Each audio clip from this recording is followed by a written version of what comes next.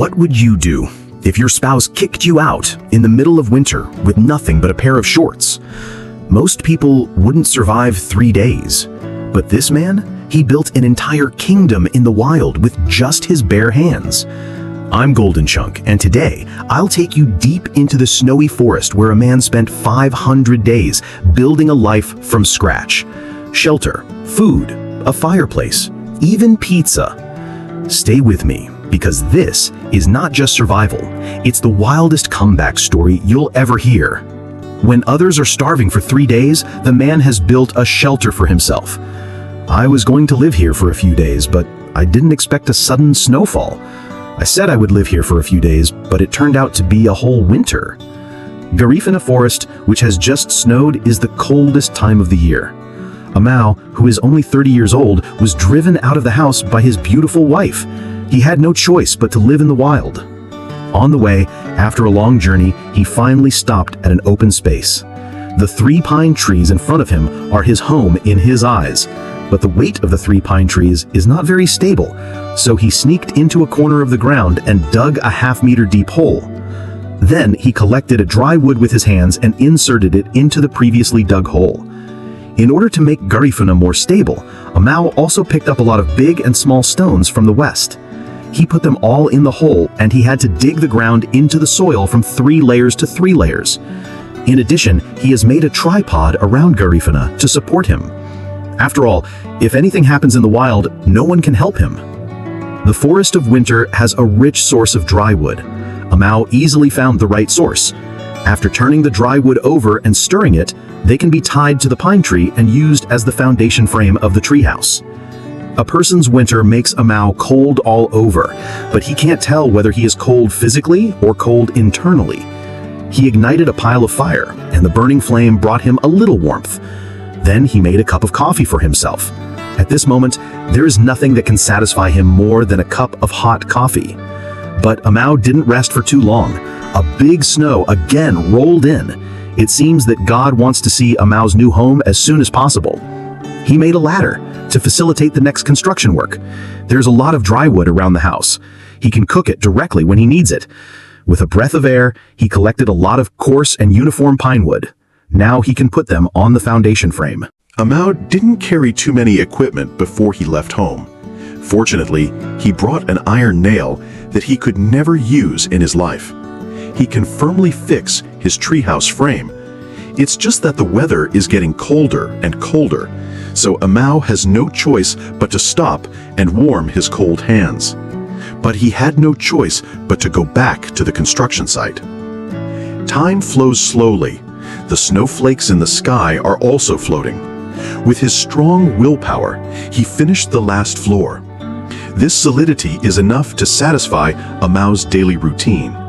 The structure of the treehouse frame is also made in the same way. With previous experience, it didn't take Amau too much time. Considering the accumulation of snow in winter, it is very unfavorable to the treehouse. So he chose to build a roof with a human-made structure. He processed the support wood at the door with this kind of A shape. In this way, the wooden sticks can fit perfectly and make a perfect connection between them. As a measuring wooden stick, the grooves must also be processed. It is also a frame that is solid enough to be connected. It can be seen that the frame can fully support the weight of Amau alone. I believe that no matter how much snow there will be in the future, it will not pose a threat to his treehouse. Then he finished the installation of the dragon bone on the roof in turn. There are many mosses on the ground of the forest. These are the best natural materials used to prevent the wind and keep warm. Amau also collected a lot in one breath. The method of use is also very simple. It only needs to cooperate with the wood of the wall. One layer after another. Although the appearance of the building is not so exquisite, the wall is not sealed. It is this forest that gives Amau a sense of security. The construction of other walls is also as good as the law. In order to make the construction of the treehouse go smoothly, he decided to lay the waterproof cloth on the roof first, while the wall was not fully built. After all, he did not have the help of a lifter. Finally, under the position of constantly adjusting the ladder, the waterproof cloth on the roof was laid. When Amal finished the laying of the waterproof cloth on the roof, the sky was snowing again. Now he can safely complete the construction of the next wall. Before going out, Amal also brought a heat-resistant cloth and opened the chimney of the fireplace above. Then the chimney was also opened on the waterproof cloth on the roof. Finally, he used solid glue to stick it on top. In this way, the smoke of the fireplace and the heat-resistant cloth can be separated. Amal's construction efficiency is very high. He soon came to the front wall of the building. At this time, the weather is getting colder and colder. The ice on his beard is frozen. Therefore, in order to keep it warm, Amal did not leave a window for the treehouse. After all, no one wants to experience the feeling of being frozen in the middle of the night. Finally, before dark, Amal completed the construction of the wall of the shelter. Although the door has not been installed yet, the wall around it is not sealed. It will not let Amal catch a cold. The world outside the day after tomorrow has been covered by heavy snow. Amal spent the coldest night of his life. The first thing he did when he got up was to start collecting dry wood. He made a large door for the shelter. Now he doesn't have to be woken up by the cold wind and snow.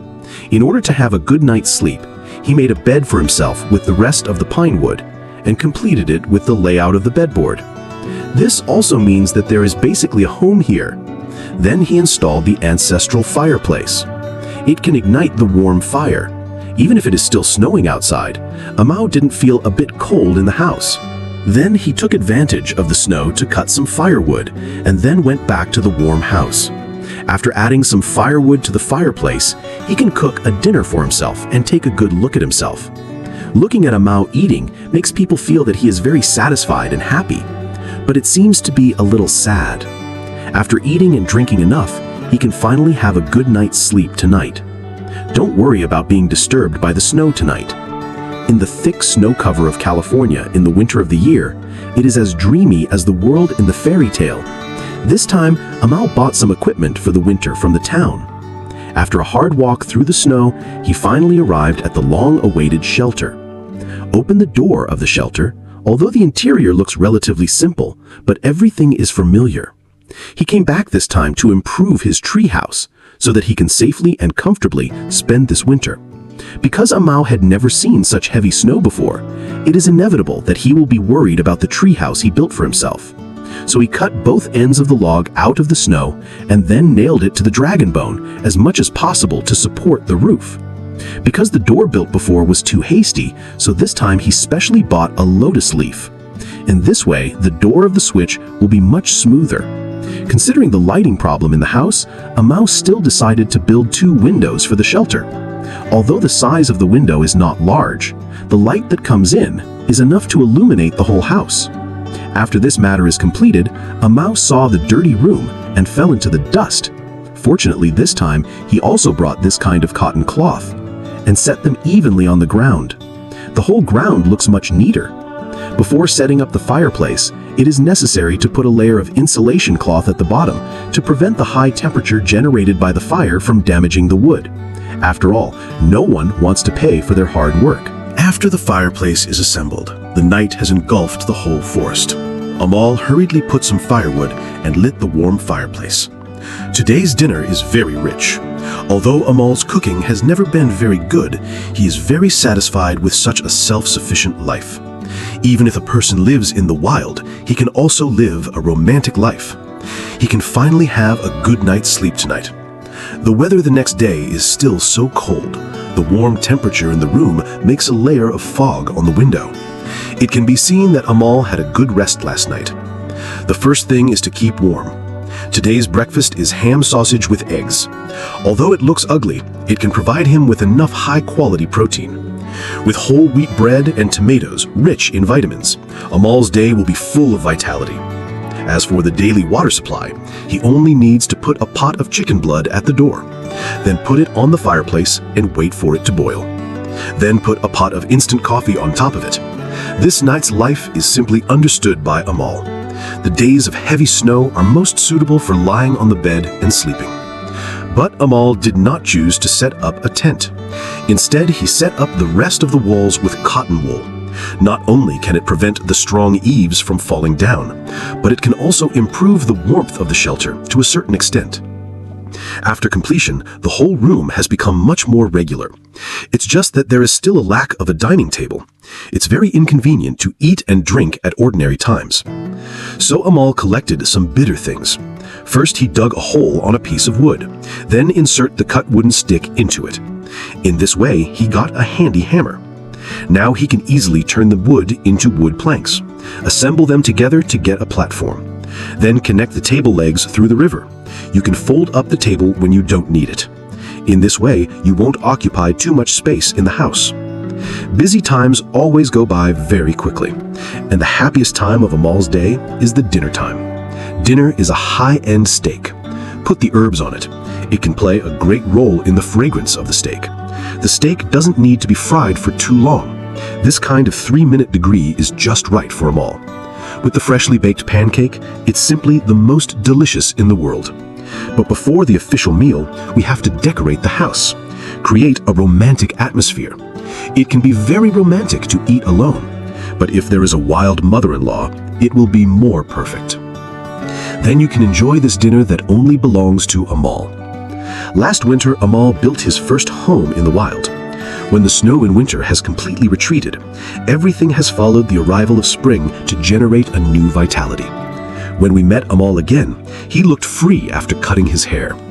Unlike the two of us before, he went through a cold and long winter. His treehouse still retains its original appearance. It's just that as time goes by, the treehouse also has a certain degree of wear and tear. So Amal decided to renovate his treehouse. In order to facilitate the work below, Amal needs to make a large wooden ladder first. Fortunately, he brought a drilling tool this time to save a lot of effort in the process of making it. And the quality of the wooden ladder is also quite solid. Now you can rest assured to fix the waterproof cloth on the roof. Life in the wild is so free. Amal took advantage of the bright weather to collect a bag of free moss. After all, the moss that was once strong has withered. It has long since lost its original function, so it needs to be replaced again. The oxygen released by the function of moss can also allow Amal to live in such a natural oxygen bar. It's just that the area of the treehouse is too small. It's very difficult to even get up. In order to solve this problem, Amal decided to build a terrace for the treehouse, so when the weather is good outside, you can often sit on the terrace and drink coffee. You can see that Amal has collected a lot of equal length wood. According to his unrecognizable steps, he roughly planned the width of the terrace. Then you can enter the immersion digging area. The ground is wet in early spring. This makes Amal not difficult to dig up. Soon, he dug out 2 half tubs of chicken soup. Then he inserted the wood into it as a stand. He also filled it with stone blocks to ensure that the stand can be stable enough. And he also tied it tightly to the ground with 3 layers inside and 3 layers outside. After this thing is done, he has to tie 2 logs on the tree. It's used as a frame for the terrace. It's similar to the structure of the foundation frame of the treehouse. With the previous building experience and the help of the hole puncher this time, this job is a piece of cake for Amal. The breeze of the sun is blowing on Amal's face. It makes him feel very comfortable to finish the job. He also enjoys such an immersive life. The next day, it didn't take long for Amal to finish the construction of the terrace. But Amal, who didn't have breakfast, was already hungry. So Amal hurriedly set up a pile of hooks. He couldn't help but admire the wood he built from a beautiful angle. The burning flames seemed to indicate that Amal's outdoor life is getting better and better. Then he put together several beautiful little ponds. As the saying goes, high-end ingredients often only need the simplest way of cooking. After sprinkling all kinds of seasonings on top and marinating, it can be baked on charcoal. It only takes 2.5 hours. You have to keep turning it over to prevent it from burning. Then you can enjoy this delicious food. The pleasant atmosphere after lunch always makes people unable to help but feel sleepy.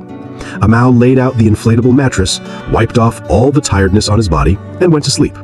By the time Amal got up, it was already 2:30 in the afternoon. He was very tired when he just woke up. The whole person can't get up. So he made a cup of coffee for himself at the same time. I have to say that after drinking coffee, Amao directly full of vitality. Lay out the rest of the inflatable floor. Just because the previous planning was not good, the last piece of the floor seriously affected the normal opening of the door. So Amao needs to remove it again, then remove the extra place. Finally reinstall the door. Of course, the terrace is still not completed yet. It also needs to be protected, prevent you from going to the bathroom at night and accidentally falling. Although the height is not high, but Amao doesn't want to experience the feeling of being in the world. After the terrace is fully installed, this little house is done. Finally, a simple door and window was installed for the door. Now Amao can safely spend his days in the wild, in this small 3/4 land, in this quiet place that belongs to him, can avoid the influence of others, just live a quiet and beautiful life. 2 years and 6 months ago, Amao built his first home in his life. He has come to this familiar place again, revisit the memories of the past. The forest of California still has a slight coolness. The branches are hung with ice-cold moss. Amao assembles a big hole tool, make a hole in the center of the wooden house. He plans to make a simple stove, convenient for his usual cooking. Make a hole on the side of the wooden house. Make sure there is enough oxygen for the stove to burn normally. This stove made this way is not only very convenient, and the effect of burning is also very good. In order to warm up quickly, Amao made a cup of coffee for himself. He also put a bunch of pine needles in the mouth of the lake. The coffee brewed this way will have a hint of fragrance. I suggest that you guys have a chance, you can try it like this. The weather is very good today. Amao did not choose to set up a tent, but to be fully prepared for the next cold winter. He collected some pine wood from the forest again. He plans to reinforce the roof of the house again. After removing the branches of the pine wood, it can be set on the beam as the roof of the house. After all, the roof of the house was just a layer of waterproofing. And consider the cold snow in the future, so Amao can only increase the way of the dragon bones to make the roof as solid as possible. Looking at such a row of solid dragon bones, I believe that the ability to resist pressure from the treehouse will also be very excellent. The weather in the forest is always confusing. Maybe the weather will change in the next second. Amao also has to speed up the pace of his hands. He set up a circle of pine wood around the roof. This can also play a role in strengthening the waterproofing of the roof. In order to improve the warmth of the wooden house, Amao collected a sack of moss on the ground near his house. Now you can spread them evenly on the roof. Although its heat retention is far less than that of heat-resistant cotton, but these free moss cannot be used up. Plus the warm shelter in the house in the future, I believe it won't be too cold in the cold winter. After this matter is over, Amao set up a few more wooden houses for the fence. This not only stabilizes the structure of the fence, and it's not easy to fall down when you go out at night. To a certain extent, it ensures the safety of Amao's life. Busy hours always go by quickly. It's time for lunch. Amao lights a pile of bonfires. The smoke generated by the fire seems to add a little smoke to the forest. Today's lunch is a piece of top beef. Amao takes out the seasoning he carries with him. Smear the beef with a 360-degree non-slip brush. Take advantage of the smoke. Amao plans to make a rotating barbecue rack. The way the barbecue is cooked can greatly stimulate the aroma of beef. I can only see that it is the end of the wood. Then make a hole on the side. Amao made a total of 4 holes like this. This will achieve the temperature adjustment. Then the wood stick is cut off. It is convenient to insert directly into the hole. Finally, turn around on the installation. In this way, you get a movable barbecue rack. Now you can skewer the marinated beef, but you still have to tie a rope on top and skewer it in front of the wood. This will make it more convenient to rotate the barbecue rack. Amao also fried some chips for himself, and broccoli and tomatoes. It's just a sudden strong wind, snowflakes floating in the air. Amao also burned some water with a frown, then go around and pick some wild fruits and blueberries. Put it in the boiling water, can provide it with a lot of vitamins. Now you can go back to the warm house, enjoy this rich lunch. After eating enough, it's still snowing outside. This time, Amao can rest assured. The snow finally stopped the next day, but it's still so cold outside. This makes Amao have to change the wall that is exposed to the wind everywhere. The cotton wool that was hard to set up before, he can only tear it off with cold tears. Fortunately, this time he brought heat-resistant cotton, put them all in the gaps between the walls. The dry moss that was already dry should also be replaced. Use heat-resistant cotton to fill all the gaps. Make sure you don't walk a little bit. Wait for all the gaps to be filled with heat-resistant cotton, so Amao can spend this winter warm and comfortable. After Amao finished this, he came to the neighborhood and picked a tree. Because it's a dry tree, so Amao easily gathered it. Gather it into a small section, then pile it up in the space below the tree. The next day, Amao's treehouse is completely integrated with the snow forest. It looks so harmonious. After getting up, Amao set up a thermometer in front of the door. The snow is not that big, but there is a -10 degrees. In order to better resist the cold, Amao decided to lay a stone floor in the house. For the convenience of the next job, he first made a stick for himself. This makes it easier for him to collect the wood before slice it into a floor for the ground. At this time, the temperature outside the city has reached -20 degrees. Although this process takes a lot of energy, but I thought it was for my warm home. So, even if this process is hard, Amao also persisted. Then you can put these slices of wood on the ground one by one. Although the wooden board looks very rough, but this is all Amao's own. Just based on this, it's already better than those fake wilderness bloggers. This process doesn't look difficult, but in fact, it takes a lot of time and energy. But fortunately, this job is done indoors. It's much comfortable than outdoor work. Amao spent 2.5 days just finished the whole floor. Days go by day by day. The whole forest is also full of snow. It looks so beautiful. Amao made a shelf. It can be used to store some small items. Because the weather is so cold, Amao was willing to move out the fireplace he bought last year. The fireplace is on the side of the wall. It will be much more convenient to install. Before putting the fireplace, also put a heat-resistant foil on the sidewall. Otherwise, the high temperature of the fireplace, it's easy to light up the wooden walls around. Amao didn't want to work so hard for so many days. But with the fireplace completely installed, Amao took advantage of the night to put some firewood, piled up in the corner, then light a warm fireplace. Looking at the warm fire, Amao was also in a daze for a long time. In order to celebrate the complete improvement of the new home, Amao also prepared a lot of food for himself. Take a good look at yourself. Today is Amao teaching everyone how to make a delicious dinner. Stir-fry beef and onions in a pan. Aroma of food. Then dig a spoonful of soybean paste. Stir it well. Season with salt and chicken essence. Then add pure water to submerge the ingredients. Amao prepared potatoes, carrots, and fresh peas. Stir well and cover the pot and simmer for 2.5 hours. While waiting, Amao hung a 4-point lamp at the door of the house. Make the whole house look so warm. The temperature inside the house is now 30 degrees. The temperature difference between indoor and outdoor is 50 degrees. Amao's dinner is also cooked. I want to say that everything is fine. If you have a bowl of millet rice, it will be more perfect. 3 years and 6 months ago, Amao built his first home in his life. He spent his loneliest time here.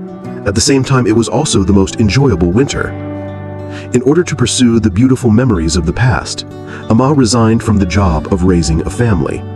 I plan to take advantage of the good weather of this gentle and sunny day to come back and see. Walking past the wooden bridge built in the past, I met an old friend I haven't seen for a long time. There are many memories in his mind. Amao is happy to open the door of the wooden house. Everything is still familiar. Every item in the house can capture the past. This time back, Amao plans to build a circle of fences for the wooden house. The wood resources of the forest are still abundant. Let Amao collect some wood very easily. Put it on the workbench. Then he assembled the drilling tool. Only 2 holes are needed on each log. After the one end is sanded, it can be hit into the ground and become part of the fence. The method of connecting the 2 pillars is to deal with the damage on both ends of the log. In this way, we get a connector. Then the damage is interconnected. It's just that there is a mistake and the frame is not stable enough. So Amao also used a rope to tie the well. After getting a set of wood, you can put the original wood on it and form a fence.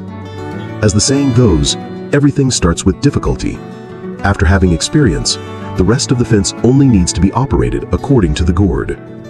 Amao works very efficiently. The fence part will be completed soon. As for the production of the door, Amao first used a chisel to make grooves on the short wood. After getting a grip, then punch a hole with a punch. The other end is to remove the damage. Amao made a pair of such grips. After installing the stand, Amao used a similar method to make a scroll. At this time, it is only necessary to build a door on the basis of the scroll.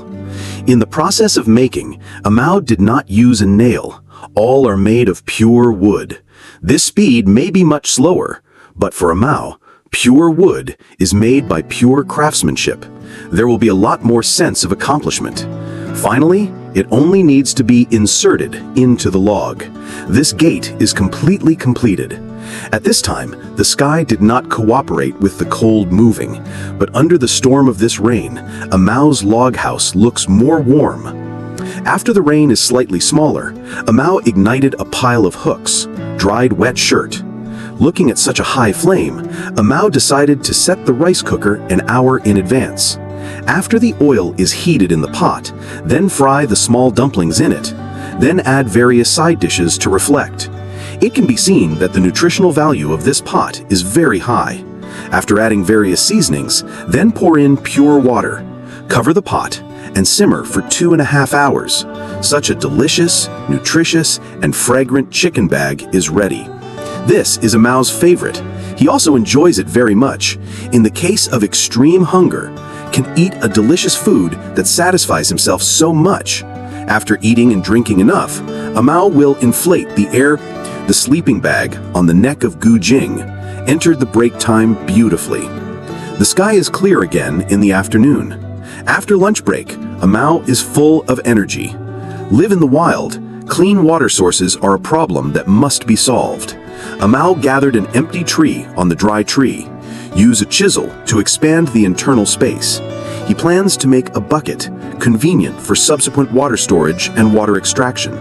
After cleaning the interior, Amao even drew a mark on the inside of the tree. Draw a mark on the original wood, then cut off the excess part. After being stuffed in, he got the bottom of the wooden bucket. But there is still a gap between the original wood and the tree. Can't store water, but the method is always more difficult. Like the pine on the pine tree, it's a natural seam. Just put it on the fire to heat it to melt. Can be used to fill the gap. This way you get a water-resistant wooden bucket. Then Amao tied the 3 original woods tightly. After opening it, it's a triangle. He plans to make a filter. Tied a piece at different heights of the triangle. The first layer is used to filter larger impurities. The second layer is soft sand. Then put some weeds. The last layer is charcoal, because charcoal has a good absorption, can absorb fine bacteria and impurities. Amao also preheated a few pieces of stone in the fire, can be used to boil water later. Then Amao took some water from the stream, pour into the filter device to filter. Worried that the impurities were not filtered cleanly, Amao filtered a few more times. Now the water quality is much cleaner. Finally, throw in the red stone. The temperature of the stone is hundreds of thousands of degrees. The water boils as soon as a few pieces are thrown in. Shake it with a water cup. Just need to rest for a while. You can drink and gamble at ease.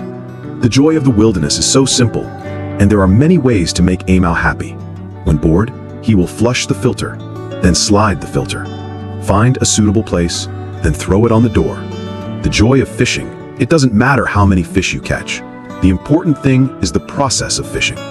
Amao's luck this time is very good because this time he has no air force. This salmon looks very cute. Amao also admires it for a long time, but this is not the most important. The most important thing is the fat and beautiful flesh. It seems that today's dinner is ready. Just need to sprinkle some salt on it, put it in the pan and fry it, then add some onion and potato as a side dish. Such a romantic dish that belongs only to the wilderness can be served. Take advantage of the double repair time on Saturday and Sunday. Amau brought a lot of living equipment from home. Of course, the most important is this fireplace. After all, it is very inconvenient to use ancient methods to boil water. Amau climbed up the stairs, also installed the chimney of the fireplace. In order to facilitate the next living alone, Amau plans to equip the wooden house with new furniture. He used a chisel to cut the wood, but this still can't handle the flat wood. Fortunately, he also brought a stick. This can easily fix the uneven grass. After completion, make a hole on the side. Finally, use a stick to cut the wood. Insert it into the hole can be connected to the wooden board to achieve expansion. Amau also made a piece of such a wooden board, stacked next to the window as a table. After the plateness is corrected, it is very good to use for eating and drinking tea. Amau also set up a material shelf on the wall. Not only can it be used to store axes, it can also give the interior a certain decorative effect. It's been a cold winter these days. Let the temperature of the forest be only 3 degrees. So Amau put some firewood, neat storage under the table. There are many boxes next to the water supply near the house. Amau collected a lot of them. After spreading, it's a soft plant fiber. Some of it is used to stuff the gaps between the walls, prevent the cold wind from wash. The other part is to sew a cloth. Fill it with fillings. This is a soft pillow. Can improve Amau's sleep at night. The cold temperature of the forest dissipated by the burning flame in the fireplace. The smoke rising also made this house restore the old fire. In order to make food more convenient, Amau bought a grill. Can't wait for him to test the effect, so he rolled a piece of bread and adjusted the sauce he likes.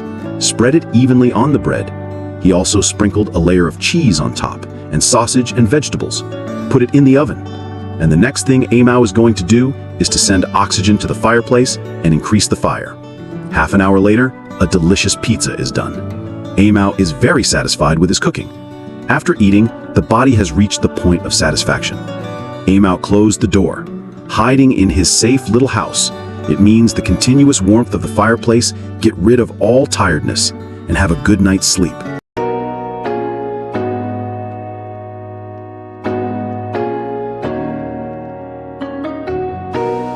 Most people spend their lives running from what they fear, from their insecurities, from their own reflection in the mirror.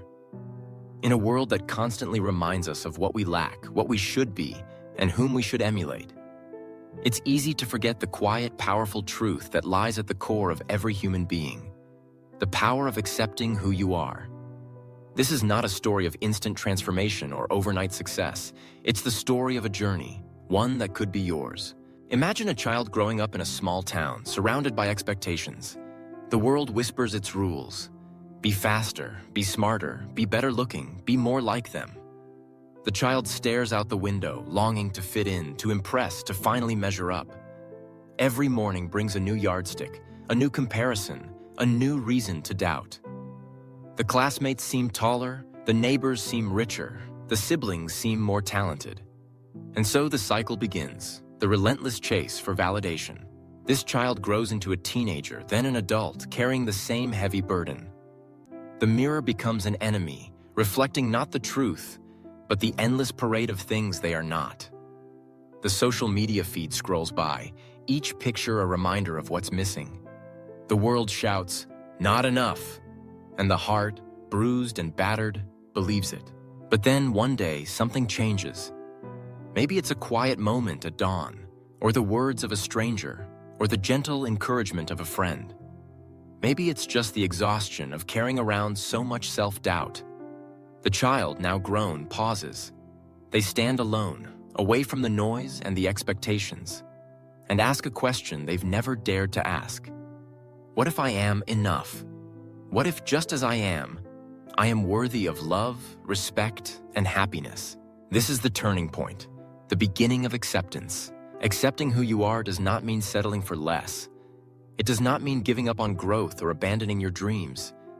It means embracing your story, your scars, your strengths, and your weaknesses.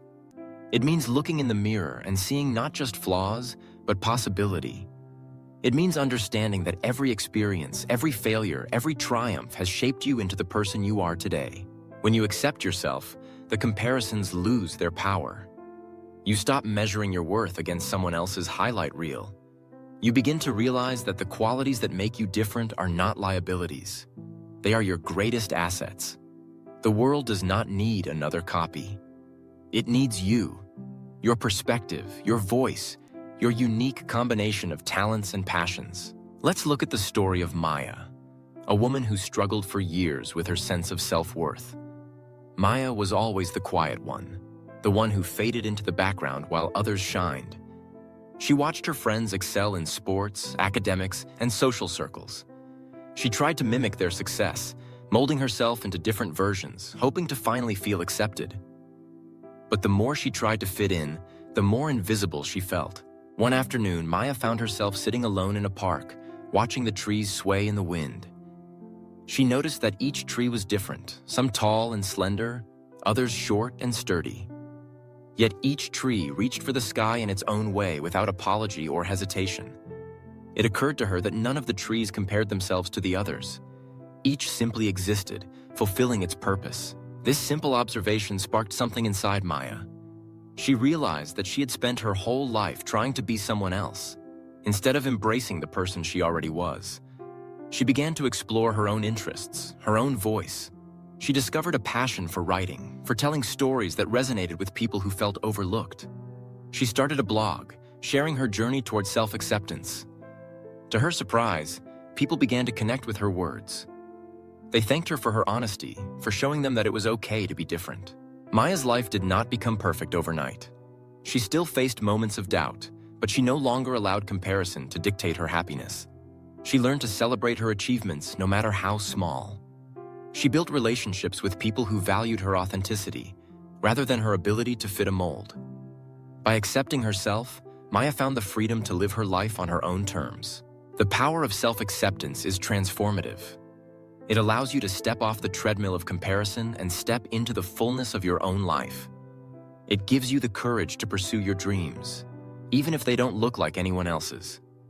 It teaches you to treat yourself with kindness, to forgive your mistakes, to honor your journey. Consider the story of Thomas, a young man born with a stutter.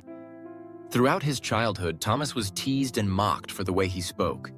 He grew anxious in social situations, convinced that his voice was something to hide. He watched his classmates deliver speeches with ease, and he wished, more than anything, to be like them. But Thomas had a gift, a deep empathy for others, a keen ability to listen, and a resilience forged through adversity. One day, his teacher encouraged him to join the school's storytelling club. At first, Thomas hesitated, afraid of being judged. But the club welcomed him, stutter and all. He began to share his stories slowly at first, then with growing confidence. The audience listened, not to his stutter, but to the emotion and wisdom in his words. Thomas eventually realized that his stutter was not a curse, but a part of his unique voice. He accepted it, and in doing so, he found the strength to inspire others. He became a motivational speaker, using his story to encourage people to embrace their own imperfections. Thomas's journey was not about eliminating his stutter, but about accepting it as part of who he was. In that acceptance, he found his power. When you accept yourself, you become unshakable. The opinions of others no longer define you. The achievements of others no longer diminish your own. You stop living someone else's life and start living your own. Your relationships become deeper because you show up authentically, without pretense or fear. Your work becomes more meaningful because it is fueled by passion, not by the desperate need for approval. Self-acceptance is not always easy. It requires courage to face the parts of yourself you have tried to hide. It requires honesty to acknowledge your limitations and humility to celebrate your strengths. It requires patience because old habits of comparison do not vanish overnight. But the reward is worth every effort. How do you begin this journey? Start by noticing the moments when you compare yourself to others. Instead of judging yourself, get curious. Ask yourself, what am I truly seeking? Whose standards am I trying to meet? What would it feel like to let go of comparison, even for a moment? Practice gratitude for who you are right now. Make a list of your strengths, your achievements, your unique qualities. Celebrate them, forgive yourself for your mistakes, and remember that every person you admire has struggled in their own way. They too have doubts and fears. Surround yourself with people who value authenticity. Seek out mentors and friends who encourage you to be yourself rather than someone else. Remember that the world needs your light, not a dim reflection of someone else's. Most importantly, be kind to yourself. Speak to yourself the way you would speak to a dear friend. Remind yourself that you are worthy, not because of what you do or how you compare, but simply because you exist. Imagine a life where you wake up each morning without the weight of comparison. A life where you pursue your goals, not to prove your worth, but to express your passion. A life where you celebrate the success of others without feeling threatened, because you know that their journey does not diminish your own. This life is not just possible, it is within your reach.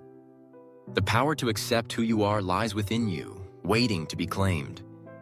It is the quiet strength that endures when all else falls away. It is the foundation upon which true happiness is built. So the next time you feel the urge to compare, pause. Take a deep breath. Remember that your journey is your own. You are not here to be anyone else. You are here to be you.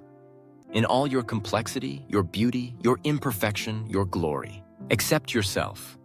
Embrace your story. Live your truth.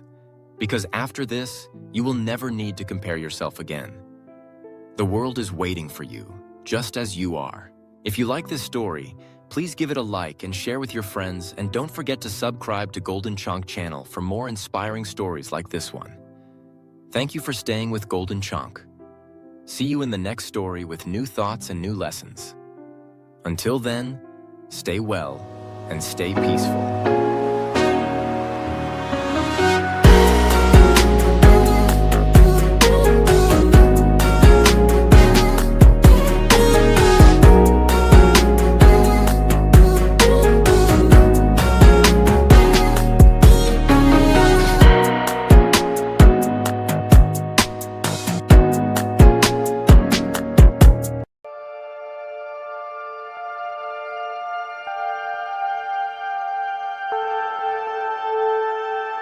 Let me tell you a story.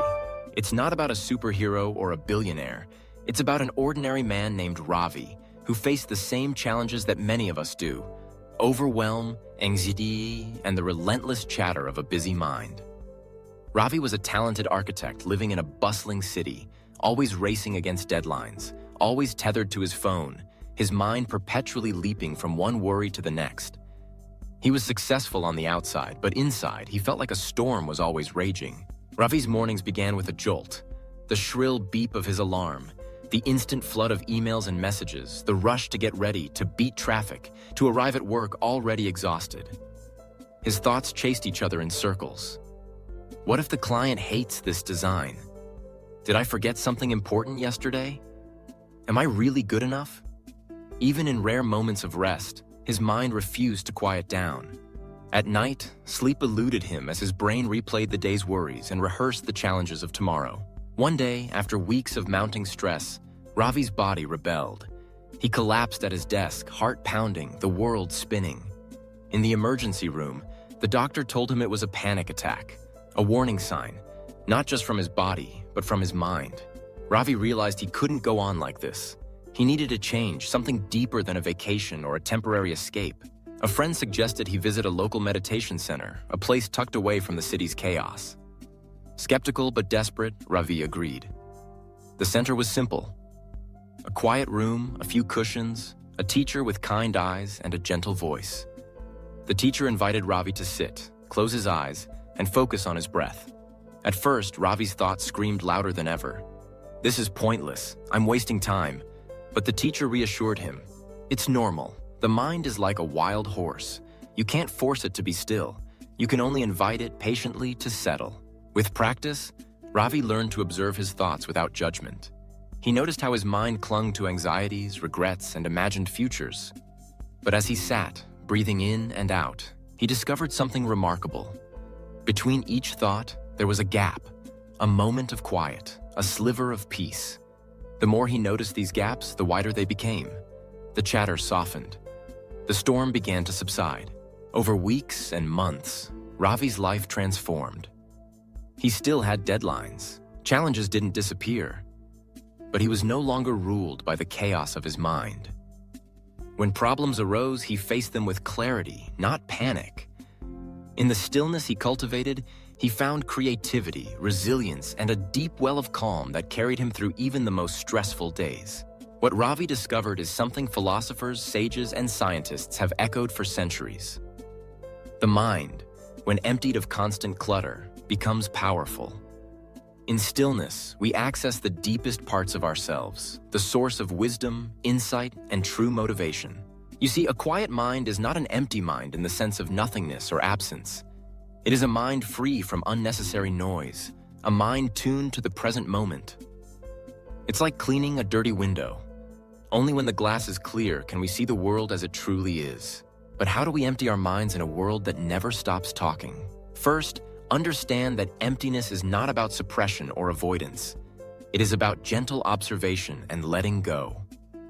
When a thought arises, whether it's worry, anger, or excitement, acknowledge it, but don't cling to it. Imagine each thought as a leaf floating down a stream. Watch it pass and let it go. Second, create moments of stillness in your day. You don't need hours of meditation or a mountain retreat. Start with 5 minutes. Sit quietly, breathe deeply, and simply notice what arises in your mind. Each time you return to your breath, you are gently training your mind to be present.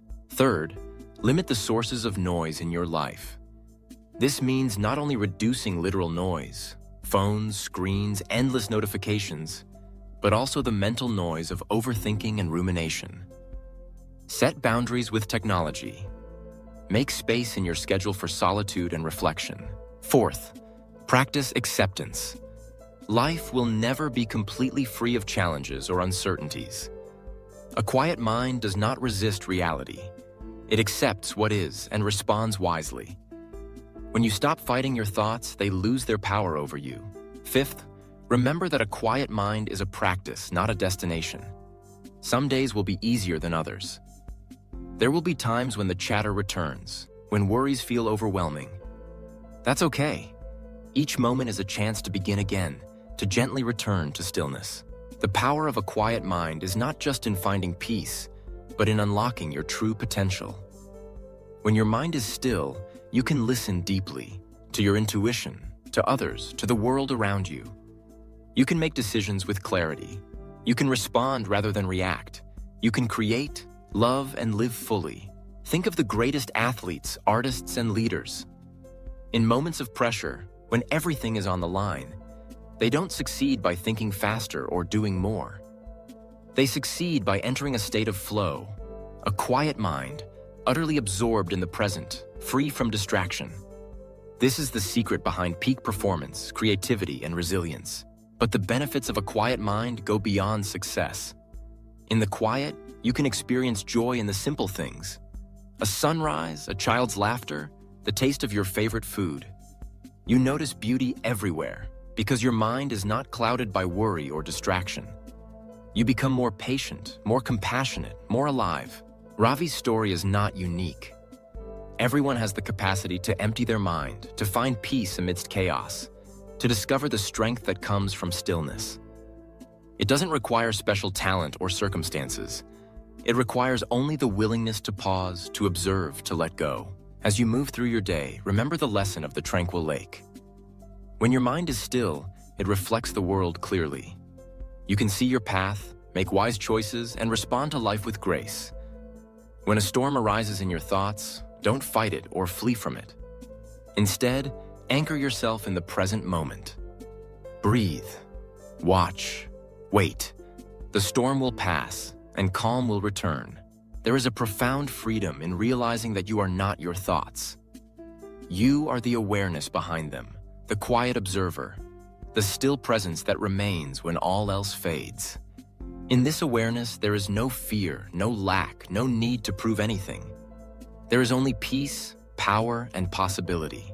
Empty your mind, not to become nothing, but to become everything you truly are. In the quiet, you will find the answers you've been seeking. In the stillness, you will discover your true strength. So the next time you feel overwhelmed or lost, remember Ravi's journey. Remember the power that lies in a quiet mind. Take a deep breath. Let go of what you cannot control. Trust in the wisdom that arises when the mind is still. Every day offers a new opportunity to practice. Every moment is a doorway to peace. With patience and persistence, you can transform your mind from a source of stress to a wellspring of strength. You can become the calm in the storm, the steady hand in the chaos, the clear mind in a noisy world. In the end, the greatest motivation does not come from outside, from praise, money, or recognition. It comes from within, from the deep well of clarity and confidence that a quiet mind provides.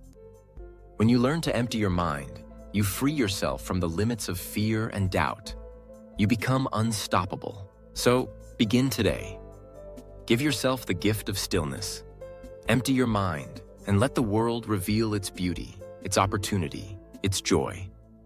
In this quiet, you will find your purpose, your passion, your true self. And that is the most powerful motivation of all. If you like this story, please give it a like and share with your friends. And don't forget to subscribe to Golden Chonk channel for more inspiring stories like this one. Thank you for staying with Golden Chonk. See you in the next story with new thoughts and new lessons. Until then, stay well and stay peaceful.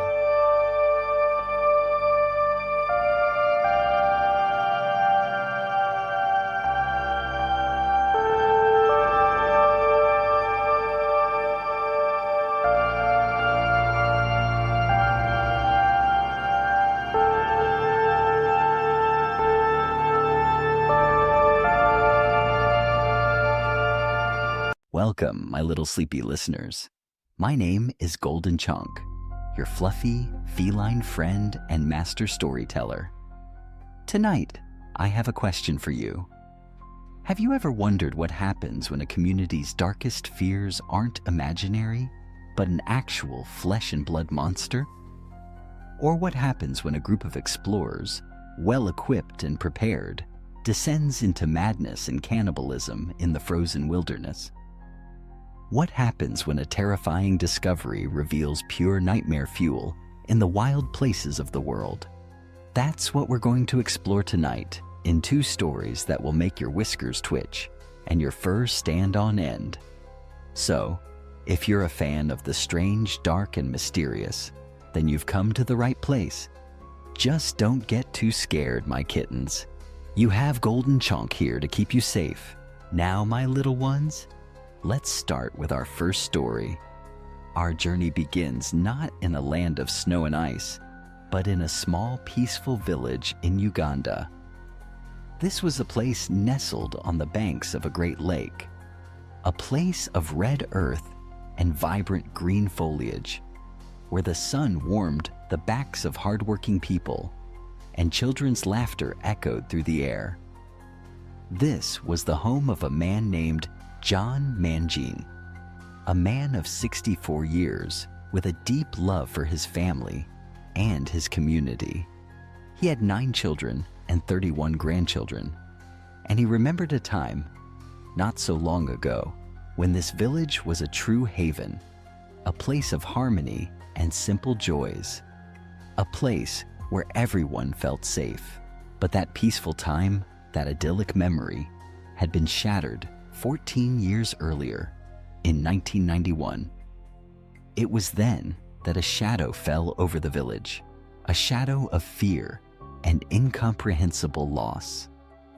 People began to die, or to be more precise, people began to vanish, only to be found later, horribly mutilated and deceased, or to disappear completely, never to be seen again. At first, it was a rare and tragic occurrence, a whispered rumor. But as the years wore on, the disappearances became more frequent, more horrifying.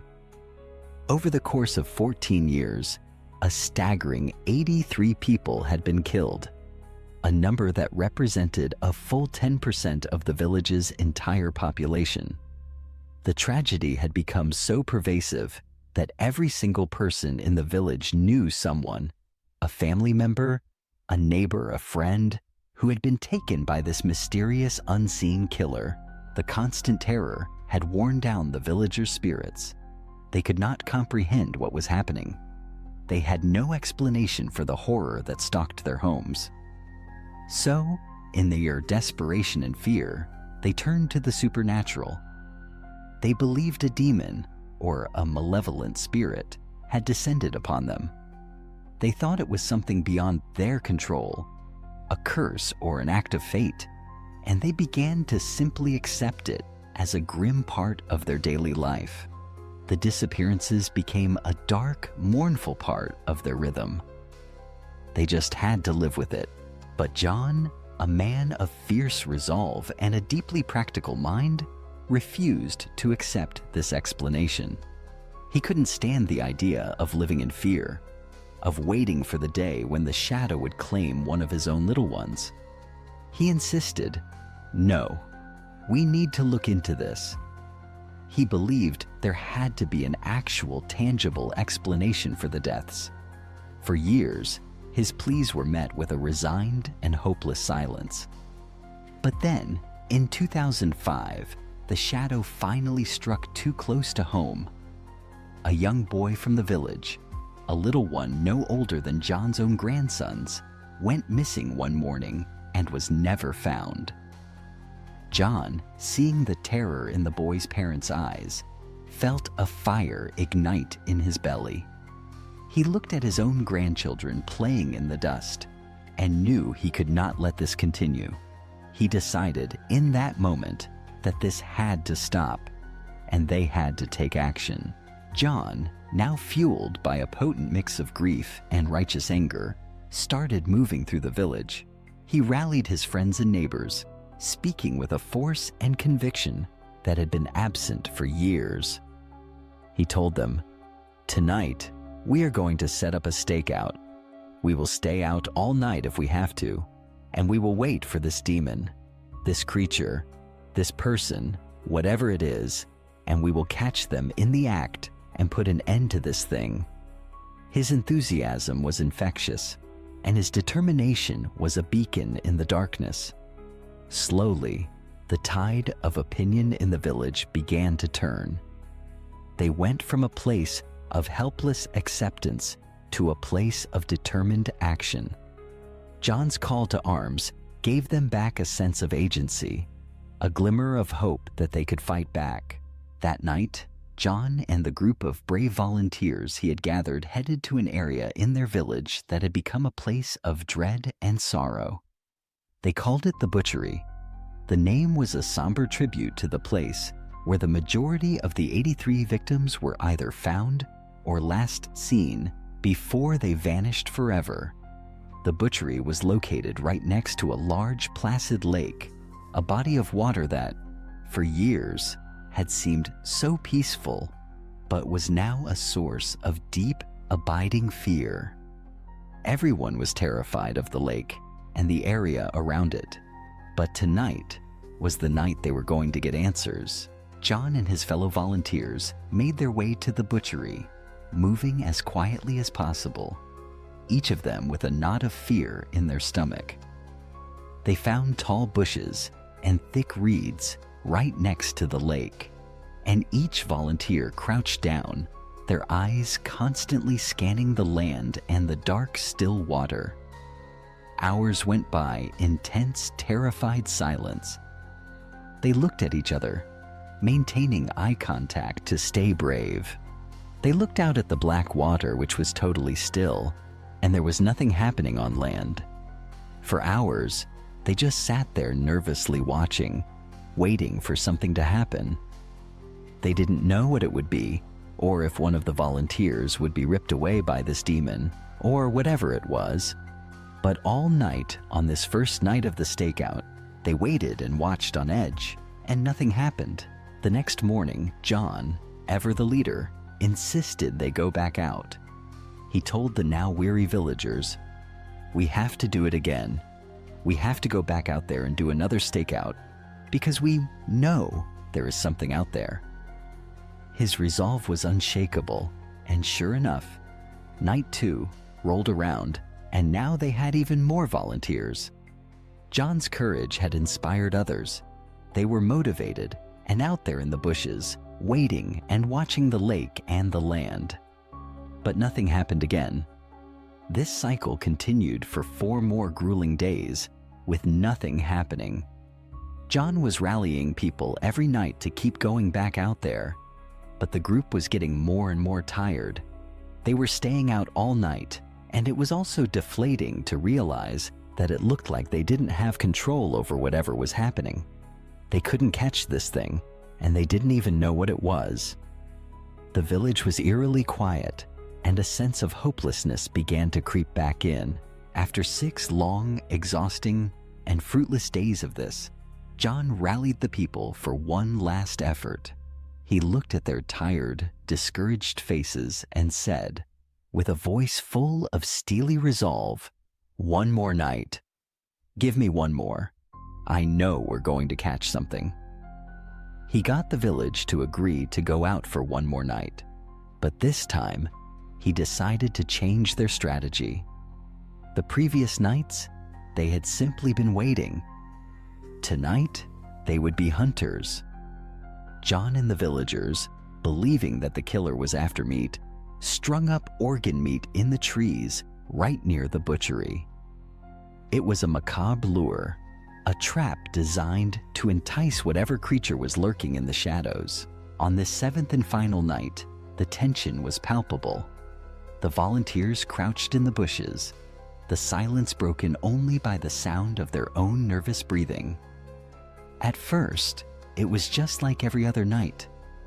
The minutes stretched into hours, and the air was still and cold. But then, between 4 and 5 in the morning, while it was still dark and the water was black, they began to hear something.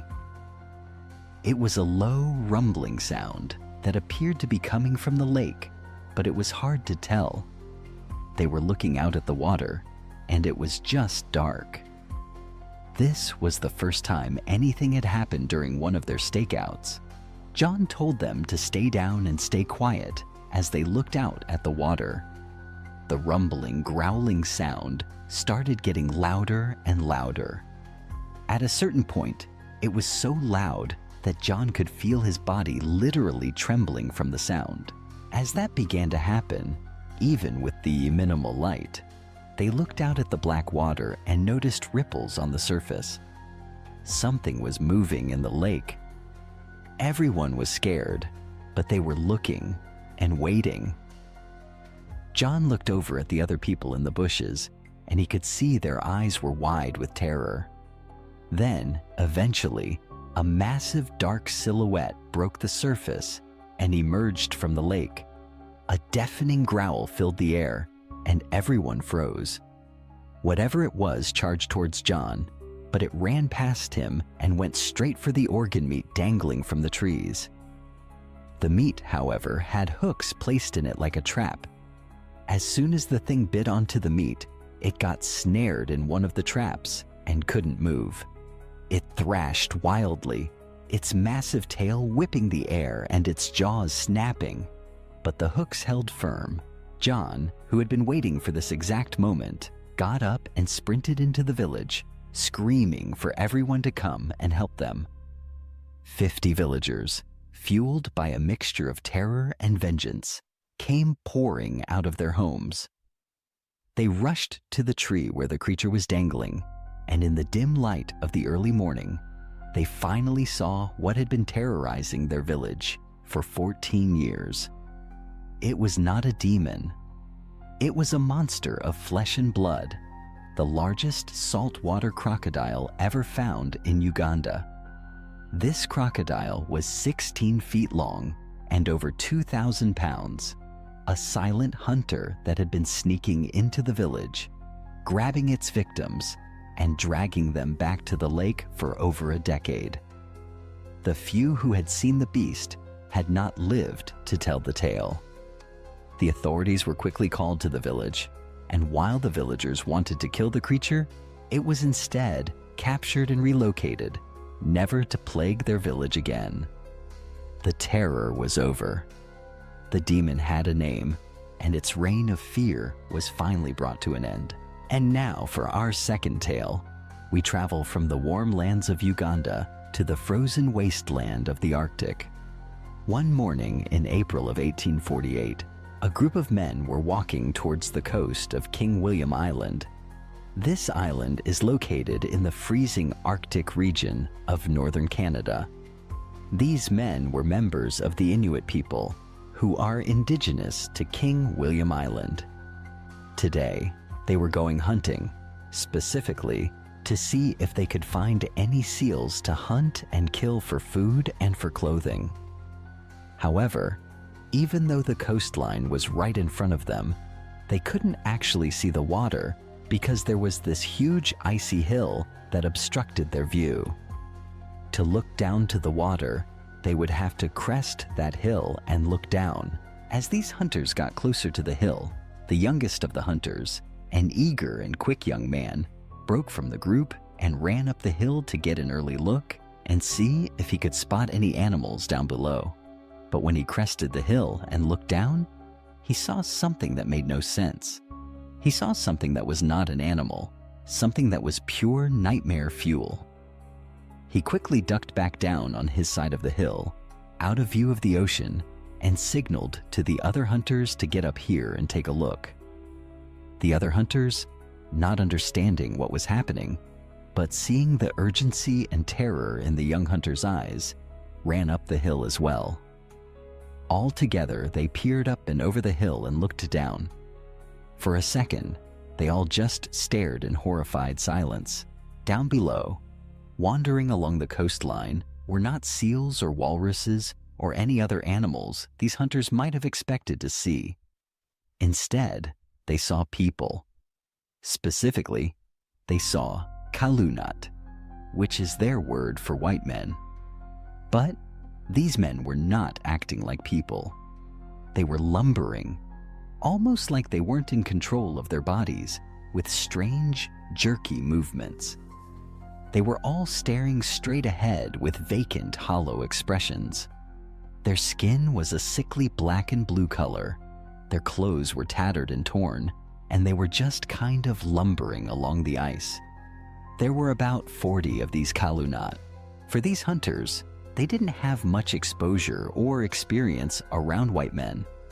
All they really knew was that white men were pretty dangerous to the indigenous people. But they did know there was a group of Kalunat who were staying on a ship off the coast of King William Island. It seemed their ship might have frozen off the coast, and they were trapped until warmer months came around. To this point, the Inuit people had not seen or interacted with any of these white people. So to see the Kalunat on land was shocking, but the way they were moving and how they looked seemed wrong. There was something profoundly wrong with these people, and it was terrifying. On top of the way they were moving, there was something else these Kalunat were doing. In addition to the men just lumbering along the coastline, a few of them were dragging a big sled. There was a tarp over the sled, and something big or several things were clearly under the tarp, but the hunters couldn't tell what it was. They were just watching this weird, disturbing parade along the coastline with the sled. They decided they had to get out of there and ducked their heads below the icy hill to stay out of view. As the hunters tried to figure out what to do, they heard an awful, guttural scream from down below. Instinctively, they grabbed their spears and poked their heads up over the hill, thinking maybe they had been spotted. But no. When they looked down, many of the Kalunat were still just kind of lumbering along. But one of them had stopped and was retching around like there was something terribly wrong with him. He continued to scream out and then just crumpled to the ground, his body seizing in a final horrifying spasm. The other white men didn't even react to it, except for the men pulling the sled. They pulled the sled right up alongside the man who had just fallen and nonchalantly pulled back the tarp, revealing a gruesome pile of bodies, some frozen solid, others still fresh, on the sled. They picked the guy who had just fallen and threw him onto the pile.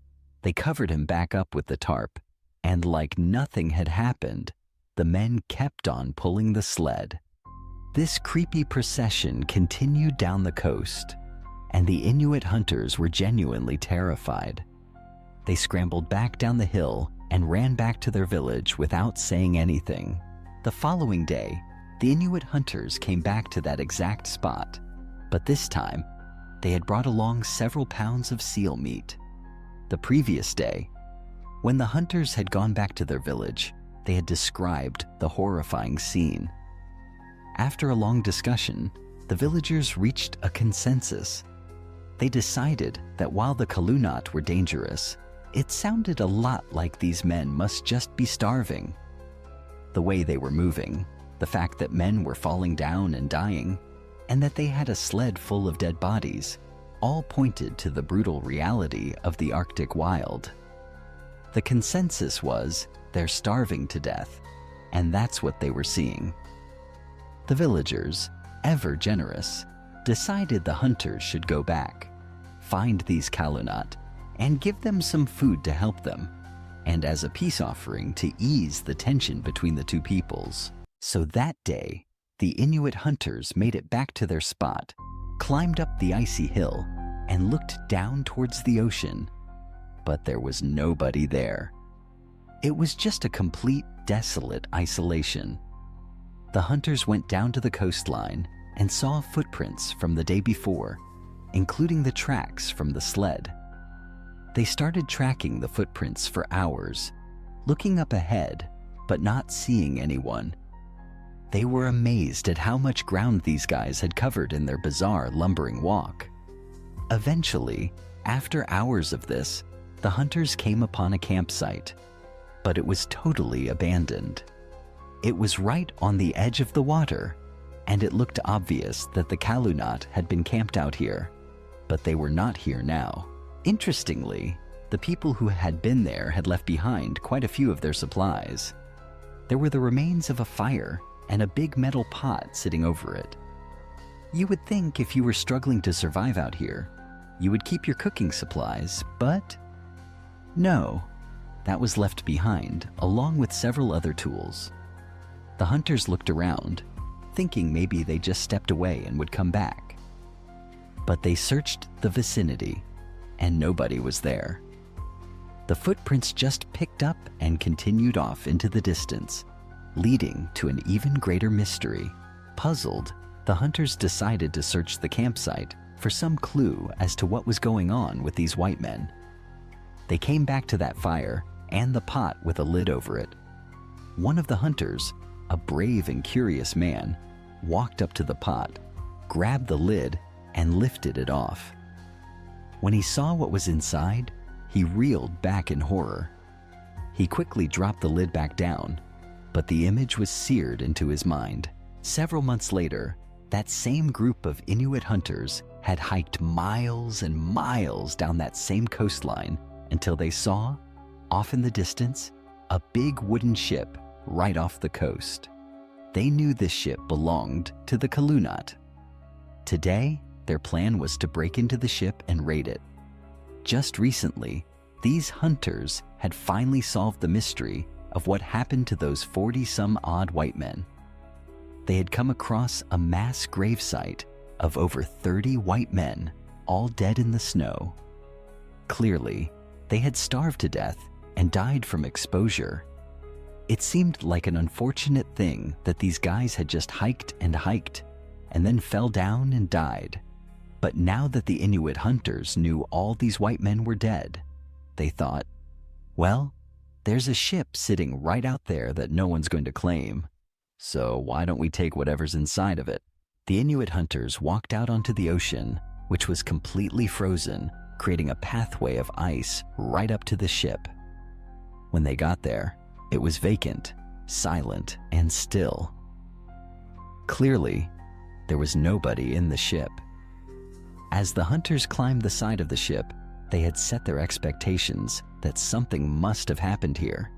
They ran out of food, there was a leak, some sort of chaos ensued that caused them to abandon their shelter and head toward the Arctic wilds. But once they got on board and looked around, they quickly realized the ship was in pristine condition. There was no damage to the ship. It was practically brand new, preserved perfectly by the ice. When they went down below, they discovered luxurious bedrooms with comfortable-looking beds, bunk beds, and hammocks with linens and pillows. There was a library with hundreds of books, games, fine china, and a massive food storage room filled with canned goods that had been left behind. They were shocked to see that the ship was a sanctuary of comfort and supplies. The men hadn't starved on the ship. They had abandoned a perfect, well-stocked vessel to die horrible, senseless deaths on land. The hunters were baffled. What could have possibly driven these men to leave a sanctuary of comfort and food for the unforgiving wilderness? The answer to this riddle would not fully make sense for another 130 years. It wasn't until the 1980s that researchers began to analyze the remains of these white men. Those 30 or 40 men found dead on King William Island. It would turn out those men were explorers on what would be known as the Franklin Expedition, a famous British naval expedition to the Arctic. They had been well outfitted for their journey, given that incredible ship and all these supplies, including a whole bunch of canned food items. However, what these explorers didn't know is that their canned food had become tainted with lead. As they slowly ate all these canned food items, they were slowly poisoning themselves. One of the side effects of lead poisoning, in addition to feeling nauseous and sick, is that it drives you crazy. It gives you wild mood swings and leads to mental hysteria. In their madness, the men, no longer able to think rationally, decided to abandon their perfectly good ship and head into the wild to forage for food that wasn't there. As they slowly starved and the lead poisoning took its full effect, they devolved into a state of utter desperation and began to eat their fallen brothers. The sled they were dragging along was not to preserve the bodies for a proper burial down the road. It was their mobile refrigeration unit, a place to keep the bodies of their dead friends to eat later. And that pot the Inuit hunters found at the campsite? Inside was a human skull that had been cracked open, as if someone had been scooping out and eating the brain. The white men had become monsters, driven to madness and cannibalism by their tainted food. To this day, the bones of the crew members from that failed expedition are still being found on King William Island. Their horrific fate remains a chilling testament to the dangers of the Arctic and the terrifying effects of slow poisoning. The story is a stark reminder that sometimes the greatest terror comes not from the wilderness itself, but from the slow, insidious madness that can take hold of a man's mind. And so, my little sleepy kittens, that concludes our tales for tonight. 2 stories of humanity facing the unimaginable, and in one case, becoming the unimaginable. Thank you for listening, and remember to always be careful what you eat and who you trust. Good night. Meow. Meow. Did you know, dear my fellow perfectionists and curious kittens, that some humans are so consumed by desire, so utterly entangled in their own obsessions, that they will spend years meticulously crafting an entire false reality, a reality designed not just to deceive, but to destroy? Perhaps you thought such cunning was reserved for the most elusive of alley cats, but tonight, I, Golden Chonk, will tell you a tale that proves the human heart can be a far more complex and dangerous labyrinth. Stay with me, and together we shall unravel the chilling, unbelievable truth behind lover-stalker-killer, the shocking true crime. The perfectly puzzling.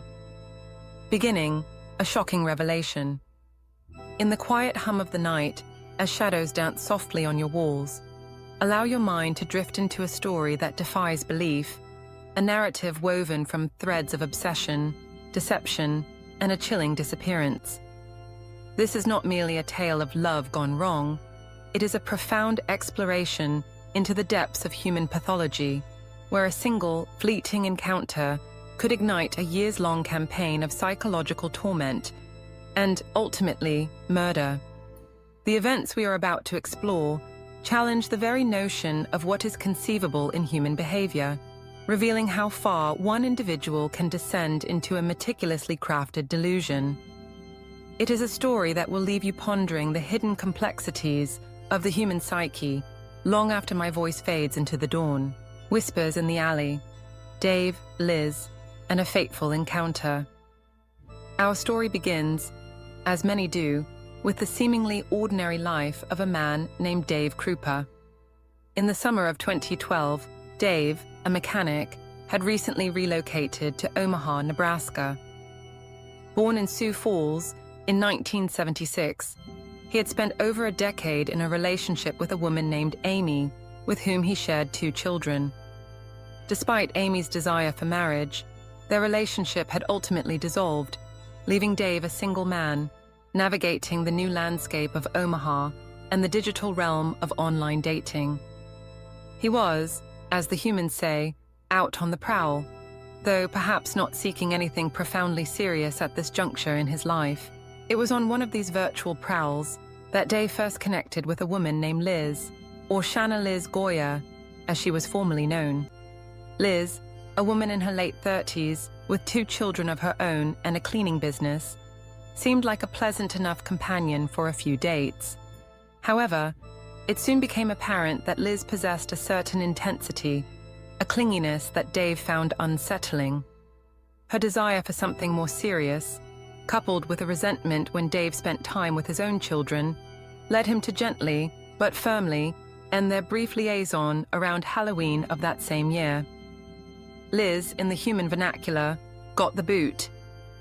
Little did anyone know this rejection would fester, becoming a dark seed in the fertile ground of an already possessive mind. A few weeks after parting ways with Liz, destiny, or perhaps just the algorithms of online dating, brought Dave face-to-face with Carrie Farver once more. Carrie, a woman from a place called Macedonia, not the country, mind you, but a town with the same name, had previously crossed paths with Dave at his auto repair shop. There had been a fleeting spark then, but nothing had come of it. Now, through online messages, their connection rekindled, leading to a series of pleasant dates. Carrie was a computer programmer, a popular individual with a son named Max, who had bravely put herself through college. She had also faced her own struggles, having battled depression, later diagnosed as bipolar disorder, for which she was receiving the necessary medication. She was, by all accounts, a grounded and capable woman. The relationship between Dave and Carrie progressed, albeit with Carrie making it clear she wasn't looking for anything serious. Dave, surprisingly, found himself quite taken with her, a feeling that only deepened as November 2012 unfolded.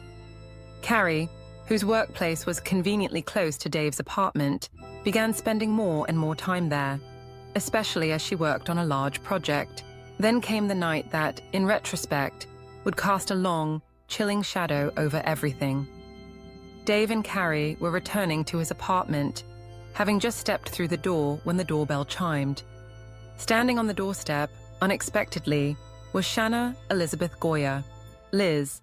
She had come to retrieve a few belongings she had left behind. It was, by all accounts, an awkward moment, the old girlfriend encountering the new, but at the time, it seemed like not a big deal.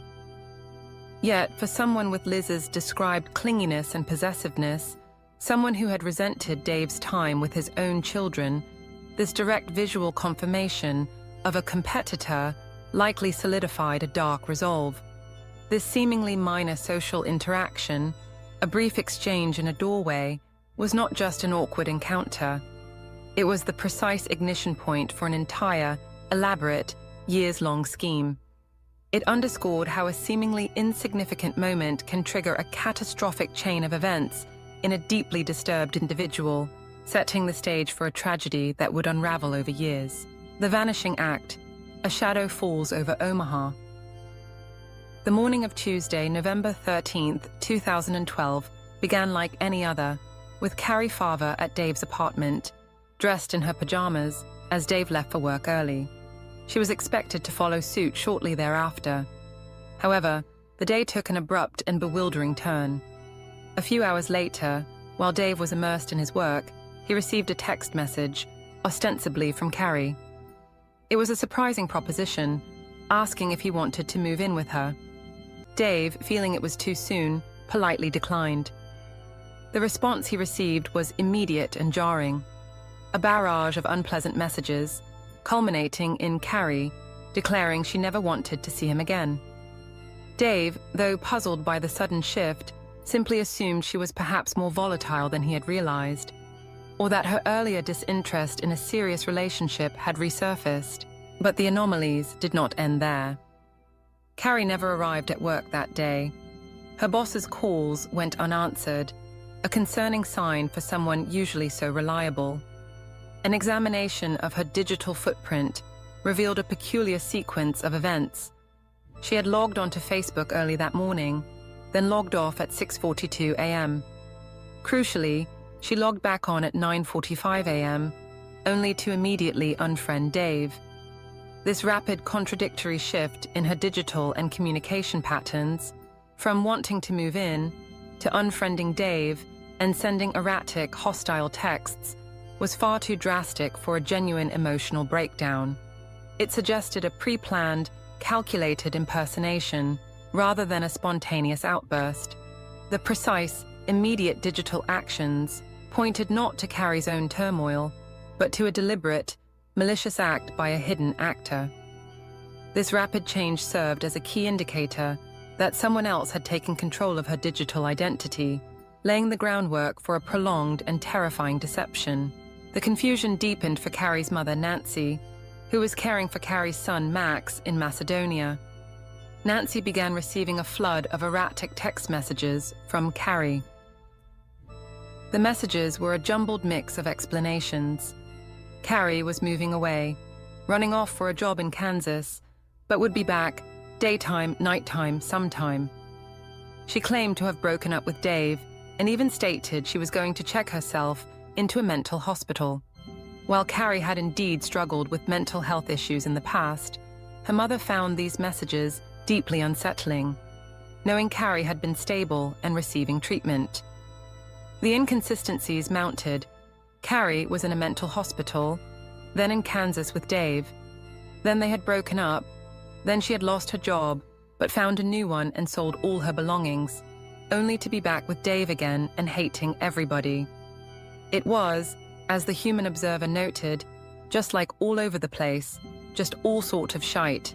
Unable to get a coherent explanation or reach Carrie by phone, Carrie would respond to texts but never answer calls. Nancy's concern escalated to alarm. Convinced her daughter was suffering some kind of breakdown, Nancy eventually filed a missing persons report. The chaotic, contradictory nature of these messages was a hallmark of the impersonation, designed to sow confusion and create a narrative of an unstable, unpredictable individual. This early phase of the deception highlighted the vulnerability of digital identities and how easily they could be hijacked to construct a false reality, especially in the early 2010s, when digital forensics was still evolving. The question of who was truly behind these bewildering messages became the central, unsettling mystery that it would haunt Carrie's loved ones for years. A tangled yarn. The digital deception unfurls. As the days turned into weeks, the digital deception intensified, weaving a complex and terrifying web around Dave, Liz, and even Carrie's own family. The perpetrator, posing as Carrie, orchestrated a relentless campaign of harassment, designed not only to maintain the illusion of Carrie's erratic presence, but also to manipulate perceptions and deflect suspicion. An early, yet critical clue emerged when Carrie sent her mother, Nancy, a picture of a check. Carrie claimed to have sold all her belongings, and the check, meant to show proof of this transaction, was signed Shanna Golia. This led police directly to Liz's doorstep, where she claimed Carrie must have stolen her checkbook. This incident, though initially dismissed, was a direct pointer to Liz, a subtle thread in the tangled yarn that would later be unraveled. Meanwhile, Dave found himself inundated with a torrent of messages from Carrie. Every attempt he made to call her was met with silence, reinforcing the strange, one-sided nature of their communication. The messages from Carrie were often vitriolic, primarily aimed at Liz Goya, labeling her a whore and warning Dave against being with someone like that. Yet, interspersed with these hateful remarks were unsettlingly intimate messages like, "I hope we can see each other soon." This dual nature of the messages, shifting from intense hatred to a longing for connection, was a deliberate tactic. The psychological torment extended to Liz herself. Carrie began to harass Liz, even painting a threatening message in Liz's garage. "I'm out in your garage, so what should I do to your car?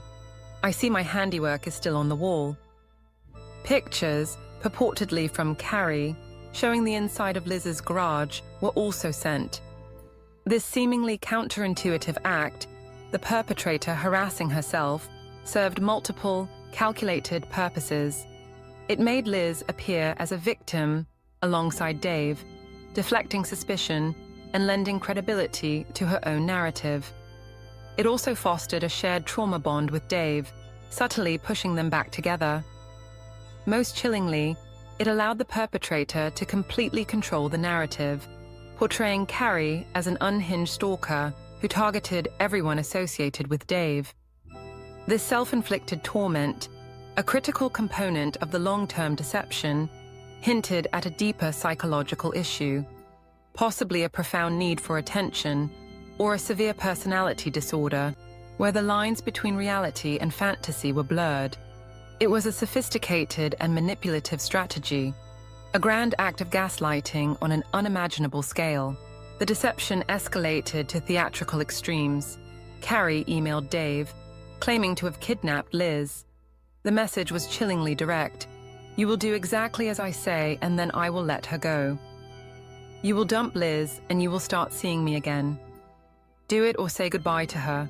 I am sick of her getting what belongs to me. You can't play with my feelings. Understand? Do it or say goodbye to her." Accompanying this email was a staged picture, purportedly showing Liz tied up. This desperate, theatrical attempt to manipulate Dave showcased the extreme measures the perpetrator was willing to take to achieve their twisted goals. Despite the mounting evidence of harassment, the police faced immense challenges. Carrie was described as a computer expert, and her communications appeared to be encrypted, making them difficult to trace. An arrest warrant was issued for Carrie, but she remained elusive, seemingly a ghost in the digital ether. Dave and Liz cooperated fully, providing their phones to the police for data download, yet still, no trace of the real Carrie could be found. The perpetrator even posted on Facebook, under Carrie's guise, a defiant message. "I have answered enough questions to prove myself to everyone. I am done. You can't either believe I'm your daughter, mother, sister, and friend, that you have known your whole life, or you can just leave me alone. I have proven myself over and over, and I'm done. I left on my own free will, and I'm sick of everyone giving me a hard time for doing what I needed to do. I am not missing. I just don't want to come home right now. I'm a grown woman, and if I feel like leaving home, I have the right." These messages, clearly not written by Carrie, further solidified the impression of a deeply disturbed individual, cementing the false narrative and prolonging the agonizing uncertainty for Carrie's family. Claws of suspicion.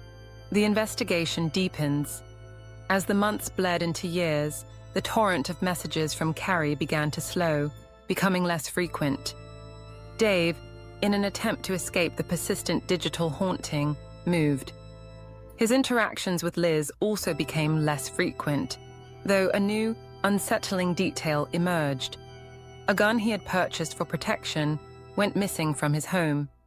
The case, buried under countless pages of digital communications, and unanswered questions, had grown cold, a vast, confusing labyrinth of digital footprints that led nowhere. Then, in April 2015, a glimmer of hope appeared.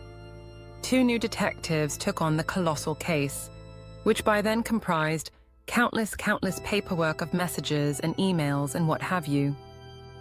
Faced with the overwhelming complexity, they decided on a strategic approach. They would pursue 2 opposing theories simultaneously. One detective would work under the assumption that Carrie was still alive, somewhere, orchestrating all the harassment. The other would explore the chilling possibility that Carrie was dead, and someone else was impersonating her. This strategic divergence proved pivotal, allowing them to systematically eliminate possibilities and narrow their focus. The detective pursuing the Carrie is alive theory soon reached a dead end, finding no evidence to support her continued existence. This left the door open for the alternative, and a crucial piece of evidence, often overlooked in the digital cacophony, began to shine. Carrie's son, Max, desperate to confirm his mother's identity amidst the barrage of confusing messages, had sent Carrie a series of deeply personal questions on Facebook. These were simple, intimate details only the real Carrie would know. 1. What is my middle name? 2. What was our first boxer's name? 3. Who was my best friend as a little kid? The person communicating as Carrie responded to every other message she received, but consistently ignored these specific questions. This simple yet profound failure to answer Max's questions represented a critical turning point in the investigation. While digital forensics struggled to trace encrypted messages, this human element provided irrefutable proof of impersonation. It demonstrated that even the most elaborate digital deception could be undone by basic, non-digital verification methods, highlighting the imposter's oversight in failing to anticipate such a fundamental test of identity. This poignant detail underscored the importance of combining technological investigation with human intuition and personal knowledge in complex cases of identity theft and deception, adding a layer of heartbreaking reality to the unfolding mystery. The fiery paw prints, escalation, and a desperate frame-up. The bizarre saga took an even darker turn, escalating from psychological torment to outright violence. In August of 2013, Liz Goyer's house was set on fire. Fortunately, Liz and her children were in the process of moving and were not present. However, her 2 dogs, Cat and Snake, tragically perished in the blaze. This act of arson marked a severe escalation, indicating a growing desperation or instability in the perpetrator's mind. It was a destructive act that would later be revealed as a calculated move by Liz herself, a desperate attempt to control the narrative and perhaps destroy any lingering evidence within her home. The chilling disregard for the lives of her pets, prioritizing her elaborate scheme over living beings, underscored a profound lack of empathy. As the investigation into Carrie's disappearance continued, Liz Goyer, now a victim of arson, filed another harassment complaint in April 2015. This time, however, her target was not Carrie, whose emails were by then slowing down. Instead, Liz accused Amy Flora, Dave's ex-girlfriend and the mother of his children, of being the true villain. Liz claimed that Amy had been posing as Carrie the entire time, orchestrating the years of harassment. This was a desperate, high-stakes gamble to shift blame entirely, a calculated act of projection and manipulation. The very next day after Liz filed her complaint against Amy, the situation exploded into physical violence. Liz was ambushed and shot in the thigh while alone in a park, attempting to clear her head. She managed to escape and immediately told the responding police that Amy Flora was her assailant, claiming Amy had shot her with Dave's stolen gun. This self-inflicted shooting, a dramatic act of self-harm and attempted framing, was designed to create a tangible, violent incident that would definitively point to Amy as the real villain, thus diverting the entire investigation away from herself and towards Dave's ex. Police, guns drawn, descended upon Amy Flora's residence. However, their initial investigation quickly unraveled Liz's false accusation. An officer, placing a hand on Amy's car, found it cold, indicating it hadn't been driven recently. Amy's neighbors corroborated this, confirming she had been home all night. Suspicion, therefore, began to mount not against Amy, but against Liz herself. These acts, the arson of her own home and the self-inflicted shooting, demonstrated the pathological lengths Liz was willing to go to maintain her fabricated reality and avoid accountability. It highlighted the dangerous escalation of obsession when unchecked and the chilling capacity for self-harm and harm to others in pursuit of a twisted goal. Unraveling the thread, digital clues and bloody secrets. With Amy Flora cleared, the detectives turned their focus back to the digital breadcrumbs left by the elusive Carrie. They revisited the vast trove of data collected from Liz's phone, which she and Dave had willingly provided earlier in the investigation. This meticulous re-examination proved to be the turning point. Deep within Liz's phone, they discovered a photograph of Carrie's truck. What made this discovery extraordinary was its timestamp. The picture was dated December, a full month before Dave Krupa had found the truck abandoned in January. This critical piece of evidence conclusively proved that Liz had access to Carrie's truck before it was found, shattering her claims of ignorance and placing her directly at the scene. This seemingly minor digital anomaly was, in fact, a glaring inconsistency that pointed directly to Liz's involvement. The detectives then brought in computer whizzes to delve even deeper into Liz's phone, meticulously sifting through every single line of data, including files that Liz believed she had permanently deleted. Their efforts yielded another bombshell, a deleted video titled "Husband's Cheating Place." The video, uploaded to YouTube from Liz's own IP address, clearly showed Dave Krupa's apartment building. This provided irrefutable proof of Liz's surveillance of Dave and her direct digital activity related to the case. The enduring nature of digital footprints became clear. Even when deleted, data often leaves recoverable traces, a fact Liz, despite being a computer expert, had tragically underestimated. Her very tools of deception became her ultimate downfall. Further forensic analysis delivered another devastating blow to Liz's narrative. The single fingerprint found inside Carrie's abandoned truck, which had initially yielded no match, was now identified. It belonged not to Carrie, but to Liz Goya. This physical evidence, combined with the mounting digital trail, solidified the horrifying truth. It appeared that Liz had impersonated Carrie for years, doing all of this to Dave and to herself. Armed with this overwhelming evidence, the police decided on a masterful interrogation technique. They bluffed Liz, telling her that some remains that have been located were believed to be Carrie's, and that lab results were pending for a positive identification. They even subtly suggested that Amy Flora might have been responsible for Carrie's demise, playing into Liz's own fabricated narrative. Convinced the police were finally coming around to her way of thinking, Liz eagerly began forwarding what she claimed were incriminating emails from Amy. These Amy emails, however, were far too accurate and detailed to be fabricated by Liz on the spot, providing even more self-incriminating evidence. This masterful interrogation technique tricked Liz into inadvertently providing more details that could only have come from the true perpetrator.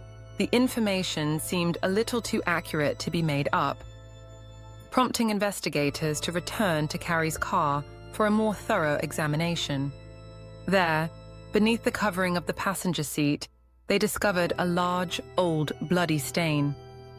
DNA analysis confirmed it was Carrie Farver's blood. This was concrete physical evidence that Carrie had been harmed in her vehicle, providing a crucial link to the crime. The final, definitive piece of the puzzle emerged from an unexpected source: Dave Krupa's old tablet, which he had put away in storage. Though the memory card within had been reformatted, the police clackety whizzes, their digital forensic experts, were able to recover what Liz thought she had deleted. They found a chilling photograph, a dead person's foot, bearing Carrie's distinctive tattoo. This gruesome image was the irrefutable proof of Carrie's death and Liz's direct involvement, linking her directly to the body, even without the body itself. The case's resolution, therefore, hinged on the meticulous recovery of deleted digital data and the interpretation of seemingly minor digital anomalies. This highlighted the enduring nature of digital footprints and the increasing reliance of modern law enforcement on advanced digital forensics, demonstrating that even the most cunning digital deceptions can be undone by persistent and skilled investigation. The verdicts echo: justice for a lost soul. With the overwhelming weight of digital and forensic evidence, Shanna Liz Goya was finally arrested for murder in 2016. The trial commenced in 2017, a dramatic culmination of years of investigation into a case that had captivated and bewildered authorities. The prosecution, led by attorney Brenda Beadle, presented a compelling case built almost entirely on the intricate web of digital evidence. They argued that Liz Goya's motive was pure jealousy. She had wanted Dave Krupa all for herself and had systematically eliminated Carrie, then embarked on a years-long charade of impersonation to maintain the illusion that Carrie was still alive. A staggering 43 pieces of evidence were submitted, the vast majority being data from over a dozen email accounts that prosecutors asserted Liz had meticulously created and managed. The defense attorney, James Martin Davis, did not deny the authenticity of much of the digital evidence. However, he argued that while the evidence might prove impersonation and harassment, it did not definitively prove that his client had killed Carrie Farver. He emphasized the absence of a body and any eyewitnesses to the murder.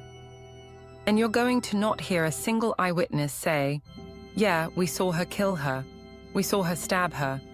Not a single eyewitness even saw my client with the victim in this case. Even the bloody stain found in Carrie's car, which the defense conceded was Carrie's blood, was challenged on the grounds that its timing could not be definitively established. We will concede that blood is Carrie Farber's, but we don't know when it was shed and they can't tell you when it was shed. This highlighted the inherent challenge of a no-body murder case, where traditional direct evidence is often scarce. Despite the defense's arguments, the prosecution's meticulously constructed circumstantial case proved overwhelming. The sheer volume and consistency of digital evidence, the emails, the texts, the IP addresses tracing back to Liz, the recovered deleted files, the predated photo of Carrie's truck, and most damningly, the photo of Carrie's tattooed foot, created a narrative so compelling and undeniable that it transcended the absence of a physical body. This case set a profound precedent, demonstrating that the digital footprint of a crime could be as damning, if not more so, than traditional physical remains. In 2017, Liz Goya was found guilty of first-degree murder for killing Carrie Farver.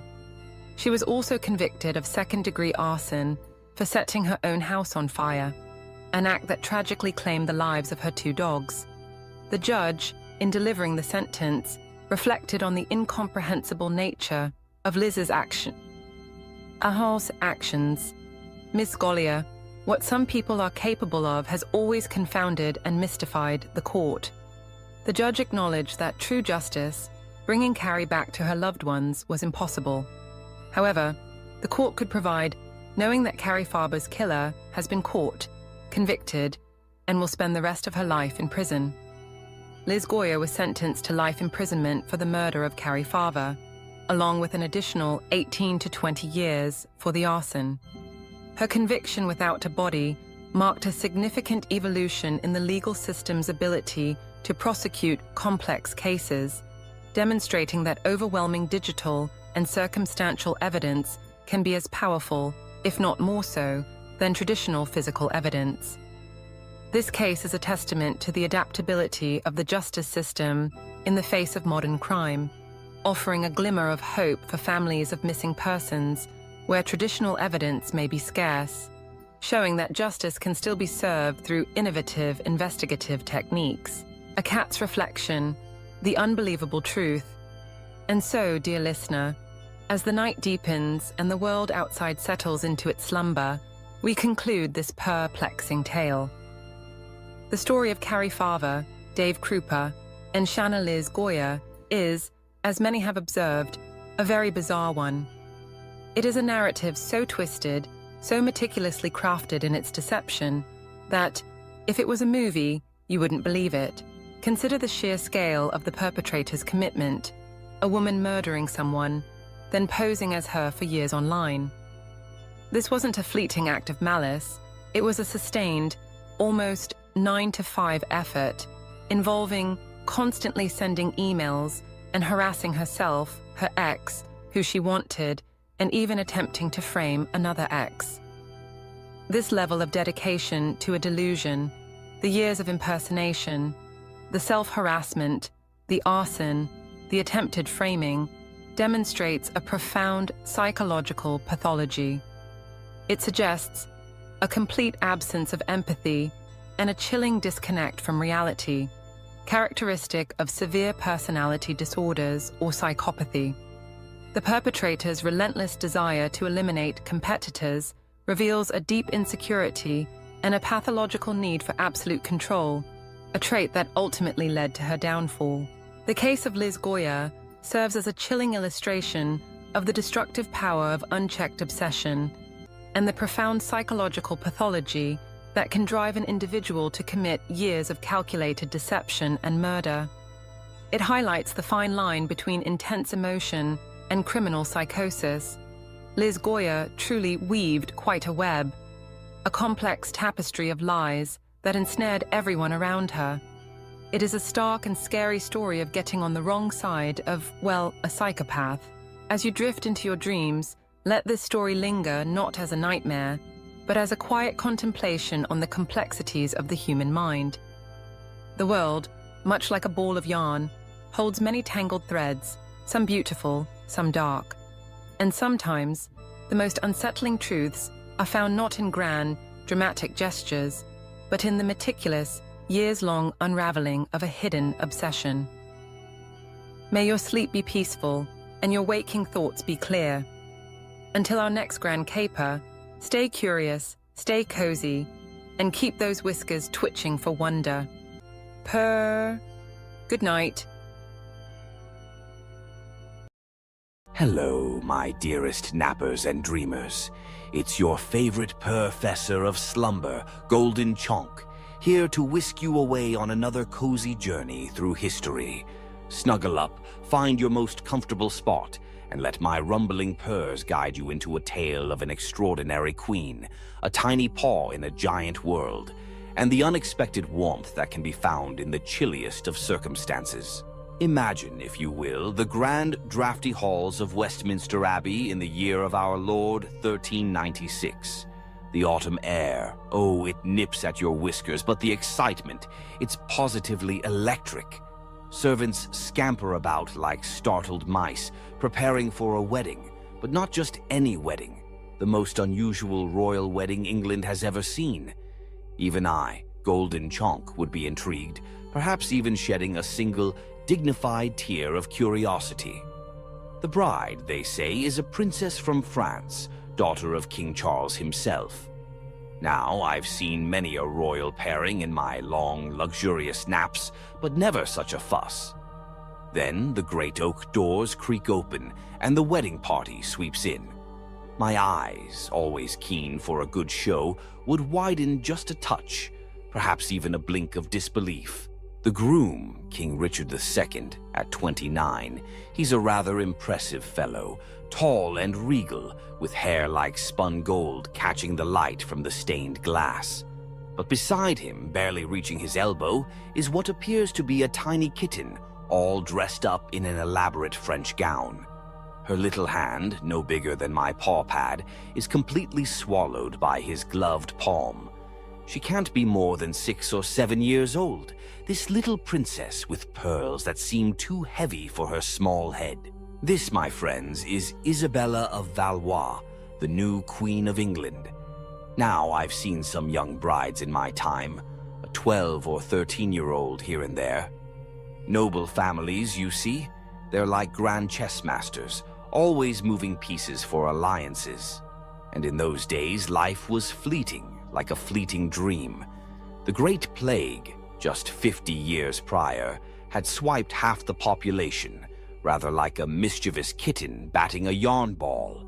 Kings, they had to secure alliances whenever they could, and marriages, they sealed treaties far better than any wax seal. As the ceremony begins, I'd observe the child queen, her face more curious than fearful.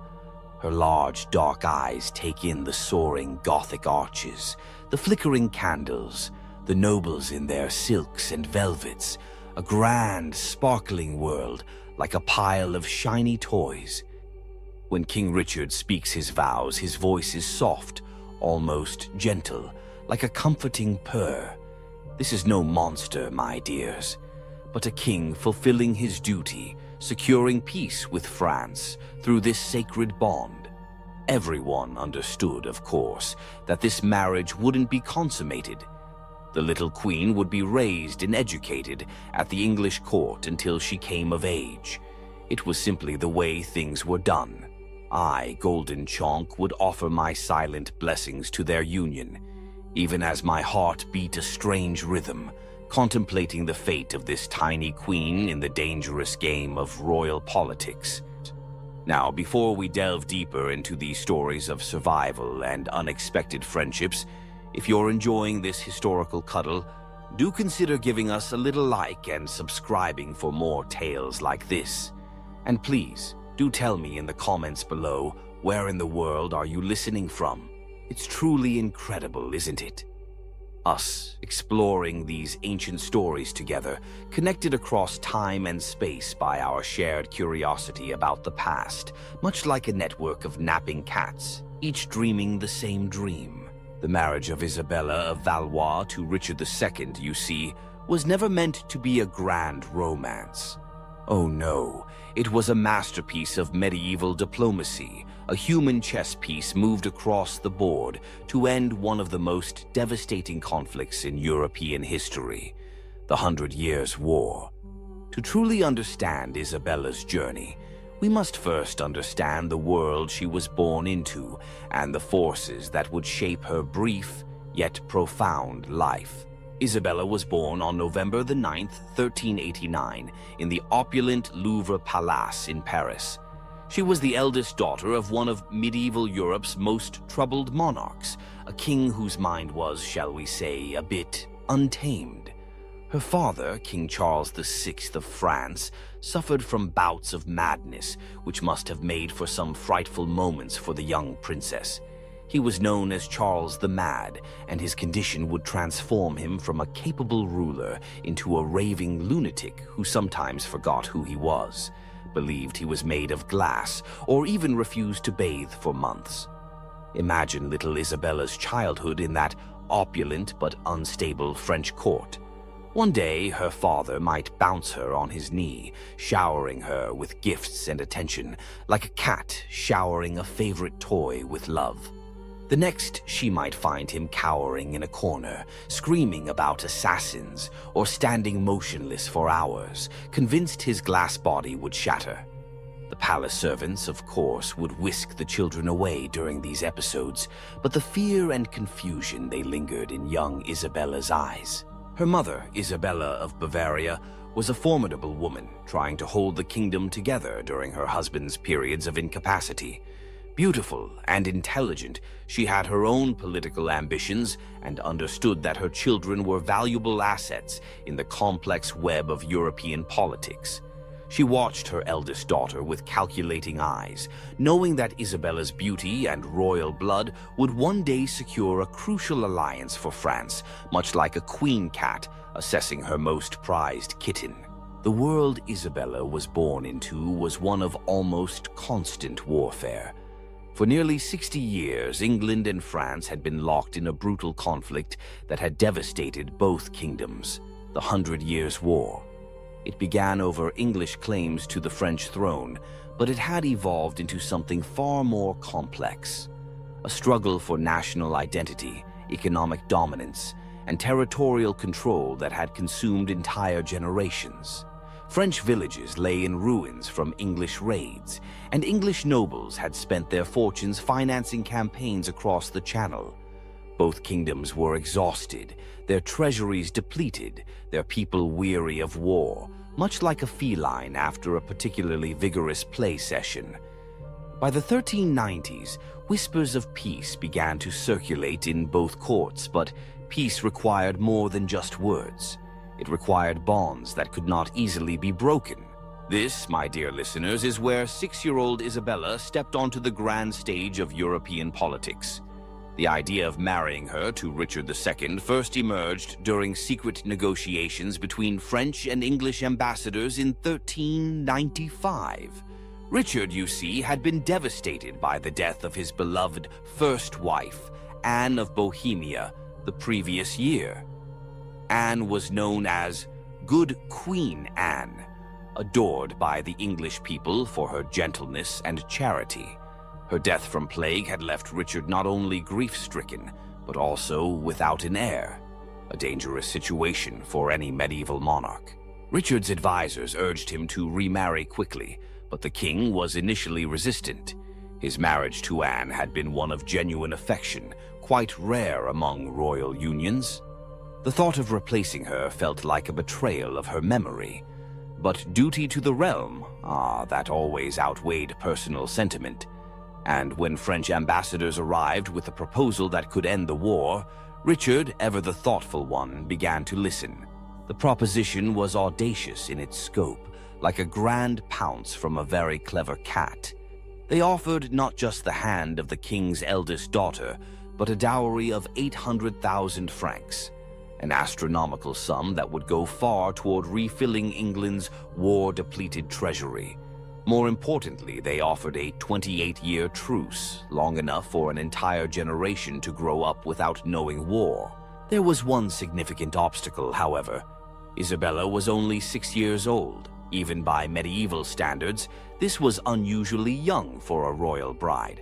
Most political marriages involved girls who were at least approaching adolescence. But the French negotiators, clever as they were, argued that this very youth was an advantage. The marriage, they said, would symbolize a new beginning, unsullied by the hatred and blood that had characterized relations between the two kingdoms. Isabella would be raised at the English court, learning English customs and loyalties. By the time she was old enough to rule as queen consort, she would be as much English as French. Richard's counselors were divided, much like a group of cats debating the merits of a new sunbeam. Some saw the wisdom in the proposal. The dowry alone would fund the royal household for years, and the extended truce would allow England to focus on other threats, particularly the growing power of Scotland and ongoing rebellions in Ireland. Others worried about the precedent of marrying a child so young, fearing it would scandalize even the medieval nobility. But Richard himself was intrigued by something else entirely. Court observers noted that when he saw the miniature portrait of Isabella sent by the ambassadors, something in his expression softened, like a cat's gaze when presented with a particularly comfortable blanket. Here was a child who would need protection, guidance, and care. Perhaps, some whispered, the childless king saw in this arrangement not just a political alliance, but the opportunity to be a father, as well as a husband. The negotiations stretched on for months, with ambassadors crossing the Channel repeatedly to hammer out the intricate details. Every aspect of Isabella's future life was debated and codified. She would retain her French servants and ladies-in-waiting. She would be allowed to practice French customs and maintain correspondence with her family. Most crucially, all parties agreed that the marriage would not be consummated until she reached physical maturity, a protection that was written explicitly into the treaty. Meanwhile, in Paris, 6-year-old Isabella played with her dolls, blissfully unaware that her fate was being decided in council chambers and written into documents sealed with wax and ribbon. Her tutors began teaching her English phrases, and seamstresses started work on a trousseau fit for a queen. She was told she was going to marry a great king across the water, but at 6, the concept was no more real to her than the fairy tales her nurses told at bedtime. The wedding ceremony, my dears, took place not once but twice, reflecting the diplomatic complexity of the union. Isabella was only 7 when she wed Richard II at the English-controlled port of Calais on October 31st, 1396. This first ceremony was intimate, attended primarily by negotiators and high-ranking nobles from both kingdoms. Calais, as English territory on French soil, provided neutral ground for this historic moment, like a carefully selected napping spot that's just right. Standing in the great hall of Calais Castle, Isabella must have been overwhelmed by the gravity of the moment. She wore a gown of cloth of gold, so heavy with embroidery and pearls that she needed help walking, rather like a tiny kitten tangled in a particularly fancy curtain. Her new husband knelt to her level to exchange rings, and witnesses noted how gently he lifted her chin when she seemed frightened by the assembled nobles staring at her. A year later, she was crowned queen in Westminster Abbey. Allegedly, several people died in the crush to get a glimpse of the famous young bride. Oh, the perils of royal celebrity, even then. The English people had heard tales of their new child queen, and curiosity, that irresistible force, drew massive crowds to London for the coronation. The ceremony itself was a spectacular display of royal pageantry, designed to show both the English nobility and foreign observers that this unusual marriage had the full support of the crown. Isabella processed through London streets in a litter decorated with English roses and French fleur-de-lis, symbolizing the union of the two kingdoms, like two happy purrs intertwining. She wore a crown specially made for her small head, and her train was carried by English duchesses who had been chosen to serve as her guardians and teachers. The crowds that lined the streets called out blessings in English, which she was only beginning to understand, but she smiled and waved as she had been taught, a true little queen in the making. The coronation feasts that followed lasted 3 days, with entertainment that included jugglers, musicians, and elaborate theatrical presentations depicting the glorious future that this marriage would bring to both kingdoms. Isabella sat at the high table beside Richard, picking at her food with the careful manners her French tutors had drilled into her, while nobles toasted the health of the child queen. But even as the celebrations continued, experienced courtiers were already beginning to wonder how long this peace would last. Medieval truces, no matter how elaborately negotiated, were fragile things, like a carefully balanced tower of treats. Richard II, despite his current power, was not universally loved by his nobles. There were whispers of discontent, particularly among those who felt the king was too influenced by his favorites and too willing to make peace with France when England's military position remained strong. For the moment, however, Isabella was safe in her new home. Richard installed her in her own apartments at Westminster Palace, staffed with a carefully chosen household that blended French and English attendants. Her days were filled with lessons not just in languages and courtly accomplishments, but in the complex etiquette of English court life. She learned to curtsy in the English fashion, to prefer wine over ale at meals, and to speak English with the accent of the court rather than her French tutors, much like a very clever cat adapting to new human customs. Richard himself took an active interest in her education and welfare. Contemporary chronicles describe him visiting her apartments regularly, bringing her gifts from across his realm. Exotic birds from Ireland, fine books from Oxford, musical instruments crafted by London's best artisans. He seemed to genuinely enjoy her company, and she began to look forward to his visits. greeting him with the mixture of formality and affection that marked their unusual relationship. The other children at court quickly accepted Isabella as one of their own. Medieval royal households typically included numerous young nobles being raised and educated alongside the monarch's own family. Isabella found particular friendship with the daughters of Richard's supporters, girls close to her own age, who helped her navigate the subtle hierarchies and unspoken rules of English noble society. Her favorite companion was Margaret Holland, daughter of one of Richard's half-brothers. Margaret was only 2 years older than Isabella, but seemed worldly and sophisticated to the young queen, like an older, wiser feline guiding a playful kitten.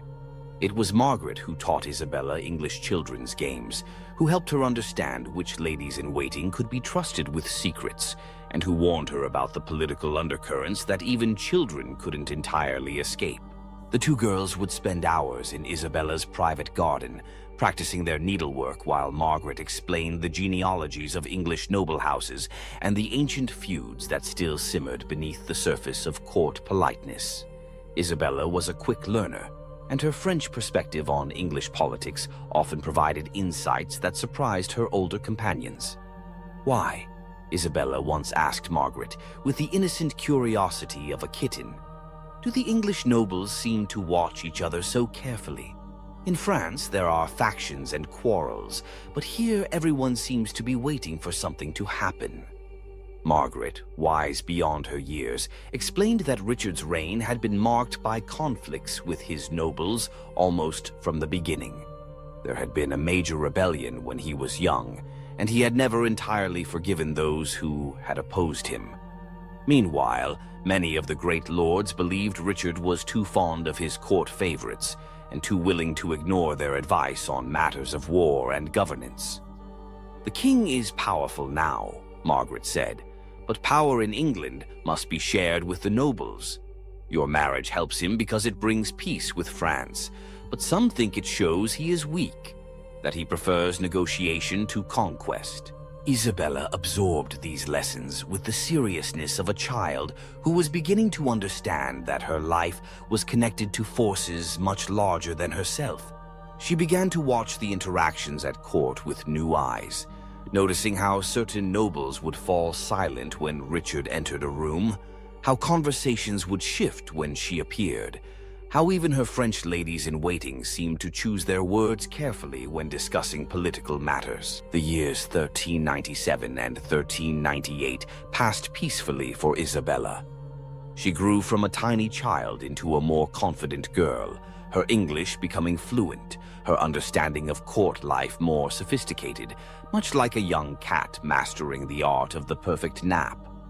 Richard continued to treat her with paternal kindness, and she began to feel genuinely at home in England.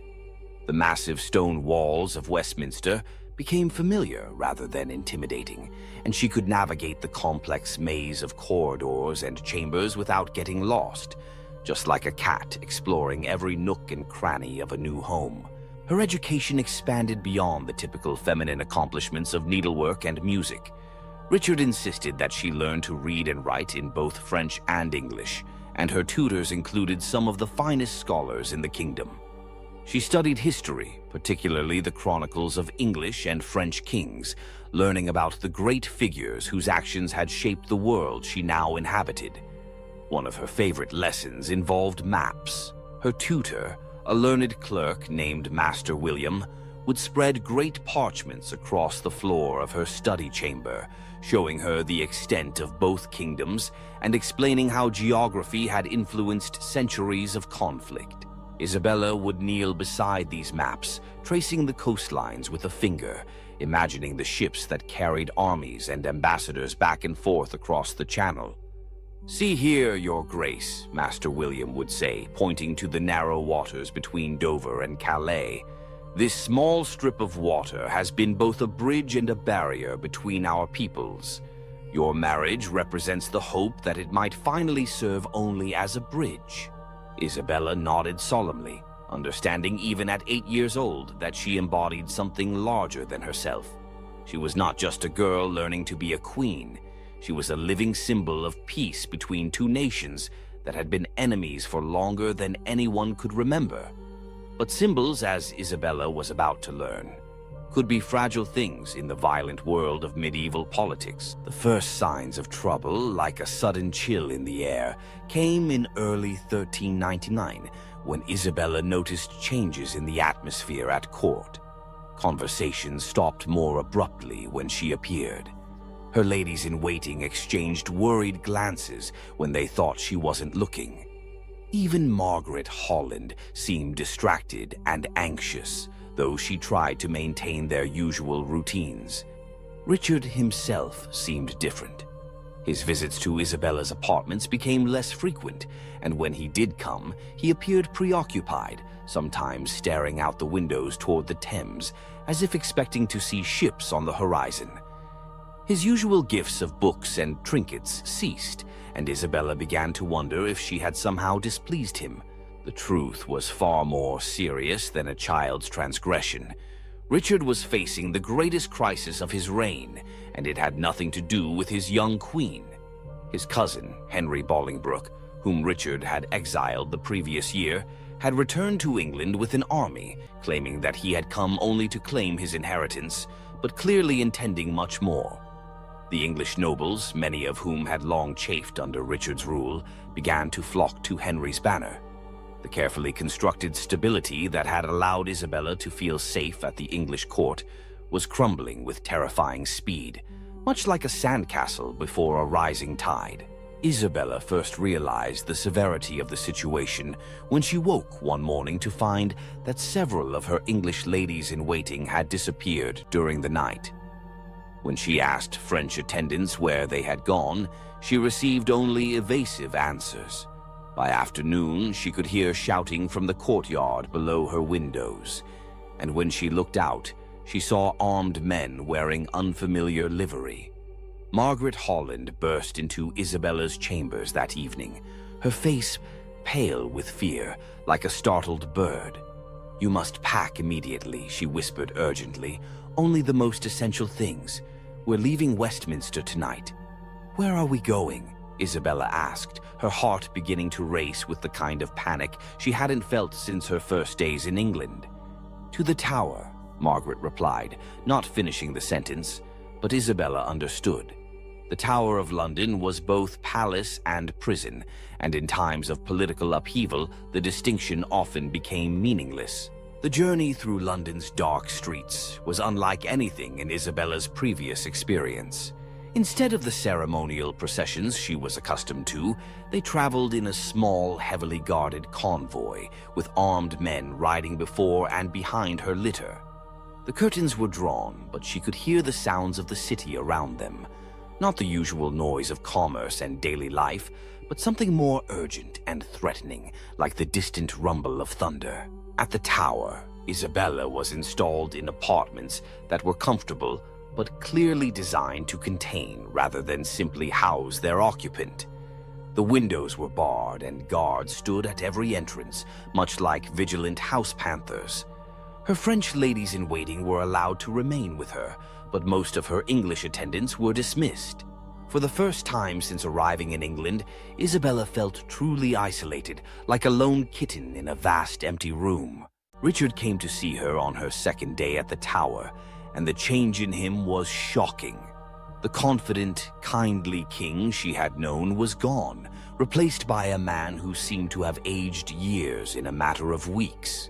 His clothes were rumpled, his hair unkempt, and his eyes held a wildness that reminded Isabella uncomfortably of her father's episodes of madness. "My dear child," he said, kneeling before her chair as he had done during their first meeting, "I'm afraid our circumstances have become difficult. There are those who question my right to rule, who seek to overturn the peace we have built with your father's kingdom."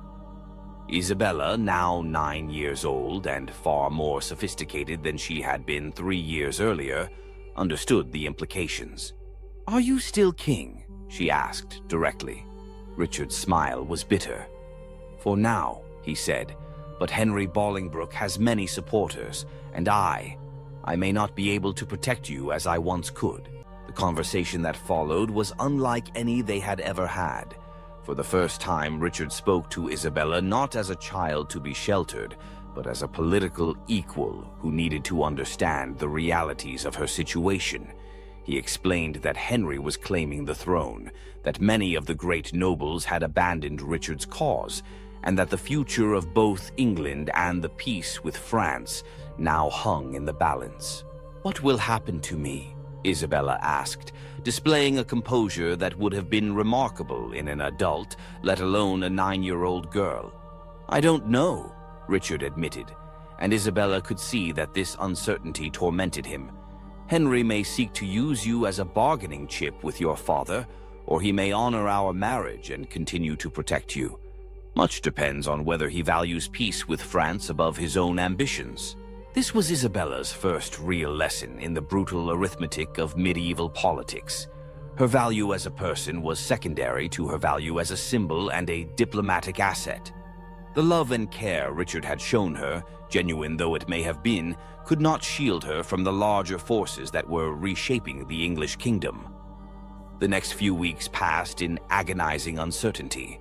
Isabella could hear the sounds of the city beyond the tower walls, but she was cut off from reliable news about what was happening. Her French ladies whispered among themselves in their native tongue, but even they seemed to know little beyond rumors and speculation. Finally, on a gray October morning, Isabella heard the sound she had been dreading, the heavy footsteps of armed men approaching her chambers. When the doors opened, she saw not the guards she had become accustomed to, but new men wearing the red rose livery of Henry Bolingbroke.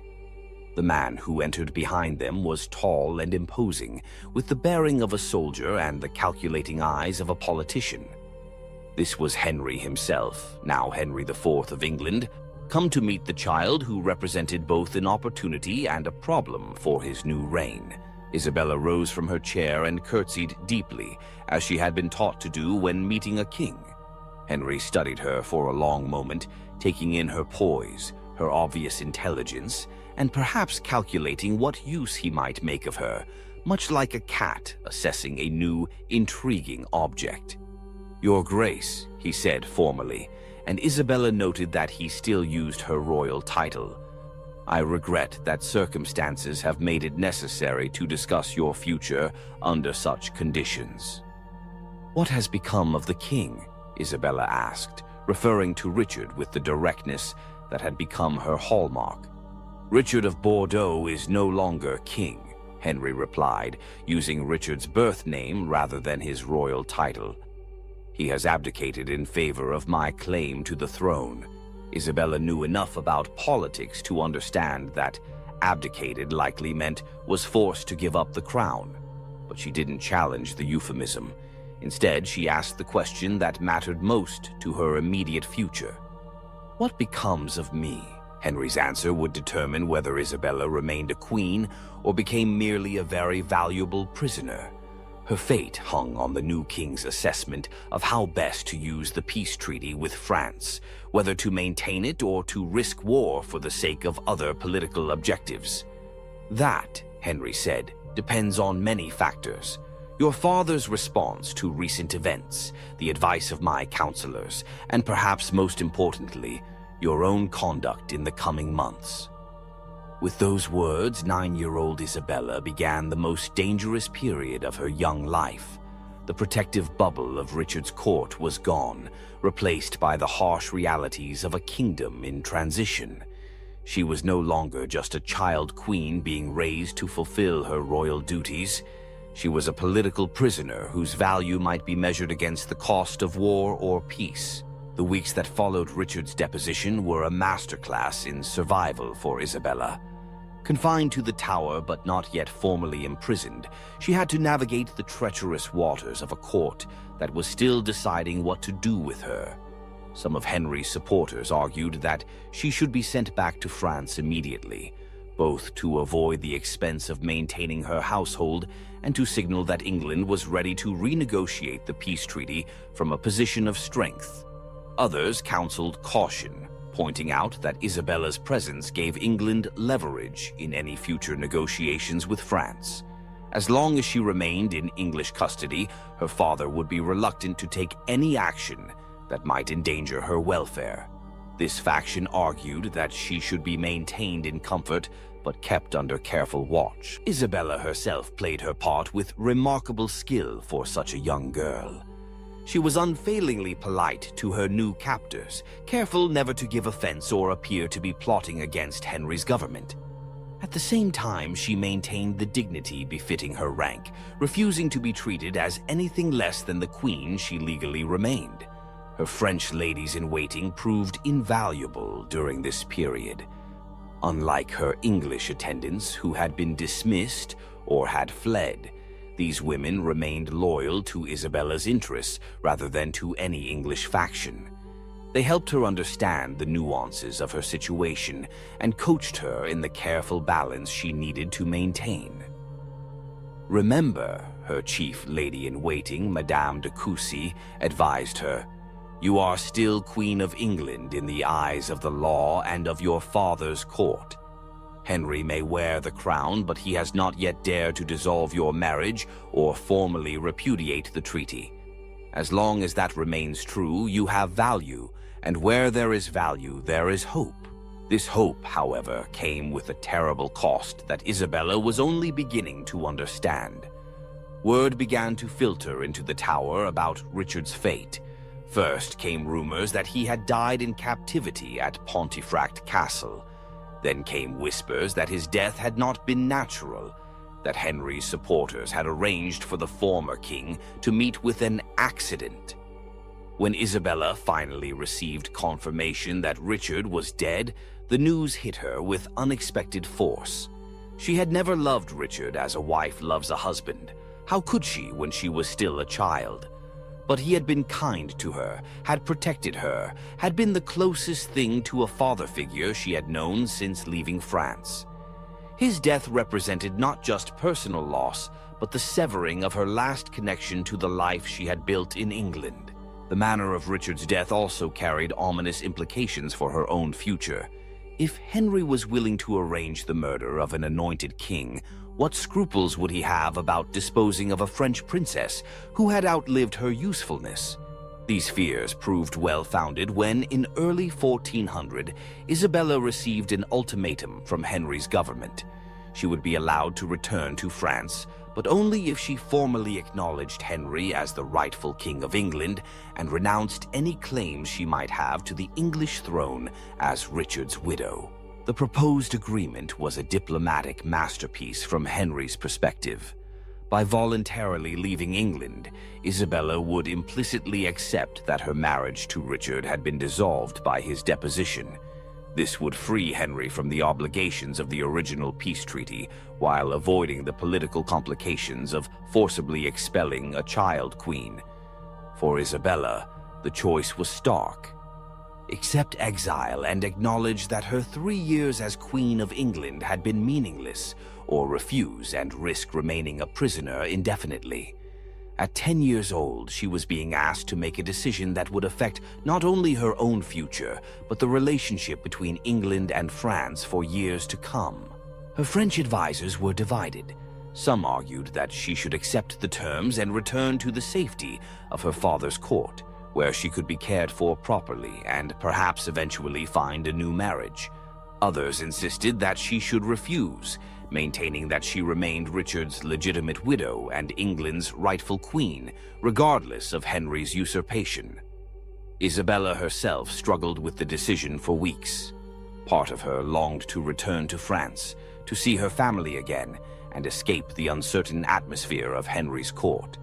But another part of her recognized that accepting Henry's terms would be a betrayal of Richard's memory and an abandonment of the peace he had died trying to preserve. In the end, the decision was made for her by events beyond her control. Charles VI, during one of his lucid periods, sent word that he expected his daughter to return to France immediately.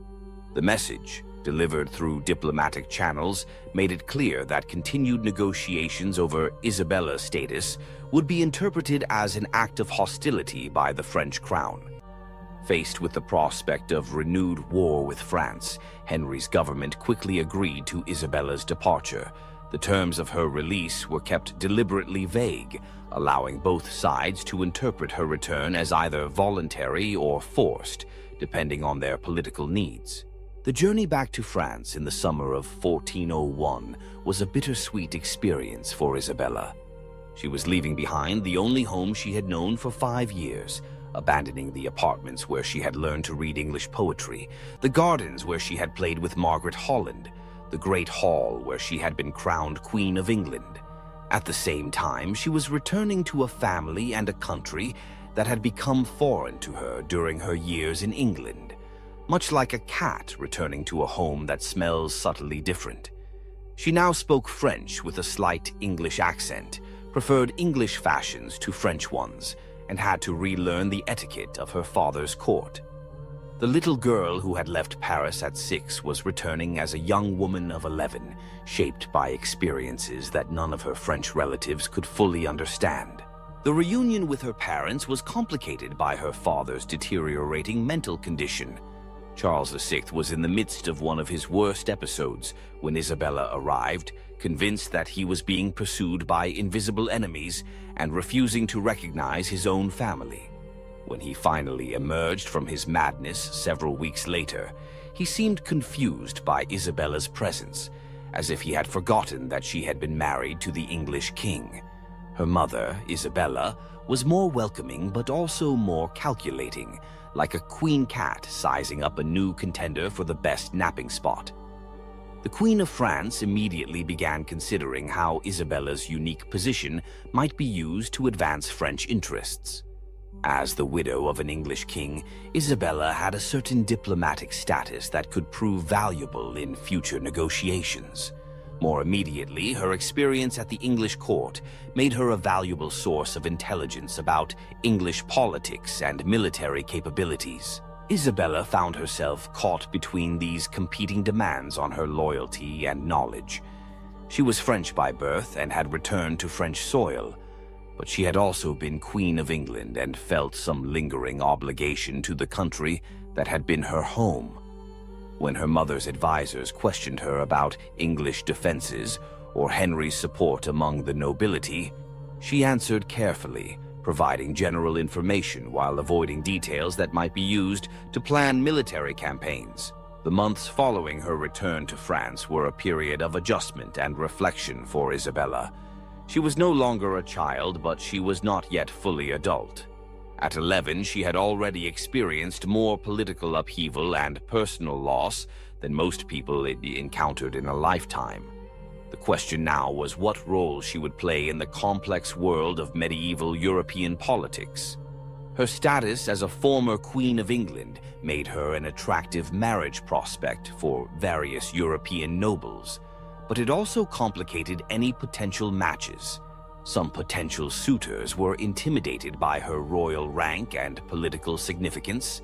Others were more interested in the political advantages of marrying her than in Isabella herself. Isabella, for her part, had developed strong opinions about marriage based on her experiences with Richard. She had seen how political marriages could provide protection and stability, but she had also witnessed how quickly such arrangements could collapse when circumstances changed. Any future husband would need to understand that she was not simply a diplomatic asset, but a young woman with her own intelligence, preferences, and ambitions. The French court of 1401 was a dangerous place for someone with Isabella's complex loyalties. The ongoing war with England meant that anti-English sentiment ran high among the nobility, and Isabella's years as Queen of England made some courtiers view her with suspicion. She had to be careful not to appear too sympathetic to English interests, while also not betraying the genuine affection she had felt for Richard and some of his supporters. At the same time, her father's mental instability meant that the French government was effectively controlled by competing factions of nobles, each seeking to advance their own interests. Isabella had to navigate these factional disputes while avoiding being used as a pawn by any particular group. Her mother, Isabeau, proved to be both protector and potential threat. The Queen of France genuinely cared for Isabella's welfare, but she was also a sophisticated political operator who saw her daughter's experiences and connections as valuable resources for the crown. Isabeau's protection came with expectations that Isabella would serve French interests, even when those interests conflicted with her own preferences or moral convictions. The year 1402 brought new complications when Isabella received word that Henry IV was facing serious rebellions in England.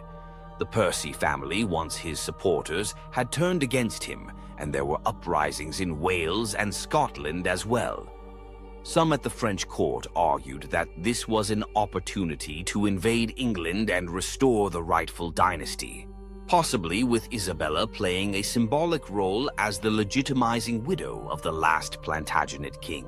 Isabella found herself horrified by these discussions. She had no desire to see England torn apart by civil war, regardless of her feelings about Henry's usurpation. The English people she had known, her servants, her tutors, her childhood companions, were innocent of the political crimes committed by their rulers. The idea of French armies ravaging English villages in her name was deeply disturbing to her. When directly asked for her opinion about potential military action against England, Isabella chose her words carefully, like a cat carefully placing its paws. She pointed out that any invasion would likely result in massive casualties on both sides, that the English people might rally to defend their homeland regardless of their feelings about Henry, and that success was far from guaranteed given England's natural defenses and military traditions. Her reluctance to support anti-English action earned her some criticism from French hawks who accused her of divided loyalties. But Isabella's position was supported by more moderate voices at court, who argued that peaceful relations with England served French interests better than renewed warfare. These political tensions came to a head in 1403, when Isabella was approached by representatives of Charles, Duke of Orléans, with a marriage proposal that would dramatically change her life once again. The Duke of Orléans was Isabella's cousin, the son of her father's brother, and one of the most powerful nobles in France. At 29, he was exactly the same age Richard had been when he married Isabella, but this time the age gap seemed less significant given that Isabella was now approaching 14. The proposed marriage was attractive from several perspectives. It would keep Isabella within the French royal family, preventing her from becoming a diplomatic asset for some foreign power. It would also align her with one of the most cultured and sophisticated courts in Europe, as the Duke of Orléans was known as a patron of arts and literature, as well as a capable military commander. For Isabella personally, the match offered the prospect of a marriage based on mutual respect rather than pure political calculation. She had met her cousin several times during her childhood, and he had always treated her with courtesy and kindness. More importantly, he was old enough and experienced enough to be a true partner, rather than simply another guardian figure. The negotiations for this marriage took place against the backdrop of continuing chaos in England and growing French confidence that Henry IV's reign might not survive its early challenges. If Henry fell, there was always the possibility that Isabella might be recalled to England to legitimize a new regime. This potential complication made the timing of Isabella's remarriage crucial from a French perspective. Charles of Orléans understood the delicate nature of the situation. He was not merely seeking a wife, but potentially allying himself with a woman who might one day be called upon to play a role in English politics. This added a layer of complexity to their courtship that was unusual even by the standards of medieval noble marriages. When Isabella first met with Charles to discuss the marriage seriously, she was struck by how different he was from Richard. Where Richard had been gentle and somewhat otherworldly, Charles was passionate and intensely engaged with the world around him. He spoke to her not as a child to be protected, but as an equal whose opinions and experiences mattered. "I want you to understand," he told her during one of their private conversations, "that I am not seeking to marry the former Queen of England. I am seeking to marry Isabella of Valois. the remarkable young woman who survived the courts of two kingdoms and emerged with her dignity intact. Isabella found herself genuinely attracted to Charles in a way she had never experienced before. At 14, she was no longer a child, and the feelings stirring within her were those of a young woman discovering her own desires and preferences, much like a cat finding a new favorite sunbeam. Charles was handsome, cultured, and intelligent, but more importantly, he seemed to see her as an individual rather than merely an asset.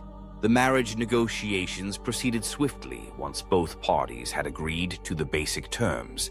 Isabella would bring to the marriage her status as a former queen and her valuable political connections, while Charles would provide her with a secure position in French society and protection from those who might seek to use her for their own purposes. The wedding took place in June 1406 at the Cathedral of Notre Dame in Paris, a ceremony that deliberately contrasted with Isabella's first marriage. Where her wedding to Richard had been a small diplomatic affair, this celebration was a grand spectacle designed to demonstrate the power and prosperity of the French royal house. Isabella, now 16, wore a gown of deep blue silk embroidered with golden fleur-de-lis, her dark hair crowned with a circlet of sapphires and pearls. She walked down the aisle of the great cathedral with confidence, no longer the frightened child who had been married to a stranger, but a young woman choosing her own path. Charles waited for her at the altar in his finest robes, his face showing genuine happiness rather than mere diplomatic satisfaction. When they exchanged vows, their voices were clear and strong, and observers noted that they looked directly at each other rather than simply reciting words to satisfy political necessity.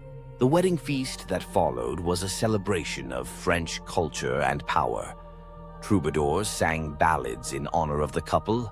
Elaborate theatrical performances depicted the triumph of love over adversity, and the finest wines from across the realm flowed freely.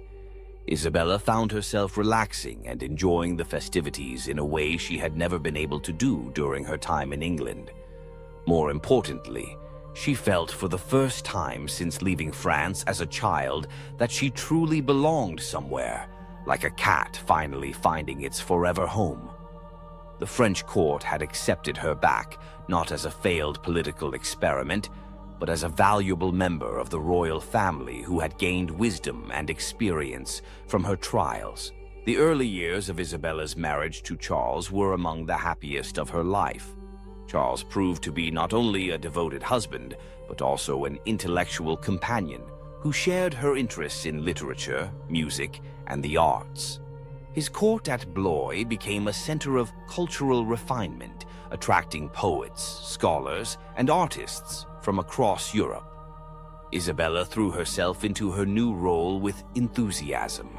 She patronized troubadours and commissioned illuminated manuscripts, established a scriptorium where monks copied and preserved important texts, and maintained correspondence with scholars throughout Europe. Her experiences in England had given her a unique perspective on European culture, and she used this knowledge to foster intellectual exchange between French and foreign courts. She also began to develop her own political voice. Charles valued her insights into English affairs, but more importantly, he respected her judgment on a wide range of issues affecting their duchy and the kingdom as a whole. Isabella found herself becoming a true partner in governance, not merely a decorative consort. The couple's first child, a daughter named Jeanne, was born in 1407. Isabella approached motherhood with the same intensity she brought to everything else, determined to be a more present parent than her own mother had been able to be during the chaos of her father's reign. She insisted on nursing the baby herself, despite the protests of court physicians who considered this beneath the dignity of a duchess.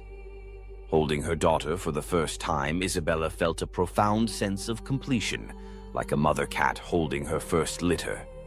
This child, she vowed, would grow up knowing her parents' love and protection, free from the political machinations that had shaped Isabella's own childhood. She whispered promises to the sleeping infant in both French and English, vowing that Jean would have choices that Isabella herself had never been given. The birth of their daughter strengthened the bond between Isabella and Charles. He proved to be a devoted father, spending time with Jean despite the demands of his political and military responsibilities. Isabella often found him in the nursery, reading to their daughter or simply watching her sleep, marveling at the miracle of this new life they had created together. But even as Isabella enjoyed domestic happiness, the larger world continued to intrude, like a pesky mouse in a quiet room. News from England remained troubling, with Henry IV facing continued rebellions and challenges to his authority. More immediately threatening was the growing tension within France itself, as the king's mental illness created a power vacuum that various noble factions were eager to fill. Isabella's father-in-law, Louis of Orleans, was one of the most ambitious of these nobles. As the king's brother, he claimed the right to govern during Charles II's periods of incapacity, but this claim was disputed by the Duke of Burgundy, who had his own supporters and his own vision for France's future. The rivalry between the Orleans and Burgundian factions would eventually tear France apart. But in the early years of Isabella's marriage, it seemed like just another of the political disputes that constantly swirled around the royal court. Isabella tried to stay above these factional conflicts, focusing on her family and her cultural pursuits while leaving the political maneuvering to others.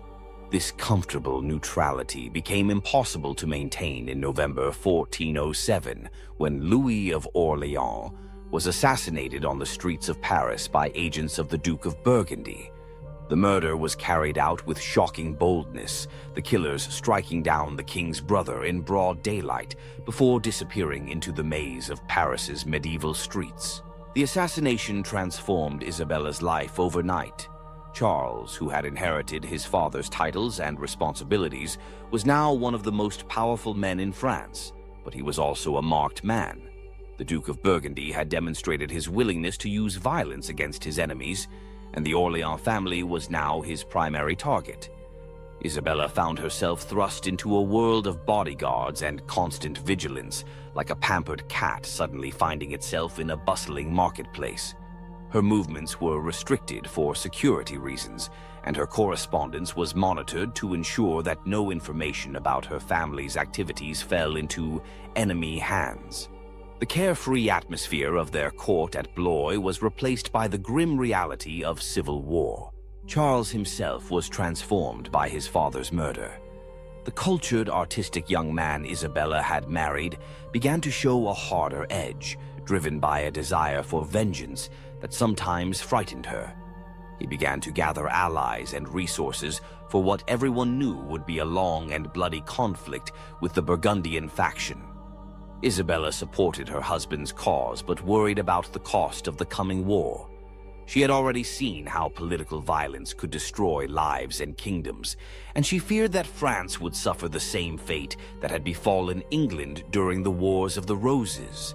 Her concerns proved prophetic as the conflict between the Orleans and Burgundian factions escalated into open warfare. The birth of Isabella's second child, a son named Charles in 1408, provided a brief respite from the political tensions. The arrival of a male heir strengthened the Orleans' claim to eventual leadership of France, but it also made Isabella's family an even more attractive target for their enemies. Isabella approached her son's upbringing with even greater care than she had shown with Jean. She was determined that Charles would grow up understanding both the privileges and responsibilities of his noble birth, but she also wanted him to develop the kind of character that would allow him to navigate the treacherous world of medieval politics without losing his humanity. She insisted on being involved in every aspect of his education, from the selection of tutors to the design of his curriculum. Drawing on her own experiences at the English court, she ensured that her son learned multiple languages, studied the histories of various European kingdoms, and developed the diplomatic skills that would be essential to his future role. The early years of the Civil War were marked by a series of battles and sieges that gradually exhausted both sides. Isabella found herself managing the family's territories while Charles was away campaigning, a responsibility that required her to master the complex logistics of medieval warfare and governance. She proved surprisingly adept at these tasks, using her diplomatic skills to maintain alliances and her organizational abilities to ensure that supplies and reinforcements reached Charles's forces when needed. Her letters from this period reveal a woman who had fully embraced her role as a political leader, no longer the confused child who had been shuffled between courts, but a mature woman taking control of her own destiny. The war took a devastating toll on France, like a particularly destructive scratching post. Entire regions were wasted by competing armies, trade was disrupted, and the common people suffered from the depredations of soldiers from both sides. Isabella used her position to provide relief where she could, establishing charitable foundations and negotiating safe passage for refugees fleeing the worst of the fighting. Her efforts to help the victims of the war enhanced her reputation throughout France. She became known not just as the Duchess of Orléans, but as a compassionate leader who remembered her obligations to the common people. This reputation would prove valuable in the years to come, as the political situation in France became even more complicated. The birth of Isabella's third child, a daughter named Marguerite in 1409, was both a joy and a source of anxiety. Isabella was now 20, and the repeated pregnancies were taking a toll on her health. Medieval medicine offered little understanding of maternal mortality, but Isabella was intelligent enough to recognize the risks she faced with each childbirth. She approached this pregnancy with particular care, following the advice of the best physicians available and preparing detailed instructions for the care of her children in case something happened to her. These preparations proved to be prescient, as complications during Marguerite's birth nearly cost Isabella her life. For several days after the delivery, Isabella hovered between life and death, her body weakened by blood loss and infection. Charles rarely left her bedside, and messengers were sent throughout Europe to pray for her recovery. The possibility that she might die forced both Isabella and Charles to confront the fragility of their happiness and the uncertain future facing their children. Isabella's recovery was slow and incomplete. The birth had damaged her health in ways that would affect her for the rest of her life, leaving her weakened and susceptible to the various illnesses that plagued medieval populations. More immediately, her physicians warned that another pregnancy would likely kill her, advice that profoundly affected her relationship with Charles. The couple's physical intimacy became cautious and constrained, overshadowed by the fear of conception. This change in their relationship was difficult for both of them, but particularly for Isabella, who had found great joy in the physical expression of their love. The passionate young woman who had discovered her desires was now forced to suppress them for the sake of survival. Despite these challenges, Isabella and Charles's marriage remained strong. They found new ways to express their love and partnership, focusing on their shared interests in culture and politics. Isabella became even more involved in the governance of their territories, effectively serving as Charles's co-ruler while he campaigned against the Burgundians. The year 1410 brought new complications when the Duke of Burgundy began negotiating with the English, seeking to bring Henry IV into the French Civil War on the Burgundian side. The prospect of English intervention horrified Isabella, who feared that France would suffer the same devastation that had characterized the 100 Years' War. Isabella used her unique position as a former Queen of England to open back-channel communications with the English court. Through intermediaries, she attempted to persuade Henry IV that intervention in the French Civil War would be costly and ultimately futile. Her efforts were hampered by the fact that many in England still viewed her with suspicion. But she persisted in trying to prevent the resumption of large-scale warfare between the two kingdoms. These diplomatic efforts revealed Isabella's growing sophistication as a political operator, much like a cat learning the subtle art of negotiation for extra treats. She understood that her value lay not just in her royal connections, but in her ability to see the larger patterns of European politics and to craft strategies that served multiple interests simultaneously. The success of her diplomatic initiatives enhanced her reputation in France and abroad. She began to be consulted not just on matters affecting her husband's territories, but on broader questions of French policy. Her opinions carried weight because of her unique experiences and her demonstrated ability to navigate complex political situations. Isabella's health continued to deteriorate throughout 1411 and 1412. The damage from Marguerite's birth had left her vulnerable to respiratory infections, and she suffered from chronic fatigue that made her daily activities increasingly difficult. She began to spend more time in contemplation and prayer, perhaps sensing that her time was limited. Despite her physical weaknesses, Isabella remained mentally sharp and emotionally engaged with her family and responsibilities. She continued to oversee her children's education, to manage the family's political affairs, and to pursue her cultural interests. Her determination to live fully despite her health problems was an inspiration to those around her. The spring of 1409 brought a brief period of hope when preliminary peace negotiations began between the Orleans and Burgundian factions. Isabella played a significant role in these discussions, using her diplomatic skills and her reputation for fairness to help bridge the gap between the two sides. The negotiations ultimately failed, but Isabella's efforts were widely praised and enhanced her standing as a potential mediator in future conflicts. Her ability to work with representatives from both factions demonstrated her political maturity and her commitment to finding peaceful solutions to France's problems. As 1409 progressed, Isabella's health began to fail more dramatically. The chronic respiratory problems that had plagued her since Marguerite's birth worsened, and she began to suffer from the wasting disease that would eventually claim her life. Medieval physicians had no understanding of the tuberculosis that was likely killing her, but they could see that her condition was grave. Isabella faced the prospect of death with the same courage she had shown throughout her life. She made careful provisions for her children's future, ensuring that they would be protected and educated regardless of what happened to her. She also worked to secure the political position of her husband's faction, understanding that her death might create opportunities for their enemies. Her final months were spent in preparation for death and in cherishing the time she had with her family. She insisted on continuing her daily activities as long as possible, determined not to become a burden to those she loved. Her bravery in the face of terminal illness became legendary, inspiring stories and songs that would be told for generations. Isabella of Valois died on September 13, 1409, at the age of 20. She had lived a life that spanned 3 kingdoms and 2 marriages, experiencing both the heights of royal power and the depths of political uncertainty.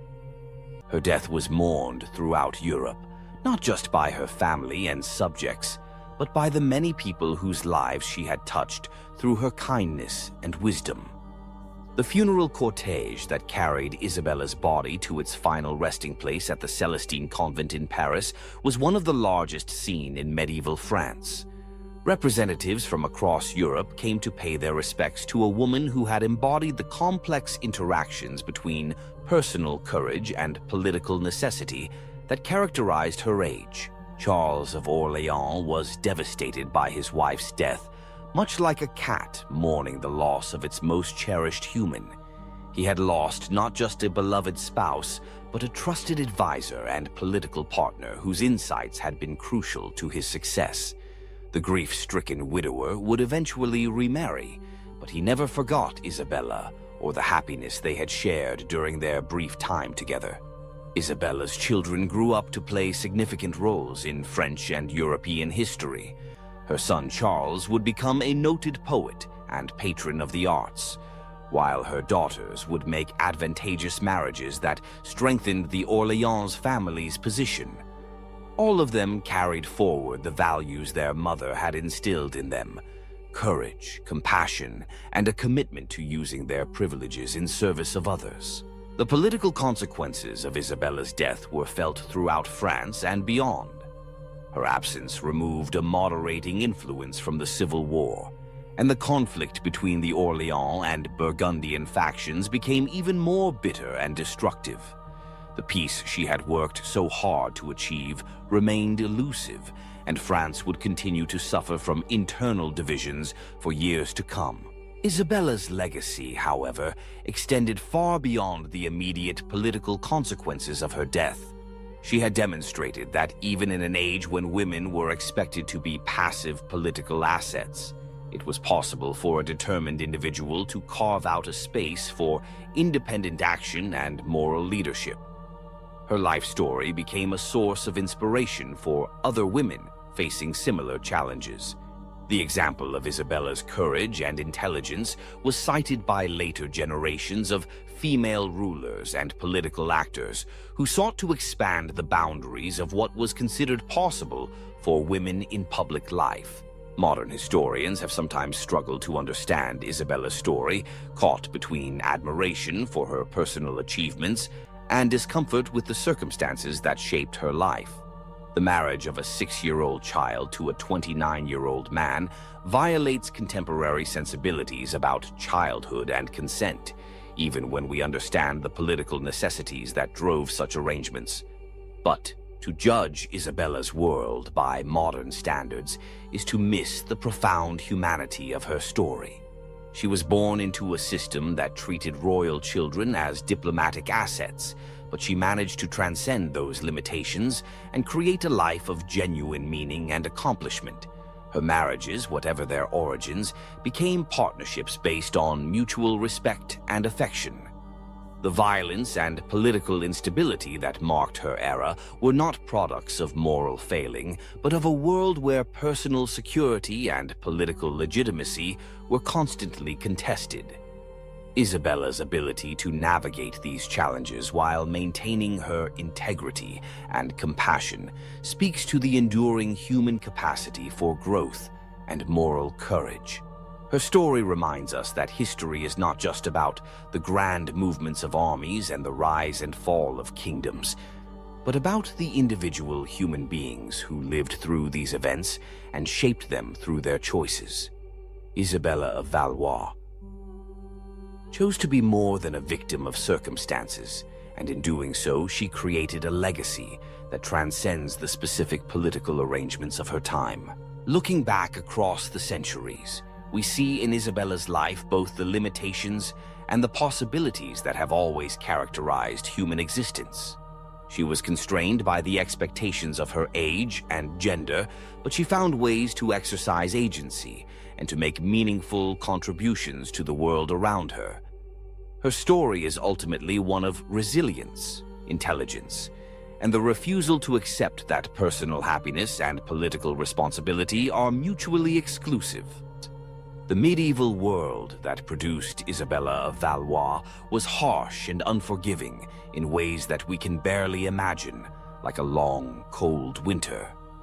Life was short, childhood was brief, and political alliances were often sealed with human lives. Yet, within these constraints, people like Isabella found ways to create beauty, to show kindness, and to build relationships that brought meaning to their existence.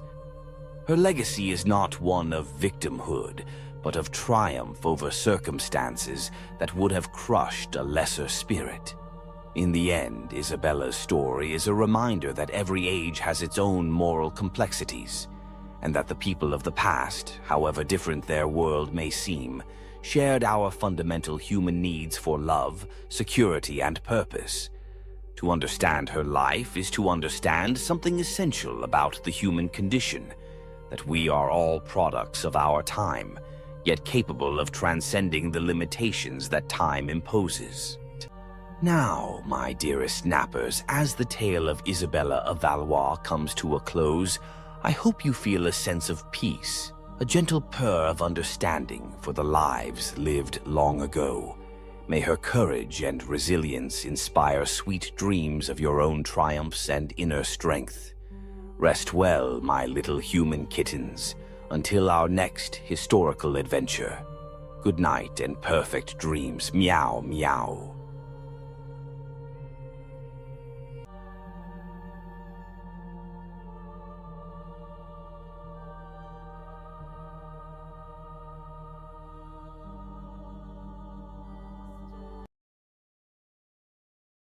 Meow.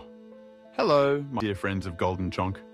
Tonight, as the moonlight spills its silver over quiet rooftops and ancient stories stir in the gentle wind, let us settle in for a tale, one both sad and strange, echoing the strength and weakness found in every human heart, even the hearts of emperors.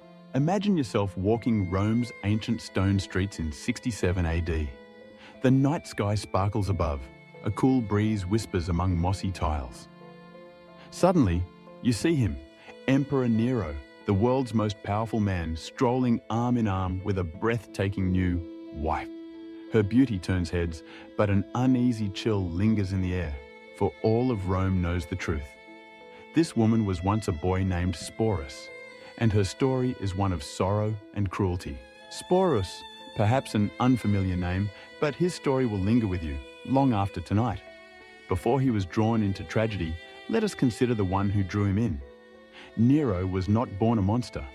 When he became emperor at only 16, people hoped for a golden age. He reduced taxes, sponsored grand performances, and won the people's love. But absolute power, it can twist even the brightest soul. By 65 AD, something had cracked deep within him. Was it paranoia, the constant fear of betrayal? Or was it loneliness, the suffocating isolation of being emperor, above contradiction, beyond challenge? Or was it the loss of the only person he claimed to love, his wife, Poppaea Sabina? She was not only beautiful and clever, but matched his ambition and shared his dreams. Where his first wife, Octavia, was reserved, Poppaea was vibrant, a true partner, but also a dangerous obsession.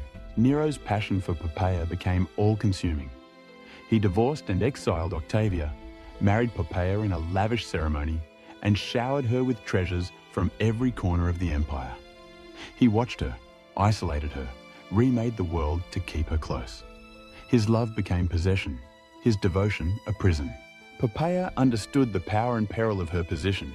She promoted her family, built alliances, but crucially, she was not afraid to challenge Nero, even to mock him. This independence in the end proved fatal. One day, an argument escalated. Poppaea, pregnant with their second child, dared to criticize Nero's priorities. In a fit of rage, he struck her. Some say a single blow, others a prolonged attack. She died within hours, along with their unborn child. In that moment, the emperor who commanded armies, who was worshipped as a god, destroyed the only thing he truly loved. Nero's grief became madness. He refused the Roman funeral rites, embalmed her body, built her a mausoleum fit for a goddess, and spoke to her corpse as if she still lived. The court joined his delusion, leaving her seat empty at banquets, speaking of her in the present tense for fear of exile or death. It was then that Sporus entered Nero's gaze. A young freedman, perhaps 14 or 15, Sporus grew up in the palace and owed everything to imperial favor, a privilege but also a trap. What caught Nero's shattered mind was Sporus's face, a haunting resemblance to the lost Poppaea. For a man who had convinced himself he was a god, this likeness was an omen, a chance to undo the irreversible. The obstacle, Sporus was male, hardly mattered. Nero ordered physicians to surgically alter the boy, not merely to dress him as a woman, but to erase who he was. The procedure was dangerous, agonizing, and irreversible. If Sporus survived, he would never again be regarded as himself, but as an object of the emperor's will. Once recovered, Sporus was renamed Sabina and prepared for marriage to Nero. Seamstresses and jewelers transformed him. Makeup artists and tutors taught him the gestures, the walk, the voice of a Roman empress. Every lesson, every ornament, another chain binding him to a role he never chose. The marriage was held with imperial splendor, flowers, music, sacred rites. To outsiders, a spectacle. To those who knew, a moment of horror. Nero treated Sporus as his wife, his living papaya. Every day, Sporus performed under constant threat, forced to embody memories and emotions that were never his own. Ancient sources say he became skilled at this deception, but grew ever quieter, ever more withdrawn. For more than 2 years, Sporus lived this life, his true self buried beneath layers of forced femininity and imperial fantasy. When Nero's reign collapsed amid revolt and betrayal, Sporus fled with him, still bound to the man who had erased him.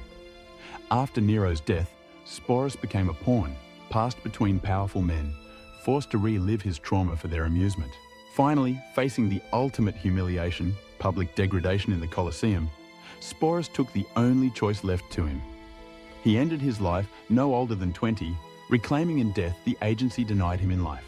His story is rarely told for who he was, but rather as a symbol of imperial excess. Yet what haunts us is not just the cruelty he endured, but the way his identity was systematically stripped away, made into a canvas for someone else's madness. In choosing his own end, Sporus reclaimed the smallest spark of self, a final act of defiance. We know almost nothing of his hopes, his dreams, the life he would have chosen. All that remains is the echo of his suffering, a reminder that behind every tale of power and glory, there are individual stories of pain and resilience that deserve to be remembered. So now, as you drift towards sleep, let the memory of Sporus remind you, no matter how dark the night, there is always a spark of choice, a flame of resilience within. Good night, dear friends. Dream gently and know you are seen. Meow.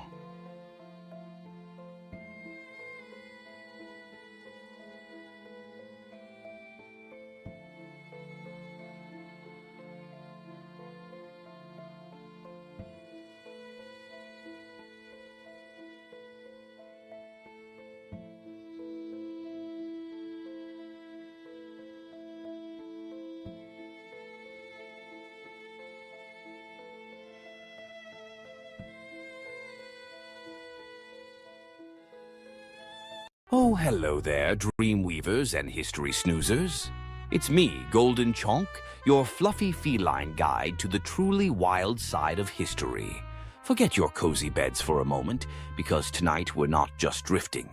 We're pouncing headfirst into the most outrageous, paw-dropping secrets of royal bedrooms.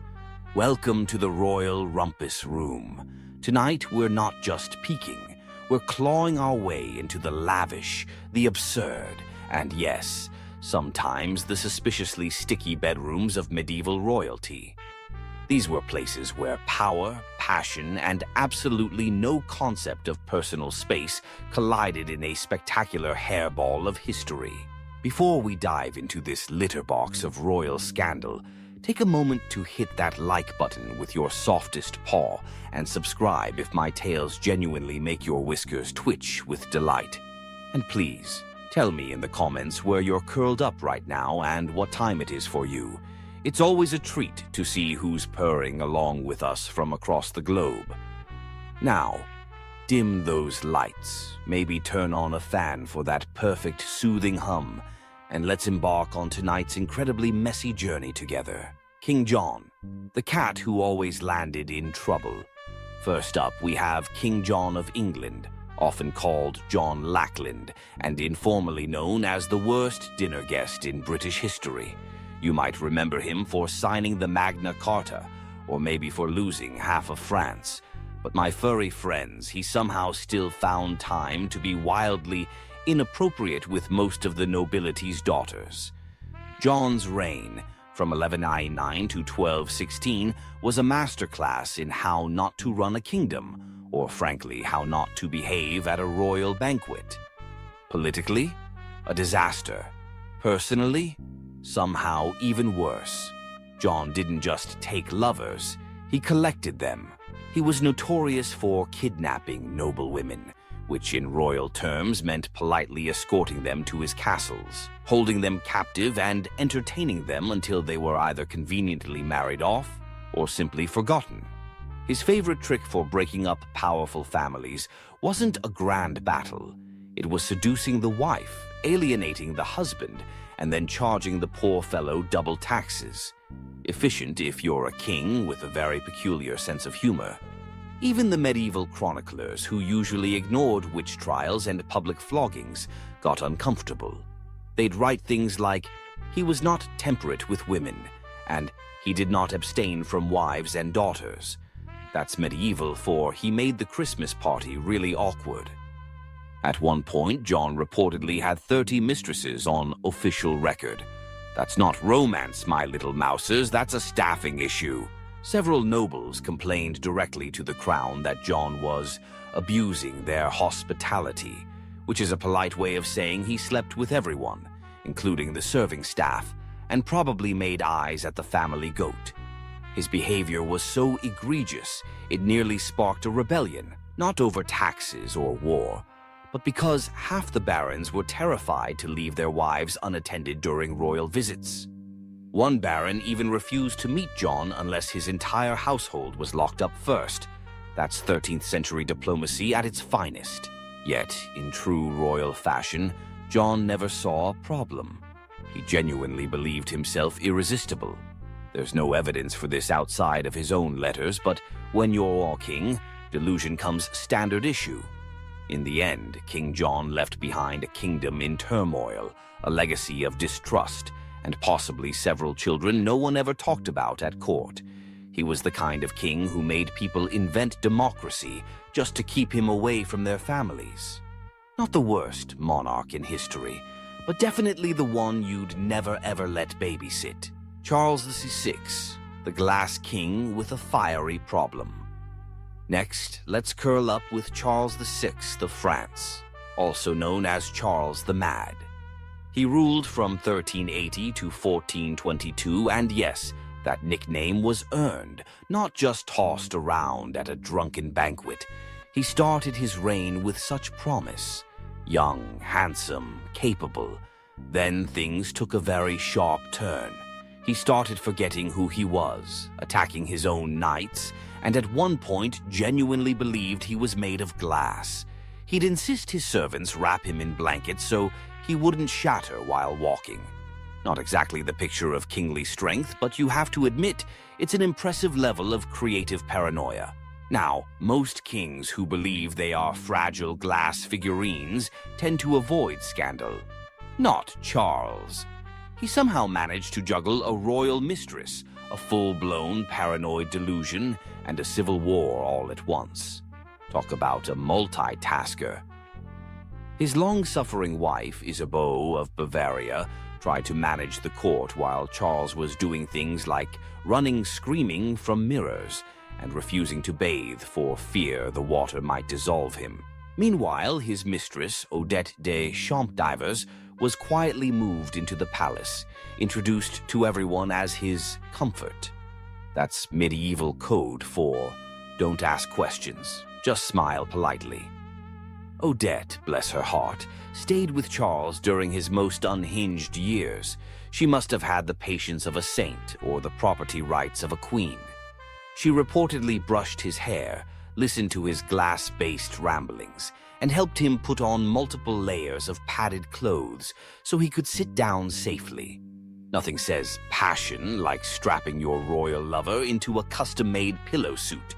But Charles wasn't just eccentric behind closed doors.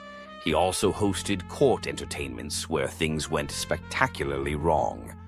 During one infamous event, the Bal des Ardents, he and his friends dressed as wild men in flammable costumes and danced around with torches. Naturally, someone dropped a flame and several of them burned alive. Charles survived, but his dignity certainly did not. Despite everything, Charles fathered 12 children, several during episodes of apparent lucidity, or at least enough lucidity.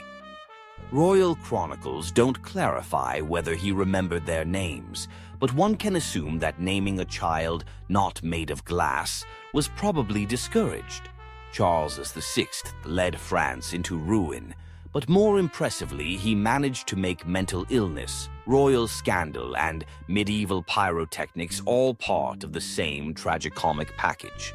And somehow they still let him wear a crown. Peter the Cruel, Love, Lies, and Locked Up Wives. Finally, let's tiptoe around Peter the Cruel, also known as Pedro the Just, depending on whether you were with him or, well, under a floorboard because of him. He ruled Castile from 1350 to 1369. His idea of romance was a curious blend of royal charm, obsessive jealousy, and the occasional politically inconvenient murder. His early love life wasn't exactly Shakespearean. He fell head over paws for a noble woman named Maria de Padilla, whom he may or may not have married in secret. The secret part is key, mostly because he was also being married off to other women for alliances, which made things just a tad awkward. One of those women was Blanche of Bourbon, a French noblewoman he married, then locked in a castle 3 days later. She spent the rest of her life imprisoned, apparently because Peter decided Maria had prettier hair. Or maybe he just didn't like Blanche's accent. Whether it was aggressive ghosting or unexpected annulments, Peter's idea of romance was intense. His lifelong obsession was Maria de Padilla. Even when he married other women, for those pesky alliances, you know, she remained his absolute favorite. When she died, Peter reportedly wept for days. Then, in a move that would confuse any modern lawyer, he retroactively declared her his legal wife. Why? Possibly to validate the 4 children she'd already given him, or just to keep everyone on their toes. But Peter's passions didn't stop at confusing legal documents. He was known for falling in love violently, which, let's be clear, is not poetic. It's just dangerous. One of his mistresses, Doña Juana, tried to leave him. She was later found in pieces, much like several of his political enemies, cousins, and occasionally people who just made eye contact at the wrong moment. Contemporary accounts even mention Peter sometimes watched executions from his balcony, lounging with a mistress. That's not charming sociopath. That's an HBO villain with severe impulse control issues. Still, the Castilian court was never boring. Gossip flowed faster than wine, and Peter's relationships blurred the line between passion and vendetta. His idea of a romantic gesture, surprise weddings, surprise divorces, and the occasional surprise stabbing. Eventually, Peter was killed by his own half-brother in a rather symbolic act of family therapy. But his reputation as one of Europe's most aggressively unromantic romantics lives on. If love is a battlefield, my dear friends, Peter brought the entire siege equipment. Edward II, the king who loved his bestie more than his queen. Next, let's pad silently over to Edward II of England, who ruled from 1307 to 1327. He's best remembered for 2 things: losing spectacularly to the Scots at Bannockburn and showing more affection to his male favorites than to his actual queen. One of those things was considered treason. The other was considered controversial dinner conversation.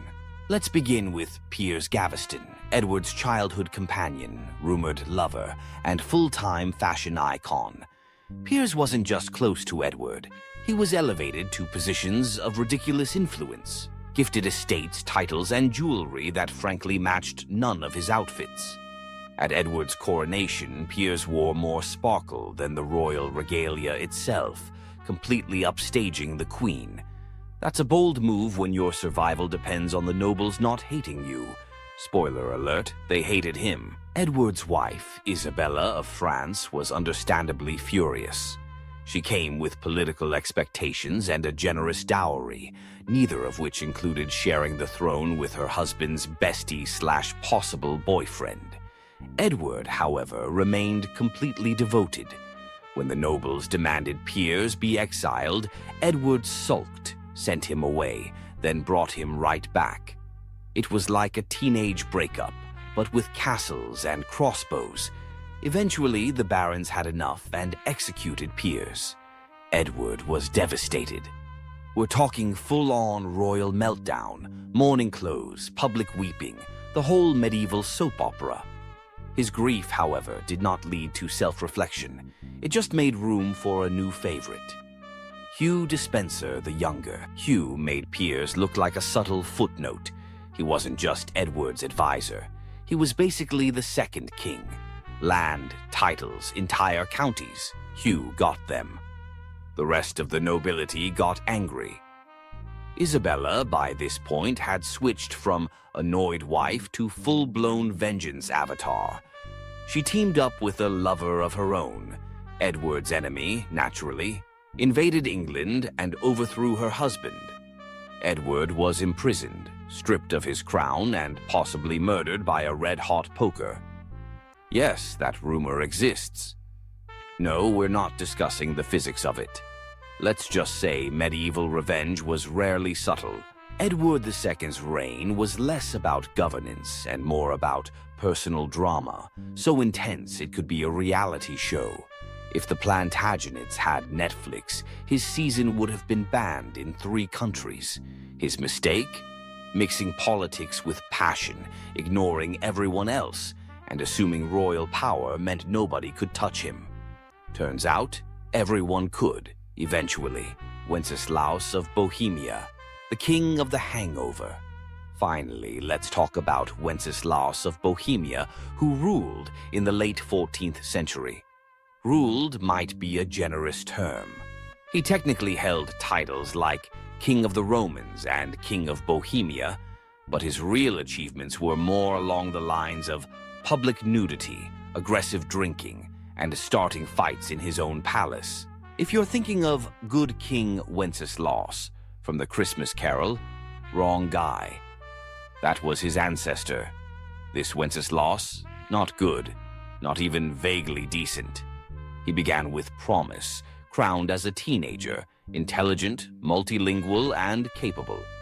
But somewhere along the way, he decided the royal wine cellar was more useful than the treasury, and started governing from the bottom of a goblet. Wenceslaus developed a reputation for hosting multi-day drinking sessions, where policy decisions were made between rounds of mead and inappropriate limericks. His advisors began carrying flasks, not to drink, but to survive negotiations. At court, debates often ended with someone flipping a table or being challenged to a duel using breadsticks. He also developed the habit of streaking through the castle, sometimes mid-meeting. One chronicler records Wenceslaus delivering royal edicts completely naked, except for a sword belt. His justification? Clothes are for the timid. Hard to argue with that kind of logic when the guy with the crown also has a long sword and no pants.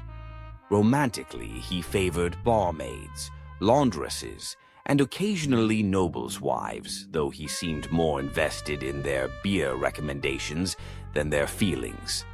Affairs weren't scandalous at his court. They were practically job interviews.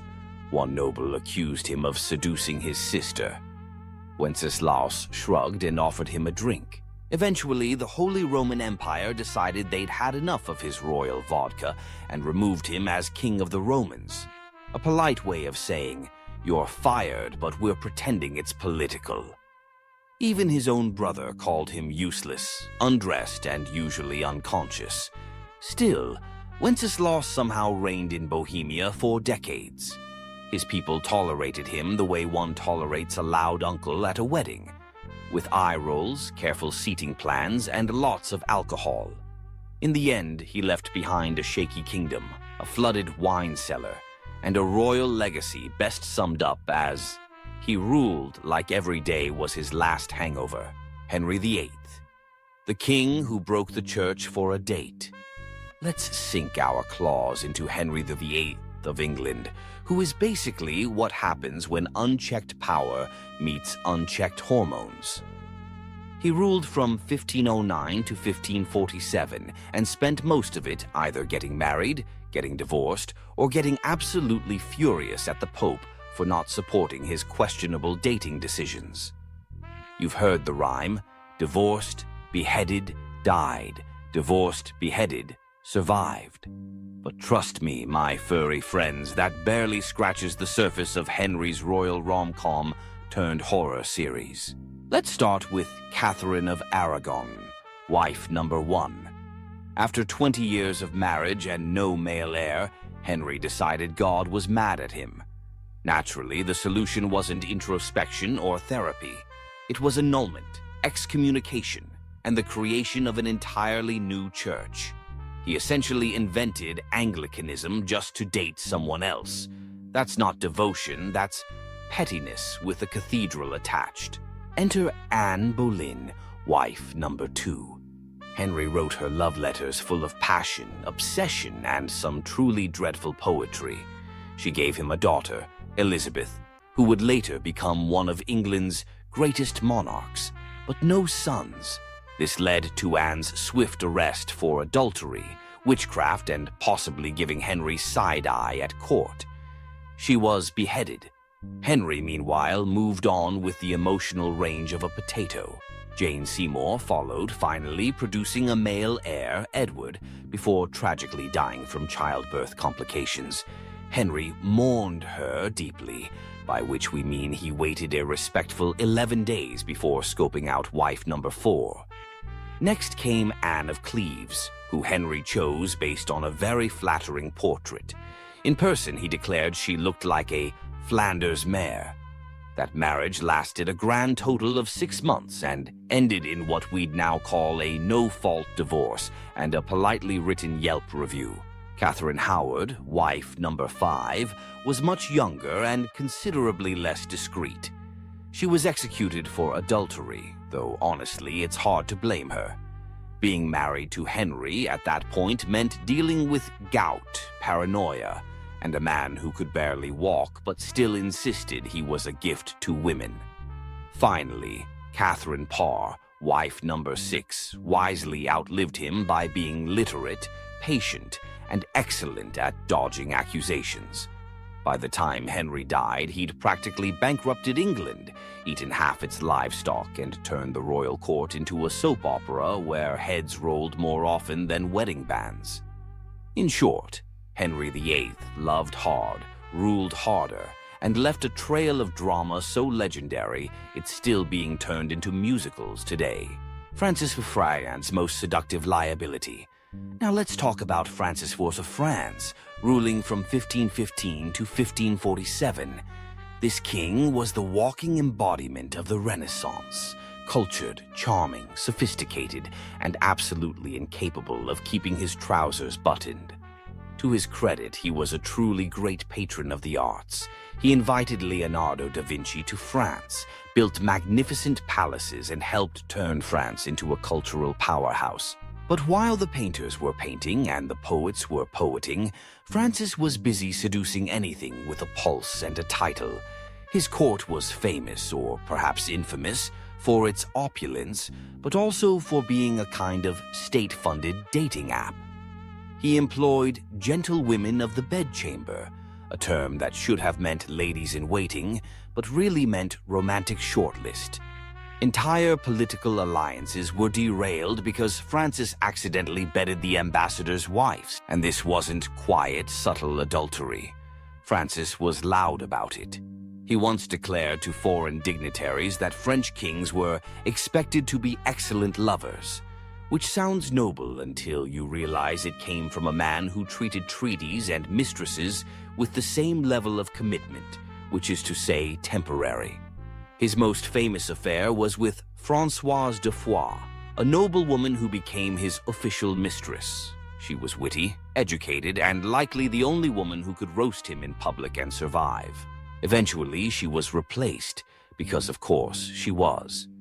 She was followed by Anne de Pisseleu-d'Ailly, a woman whose name sounds like a medieval inside joke, and whose political influence was matched only by her ability to outlast the competition.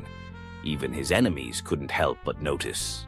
The Holy Roman Emperor, Charles V, once described Francis as more dangerous in the bedroom than on the battlefield.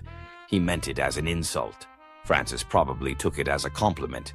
And somehow, amid the affairs, banquets, and what can only be described as diplomatic flirtation, Francis still managed to rule effectively. Though his wars were expensive and his taste in women even more so, the man was nothing if not enthusiastic. His reign was a whirlwind of silk, scandal, and second-hand perfume. Francis I wasn't just a king, he was France's most seductive historical liability. And honestly, he wouldn't have had it any other way. Alfonso XI, the king who publicly embarrassed his queen. Alfonso XI of Castile, who ruled from 1311 to 1350. Besides ruling a kingdom, he had one major hobby: ignoring his wife in the most public, extravagant way possible. His poor, politically strategic wife was Maria of Portugal, noble, well-connected, and unfortunately not Leonor de Guzman, the woman Alfonso actually cared about. Leonor was a Castilian noblewoman with a sharp mind, 11 children, and enough influence to basically run the court herself. And unlike Maria, she didn't need a crown to feel important. She just needed Alfonso's complete and shameless obsession.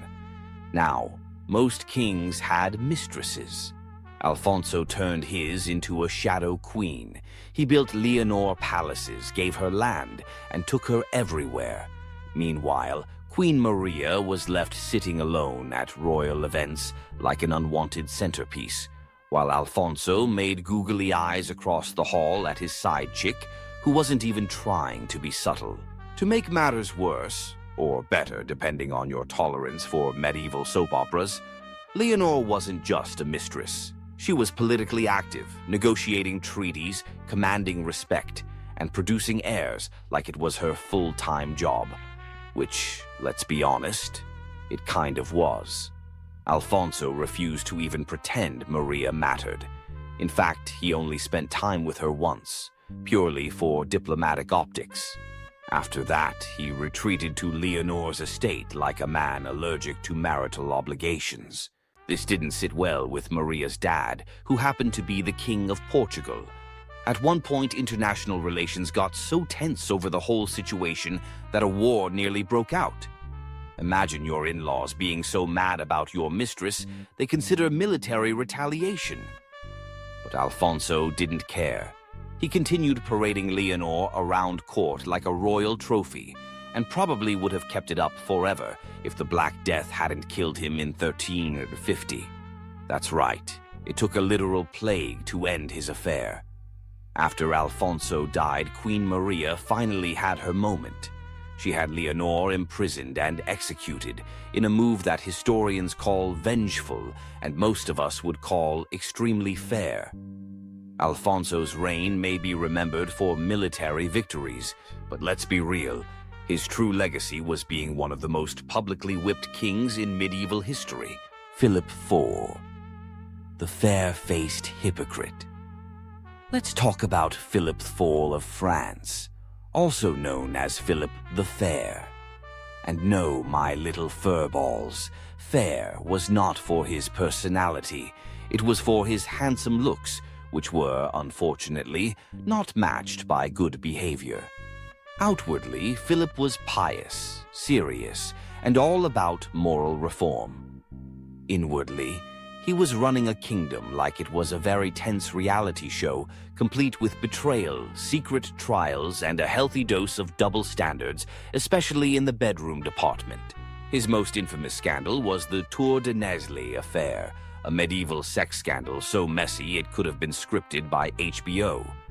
It all began when Philip's daughter, Isabella, yes, the same one who would later overthrow Edward II of England, noticed that her sisters-in-law were being a little too friendly with some knights. We're talking matching gift exchanges and secret tower rendezvous friendly. Isabella, being the dutiful daughter, tattled to Philip, who launched a royal investigation with all the subtlety of a sledgehammer. 2 of the princesses, married to Philip's sons, were found guilty of adultery and publicly imprisoned for years. Their heads were shaved, their titles revoked, and their reputations completely annihilated. The 2 knights involved? Tortured, flayed, and executed in the public square, because nothing says moral leadership like turning a family affair into a medieval snuff film. Now, here's where things get interesting. While Philip was handing out brutal punishments like candy, Rumors swirled that he himself kept a few mistresses tucked away in private rooms of the Louvre, no less. Some whispered that he even maintained a secret group of young women available to entertain visiting dignitaries, for diplomacy, of course. But unlike his daughters-in-law, nobody ever questioned the king's private affairs. Because when you're the one writing the rules, it's amazing how easily sin becomes strategy. Philip also had a special knack for using religion when convenient. He went after the Knights Templar for supposed heresy, but everyone knew it was about their money. It was the medieval equivalent of arresting your banker and calling it divine justice. So yes, Philip may have looked like a model of piety and honor, but behind that sculpted jawline and royal glare was a man with a deep commitment to hypocrisy and a working knowledge of where all the castle's secret doors were. Sigismund of Luxembourg, the crown collector with a chaotic love life. Next up, we have Sigismund of Luxembourg, King of Hungary, King of the Romans, and eventually Holy Roman Emperor. This was the kind of man who collected crowns the way other men collected wine goblets, which, incidentally, he also collected enthusiastically. Reigning from the late 14th to mid-15th century, Sigismund was smart, multilingual, and politically savvy. He also had a personal life so scandalous it would make a tavern bard blush. To begin with, Sigismund was married to Queen Mary of Hungary, a powerful woman in her own right. But marriage to Sigismund was more of a polite formality. He preferred his relationships less lawful, more frequent, and ideally not followed by conversation. His romantic side projects included noblewomen, laundresses, and at least one Italian opera singer, long before opera existed, which speaks to his innovative spirit. Court officials often lost track of his mistresses, not because there were so many, but because they changed so frequently. Some historians suggest they just started numbering them.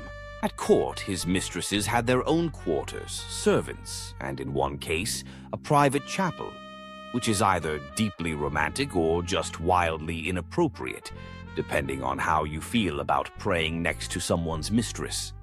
Sigismund also had a fondness for disguises, particularly dressing as a commoner and sneaking into towns. Sometimes it was for espionage, sometimes to flirt with local women under the guise of being a very tall merchant. Apparently, nobody found this suspicious, despite him being the only merchant with a full entourage of servants wearing royal crests. And yet, the man ruled for decades, launched crusades, hosted the Council of Constance, and reformed imperial politics, all while carrying on affairs that would make even Casanova go, "Steady on, mate." One ambassador once wrote that Sigismund greets all women as equals, especially in private, which, while vaguely progressive, also sounded suspiciously like an HR violation. But despite his extracurriculars, Sigismund remained immensely popular, mostly because he managed to appear regal in public while quietly running the most chaotic love life in Europe. He wasn't just an emperor. He was a one-man renaissance, equal parts strategist, statesman, and scandal. And somehow he always got away with it. Louis XV, France's real after-party host. Finally, let's saunter into the bedchambers of Louis XV of France, known as Louis the Beloved.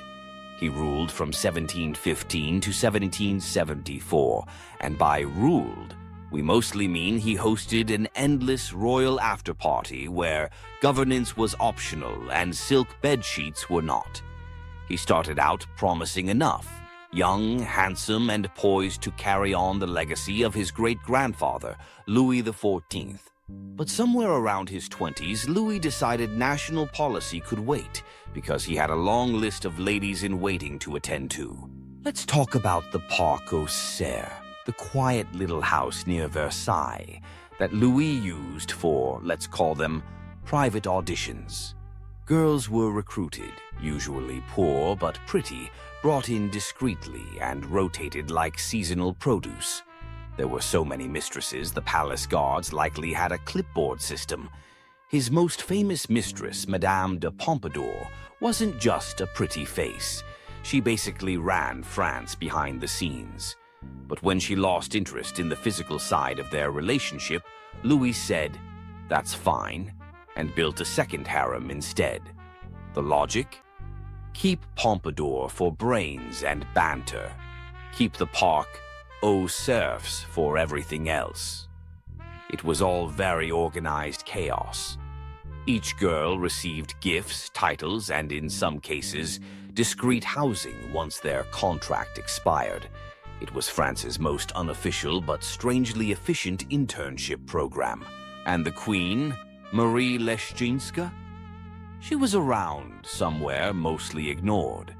Once she stopped having children, Louis treated her like antique furniture, too expensive to throw away but no longer relevant to the room. The scandal at court was so normalized that nobles didn't ask if the king had a mistress. They asked how many this week. Even foreign ambassadors gossiped in their letters about the turnover rate at Versailles. That's not a monarchy. That's a brothel with better uniforms. Ironically, Louis genuinely thought he was a good ruler. Between lavish balls, discreet pregnancies, and awkward silences with his wife. His reign, while not catastrophic, set the tone for his grandson, Louis XVI, who would later lose his head, possibly because Grandpa spent too much time thinking with the wrong crown.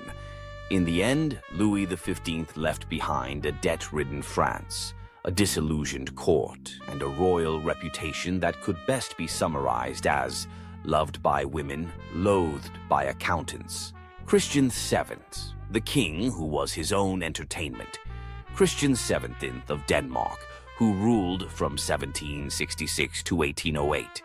Though wobbled through life while other people ran the country is probably more accurate. You see, Christian had a few issues.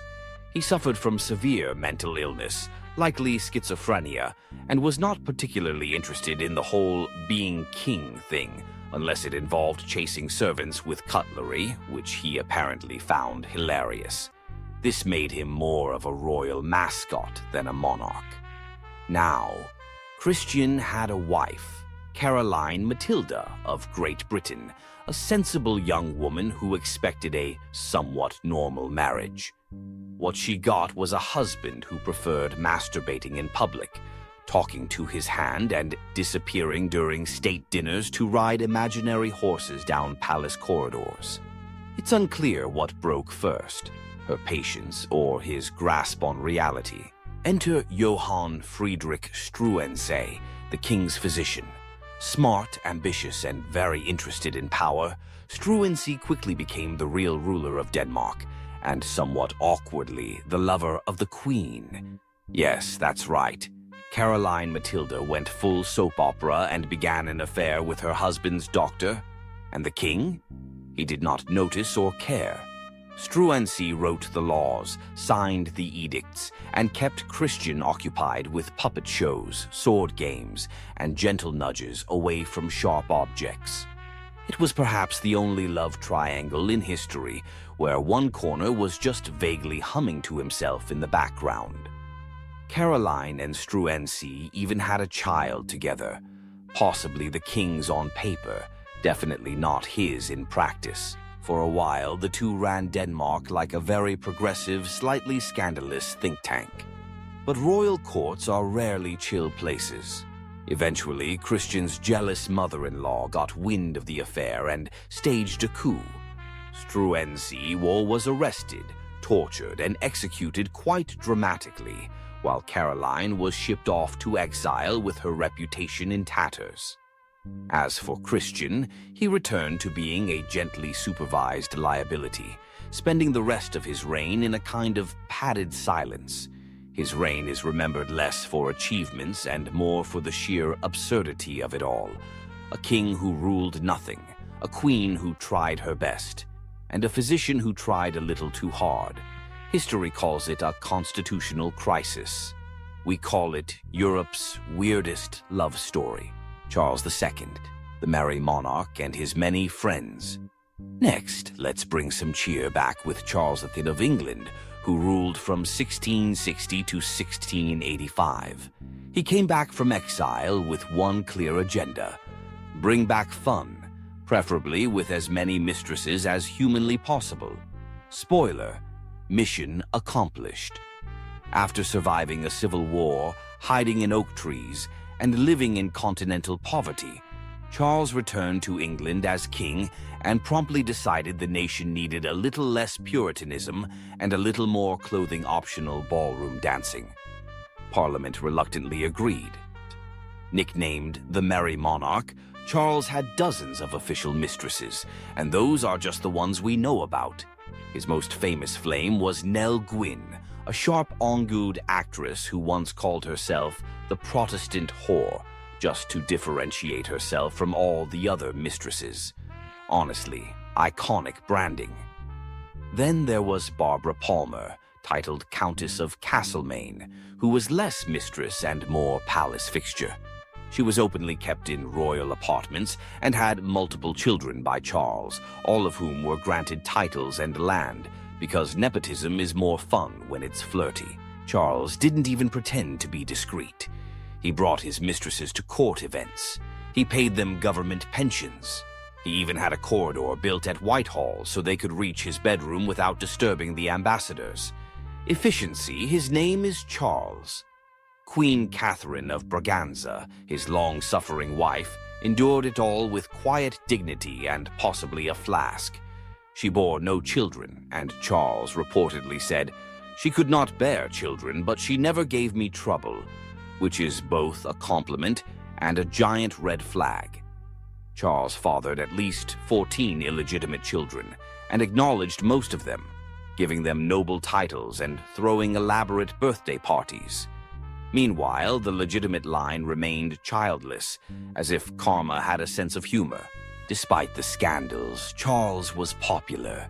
He reopened theaters, legalized fun, and restored monarchy with flair, wigs, and more eyeliner than his actresses. The people forgave him everything, mostly because he made monarchy look like a party.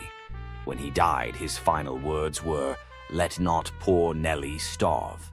Not, "God bless England," not, "Tell my brother to rule wisely," just feed the mistress. And that, friends, sums up Charles II, a king who governed like he was hosting a royal bachelor season finale. Erik Cloton, Sweden's paranoid poet king. Now let's talk about Erik XIV of Sweden, who ruled from 1560 to 1568. A short reign, but long enough to leave behind a legacy of paranoia, poetry, and utterly catastrophic dating choices. Erik started out promising.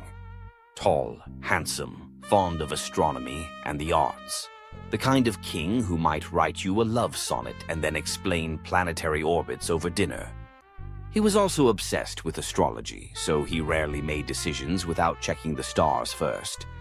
Unfortunately, the stars never told him to chill.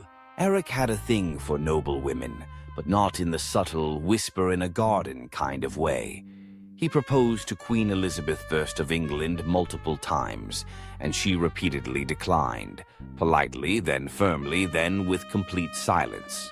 Erik didn't get the hint and even sent portraits of himself as gifts, which is the 16th century equivalent of sliding into someone's DMs with a shirtless selfie and a marriage contract.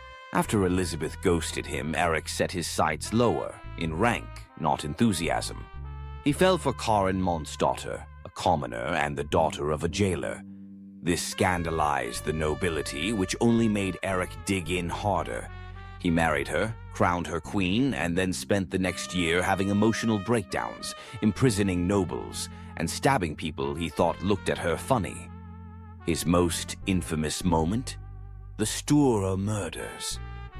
A casual dinner party that ended with Erik personally killing a noble with a knife, while shouting things that made his courtiers question whether astrology had finally broken his brain. By this point, he was hearing voices, hiding from invisible enemies, and occasionally dressing in disguise to spy on his own council. The nobility staged an intervention, which in royal terms means they locked him in a castle and handed the crown to his brother. Eric spent the rest of his life imprisoned, writing bizarre love poetry to Karen, occasionally ranting about conspiracies, and probably regretting stabbing that guy mid-supper. Sweden learned a few things from Eric's reign. Always check your dinner guests for hidden blades. Avoid kings who write their own horoscopes. And maybe, just maybe, don't crown the man who insists the moon is whispering about betrayal. Ferdinand Wind of Naples, the taxidermy king. Finally, my curious companions, we arrive at Ferdinand Wind of Naples, also known as Ferdinand of Aragon, who ruled from the mid-15th century. He brought with him a rare blend of charm, brutality, and a hobby that would make most people cancel dinner plans immediately. On the surface, Ferdinand was a cultured and efficient ruler. He stabilized his kingdom, balanced the budget, and crushed rebellions with impressive speed. But his leadership style leaned heavily into friendly dictator with a side of psychological warfare.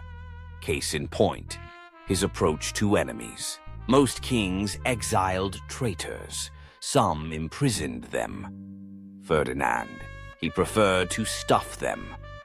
Yes, taxidermy of humans. After executing rebellious nobles, he had them embalmed and displayed in a private museum underneath his castle. It was called the Black Room, and he gave guided tours to foreign dignitaries, visiting ambassadors, and even potential traitors. Nothing says, behave yourself, like showing someone your haul of preserved political mistakes. He reportedly enjoyed describing each corpse by name, crime, and expression. Some were posed mid-scream, others had plaques. One guest fainted. Ferdinand found it hilarious. If Yelp had existed, the reviews would have been 5 stars. Deeply unsettling, would not return without sedative. Now, when he wasn't curating the creepiest gallery in Europe, Ferdinand had an equally questionable romantic reputation. He fathered numerous illegitimate children, many of whom mysteriously popped up with titles and land. His official queen was just one lady among many, and it's suspected that Ferdinand saw marriage as more of a suggestion than a rule. His mistresses ranged from noble women to peasants, with the only common factor being his complete disregard for discretion. Royal banquets sometimes doubled as flirtation contests. One ambassador noted that Ferdinand never dined without sampling from multiple courses, political and otherwise. And yet, despite all this, Ferdinand remained popular. His people admired his strength, nobles feared him, and visiting enemies, upon seeing the Black Room, quickly lost interest in rebellion. He ruled for decades, died in his bed, and passed the kingdom to his legitimate-ish heirs. Ferdinand's legacy? A stable kingdom, a terrifying basement, and the firm understanding that some kings build alliances, others collect warning signs in glass cases. And there you have it, my magnificent historical voyeurs. From the subtly scandalous to the outrageously unhinged, we've journeyed through the wildest bedrooms and most baffling behaviors of royalty. I hope these tales have given you a newfound appreciation for your own peaceful sleeping arrangements. Remember, history isn't just about dates and battles. It's about the utterly human and often hilarious chaos that happens behind the velvet ropes. Sweet dreams, and may your own romantic lives be significantly less dramatic. Meow. Meow.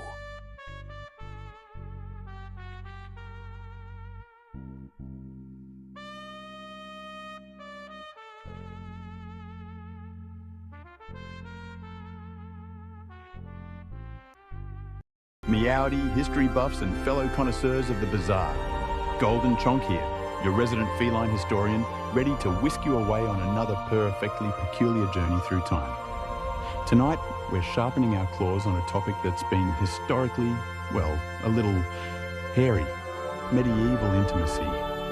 Fasten your seatbelts, or should I say, adjust your tunics, because we're diving deep into the often shocking and utterly foreign world of love, lust, and survival in the Middle Ages.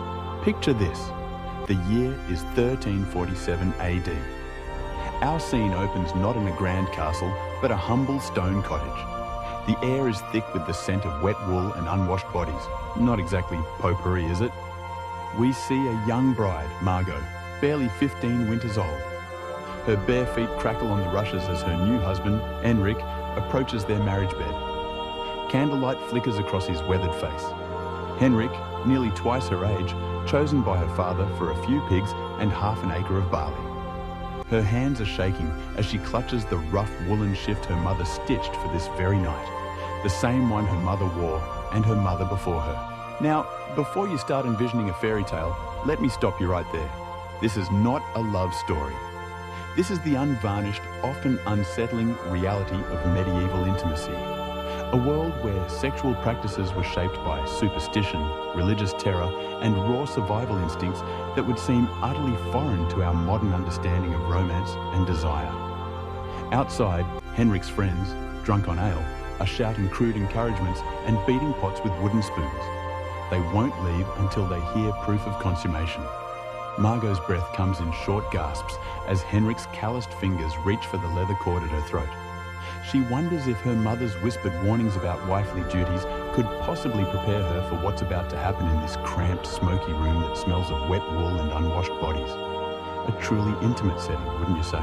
The medieval bedroom, my dear chonkers, was less a private sanctuary and more a public battlefield. It was a place where bodies became political territories, where the church's doctrine clashed with pagan traditions, and where the most intimate moments of human life were governed by rules so bizarre and restrictive that they would make a modern person's skin crawl. These weren't just personal choices, they were matters of eternal salvation, family honor, and literally life and death.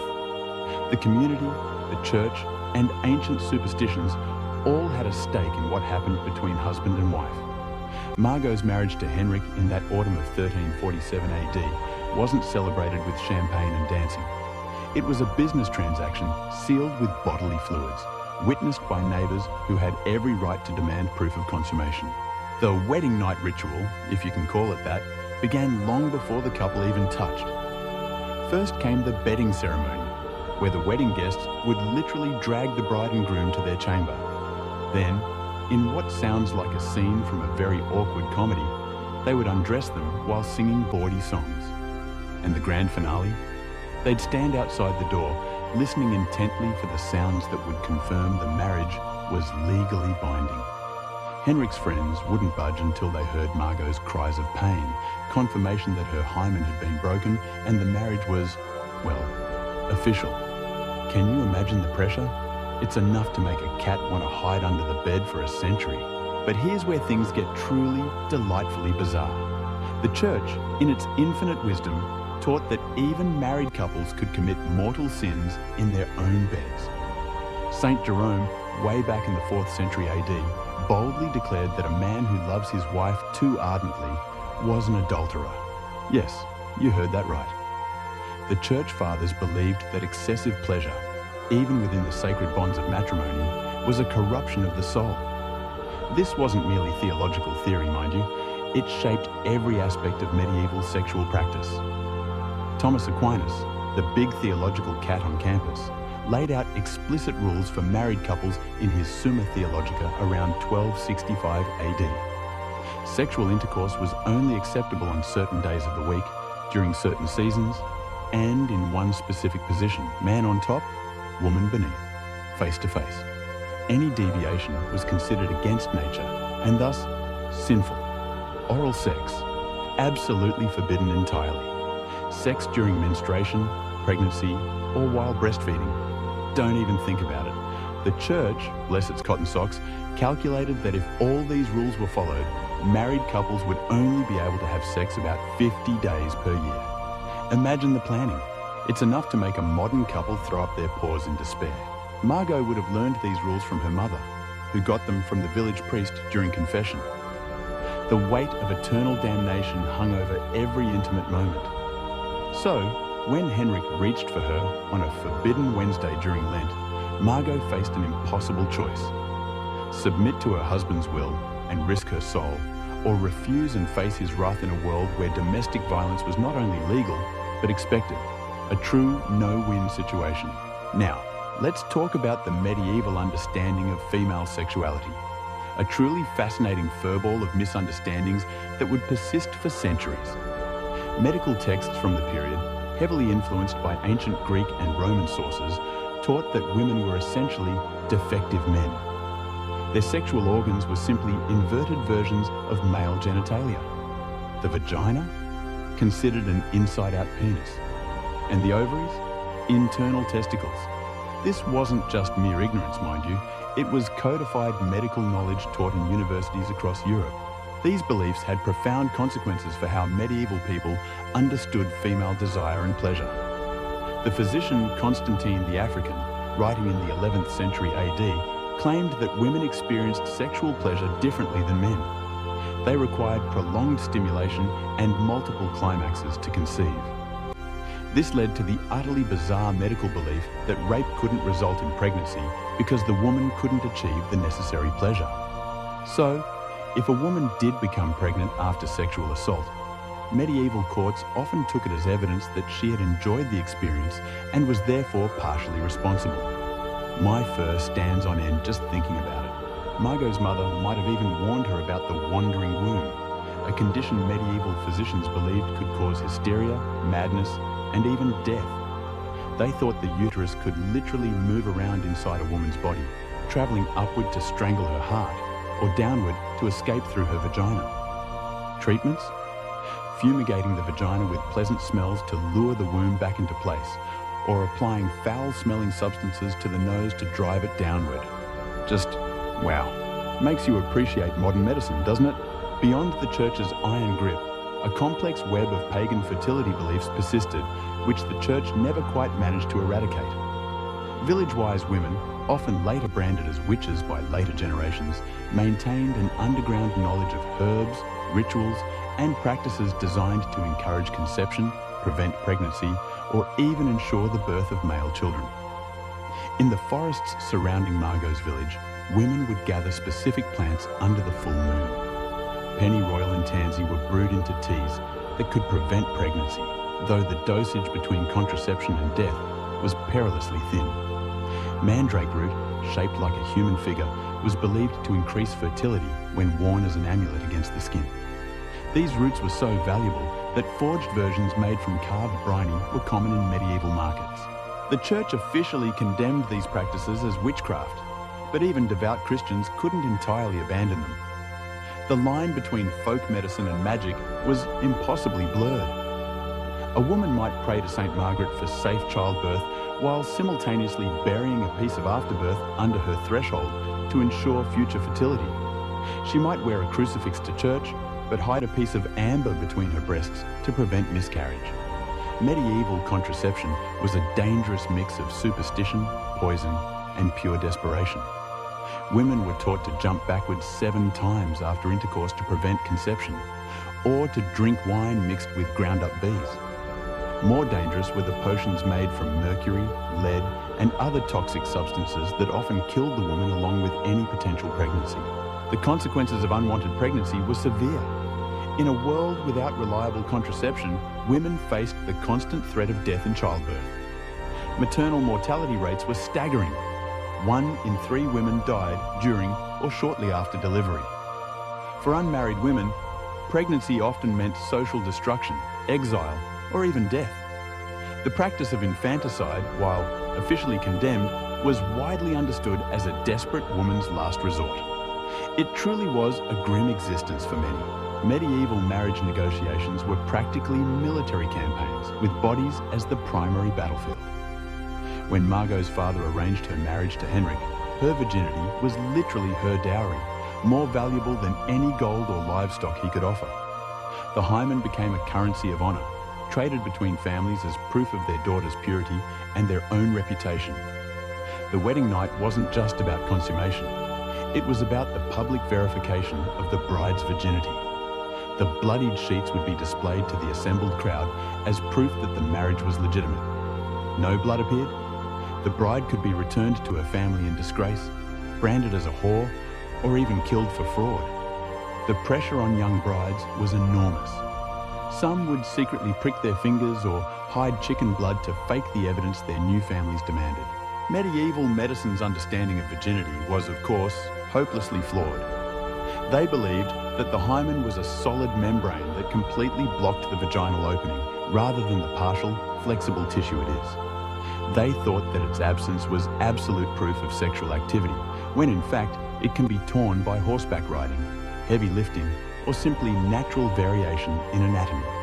The Church's doctrine of consummation created its own bizarre legal practices.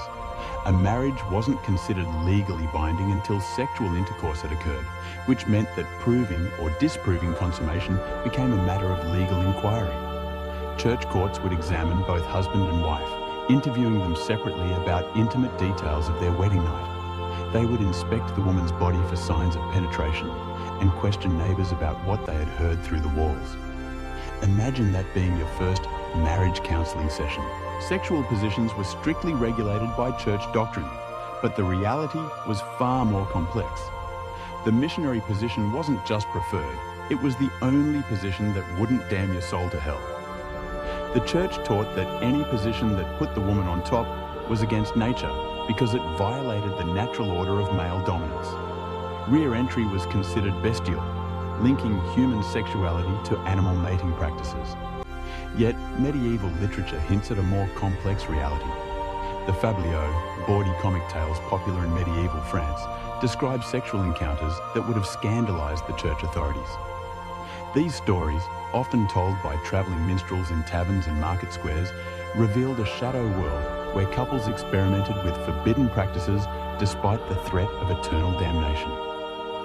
The French poet Andreas Capellanus, writing around 1184 AD, even described elaborate courtship rituals that included detailed instructions for sexual positions and techniques. His work suggests that at least among the nobility, there was a sophisticated understanding of sexual pleasure that went far beyond the church's restrictive teachings. But these were dangerous secrets. Discovery could mean excommunication, exile, or death. Medieval people lived in terror of sexual demons that were believed to prey on humans during their most vulnerable moments.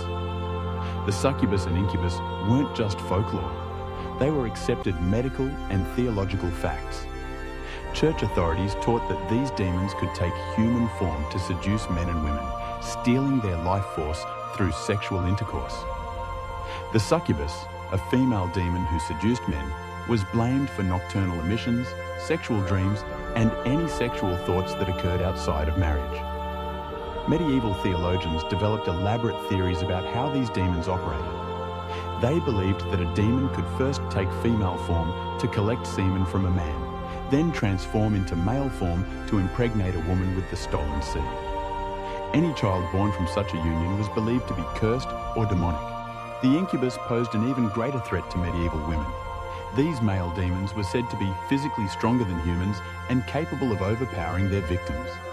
Women who reported sexual dreams or experiences they couldn't explain were often accused of consorting with demons. The line between victim and witch was terrifyingly thin. Sleep paralysis, now understood as a neurological phenomenon, was interpreted as demonic sexual assault. Men and women who woke unable to move, often with the sensation of pressure on their chest, were believed to be under demonic attack. The church prescribed elaborate rituals of exorcism and purification, but many suspected victims were burned as witches instead. The medieval understanding of menstruation was rooted in terror and superstition that would persist for centuries. Menstrual blood was believed to be poison, so toxic that it could kill crops, sour wine, and cause men to lose their virility. The Roman naturalist Pliny the Elder, whose works were still studied in medieval universities, claimed that menstrual blood could drive dogs mad and cause knives to lose their sharpness. Women during their monthly cycles were considered dangerous pollutants who must be isolated from normal society. They couldn't enter churches, prepare food, or touch sacred objects. In many villages, menstruating women were required to live in special huts outside the community until their bleeding stopped. The church taught that menstruation was God's punishment for Eve's original sin, making every monthly cycle a reminder of feminine shame. The lack of understanding about menstruation created bizarre medical practices. Physicians believed that menstrual blood that wasn't properly expelled from the body would accumulate and poison the woman from within. They prescribed bloodletting, purging, and other dangerous treatments to balance the female humors. Some doctors even recommended sexual intercourse as a cure for menstrual disorders, believing that male seed could neutralize the toxic effects of menstrual blood. Truly, a cure for almost anything, it seems. Medieval women, bless their resilient souls, developed their own secret knowledge about managing their cycles. They used moss, cloth rags, and sheepskin as primitive menstrual protection. They tracked their cycles by lunar phases and developed herbal remedies to ease cramps and regulate their flow. This knowledge was passed down through generations of women, carefully hidden from male physicians and church authorities who might condemn it as witchcraft. The medieval period saw the rise of elaborate theories about sexual compatibility based on astrological signs, bodily humors, and physical characteristics. Medieval physicians believed that sexual pleasure and fertility depended on the proper balance of hot and cold, wet and dry humors in both partners. A hot husband might be incompatible with a cold wife, leading to sexual dysfunction and infertility. Physical examination of potential spouses was common among wealthy families. Physicians would examine the bride's body for signs of her sexual temperament. Wide hips indicated fertility, while narrow hips suggested barrenness. The groom's penis size and shape were analysed for compatibility with his intended bride. These examinations were conducted with the same clinical detachment used for examining livestock. The church authorities developed their own theories about sexual compatibility based on spiritual rather than physical characteristics. They taught that couples who were too closely related, either by blood or spiritual kinship, would be cursed with sexual dysfunction and monstrous children. The complex rules of consanguinity meant that many medieval marriages were later annulled when previously unknown family connections were discovered. Medieval sexuality was deeply intertwined with concepts of honor, shame, and social standing. A man's sexual prowess was directly linked to his reputation as a warrior and leader. Impotence was not just a personal failing, it was a public humiliation that could destroy a man's standing in his community. The medieval French even developed elaborate euphemisms for sexual dysfunction, creating a vocabulary of shame that permeated every aspect of social interaction. For women, sexual reputation was even more fragile. The slightest hint of impropriety could destroy a woman's marriage prospects and her family's honor. Medieval towns were small communities where everyone knew everyone else's business. A woman seen talking to a man who wasn't her husband or relative could be branded as a whore. The standards of female behaviour were so restrictive that even married women lived in constant fear of gossip and accusation. The medieval legal system reflected these sexual anxieties in its treatment of rape, adultery, and sexual assault. Rape was defined not as a crime against the woman, but as a crime against the male who owned her father, husband, or lord. The punishment for rape varied dramatically depending on the social status of both the victim and the perpetrator.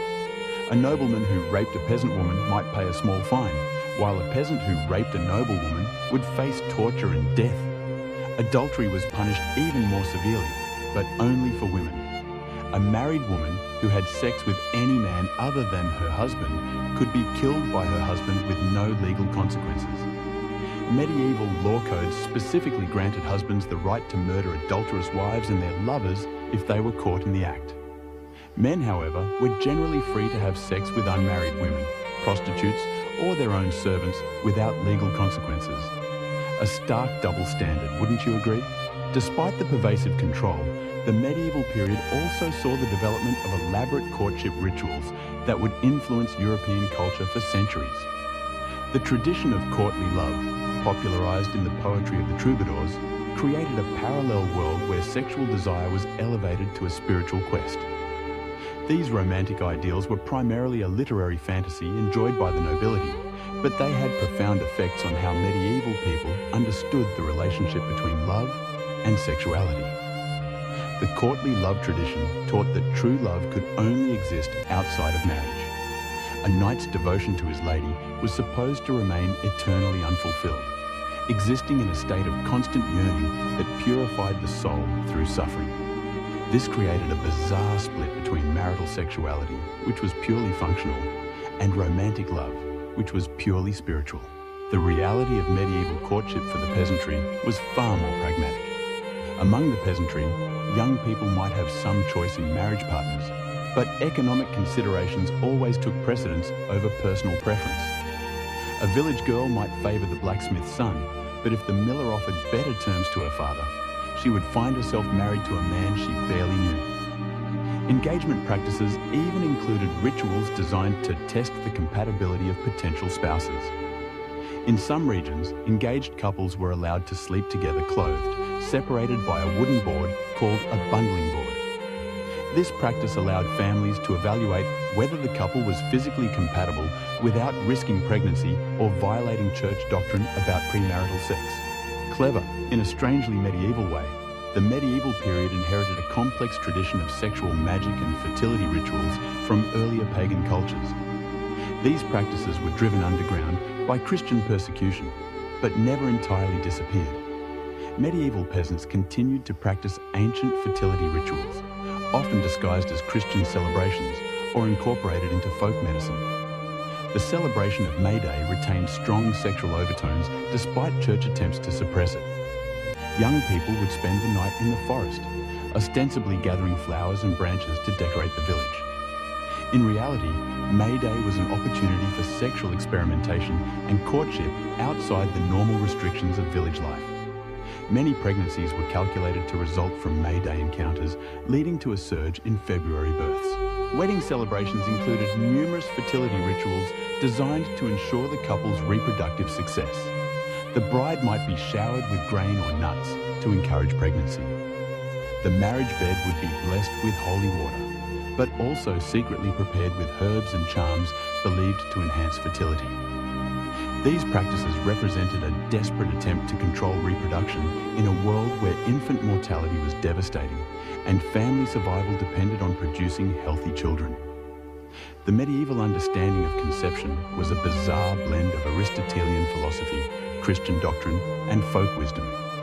Medieval physicians believed that both men and women produced seed that combined during intercourse to create new life. They taught that female orgasm was necessary for conception, leading to the tragic belief that women who became pregnant after rape must have enjoyed the experience.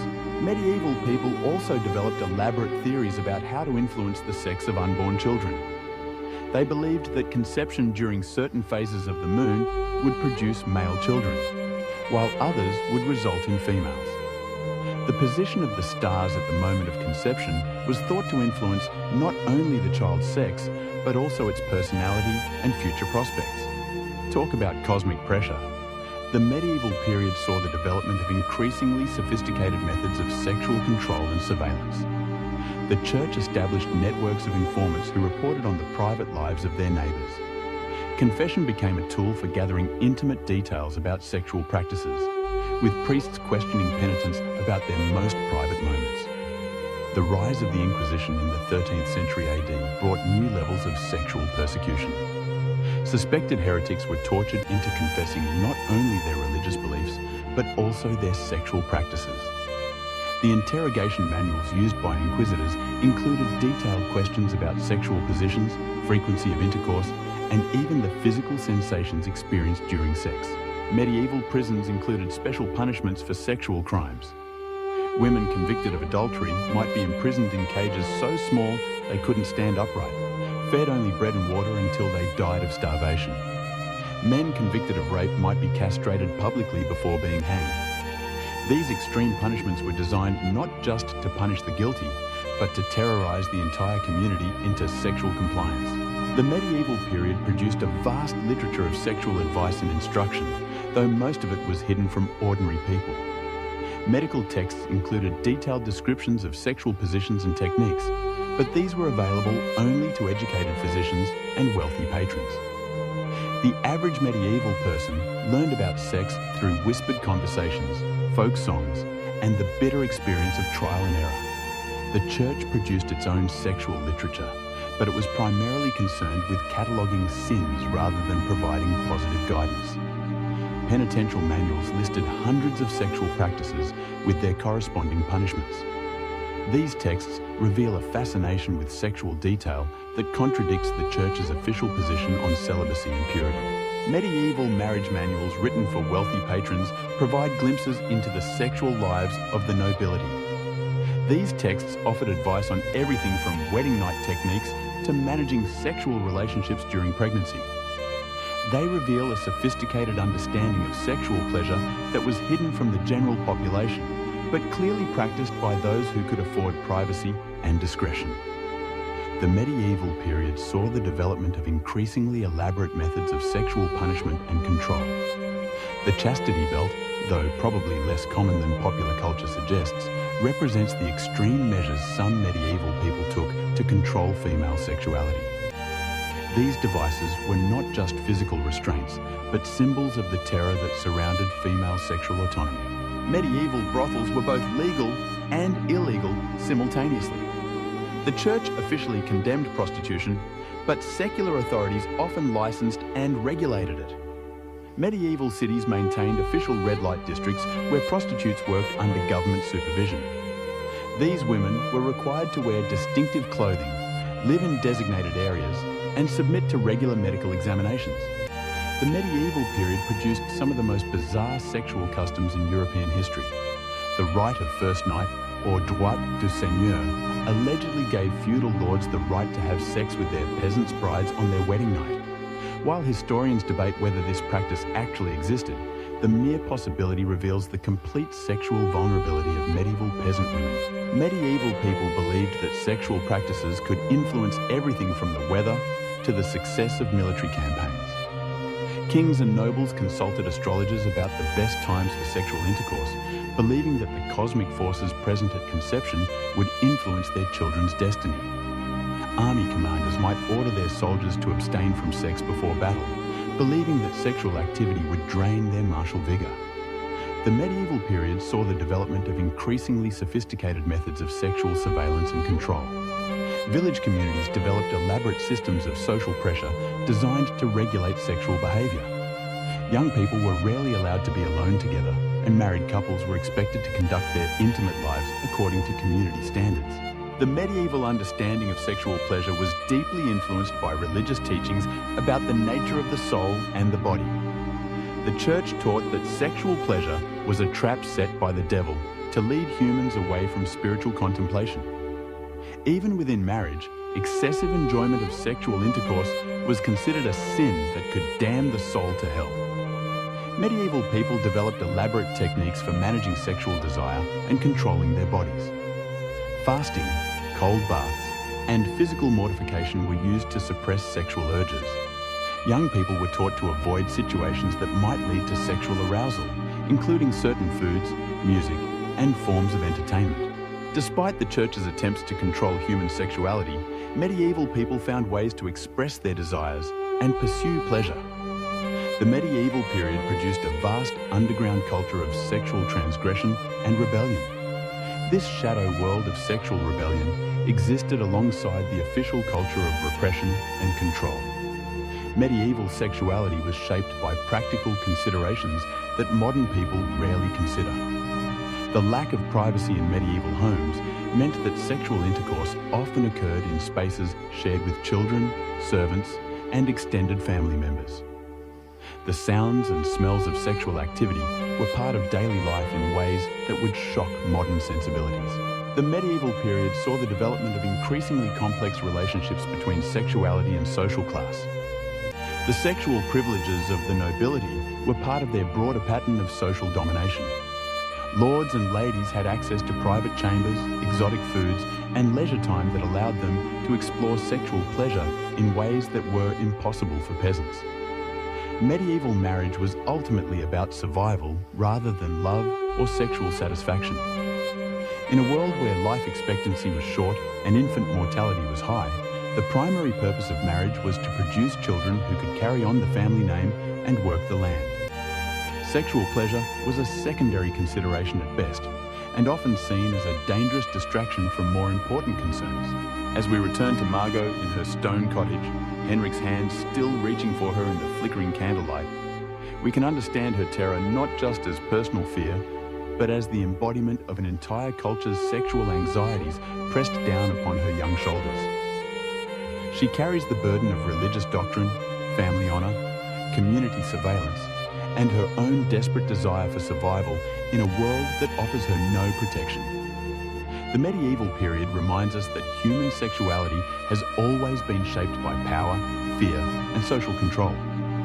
The bizarre practices and beliefs of medieval people seem alien to us now, but they emerged from the same fundamental human needs and desires that drive sexual behavior in every era.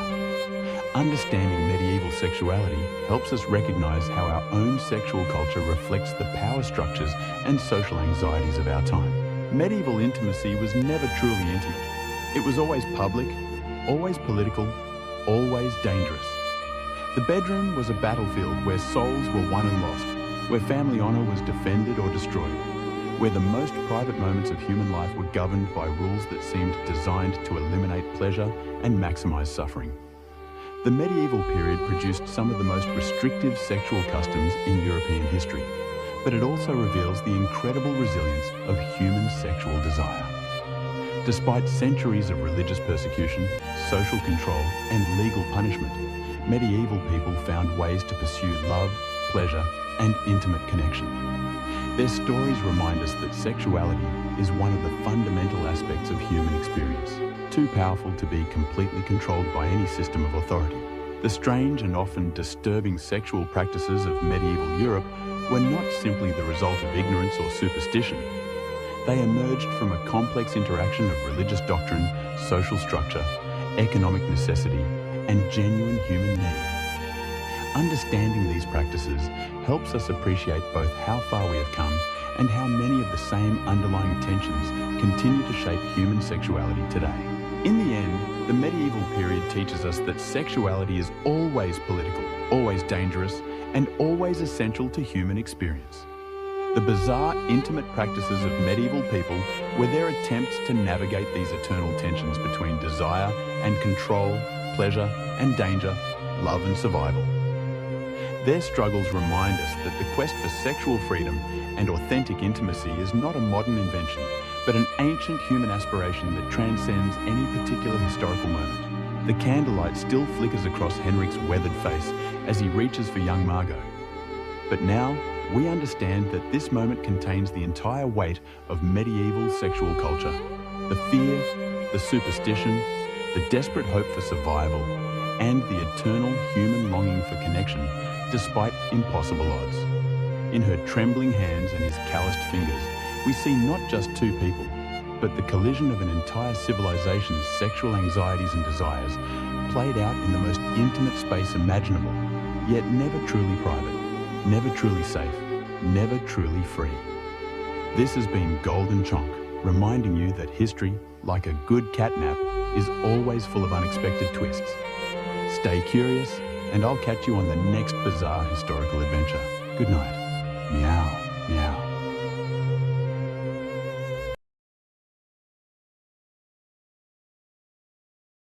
Meow, meow. Oh, my delightful darlings, you crave more whispers of forgotten history, more tales of royal eccentricities, more chonky insights from your favorite Golden Chonk? You want to sink deeper into the astonishingly bizarre life of a king who, shall we say, wasn't quite what the history books purr about? Excellent. Snuggle in, stretch out, and prepare yourselves, because tonight we shall truly unravel the colossal, captivating, and quite frankly, quite gross truth about King Henry VIII. This isn't just a story. It's an epic journey into the grotesque, the paranoid, and the truly unbelievable. Now imagine with me, if you will, a king so profoundly rotund that he needed special mechanical contraptions just to shuffle from one opulent chamber to another. Picture a monarch whose very presence was heralded not by trumpets, but by a scent so unfortunate that his most loyal servants would quite literally bolt away, clapping hands over their mouths, utterly gagging. And oh, the grand finale. His final departure from this mortal coil was so utterly, spectacularly dramatic that his very coffin, reinforced and sealed, exploded from the sheer volume of, well, gases from his decomposing regal self. You see, even in death, Henry VIII was an absolute monarch of mayhem, a true master of posthumous chaos. Let us begin with the most astounding, the most jaw-dropping, the most utterly flabbergasting truth about this infamous king. A truth that will, quite frankly, make Game of Thrones look like a fluffy children's fairy tale. By the twilight of his tumultuous life, Henry VIII was, to put it mildly, not just a man, but a walking, breathing, and quite possibly wheezing, rattling catastrophe. We're talking about a human being whose physique had become so extraordinary, so incredibly ample, that his own loyal staff, hardened to the many unsavory realities of court life, were left utterly traumatized by the mere sight and smell of him. Can you even begin to fathom, my dear listeners, a waistline of a staggering 54 inches? To put that into perspective, my furry friends, that's wider than many people are tall. And his weight? A truly astonishing 400 pounds. In an era where the average English gentleman, a robust fellow perhaps, might have tipped the scales at a mere 140 pounds, Henry was truly in a league of his own, a veritable colossus among men. But here's where the narrative truly spirals into the realm of the utterly grotesque, the genuinely unsettling. It wasn't just his prodigious, almost unbelievable size. Oh no. His legs, oh, his poor, tormented legs, were perpetually marred by festering open wounds that simply, stubbornly refused to mend. These weren't dainty little nicks or minor abrasions, mind you. No, these were colossal ulcers, deep and wide, that oozed pus and decaying, rotted flesh without cease. The very air around him, within his royal chambers, was so profoundly saturated with this overwhelming, sickening odor that courtiers, noblemen, and ladies alike would instinctively press heavily perfumed handkerchiefs to their faces, trying desperately to create a meager barrier against the assault as they dared approach their king. Whispers and detailed descriptions from historical accounts suggest that this truly dreadful stench was detectable not just in the immediate vicinity, but from several rooms away. Imagine, even the most dedicated servants, those whose very livelihoods depended on their unwavering loyalty, would actually draw straws, a grim and silent lottery, to determine who would face the unenviable, the truly dreadful task of helping him dress. For proximity to those weeping, putrefying wounds was deemed a truly dreadful, almost unendurable form of punishment. But wait, my little night owls, there's a deeper medical mystery, a hidden illness that unravels even more of Henry's bizarre and terrifying decline. Experts in modern medicine, with the benefit of hindsight and advanced understanding, propose that Henry likely suffered a severe traumatic brain injury following a catastrophic jousting accident back in the fateful year of 1536. This wasn't just a minor bump on the head, a slight concussion. He was rendered utterly unconscious for a full 2 hours. And in medieval terms, my dear listeners, being unconscious for that long was practically a brush with the Grim Reaper himself, a miracle to have even survived. This devastating injury, my fluffy friends, is widely believed to have triggered profound and horrifying personality shifts, fundamentally transforming him from a relatively well-adjusted, charming young monarch into the wrathful, paranoid, and utterly tyrannical monster of his later, infamous years. And here's a juicy tidbit your typical history teacher probably conveniently skipped, or perhaps never even knew. Henry also likely grappled with a condition called Cushing's syndrome, a glandular disorder that perfectly explains his explosive and uncontrollable weight gain, his extreme and volatile mood swings, and those stubbornly unhealing, horrific leg ulcers that plagued him until his very last breath. His own physicians, bless their terrified, trembling hearts, wouldn't dare suggest such a dire or critical diagnosis to their temperamental monarch, for criticizing the king's health, even subtly hinting at an illness, was, quite simply, an act of treason, punishable by agonizing death. The very man who so vehemently asserted his divine right to rule over an entire, sprawling nation who could command armies and execute nobles with a mere nod, couldn't even control his own bowel movements in his final miserable years. Royal attendants, with grim determination, had to dutifully cut special, perhaps even cushioned, chairs wherever he lumbered, wherever he was moved. For Henry could barely traverse a single room without an unfortunate, embarrassing, and truly dreadful accident. And this, my dears, was the same king who would casually, mercilessly, execute innocent people for merely glancing at him the wrong way, for a perceived slight, for a whispered comment. Oh, the profound, almost unbearable irony. Now, let's turn our attention with a sympathetic purr to the ladies of the court, for Henry's wives, bless their unfortunate souls, endured torments far, far exceeding mere execution. Everyone, even the most casual student of history, knows he had 6 wives and famously dispatched 2 of them to the executioner's block. But the chilling reality of what these women truly suffered, the sheer psychological agony they endured, makes even the most chilling modern thrillers or the most gruesome serial killer sagas seem like a gentle children's lullaby. Take, for instance, poor, doomed Anne Boleyn. Before her fateful execution, Henry didn't just casually decide to end her life.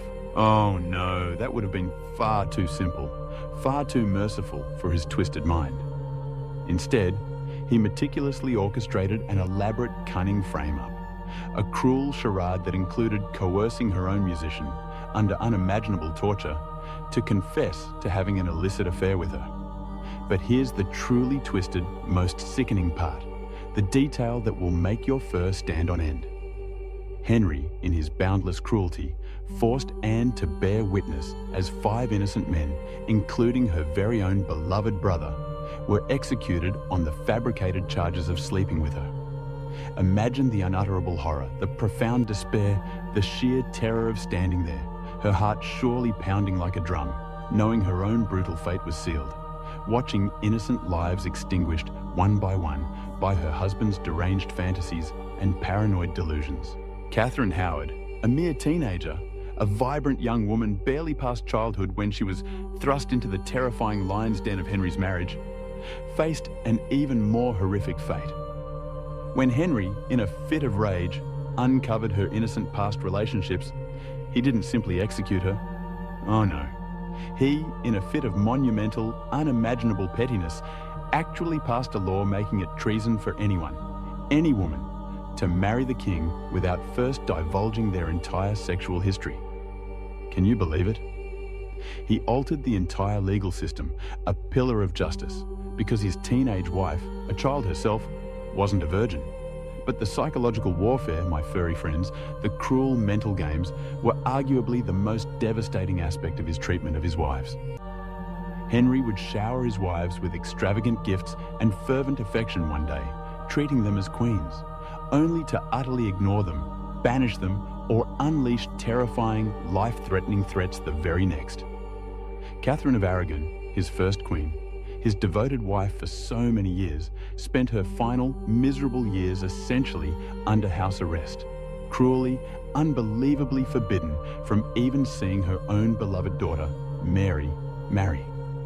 Meanwhile, Henry, with malicious glee, spread vile rumors that she was mentally ill, deranged. She died alone, whispers of poison trailing her, penning heartfelt, pleading letters to Henry that he, in his callous indifference, never even bothered to read. Prepare yourselves, my devoted listeners, for this next mind-boggling detail, a testament to his utter tyranny. Henry actually forced his wives to sign official documents agreeing to their own divorces or annulments. Anne of Cleves, so utterly terrified of his unpredictable wrath, so desperate to survive, readily agreed to a fabricated sham marriage annulment just to evade the grim certainty of execution. She literally had to pretend their marriage never existed, had to publicly denounce it, and then, in a final act of humiliating submission, thank him for the privilege of not being brutally murdered. And Jane Seymour? The lucky one, as history often paints her, who succumbed to natural causes, dying after giving birth to Henry's longed-for son, Edward. But before her body was even cold, before the earth had truly settled on her grave, Henry was already casting his covetous gaze upon his next potential wife, his next victim. He waited precisely 9 days after her solemn funeral to commence planning his next matrimonial venture, a chilling testament to his profound lack of empathy. This man, my dear ones, treated human beings, living, breathing women, as utterly disposable objects, mere pawns in his grand, terrifying game of power and procreation. And the most heartbreaking, most infuriating part? These women had absolutely no escape. Divorce was unthinkable, an impossibility in their rigid society. Fleeing meant certain death, a traitor's fate. And fighting back, even a whisper of defiance, spelled not only your own swift, agonizing execution, but the potential annihilation, the complete destruction of your entire family, your entire lineage. A truly terrifying, inescapable predicament for these queens. Now, my little connoisseurs of history, let's delve into Henry's utterly insane eating habits. If you think modern competitive eating, with its outlandish challenges and stomach-churning feats, is a spectacle, brace yourselves, truly brace yourselves, for King Henry VIII's daily caloric intake. This man didn't just dine like a king, enjoying the bounty of his realm. He ate as if he were single-handedly attempting to bring about a kingdom-wide famine, a widespread agricultural collapse. Henry consumed approximately 5,000 calories every single day. For context, my sweet listeners, that's more than double, sometimes triple, what a highly active adult male should healthily consume. And remember, by the very end of his life, this very monarch, this gluttonous king, could barely, agonizingly walk. But the sheer quantity, the mind-boggling volume of food wasn't even the most peculiar or disturbing aspect of his diet. It was what he ate, and perhaps even more bizarrely, how he consumed it. A typical meal, just a single sitting, for Henry included an entire roasted pig, its crackling skin glistening, multiple whole chickens, plump and succulent, several types of exotic fish, fresh from the sea, mountainous piles of freshly baked bread, enough to feed a small army, and enough wine, rich and potent, to float a small boat. His vast, sprawling kitchen staff, a veritable army of culinary artists, prepared over 800 different dishes every single day, solely for his royal household, with Henry personally sampling dozens of them, indulging in every whim. The royal kitchens themselves employed over 200 people, toiling relentlessly, around the clock, day and night, just to keep up with his insatiable, bottomless appetite. But here's where it truly veers into the realm of the utterly bizarre, the fantastically strange. Henry was utterly, unshakably convinced that certain foods possessed mystical, magical, almost supernatural properties. He genuinely believed, with a king's unwavering conviction, that devouring swan, the graceful bird, would somehow imbue him with greater elegance and grace. Consuming vast quantities of deer, the swift and agile creature of the forest he imagined, would miraculously transform him into a superior, more skilled hunter. And as for oysters, oysters, he firmly believed, with a twinkle in his eye perhaps, that they would, shall we say, significantly enhance his performance with his wives, his royal bedroom prowess. So he would gorge himself on these specific chosen foods in colossal, truly massive quantities, almost like a medieval superfood fanatic, obsessed with these culinary elixirs.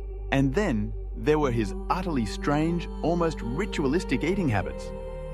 Every single morsel of food destined for Henry's royal mouth was first meticulously tasted by multiple servants, a perilous task designed to detect any hint of poison. But here's the kicker, the truly astonishing twist. His paranoia, his fear of assassination, was so extreme that he demanded his food tasters wait a full 30 minutes after sampling his food, just to ensure they wouldn't suddenly drop dead from some slow-acting poison. Henry's meals were not merely meals, they were veritable theatrical productions, elaborate performances for his court. He would dine in front of hundreds of courtiers, a captive audience, and the entire elaborate process, from appetizer to final sweetmeat, could stretch on for up to 4 grueling hours.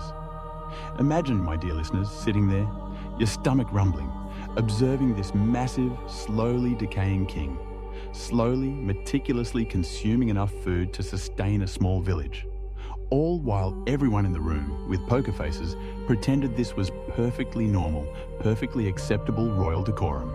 Here's another fascinating, somewhat infuriating historical gem they conveniently neglect to teach you in typical history classes.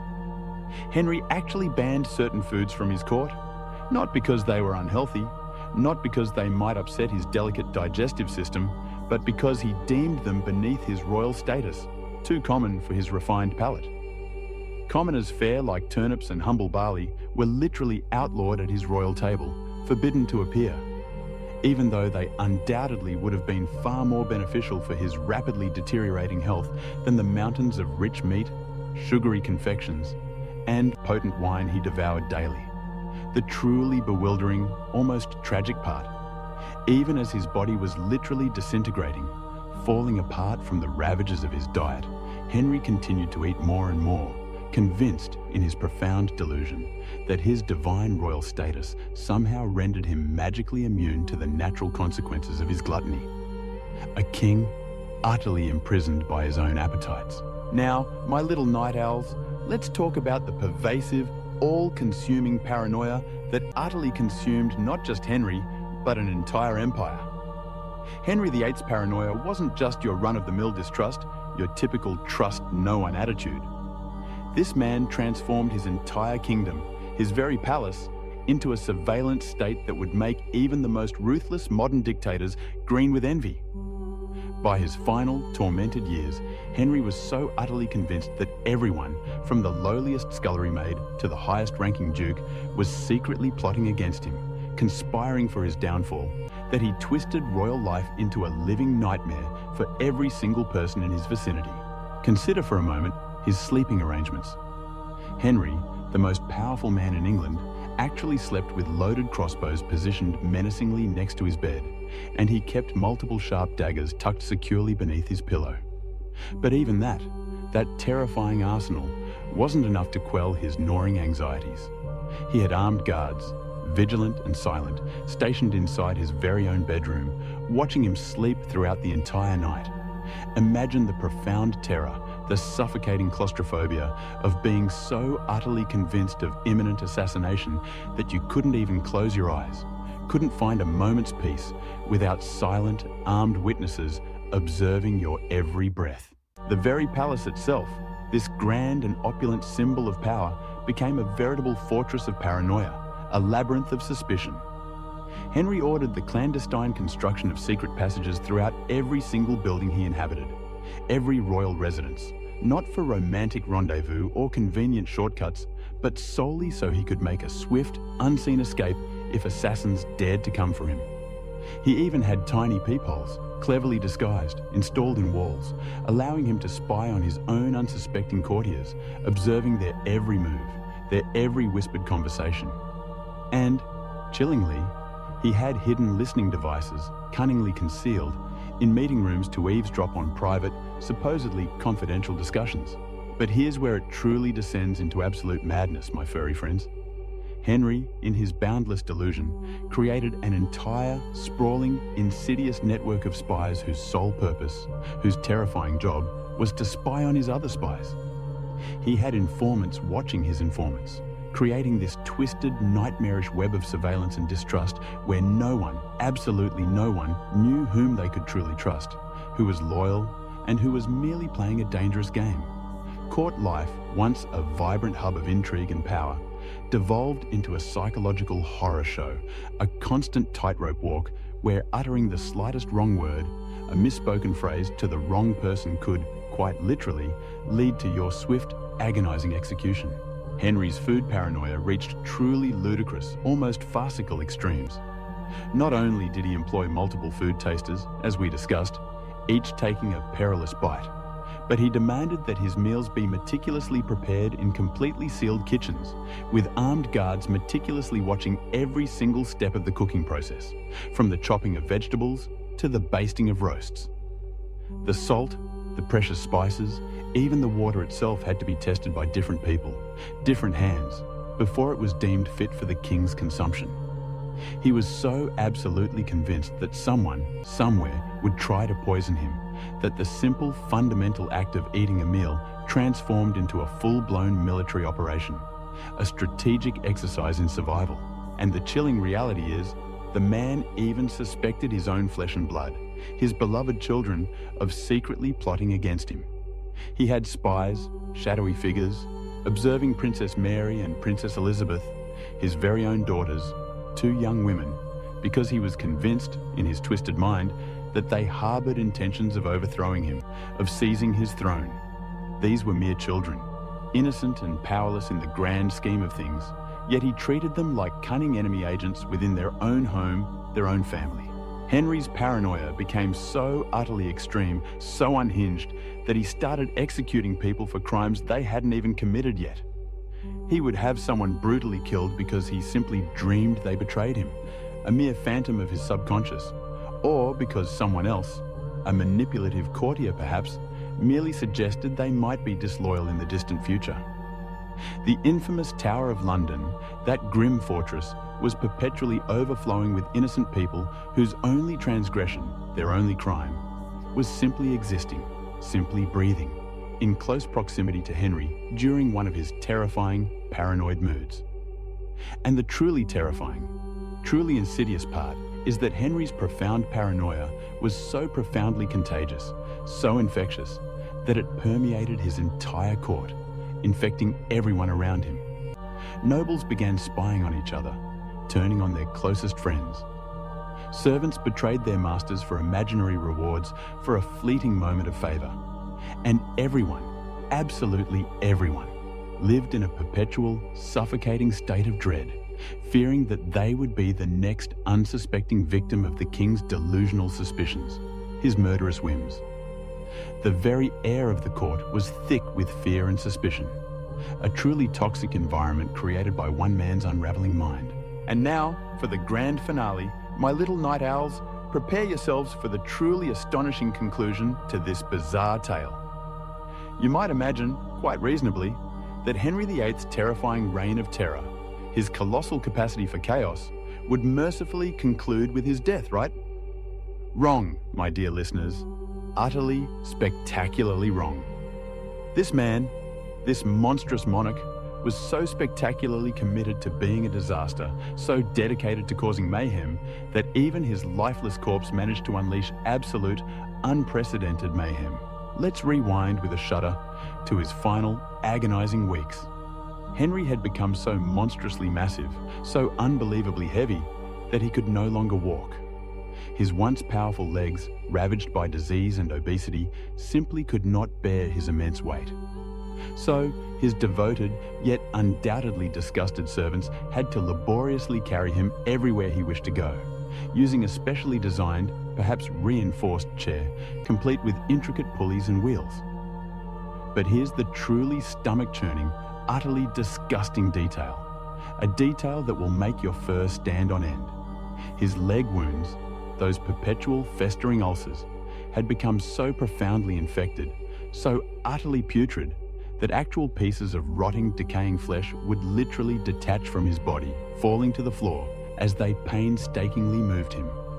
Servants, poor, long-suffering souls, were tasked with the unimaginable indignity of following behind him, clutching cloths and rags to clean up the chunks of decomposing king that regularly dropped onto the palace floors, leaving a grim trail behind him.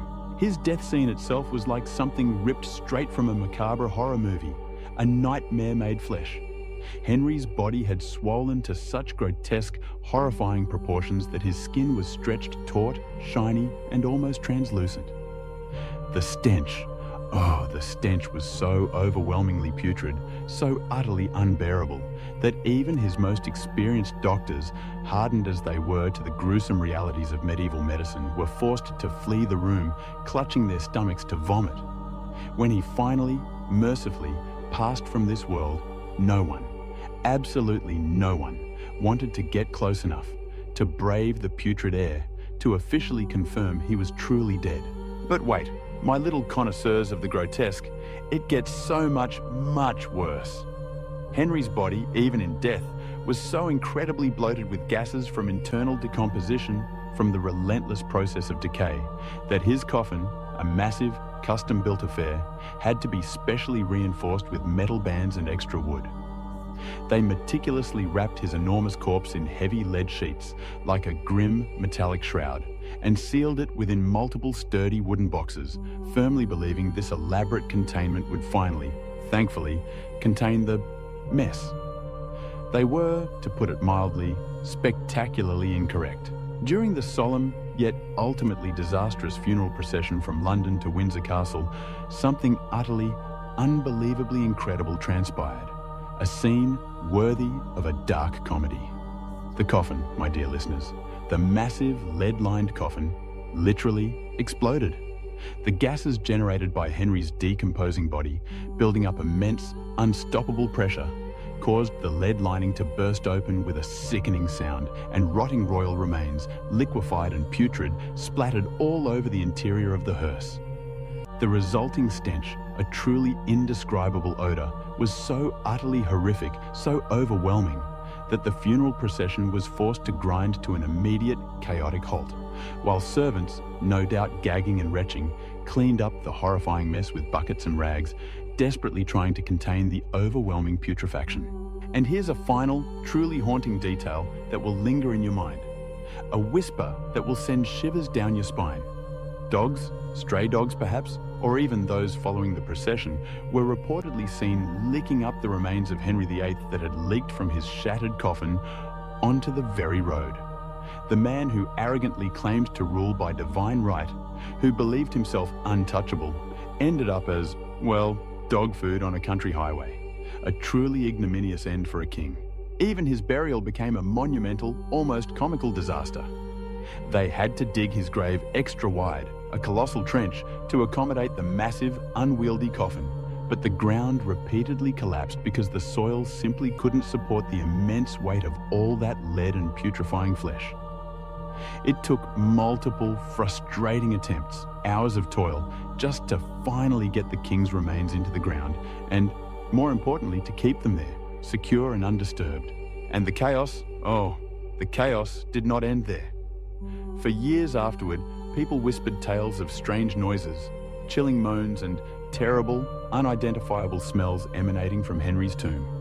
Some, of course, claimed it was his restless ghost, forever tormented, but historians, being the practical, logical cats they are, believe it was likely just more gases, continuously escaping from his continuously, relentlessly decomposing remains, trapped within the stone.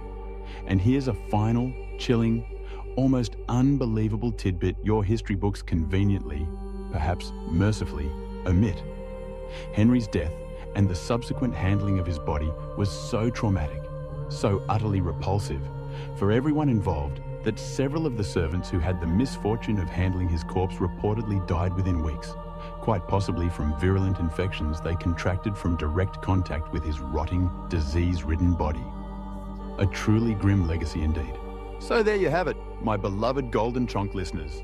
The true, unvarnished, utterly astonishing tale of Henry VIII. Not the charismatic, dashing, vibrant king of popular imagination.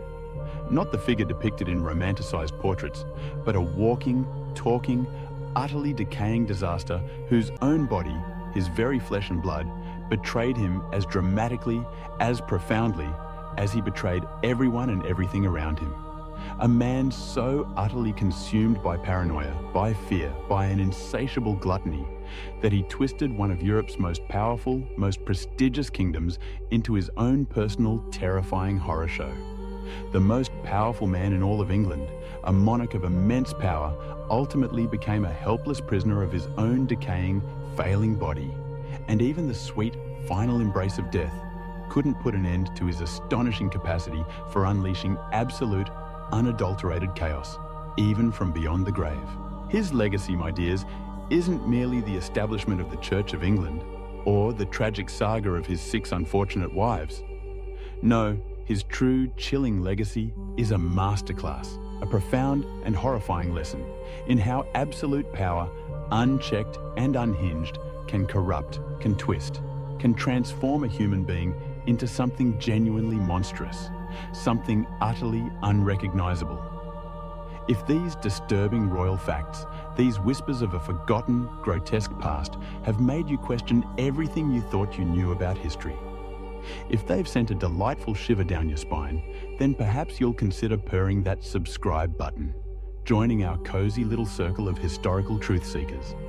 Because, my dear ones, there are plenty more horrifying truths, more shocking curiosities, more untold stories that those dusty textbooks conveniently, politely leave out. And trust me, my little night owls, you haven't heard anything yet. Until next time, sleep well, and may your dreams be filled with far less volatile, far less odorous, and far less paranoid historical figures. Meow, meow. Bye for now.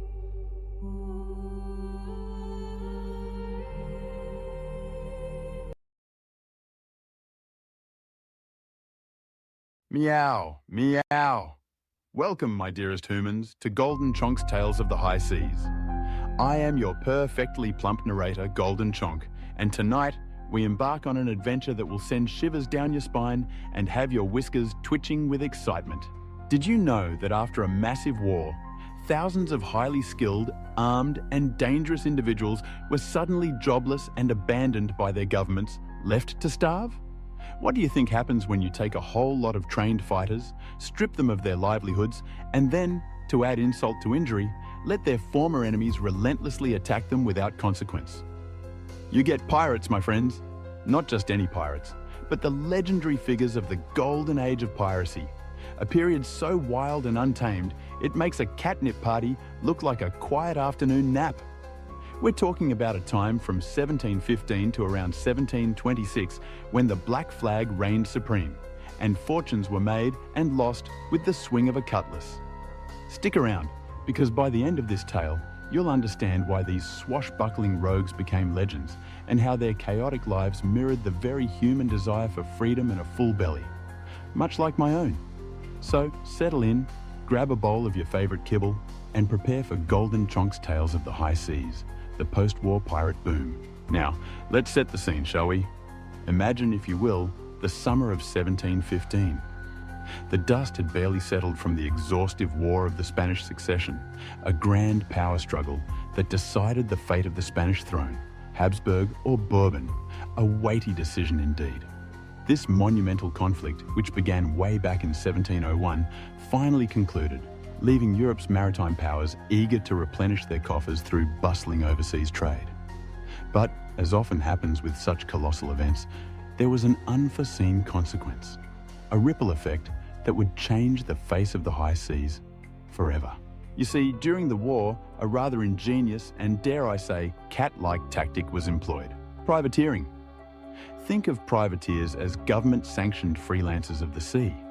These weren't your regular Navy sailors, they were civilians operating privately owned vessels, given special letters of marque by their governments. Their mission? To harass and capture the merchant shipping of enemy nations, primarily France and Spain, for England, of course. This was a brilliant, cost-effective alternative to maintaining a massive, expensive war fleet. Why build and maintain countless warships when you can simply deputize a bunch of eager seafarers to do your dirty work for a cut of the profits? Theoretically, privateers could assist the regular Navy, but their main gig was raiding commerce, and boy, were they good at it. Over the course of the War of the Spanish Succession, British and American privateers were incredibly successful, snatching more than 2,000 ships as prizes. That's a lot of loot, even for a discerning feline like myself. Then came 1713, and England, ever the pragmatist, decided to bow out of the war with the Peace of Utrecht. This treaty wasn't just a piece of paper. It transformed Great Britain into the undisputed maritime superpower of Europe. They were victorious on both land and sea, a truly triumphant moment. But for thousands of sailors who had bravely served as privateers for the British Crown, this victory meant something entirely different: sudden, brutal unemployment. The Royal Navy, utterly bankrupt after a dozen years of relentless warfare, rapidly demobilized its fleet. They mothballed warships and, in a shocking move, dumped nearly 3/4 of their manpower, over 36,000 men, within the first 2 years after the Peace of Utrecht was signed. Imagine that, humans. One day you're a hero, raiding enemy ships, and the next, your contract is worthless. Privateer warships, once symbols of daring and profit, were now tied up at docks, gathering dust. Their crews, these skilled and battle-hardened men, were literally spilled out onto the wharves of England and the Americas, forced to beg for work. And if they were lucky enough to find a spot on a merchant ship, their wages were slashed by over 50%. Barely surviving on a measly 22 to 28 shillings a month, these men, who had just helped their country achieve dominance, were now facing destitution. It's enough to make a cat shed a tear, if I were the sentimental type. But wait, there's more. Peace with Spain did not, by any stretch of the imagination, bring peace to English sailors seeking work in the West Indies. Oh no, it got even worse. Spanish Coast Guard vessels, ominously known as the guardacostas, prowled the turquoise waters of the Caribbean like hungry sharks. They seized English vessels travelling to and from Jamaica, brazenly declaring them to be smugglers if even a single Spanish coin was found on board. And guess what? They always found illicit coins, because the Spanish dollar was the de facto currency throughout all of England's Caribbean colonies. It was a rigged game, a cruel trick of fate. In the first 2 years of this so-called peace, a staggering 38 Jamaican trading vessels were seized, costing their owners nearly £76,000 in losses. When crews dared to resist, the guardacostas often resorted to violence, killing a few sailors in retribution, while the rest endured months or even years in Cuban prisons. The Caribbean, once a lucrative playground, had become more perilous in peacetime than it ever was during war. Impoverished mariners, their bellies rumbling and their spirits broken, crowded the streets, taverns, and boarding houses of Port Royal, Jamaica. They were seething with anger at the brutal treatment from the Spanish guardacostas and utterly frustrated by the inaction of their own British government. The losses inflicted by the Spanish meant fewer English merchantmen dared to sail from Port Royal, leading to an acute lack of job opportunities for desperate sailors. English mariners who were captured by the Spanish, some even multiple times, were tortured and abused by their captors. And to top it all off, their employers, trying to offset their shipping losses, simply refused to pay their sailors for the time they spent languishing in Spanish prisons. Can you believe such a raw deal? It's enough to make even a pampered house cat want to join a pirate crew. And that, my dear listeners, is precisely what happened. Fed up with Spanish abuse and British neglect, a large number of these desperate sailors and ex-privateers finally snapped. They turned to piracy. The war, in a cruel twist of irony, had inadvertently trained thousands of new pirate recruits, equipping them with the skills and the hardened hearts necessary for a life under the black flag. One of the very first, a true pioneer of this new era of piracy, was a man named Benjamin Hornigold. And he didn't sail alone. With him was a man who had become truly legendary, known to history as Edward Teach, or Thatch. Both had served side by side on Jamaican privateers during the war, and both found themselves jobless and aimless once peace was declared. By the summer of 1713, they were utterly fed up with the grinding poverty of Port Royal and furious at the relentless harassment by the Spanish guardacostas. Hornigold, a man of action and keen observation, convinced Teach and a motley crew of former shipmates and drinking buddies to put their privateering skills to good use and solve both their problems simultaneously.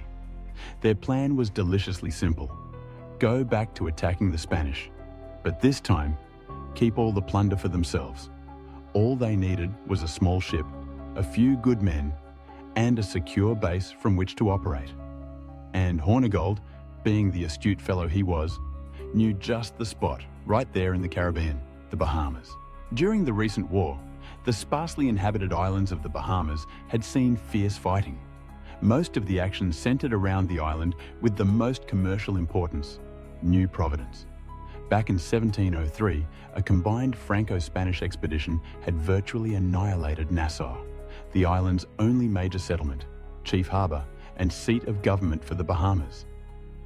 In the year following this devastating sack, the governor of the Bahamas, probably quite distraught, simply abdicated his post. And in the years that followed, many of Nassau's remaining inhabitants gave up hope and fled to the mainland, seeking refuge from the persistent chaos. As the population dwindled, no effort was made to re-establish a colonial government in Nassau. It was an abandoned paradise, ripe for the taking. Then, in 1713, the pirates moved in. When Hornigold and his intrepid party first set foot on the sandy beach at Nassau, they didn't find a bustling town. Instead, they found a collection of partially collapsed buildings, stubbornly overgrown with scrub and tropical vegetation, all clustered around the burned-out shells of a church and a fort. On the entire island, there were probably fewer than 30 families, eking out a meager existence in hovels and rudimentary houses, surviving on fishing, tree cutting, or salvaging the remains of ships wrecked on the island's treacherous shores. Hornigold, with a glint in his eye, knew he'd made the right choice. This was their sanctuary, their lawless haven.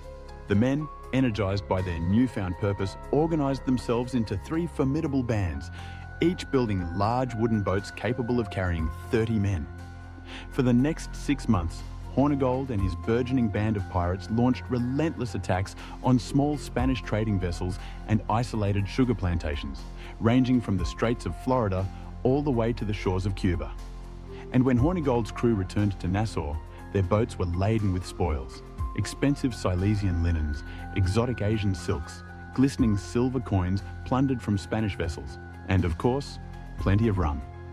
In total, Hornigold's crew brought cargoes worth a staggering 13,175 ballons into the ruins of Nassau. Not bad for a bunch of unemployed sailors, eh? Other former privateers, hearing whispers of Hornigold's success, soon followed in his wake, drawn to the promise of freedom and fortune. The island of New Providence, once a forgotten outpost, suddenly found itself at the heart of heavily traded sea lanes.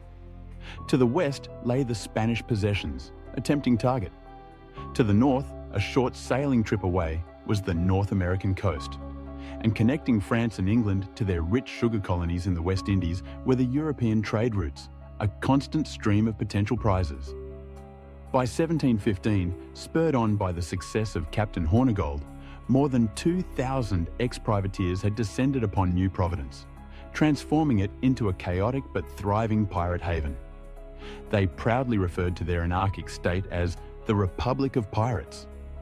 And by the following year, 1716, the pirates based in Nassau and New Providence Island had become a formidable menace to mercantile shipping, striking fear into the hearts of merchants from the coast of Maine all the way to the Spanish mainland.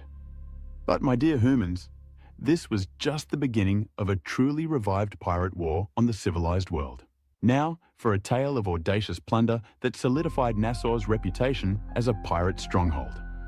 On July 24, 1715, the annual Spanish treasure fleet, a sight to behold, departed Havana, its holds groaning under the weight of a vast cargo of jewels, gold, and silver, valued at an astonishing 14 million pesos. Their destination? Cadiz, Spain. But fate, as it often does, had other plans. A mere week later, the fleet was caught in the merciless embrace of a vicious hurricane. All 11 treasure galleons were brutally wrecked on the eastern shore of Florida. Spanish vessels from Havana were immediately dispatched to salvage the wrecks, equipped with diving gear to recover the sunken treasure.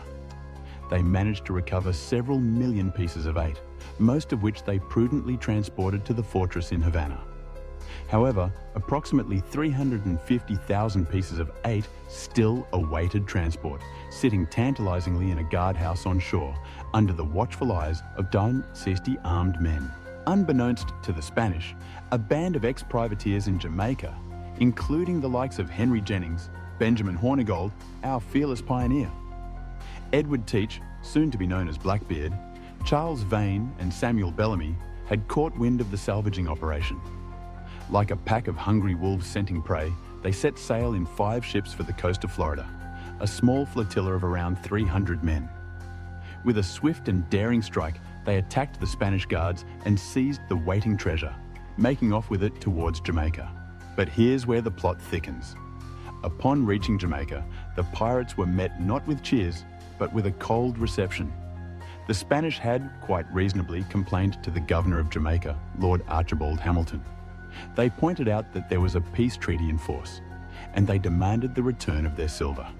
Since the war was indeed long over, Lord Hamilton, with a stern face, informed the ex-privateers that they would not go unpunished.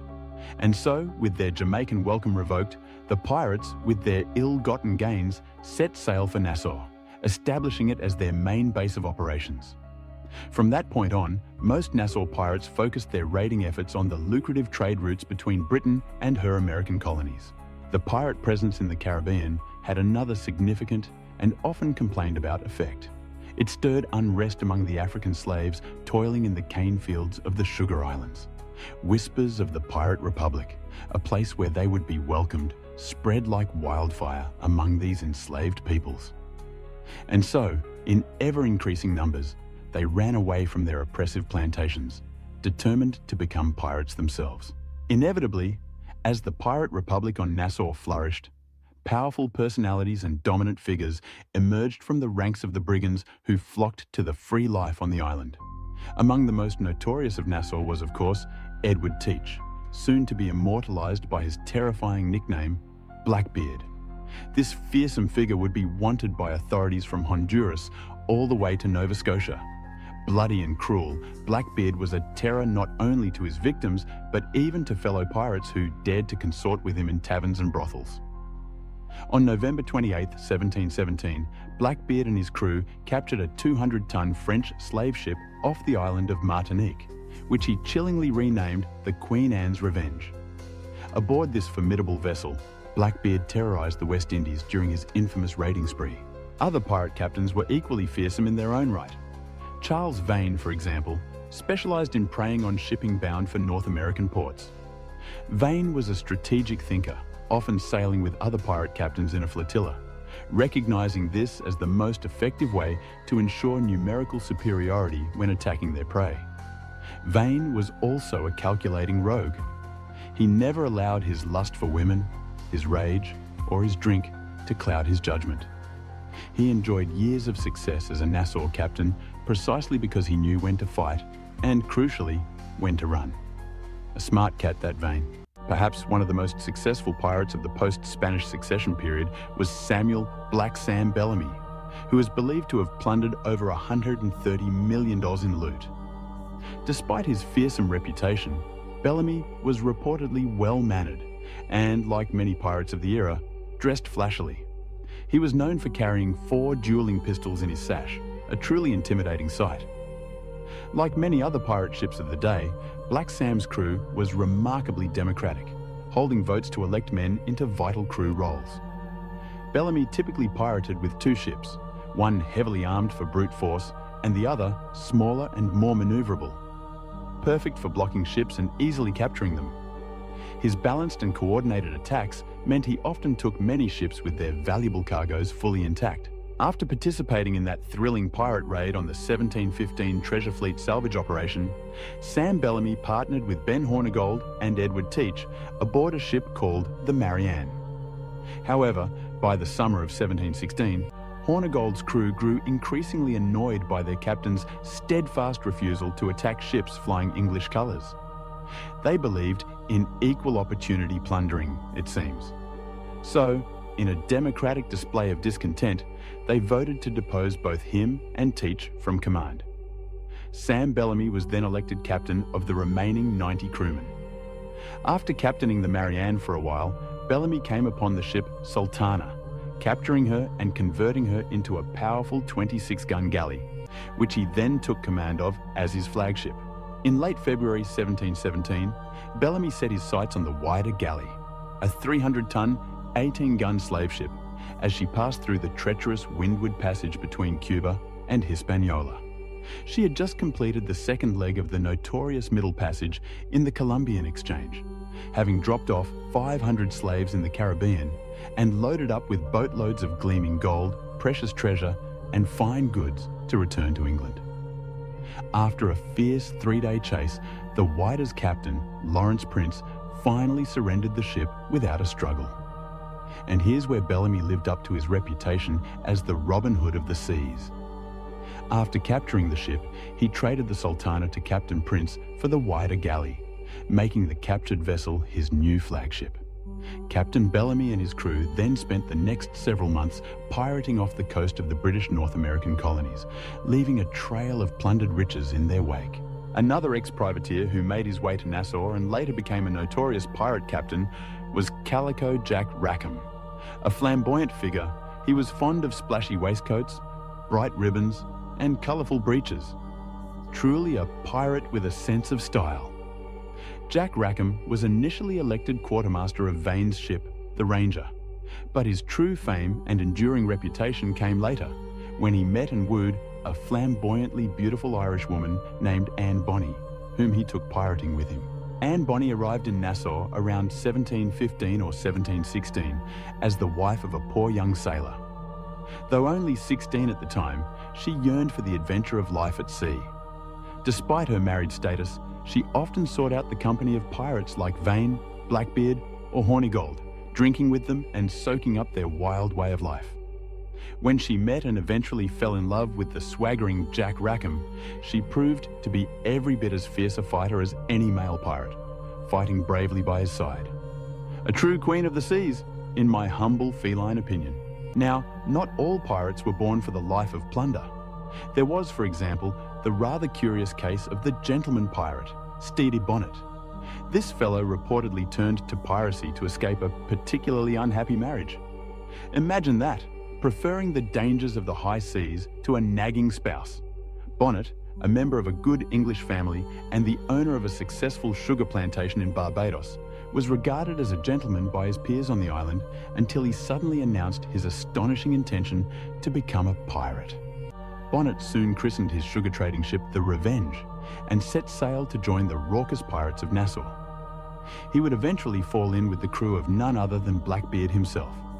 Perhaps Blackbeard's fearsome reputation was a welcome change from domestic disputes. While popular culture, for the past 3 centuries, has painted a romanticized picture of the pirate's life as a swashbuckling adventure, the reality, my dear humans, was far from the truth. Life aboard pirate ships during the Golden Age was incredibly crowded and, frankly, quite dirty. Pirate crews were significantly larger than those of merchant ships, meaning men were packed in closely together aboard their vessel. Add to this the intense, oppressive heat of the tropical West Indies, the liberal consumption of alcohol, and the touchy pride of men who fiercely defended the equality they gained by joining the democracy of pirates. And it becomes crystal clear that maintaining discipline aboard these rowdy ships was no easy task. However, pirate society was governed by a set of articles that the crewmen and officers signed upon joining. These articles were a remarkable attempt to impose a legal system that everyone could agree upon, a sort of pirate constitution. One common pirate article, for instance, required every man to keep his weapons clean and ready for use at any given moment. A practical rule, wouldn't you agree? Gambling was usually strictly banned on board the ships, and drinking was typically restricted to the top deck to prevent accidental fires breaking out in the holds. Imagine the chaos if a rum-fueled brawl sparked a fire below deck. Contrary to the popular culture's depiction of ruthless, tyrannical pirate captains lording over their crews with an iron fist, the vast majority of pirate crews were remarkably democratic.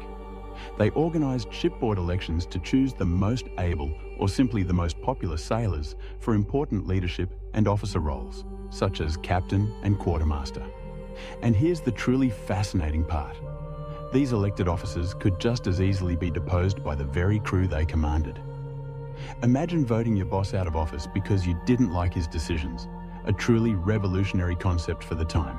The makeup of pirate crews was incredibly diverse, a vibrant tapestry of men hailing from all backgrounds and races. Among their ranks were escaped slaves, men disgraced or scorned by civilized society, penniless ex-privateers, and impoverished sailors. Some even possessed former military exploits, bringing a wealth of combat experience to the pirate fold. Pirate crews needed frequent replenishing, as the life was undeniably hard. Most men sailing under the black flag were volunteers, drawn to the promise of freedom and fortune, but casualties from disease, brutal combat, unfortunate accidents, and occasional desertions took their inevitable toll. Since able seamen, skilled maritime carpenters, coopers, barrel makers, and navigators were highly prized, pirates actively sought recruits from among the crews of the ships they captured. Pirates, surprisingly, did not like risking injuries to themselves or, more importantly, damage to their valuable prizes. So, when ships tried to run or put up a fight, their captains were usually punished severely, a warning to others. The pirates would then, with surprising civility, try to persuade the rest of the captured men to enlist in their crews. The pirate captain or quartermaster would often make compelling arguments to the captured merchantmen, highlighting the poor treatment and underfunding they received from their own captains. And more often than not, these persuasive speeches convinced many to join the pirate ranks. After all, who wouldn't want a better deal? The actual capturing of prizes by pirate ships, much like their lives, has been embellished by popular culture. Pirates seldom surprised their prey, sneaking up on them in the dead of night. Rather, they boldly announced their arrival with a dramatic shot across the enemy ship's bow, immediately unfurling and displaying the ominous black flag. As they closed with their terrified victims, pirates usually appeared on deck in a state of wild abandon, often drunk and heavily armed.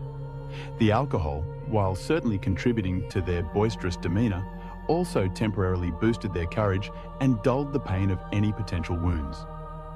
Frequently, they would dance about the deck to the lively music provided by the ship's musicians, waving their weapons, shouting terrifying war cries, growling like wild beasts, and often hurling colorful insults at their prey.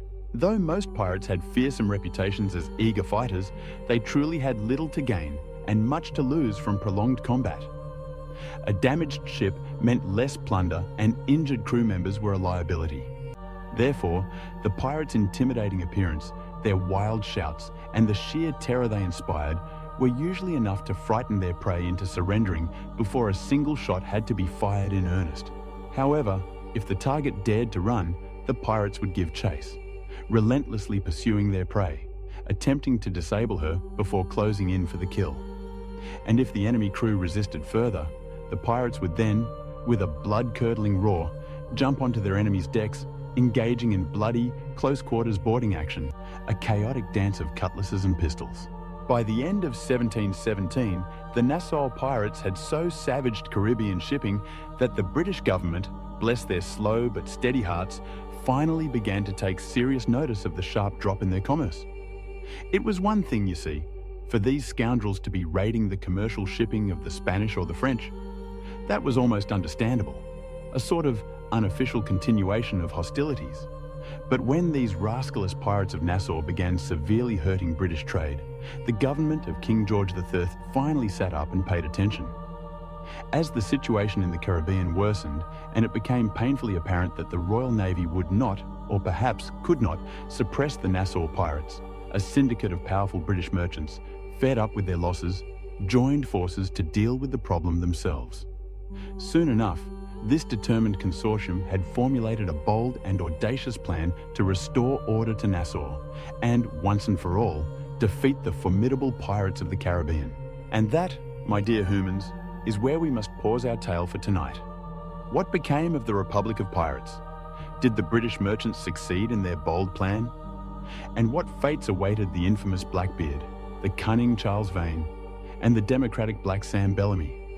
You'll have to tune in next time for the thrilling conclusion of Golden Chonk's Tales of the High Seas. Until then, keep your wits sharp, your whiskers twitching, and your spirit of adventure alive. This is Golden Chonk, signing off for now. Meow, meow.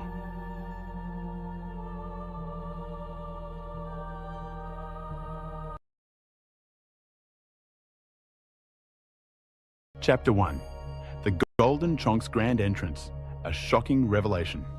All right, listen up, my fellow perfectionists and curious kittens. What if I told you there's a place on Earth so enormous, so utterly mind-bogglingly vast, that it has its own clouds? Not outside, mind you, but deep, deep underground? A place where entire forests thrive in perpetual twilight, and ancient creatures swim in rivers that have never seen the sun? Sounds like a cat's wildest dream, or perhaps a very long, very dark tunnel to the treat cupboard, right? Well, you absolutely must stay, because I, Golden Chonk, your most esteemed and fluffy guide, am about to whisk you away on an adventure into this impossible world. We're talking about a place that makes your biggest living room feel like a shoebox, a place where even a mighty lion would feel like a tiny mouse. And trust me, if I'm willing to leave my sunbeam for this, it's going to be epic. So settle in, fluff up your favorite cushion, and prepare your ears for the Golden Chonk's Grand Cave Caper. Sun Dung's Secrets Unfurled. Yes, that's the one. Remember it. It's catchy, just like a laser pointer dot. I'm Golden Chonk, by the way. You might know me from my extensive napping career, or perhaps my groundbreaking research into the optimal belly rubbing techniques.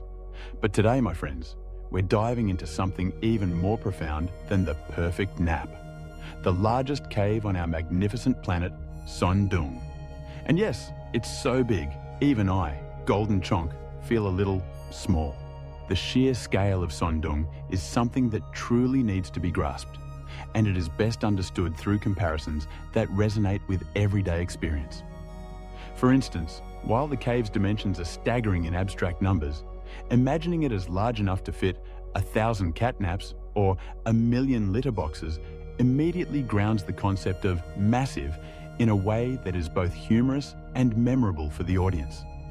This unique perspective, delivered through the voice of a fat cat, transforms what could be dry facts into an engaging and entertaining revelation, capturing attention from the very beginning.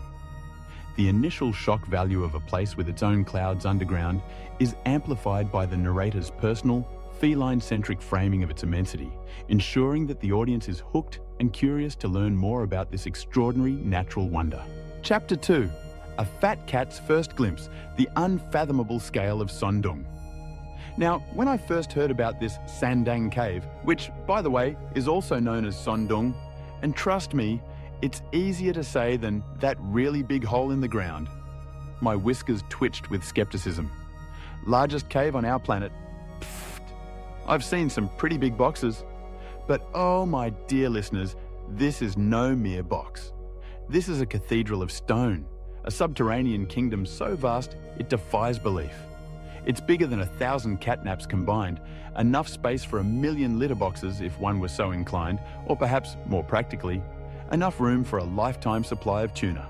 Let's talk numbers, because even a cat like me can appreciate a good, big number. This cave stretches a mind-boggling 9 kilometers in length. That's like, what, 100,000 zoomies? And its total volume? A staggering 38.5 million cubic meters of space. To put that into perspective for you humans, it's equivalent to about 15,000 Olympic swimming pools. Imagine trying to swim that. I'd need a very long floaty. And the passages themselves? So enormous that a 40-story skyscraper could fit inside. Not just a bit of it, but the whole thing.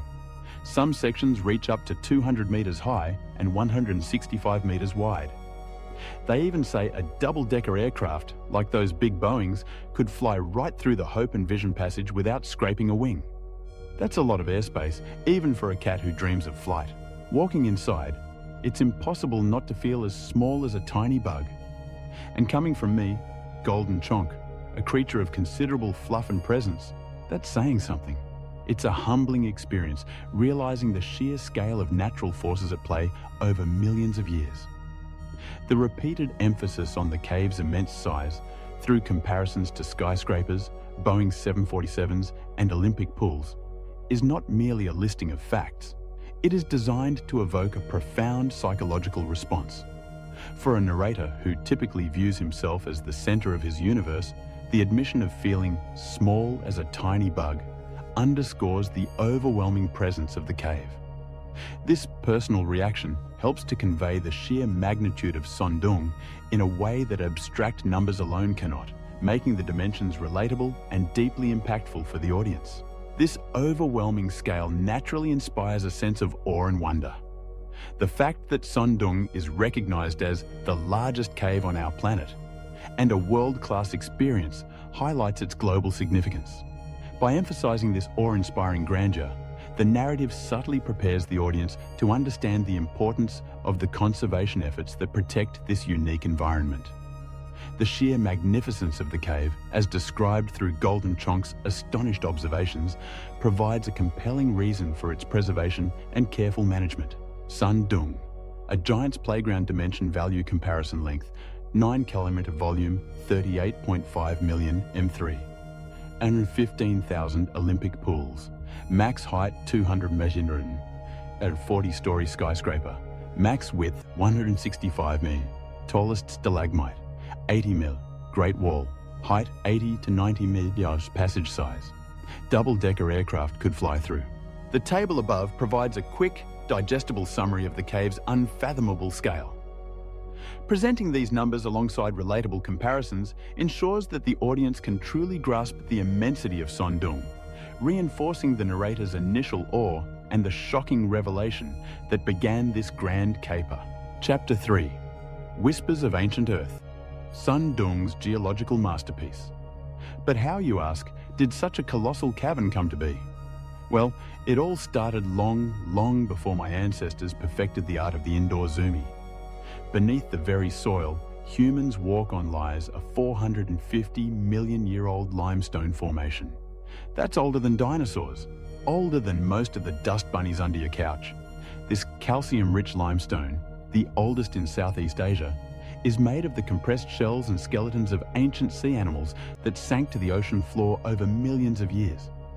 Imagine a giant, ancient seafood buffet, slowly squished into rock. Fascinating, really.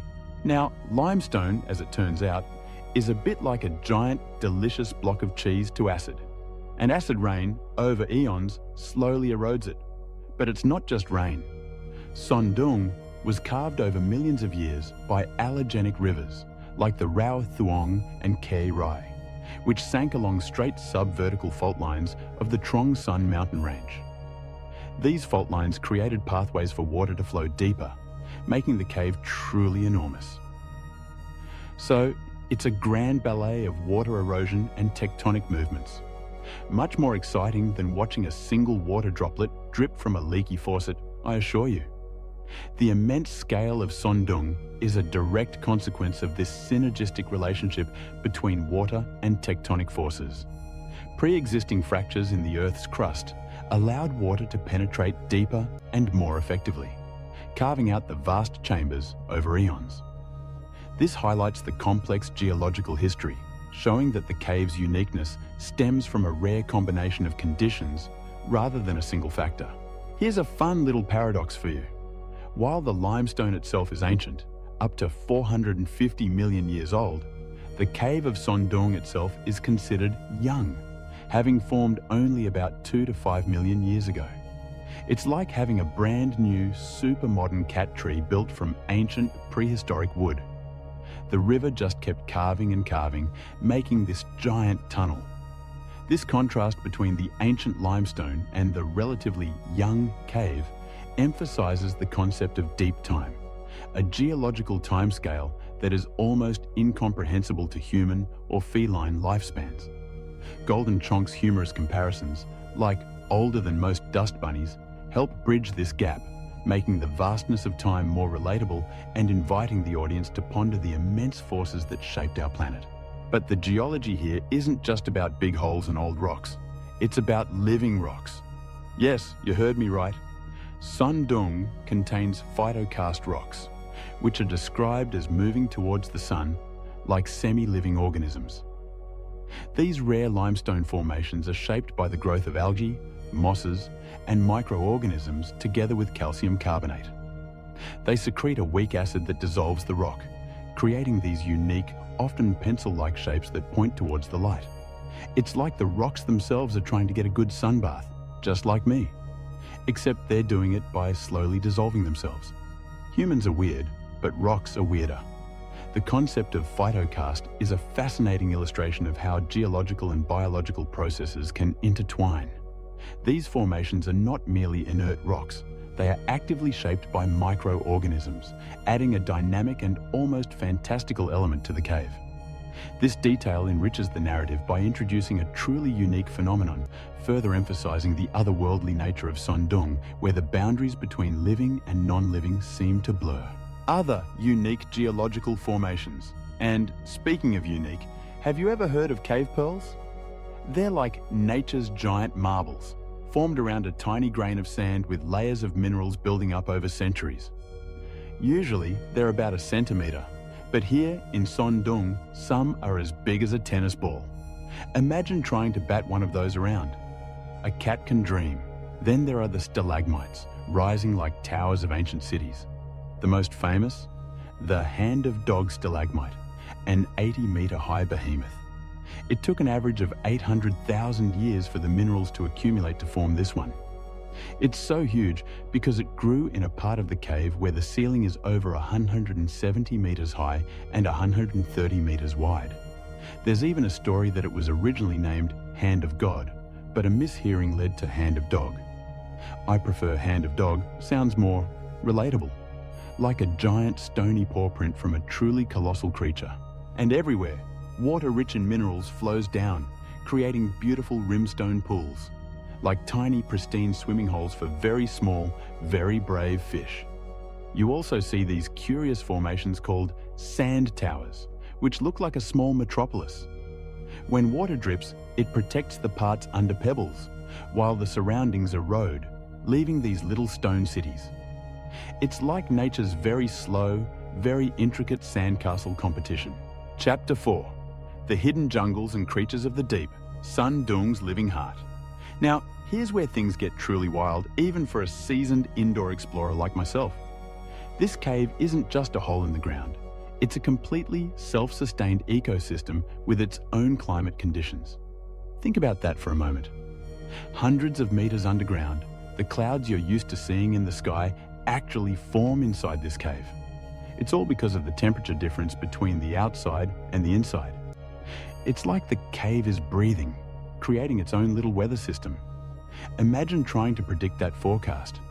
This intricate system, where elements like bat guano provide soil fertility, dolines allow light penetration, and temperature differences create unique weather, highlights the complex web of life and geological features that allow this unique environment to flourish. This interconnectedness underscores the fragility and irreplaceable nature of the ecosystem, reinforcing the need for its careful protection and management. How does life thrive in such darkness? That's where the magic happens. Sondong has two colossal openings in its ceiling, called dolines or skylights. Hundreds of thousands of years ago, the cave roof simply couldn't hold up and collapsed. And that, my friends, was a good thing. These giant holes allowed sunlight to penetrate the darkness, giving life to entirely new, unique ecosystems. It's like finding a secret garden, but instead of a wall, it's a giant hole in the ceiling of the world's biggest cave. Doline 1. Watch out for dinosaurs. The first doline, about 3 kilometers from the entrance, is dramatically named Watch Out for Dinosaurs. The story goes that an explorer joked about his child shouting, "Daddy, watch out for a dinosaur," upon seeing the untouched, prehistoric landscape. It's a steep, rocky area, but sunlight still streams in, creating magnificent scenes. You can even see the wedding cake stalagmite here, a popular spot for photos. Doline 2, Garden of Eden. But the real showstopper is the second doline, much bigger than the first. This is the Garden of Eden. And yes, it was originally Garden of Eden, but humorously changed to avoid religious connotations. All of a sudden, you're in a dense, lush forest, right inside a cave. It's like stepping into another dimension. The roof here collapsed due to the intersection of two major fault lines, allowing even more sunlight to flood in. The underground rainforest. This isn't just a few plants, it's a full-blown, untouched prehistoric rainforest. Biologists have found more than 200 species of plants and almost 60 species of animals living in this area. The soil is deep and incredibly fertile, thanks to millions of years of bat guano accumulation. Yes, that's right, bat poop. Who knew it was such a powerful fertilizer? The trees here are fascinating. They grow very thin but incredibly tall, up to 40 to 50 meters high, all stretching desperately towards the sunlight filtering from above. It's a testament to life's incredible will to find a way, even in the most unlikely places. Endemic and adapted species. And what about the creatures? Oh my whiskers, the creatures! This underground world is home to over 250 endemic plant and animal species, with 7 new animal species recently discovered here. Many of them are uniquely adapted to the darkness, like the transparent fish with no eyes. They don't react to shadows or movement because, well, they don't see anything. Their other senses, like touch and smell, have become super strong. Just like my nose when it sniffs out a fresh can of salmon. The descriptions of blind fish, translucent insects, and bioluminescent cave worms provide compelling examples of extreme evolutionary adaptation. The loss of eyes and pigment, coupled with the development of alternative senses or light production, vividly demonstrates life's remarkable ability to thrive in perpetual darkness. This showcases the incredible biodiversity and the power of natural selection, transforming the cave into a living laboratory of ongoing evolution. Then there are the cave worms. These little tricksters produce a blue-green light from their tail to attract flying insects to their sticky threads. Once an insect gets stuck, the larva pulls up the thread and eats its prey. Glowing snacks. Who knew nature had such a clever, albeit slightly terrifying vending machine? But perhaps the most astonishing residents are the colourful monkeys. Yes, monkeys. In a cave. This might be the only cave where monkeys live. Most primates prefer trees. But this extraordinary cave has become a new living space for certain species. I imagine they're quite good at climbing the tall trees in the Dolines. Perhaps they're even better at finding dropped snacks than I am. A true marvel, these tree-dwelling cousins of mine, but underground. We also encounter crickets, some of them blind. There are countless bats hanging in deep sleep above, though some are awake and constantly defecating. And in the rainforest, you might spot centipedes and snakes. There's even evidence of monkeys eating snails, leaving behind broken shells. It's a bustling, hidden world, full of surprises. Sun Dung's secret inhabitants. Species unique. Adaptation, feature significance. Blind fish. Eyeless, transparent, enhanced senses. Endemic, new species. Cave worms. Bioluminescent traps. Unique predatory behavior. Monkeys. Live in cave rainforest. Possibly unique to this cave. Bats. Hibernate, fertilize soil. Crucial to ecosystem crickets. Numerous, some blind, adapted to dark, cave-dwelling centipedes. Predators, part of the cave's food chain. Snakes, predators, part of the cave's food chain. Snails, prey, eaten by monkeys. Evidence of unique food sources. This table systematically presents the diverse and often highly adapted life forms found within Sun Dung. It highlights the cave's rich biodiversity and reinforces the narrative of a self-sustained ecosystem and the otherworldly nature of Sun Dung, providing concrete examples of its biological marvels. Chapter 5. The Golden Chonk's Epic Trek, Navigating the Subterranean World. Now, you might be thinking, Golden Chonk, how does one even get to such a place? Well, my friends, this isn't your average stroll in the park. Individual access is strictly forbidden to protect both visitors and the incredibly fragile environment. Only one authorized agency, Oxalis Adventure, operates these expeditions. It's like a secret society of adventurers, and only the most prepared get to join. The strict limitation on individual access and the exclusive role of Oxalis Adventure are not just logistical details. They represent a fundamental conservation strategy. By capping visitor numbers at 1,000 per year and limiting group sizes to a maximum of 10, and by implementing strict rules such as no permanent infrastructure and carrying all waste out, the human impact on this delicate ecosystem is significantly mitigated. This proactive approach to preserving a natural wonder demonstrates how exploration can coexist with environmental protection, setting a commendable example for other sensitive natural sites globally. Preparation and the Gateway Cave, N Cave. To even reach Sun Dung, humans embark on a challenging journey. First, a 9-hour trek through the jungle. 9 hours. That's like 9 naps without interruption. Then, you must pass through N Cave, which is itself the world's 3rd largest cave and serves as a gateway to Sun Dung. It's crucial to be fully prepared, doing deep online research before setting out. Me? My preparation involves a good stretch and a full belly. Inside N Cave, formed over centuries by water, has a ceiling 145 meters high and is 200 meters wide. During flooding season, much of it is submerged. We even saw a basket high up showing how much the water levels can rise. There's a breathtaking lake where humans can take a dip. And at dusk, the sound of swift birds echoes. These birds can't take off from the ground. They have to jump from high places to fly. If they're trapped on the ground, it means certain death. A stark reminder of nature's harsh realities, even for a pampered house cat. The trek to Sundung's embrace. At sunrise, the real journey to Sondung begins. If N Cave is a neighborhood, Sondung is a massive city in comparison. As humans walk, dozens of crickets jump, and the ground is covered with centuries of bat guano. Above, countless bats hang in deep sleep, though some are awake and constantly defecating. So, not a good idea to look up, and apparently. My fur is usually pristine, so I can relate to the concern for cleanliness. A challenging final climb brings humans down to the grand entrance of Sondung. People look tiny at the entrance. Even a few steps in, you're surrounded by incredible formations. The first animal greeting? A cricket. Sparkling white stalagmites like diamonds and huge bronze-colored stalactites resembling frozen waterfalls. The orange-brown hues suggest iron or other minerals. Some stalactites have even broken off. There's a huge, fast-flowing river here. If you fall, you can't swim. It's too swift.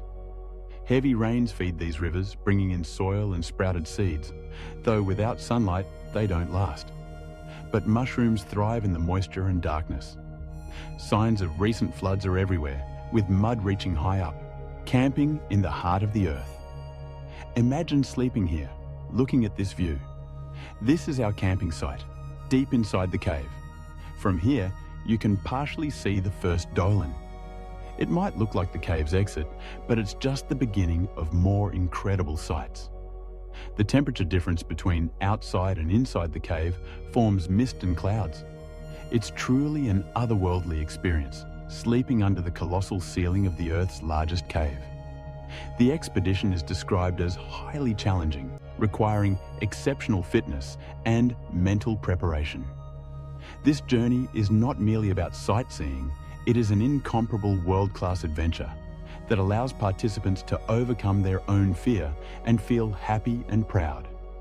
This frames the expedition as a profound experience of self-discovery and pushing personal limits, appealing to the human desire for challenge and unique, transformative encounters with nature.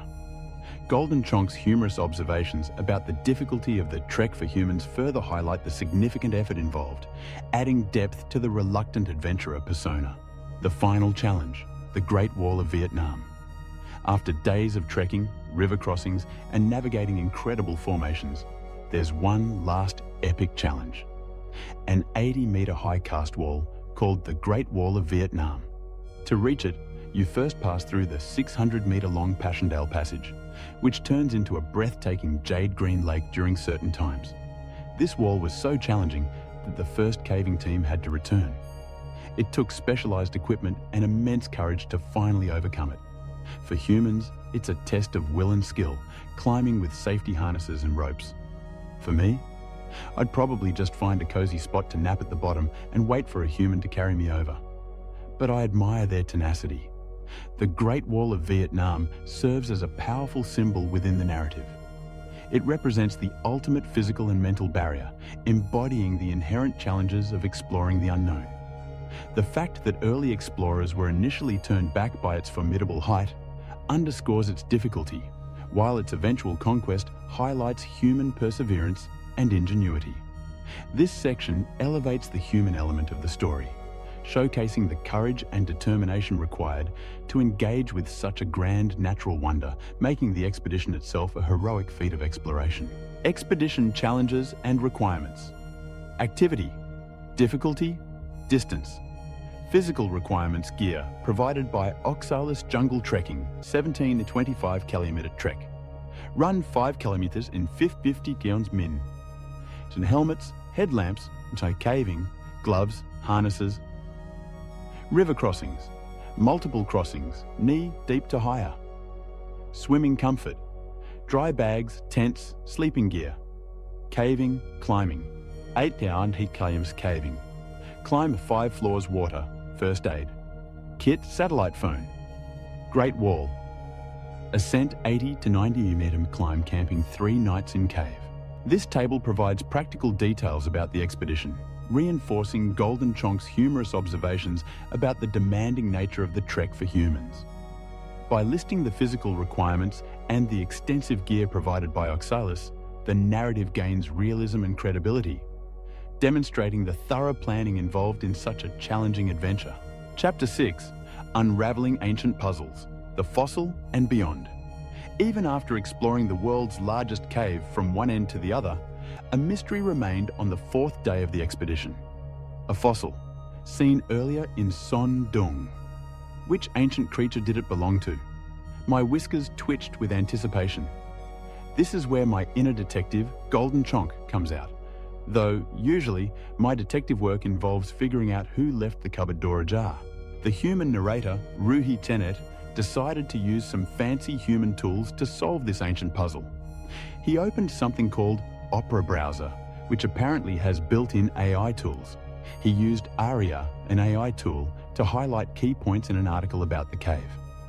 It mentioned 2 coral fossils, but didn't specify which image belonged to which creature. So he used Aria's image recognition feature. Clever for a human. And just like that, the mystery was solved. The fossil was identified as Tetracorallea. Further research, using more of Opera's smart tools like Tab Islands and Split Screen View, revealed that Tetracorallea, also known as rugosa, went extinct 300 million years ago. This carnivorous species is believed to have had tentacles to catch its prey and grew up to 10 centimeters. Imagine a tiny, ancient, tentacled snack. And because it's extinct, they even used Aria's image generation feature to create a possible visual for it. It's like having a time machine, but for pictures. Very impressive, even if it can't generate a plate of fresh tuna. The discovery and identification of the Tetracorallea fossil, dating back 300 million years, highlights Sundung's profound significance not just as a geological marvel, but as a paleontological treasure. It functions as a perfectly preserved time capsule, offering a direct glimpse into ancient life and providing invaluable evidence of Earth's deep history. This adds another layer of scientific importance to the cave, emphasizing its immense value for understanding past ecosystems and the grand narrative of evolutionary history. The narrative explicitly details the use of Opera Browser's AI tools, including Aria, image recognition, Tab Islands, and Split Screen View, to identify the fossil. This demonstrates how cutting-edge technology can be effectively applied to unravel ancient mysteries and enhance scientific exploration, even in remote and relatively untouched environments. This integration of modern tools with primeval discoveries bridges the gap between the ancient and the contemporary, providing a compelling and relevant angle for a digital content platform. It illustrates how curiosity and discovery can be greatly aided by technological advancements. This whole experience, from the 450 million-year-old limestone to the 300 million-year-old fossil, really makes you think about the vastness of time. The cave isn't just a place, it's a living museum, a time capsule preserving secrets from an Earth long before even the first cat decided to demand breakfast at 4 a.m. It reminds us that our planet has an incredible, ongoing story, and we're just tiny, fluffy observers. In its grand narrative, Chapter 7, The Golden Chonk's Perfect Conclusion, A Call to Wonder. So, my dear listeners, we've journeyed through the colossal chambers of Son Dung, witnessed its self-contained weather, marveled at its sun-seeking rocks, and met its blind fish and cave-dwelling monkeys. We've even solved an ancient mystery with the help of some clever human tech. It's a place of unparalleled beauty, a true testament to the raw, untamed power of nature. It makes my usual adventures, like chasing a dust bunny under the sofa, seem, well, a little less grand. This cave, this magnificent hidden world, is a wonder that deserves our deepest respect and protection. It's a reminder that there are still incredible, untouched places on Earth, full of secrets waiting to be discovered, and perhaps a few more ancient snacks to be identified. and it's why efforts to limit access and conserve its delicate balance are so important. The entire narrative, from the initial description of the cave's fragility to the controlled access, limited visitor numbers, and Oxalis's comprehensive conservation practices, implicitly builds a strong case for responsible interaction with natural wonders. This conclusion explicitly connects the awe of discovery with the imperative of preservation, emphasizing that exploration and environmental stewardship are deeply interconnected. The report moves beyond mere description to advocate for a broader message of protecting our planet's most extraordinary natural treasures. We want future generations of humans, and perhaps even future generations of highly intelligent, fluffy felines, to be able to marvel at its majesty. So, next time you're feeling small, or perhaps just craving a bit of adventure, remember Sun Dung, and remember me, Golden Chonk, your guide to the extraordinary.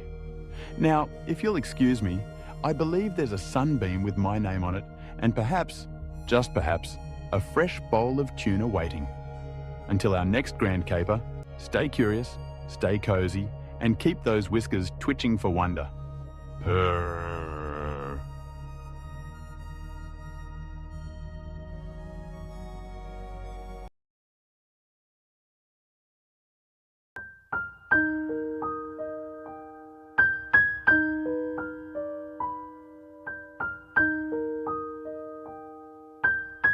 Have you ever looked at the world around you and wondered, what if we don't know everything? What if there are things right under our noses, right beneath our paws, that defy all logic and science? We think we've figured it all out with our fancy maps and telescopes, but I, Golden Chonk, your guide for this evening, am here to tell you that the universe is a lot stranger than you think. And tonight, as you drift off, we're going to explore some of the most puzzling, mind-bending places on this planet and beyond. These are the 15 most mysterious places on Earth scientists can't explain. And I promise you, by the end of this journey, you'll be dreaming of mysteries yet to be solved. So, get comfortable, find a cozy spot, and let's begin. Welcome, my sleepy friends, to another adventure with your favorite cat. Tonight, we're going to curl up and let our minds wander to some of the most perplexing and awe-inspiring locations in existence. These are places where the rules of the world as we know them seem to bend and break, leaving even the smartest humans scratching their heads. Our journey begins, not with a bang, but with a flash. 1,000 flashes, in fact. You know, it's our natural instinct to try to understand how everything around us works. Throughout history, this curiosity has allowed us to make the best use of our environment and become as technologically advanced as we have. But there are still plenty of strange phenomena that defy explanation. And our first mysterious place is just one of them. It's Lake Maracaibo in Venezuela, a place long relied upon by local communities for its water and fishing. But there's a strange phenomenon that takes place there, and it's been happening for hundreds of years. It's called Catatumbo lightning, and it's also known as the everlasting storm. It's a place where it's actually more likely to have a thunderstorm each night than not. These storms can produce as many as 1 million lightning bolts per year and can last for up to 10 hours a night. They happen for 140 to 160 nights a year. The lightning is usually visible for miles around and creates an almost otherworldly feel while it's taking place. To make things even stranger, despite continual study, there still isn't agreement about why exactly this phenomenon takes place in this precise location. It's believed to be the result of a unique combination of factors that are specific to the Lake Maracaibo region. Warm and moist air from the Caribbean Sea collides with the cool air descending from the Andes Mountains, along with the lake's topography. But whether this is enough to create the perfect conditions for the storms isn't fully clear. Some researchers think it's also due to the oil reserves and the presence of other minerals beneath the lake itself. Regardless of the cause, the Catatumbo lightning has become an important part of Venezuelan folklore and traditions. It has even found its way into literature, art, and music. It has also saved countless lives over the years. It has been so reliable throughout history that it was used by sailors and navigators as a natural lighthouse, guiding them safely through the treacherous waters of Lake Maracaibo and the nearby Gulf of Venezuela. Just imagine, letting the steady pulse of the storm guide you home. A perfect way to drift off. As we leave the flashing skies of Venezuela, our journey takes us across the sea to a place that looks good enough to eat. Deep in the Philippines, on the island of Bohol, lies a breathtaking landscape of rolling mounds. There are as many as 1,776 of them, and they are one of the most famous landmarks in the country. They are, of course, the Chocolate Hills. They get their delicious name from their appearance during the dry season when the grass covering the hills turns brown and begins to resemble a mound of chocolate. It is an incredible transformation that attracts people from around the world. Scientifically, these hills are a subject of great interest, and there are still some pieces missing from the puzzle of their formation. Geological studies have shown that they're the result of limestone weathering, erosion, and the uplift of coral deposits from an ancient seafloor. Over millions of years, they have created these cone-shaped hills. But their precise shape, their large number, and why they aren't themselves eroding away isn't entirely clear. It is still a subject of investigation. Of course, there is also a more magical explanation from local folklore. Legend has it that a giant named Orogo fell in love with a mortal woman named Aloya. When she died, Orogo was heartbroken and couldn't stop crying. It was his tears that formed the Chocolate Hills as they dried and solidified under the sun. The Chocolate Hills have become a popular tourist attraction in the Philippines, drawing visitors from far and wide. There's a viewing deck called the Chocolate Hills Complex that gives unparalleled panoramic views of the wonders. It's a sight that will surely fill your dreams with sweet chocolate-colored landscapes. Now, let's move on to a place where sound itself seems to vanish. There are a number of places around the world where strange electronic phenomena take place. But there's perhaps none as peculiar and legendary as the Mapimi Silent Zone in the state of Durango in Mexico. It's also simply known as the Zone of Silence, or La Zona del Silencio in Spanish. It's a remote area of the Chihuahuan Desert of Mexico. Covering an area approximately 1,500 square miles or 3,800 square kilometers, it's a sparsely populated arid landscape that's covered with unique rock formations and desert flora and fauna. What makes this one different is the number of accounts of electromagnetic disturbances and inexplicable occurrences over the years. Probably the most famous of the peculiar effects within the Zone of Silence is its ability to disrupt radio signals and communication equipment. Many have reported experiencing a complete loss of radio contact when traveling through the area, but no one's entirely sure why. Some theories have suggested these disruptions are the result of high levels of magnetic and mineral deposits in the region. But there have also been claims of paranormal or extraterrestrial activity too. Only adding to the more out-of-this-world solutions is that there have also been reports of strange luminous objects in the sky over the region. While these events are far less common than the electrical interference, they too are yet to be satisfactorily explained. As such a remote region, there have been extended investigations into what's causing these strange events. But it's hoped that one day it could be a sign that it's geologically and environmentally a special place, and that one could become very important in the future when we fully understand it. For now, let's just imagine the profound stillness of a place where even radio waves fall silent. A perfect quiet to help you find peace tonight. Now, let's travel to a forest where the trees themselves seem to dance. Positioned on the Curonian Spit, which is a sandbank that reaches out into the Baltic Sea in Russia, there's an unusual formation that's baffled scientists and captured the imaginations of visitors. It's known as the Dancing Forest, or Lesnoy Tenets in Russian. It's a large group of trees that have grown in strange and completely unexpected ways. They are all pine trees, which should normally grow tall and straight, but in this place they take on bizarre and often whimsical shapes. Their trunks can spiral like corkscrews, and their branches seem to contort in odd and almost surreal ways. Some appear as though they're bowing or dancing, and the forest floor is covered with their mysterious shadows, which create a hauntingly beautiful ambiance. This isn't the only forest in the world where trees are known to grow in peculiar ways, but most others have been simple to explain.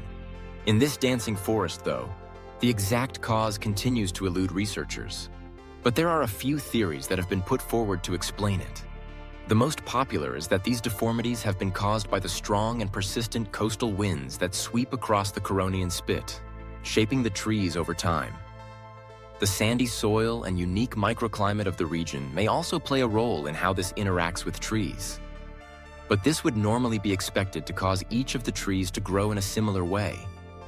Those in the dancing forest are different from one another, so there must be another factor that's influencing their behavior at work. A forest of swirling shapes and shadows. It's a serene and calming image, perfect for a peaceful night's sleep. As we leave the dancing pines behind, our next stop is a waterfall with a secret. The Judge C.R. Magny State Park in Minnesota is a beautiful region of protected natural beauty. While it's popular with locals for the hiking, trails, and camping, it's most famous for a large waterfall called the Devil's Kettle.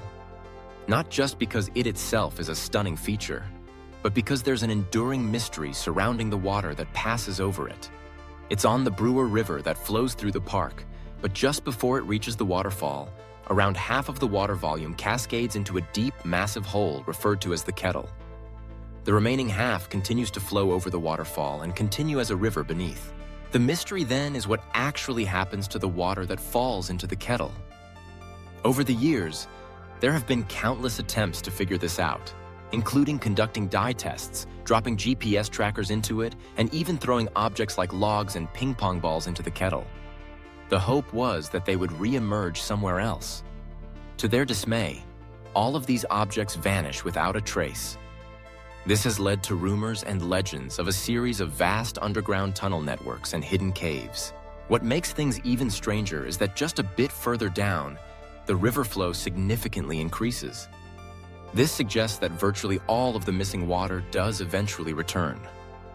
But none of the objects, dyes, or trackers are known to have re-emerged. So it must be taking a convoluted route to get there, one that, with current technology, we're unable to fully chart or understand. A river that disappears and then reappears. A gentle, flowing mystery to lull you into your dreams.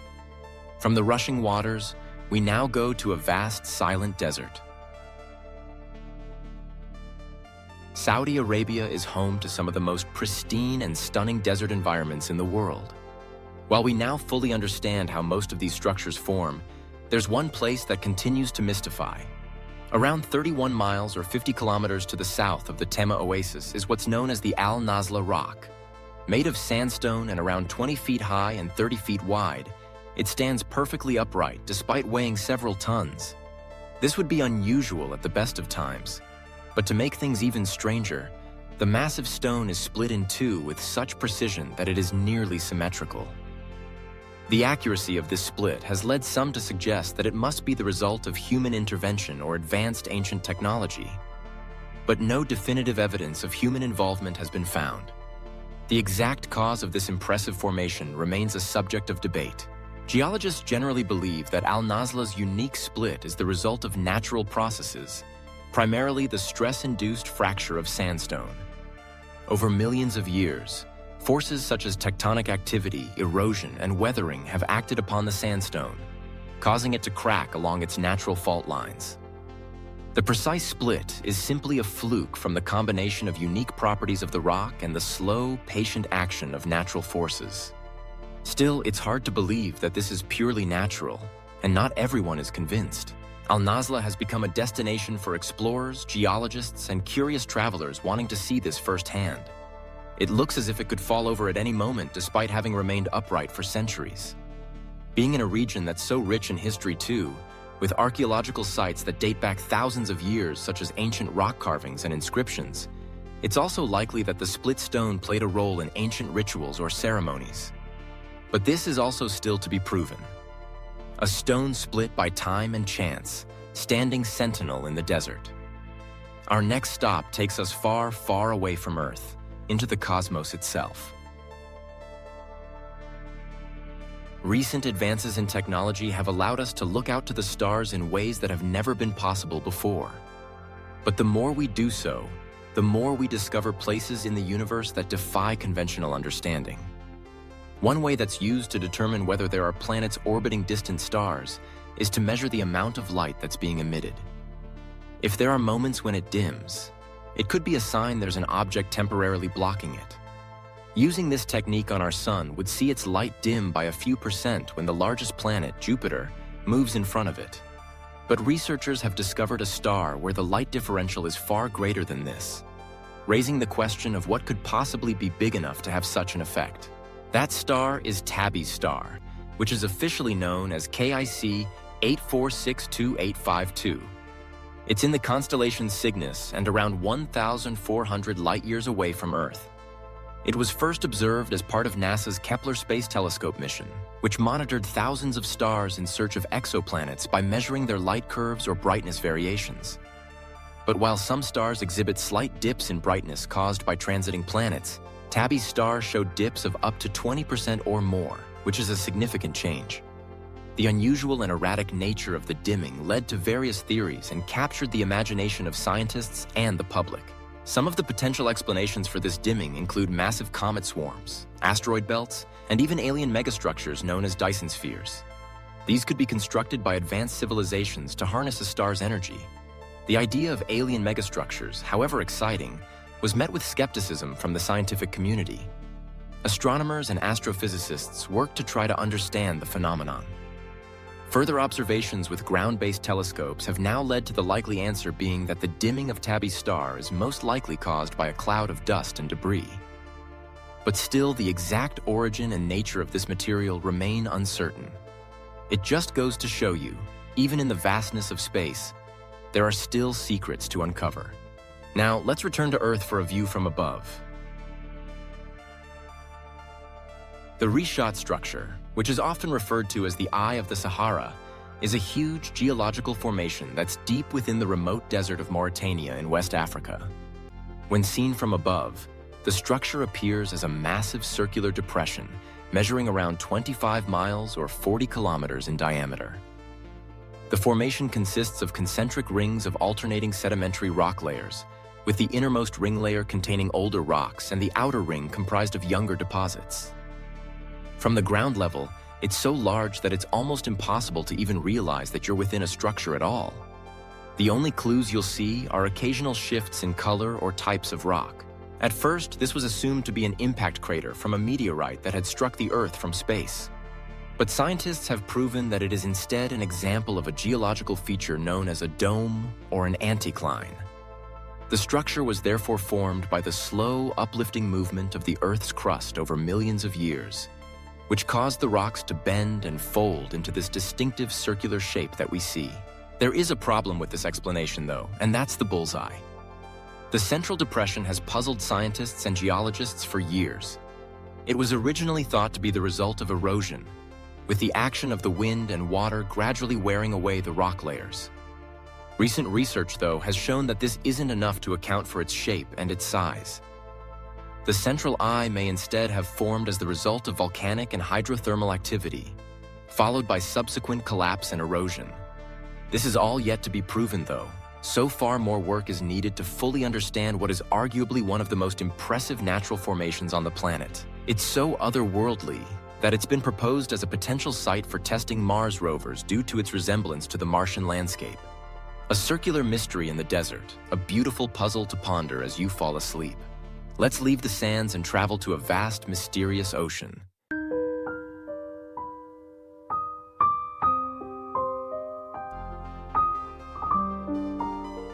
There is much that we still have to learn about the oceans around the world. Research shows that while we once may have believed them to be giant masses of swirling and mixing water, they are actually distinctly separate formations with vastly different temperatures, salinity levels, and oxygen levels. As an example of one of these is the Sargasso Sea, a place that, despite being known about for centuries, is still somewhat of a mystery. Located in the North Atlantic Ocean, it's known for its cobalt blue waters and vast expanses of golden brown floating seaweed known as sargassum. Covering an estimated area of 1.4 million square miles, or over 4 million square kilometers, the Sargasso Sea is unlike typical seas and oceans in that it lacks any defined coastlines. It is instead surrounded by 4 powerful ocean currents: the North Atlantic Current to the north, the Canary Current to the east, the North Equatorial Current to the south, and the Antilles Current to the west. These currents form a nearly stationary vortex known as the North Atlantic Subtropical Gyre, which traps floating debris and seaweed. The most visible feature of the sea is the sargassum seaweed, which forms dense floating mats on the sea's surface. These growths provide a vital habitat for a wide range of marine life, including fish, turtles, and various species of invertebrates. The sargassum seaweed itself is adapted to this unique environment with gas-filled bladders that help it stay buoyant. The sea is also known for its role as a breeding ground for several species of migratory marine animals, such as the Atlantic eel. European and American eels all, as a part of their life cycles, spawn in the Sargasso Sea, with their larvae drifting along ocean currents before eventually making their way back to the continental coastlines. They then return to the sea once they've matured to repeat the process all over. With so much life within it, the Sargasso Sea is hugely important to the world's ecosystem, from oxygen production to the lives of countless species. But it's our lack of scientific understanding of it that's becoming a problem. It's not exactly clear how it formed, how it continues to exist, or which structures are vital to its survival. It's making it more difficult to understand the impact that human activity is having on it and how to further prevent damage. It, for example, contains the North Atlantic garbage patch and has troubling levels of plastic pollution within it. It is also a place where plastic-eating microbes have been discovered. Further knowledge will help limit the buildup of this pollution, but could also, it's hoped, help develop ways to tackle similar issues elsewhere in the world. A sea without a shore, a gentle, floating mystery to carry you into the depths of your dreams. From the swirling currents, let's head to a quiet mountain with a strange secret. Deep within the remote Karelia region of Russia is the mysterious Votovara mountain. It's the highest point in the region, reaching 1,369 feet or 417 meters above sea level. It's far away from everywhere, with the nearest settlement being 12.5 miles away to the northwest. But that hasn't stopped it from being known as one of the most mysterious places in the country. That's because this mountain is covered in a series of strange rock formations known as Votovara stone mushrooms. They are large, mushroom-shaped rocks, some reaching up to 30 feet or 9 meters in height, and are balanced precariously on thin stems. It was originally assumed that these were man-made and had been created by various communities who lived in the region hundreds or thousands of years ago. But recent research has begun to suggest that they're the result of natural processes, although the method by which this happens remains a mystery. The main theory is that they were formed by glacial activity during the last ice age. As glaciers advanced and retreated, they exerted tremendous pressure on the underlying bedrock, causing it to fracture and erode. Over thousands of years, the softer rock around the fractures eroded away, leaving behind the mushroom-shaped structures. Another theory suggests that the rocks may have been shaped by more recent events, such as seismic activity or the influence of underground rivers. Local Karelian and Sami people, though, have long regarded the mountain as a sacred place. They believe there's a spiritual significance to the stone mushrooms and the mountain itself. According to folklore, the stone mushrooms are the work of giants who once roamed the land, and they're said to have magical properties. A mountain of secrets and giants' works. What better place to find a peaceful slumber? Our next stop is a valley in Norway where light itself is a mystery. There are plenty of places around the world where people report seeing strange lights in the sky. But often these sightings can't be proven in the first place, let alone what might be causing them. There is, though, a place where weird orbs definitely do occur. But even though they've been documented for decades, we're still no closer to understanding them. Known as the Hessdalen Lights because they're a phenomenon in the remote Hessdalen Valley in Norway, they manifest as glowing orbs or elongated flashes of light, hovering and darting about the valley. It's the world's most significant and well-documented case of unexplained aerial phenomena and is often linked with UFO sightings. The first confirmed sightings of the Hessdalen Lights dates back to the early 1980s, although some reports suggest they were seen as early as the 1930s. And rather than being an occasional event, they happen on a regular basis, with some witnesses reporting nightly occurrences. In response, scientists and researchers have developed a range of equipment to study them, including cameras, spectrographs, magnetometers, and radar. Even though they've been caught on camera, the exact nature and cause of these lights remains uncertain. Several suggestions have been put forward. For example, they could be the result of ionized gas or plasma created by geological activity in the region. The valley does have large deposits of metallic minerals, which could potentially contribute to the generation of such phenomenon, but this is yet to be proven for sure. Another possibility is that they're related to piezoelectricity, a phenomenon in which a stress generates an electric charge in certain minerals. The valley's geological characteristics and shifting bedrock could create the conditions needed to produce piezoelectric discharges. For now, though, without explanation, the area has become a popular site for UFO enthusiasts. And the tourist industry in the valley is thriving because of those wanting to see the lights for themselves. And even if the mystery is finally solved, it will likely remain as a destination for anyone interested in bizarre phenomena like this. Lights dancing in the darkness. It's a beautiful, calming image to take with you as you fall asleep. From the quiet valley, we return to the vast, mysterious sea. Now, everyone knows the legend of the Bermuda Triangle, where strange lights and events have supposedly affected ships and aircraft for centuries. And while the region has now been thoroughly studied and explanations have been put forward for why this might be the case, it's not the only place in the world's oceans like this that is linked with such mysterious events. There's another called the Devil's Sea, or the Dragon's Triangle. It's in the Pacific Ocean between the Japanese coast, the island of Guam, and the Bonin Islands.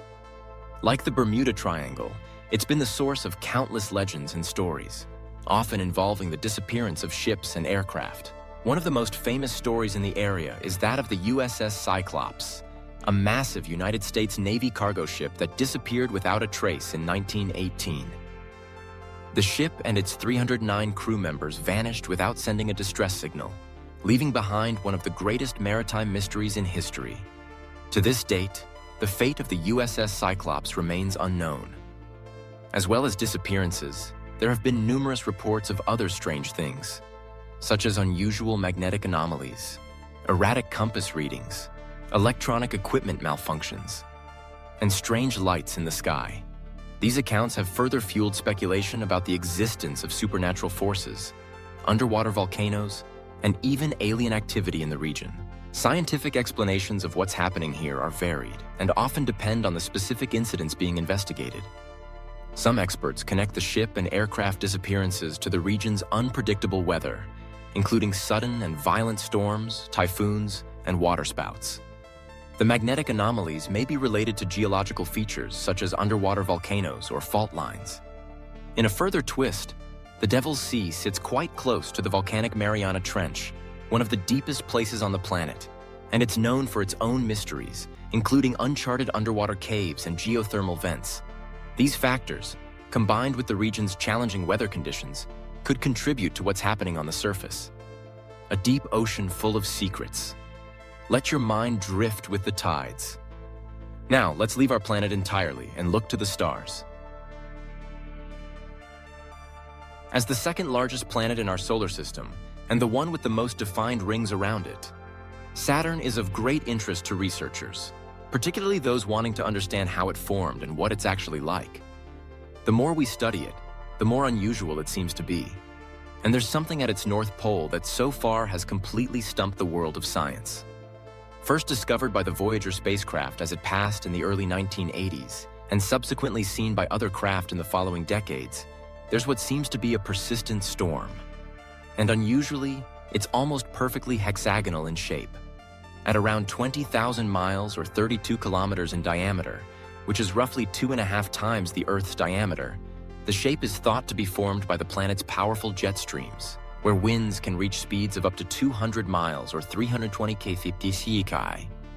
These jet streams create a six-sided pattern that rotates synchronously with Saturn's interior, taking about 10 hours and 39 minutes to complete a full rotation.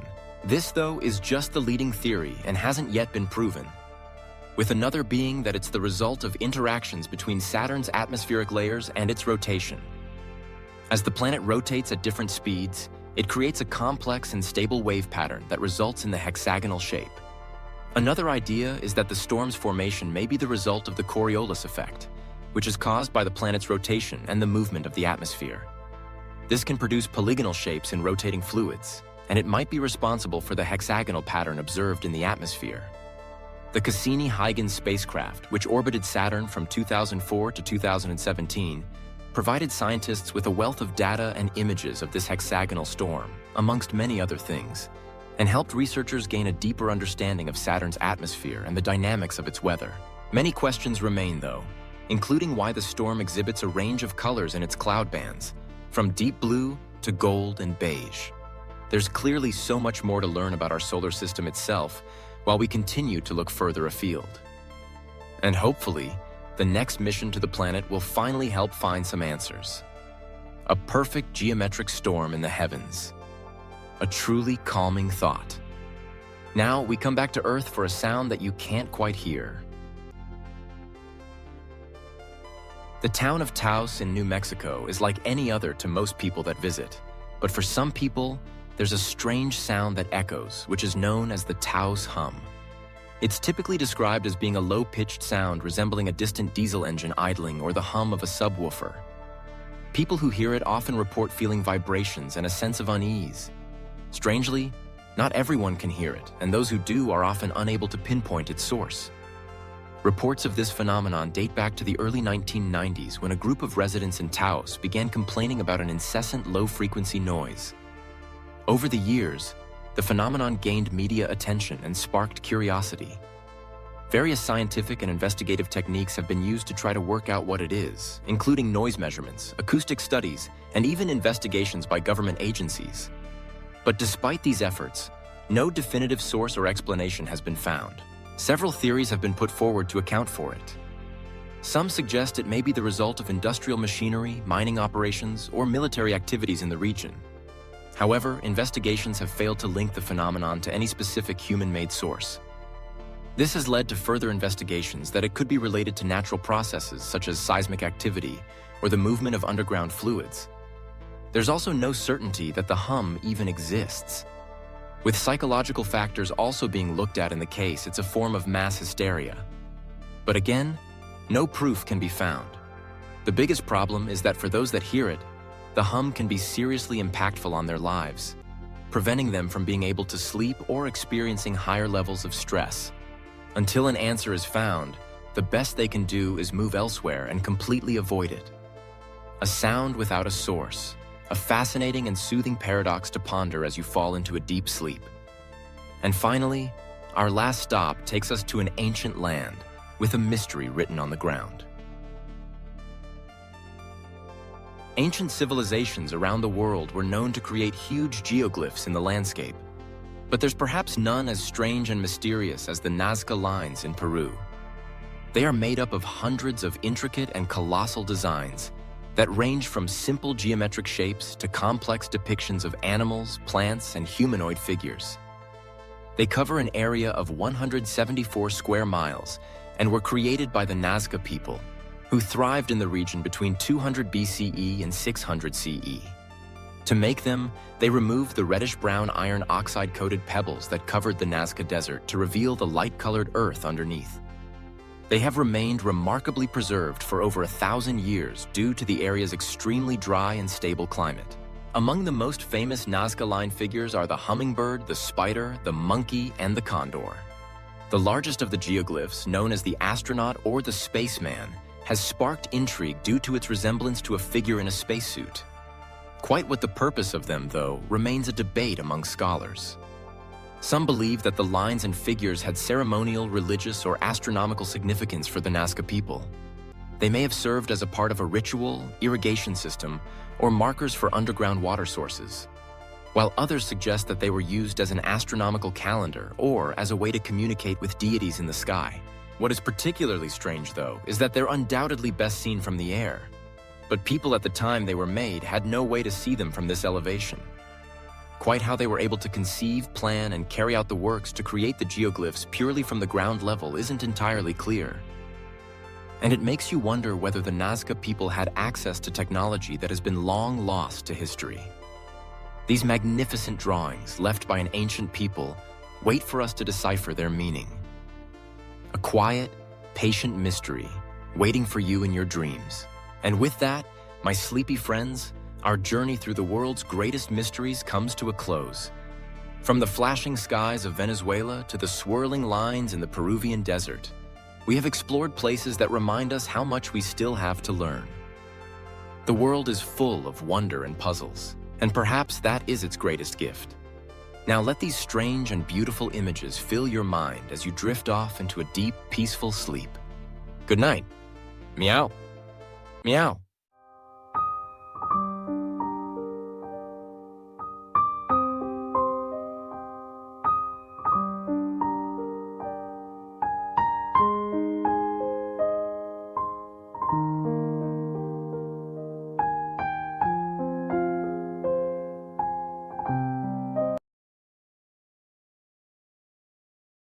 Meow. Meow. Well, hello there, my lovely little sleep enthusiasts. It's your favorite feline storyteller, Golden Chonk, here to whisk you away into a world of ancient mysteries and profound prophecies. Tonight, we're embarking on an extraordinary journey, a tale so epic, so full of twists and turns, it could only be written by the universe itself. We're talking about Iran, dear ones, but not the Iran you see on your screens today. Oh no, we're going back, way back, to its ancient name, Persia. And trust me, Persia's story is woven into the very fabric of time, right there in the oldest book of all, the Bible. From its earliest beginnings to the sweeping visions of the end times, Persia's destiny is foretold within these sacred pages. Imagine, if you will, the gentle hum of ancient whispers, the scent of desert winds, as we begin at the very beginning, in the book of Genesis. After the Great Flood, when humanity was given a fresh start, God revealed how the nation of Persia was born. Noah and his family were the only survivors left on earth, and his 3 sons, Shem, Ham, and Japheth, became the forefathers of new nations. We find the very first map of the world's nations, a genealogy showing the lineage of Noah's sons. From these, the coastlands were populated, each according to their own languages, families, and nations. And in this ancient family tree, we find the roots of Persia, in 2 remarkable patriarchs, Madai and Elam. Madai, a son of Japheth, gave rise to the Medes, a people who settled in the northern mountains, a region now part of modern-day Iran. From these northern mountains, Madai's descendants gradually expanded, establishing villages, clans, and tribes. They were independent, rugged mountaineers, known for their toughness and strong tribal organization. Madai is the direct ancestor of the ancient northern heartland of Iran. Then there's Elam, a son of Shem, whose descendants, the Elamites, found their home in the fertile southwestern lands near the Persian Gulf. Now these weren't just sleepy tribes, my friends. Oh no. Genesis 14 tells us of the Bible's very first great international war, where 4 eastern kings, including Chedorlaomer, the king of the Elamites, joined forces and invaded Canaan. They plundered cities, enslaved peoples, and even captured Lot, Abraham's nephew. Elam wasn't some small, insignificant tribe. It was a powerful nation, and according to Scripture, the first nation to attack God's people of faith. But Abraham, with only 318 trained servants, pursued them, attacked them by night, and defeated them. He rescued Lot, freed the captives, and humiliated the eastern kings. It was an impossible victory, a triumph that defied human logic and delivered a powerful message. No eastern power can prevail against those who have the favor of God. Centuries passed like the soft flow of a desert river. Generations were born and died, and those tribes once defeated by Abraham grew in number. The Elamites and the Medes shared the same land, the ancient terrain of eastern Mesopotamia. One dwelled southwest, in the fertile plains of Elam. The other inhabited the mountainous north, where the harshness of the region forged the character of the Medes. As empires rose and fell quietly, another power was taking form. First clans emerged, then kingdoms, and finally an empire, the Persian Empire. And here's the truly astonishing part. Even though they were pagan nations, they were never outside God's magnificent plan. Through the prophets Isaiah and Jeremiah, 2 incredible prophecies were whispered into existence concerning them. The first prophecy, spoken through Isaiah, revealed that God would use Elam and Media as instruments to punish Babylon. Babylon, who had destroyed Jerusalem and burned down its temple, would not escape judgment. God had already decided who would bring about its downfall, the United Peoples of Iran. Yet the second prophecy was even more astounding. God would not only use Persia to bring punishment, he would also wield Persia as an instrument of liberation. God announced through the prophet Isaiah that a pagan Persian king, yet unborn, would serve as his chosen agent to free Israel from exile and decree the rebuilding of the temple in Jerusalem. Isaiah even called him by name more than 150 years before he was even born.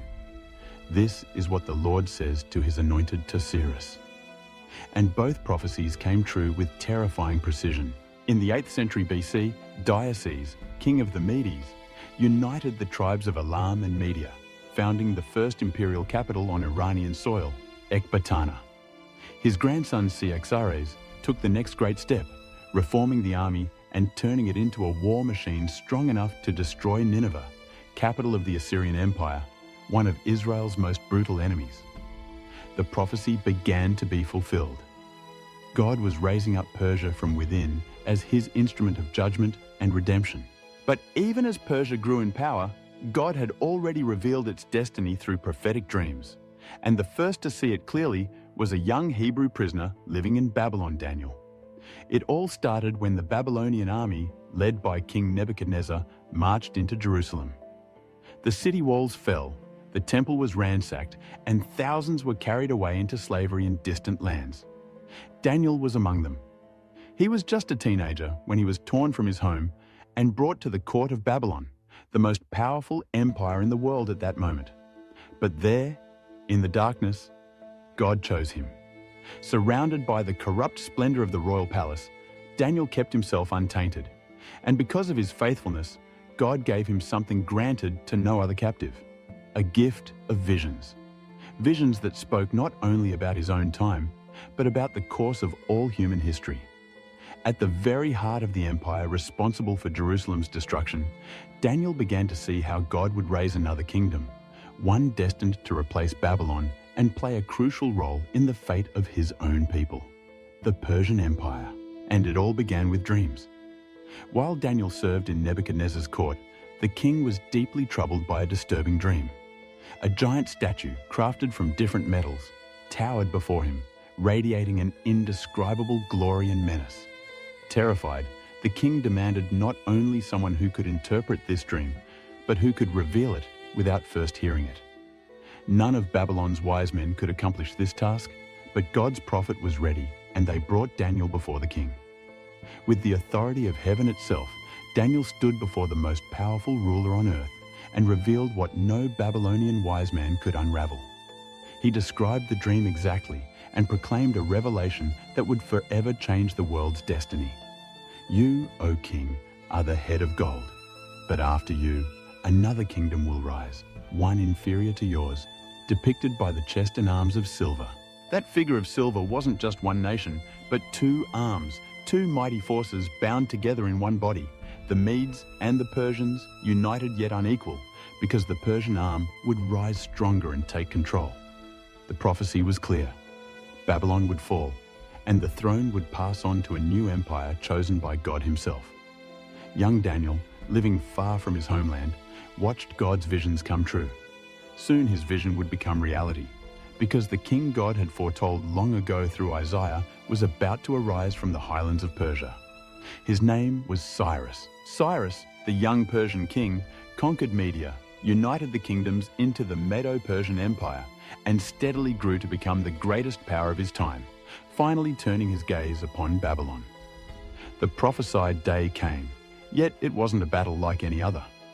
One night, King Belshazzar, grandson of Nebuchadnezzar, hosted a banquet with 1,000 nobles, and amidst the frenzy, committed an unforgivable act. He ordered the sacred vessels his grandfather had looted from the temple in Jerusalem brought out, and they toasted with them in honor of false gods. Suddenly, an invisible hand appeared, writing 4 words onto the palace wall. Mene, Mene, Tekel, Upharsin. The king turned pale. No one understood the meaning of these words until they summoned Daniel, who revealed their terrifying message.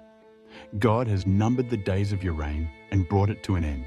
Your kingdom is divided and given to the Medes and Persians. Even as these words were uttered, the prophecy began to unfold. The armies of Cyrus the Great, king of Persia, had diverted the Euphrates River and were quietly entering the city along the dry riverbed. The gates of Babylon stood unlocked. God himself had thrown them open. That very night, King Belshazzar was slain and the prophecy was fulfilled. Babylon fell into Persian hands. The Jews, who for 70 years had wept by the rivers of Babylon, now witnessed an impossible dream come true. A foreign pagan king decreed that they could return home to Jerusalem. But Cyrus did more than permit their return. He financed the rebuilding of the temple and sent the Jewish leaders back with royal support. Zerubbabel, descendant of David's royal line, and Joshua, the high priest. These men would lay down the first foundations, finally restoring the place where God's name dwelled. Thus, Persia became the one nation not to destroy Israel, but to rebuild it. But to Daniel, God unveiled another, even more frightening vision about Persia. In this vision, from the chaotic waters arose 4 monstrous beasts. The second beast looked like a massive bear raised up on one side with 3 ribs clutched between its teeth, and a voice thundered from heaven, "Get up and eat your fill of flesh." The bear symbolized the empire destined to follow Babylon, Media, and Persia. Yet the beast leaned to one side because Persia would ultimately dominate Media, and the 3 ribs represented its greatest conquests, Lydia, Babylon, and Egypt, each devoured one after another in Persia's relentless march of expansion. This vision was fulfilled with chilling accuracy, for after conquering the kingdom of Lydia in Asia Minor and Babylon itself, Persia did not slow down. It set its sights on Egypt.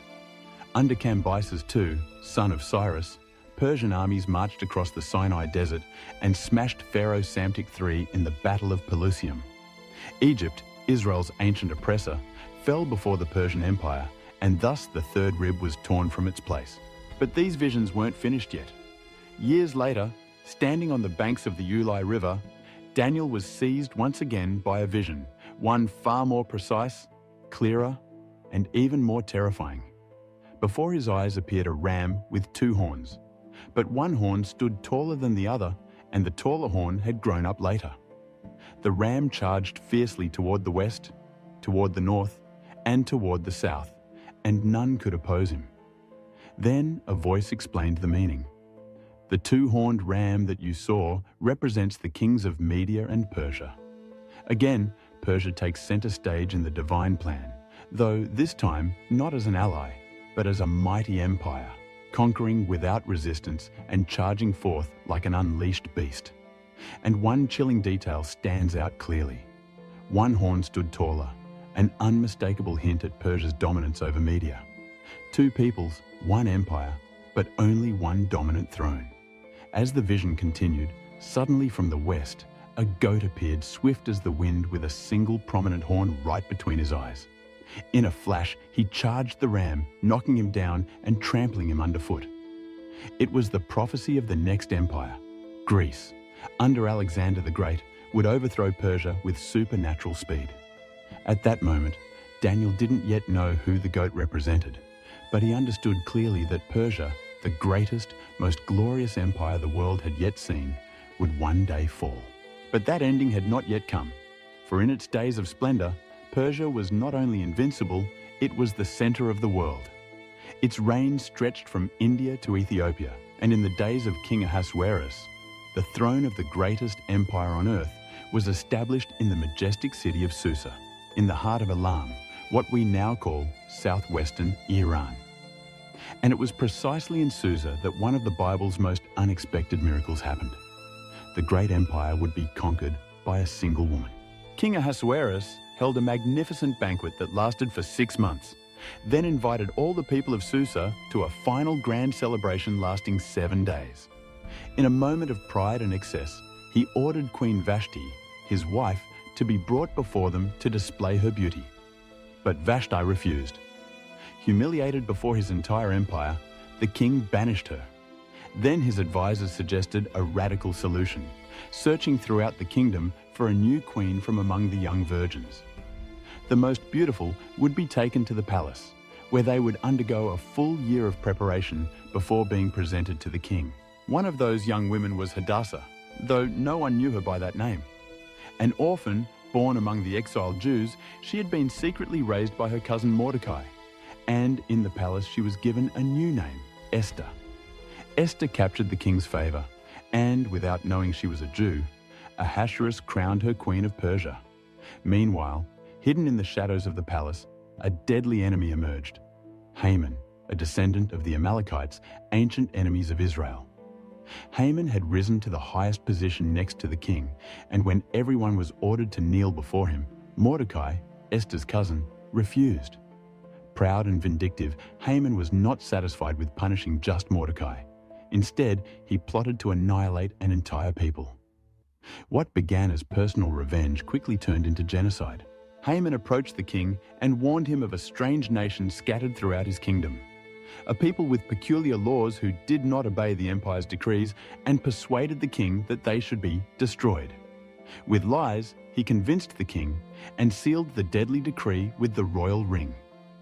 In less than a year, every Jew in Persia was destined for death, men, women, and children. Chaos spread throughout the Jewish community, and Mordecai quickly sent word urging Esther to act. When Esther heard about the decree, she felt trapped.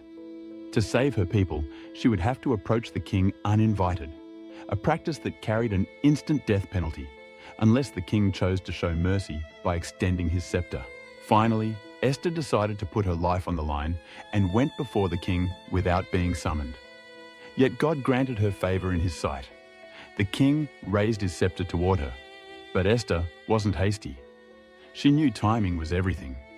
She invited the king and Haman to a banquet and then to a second feast.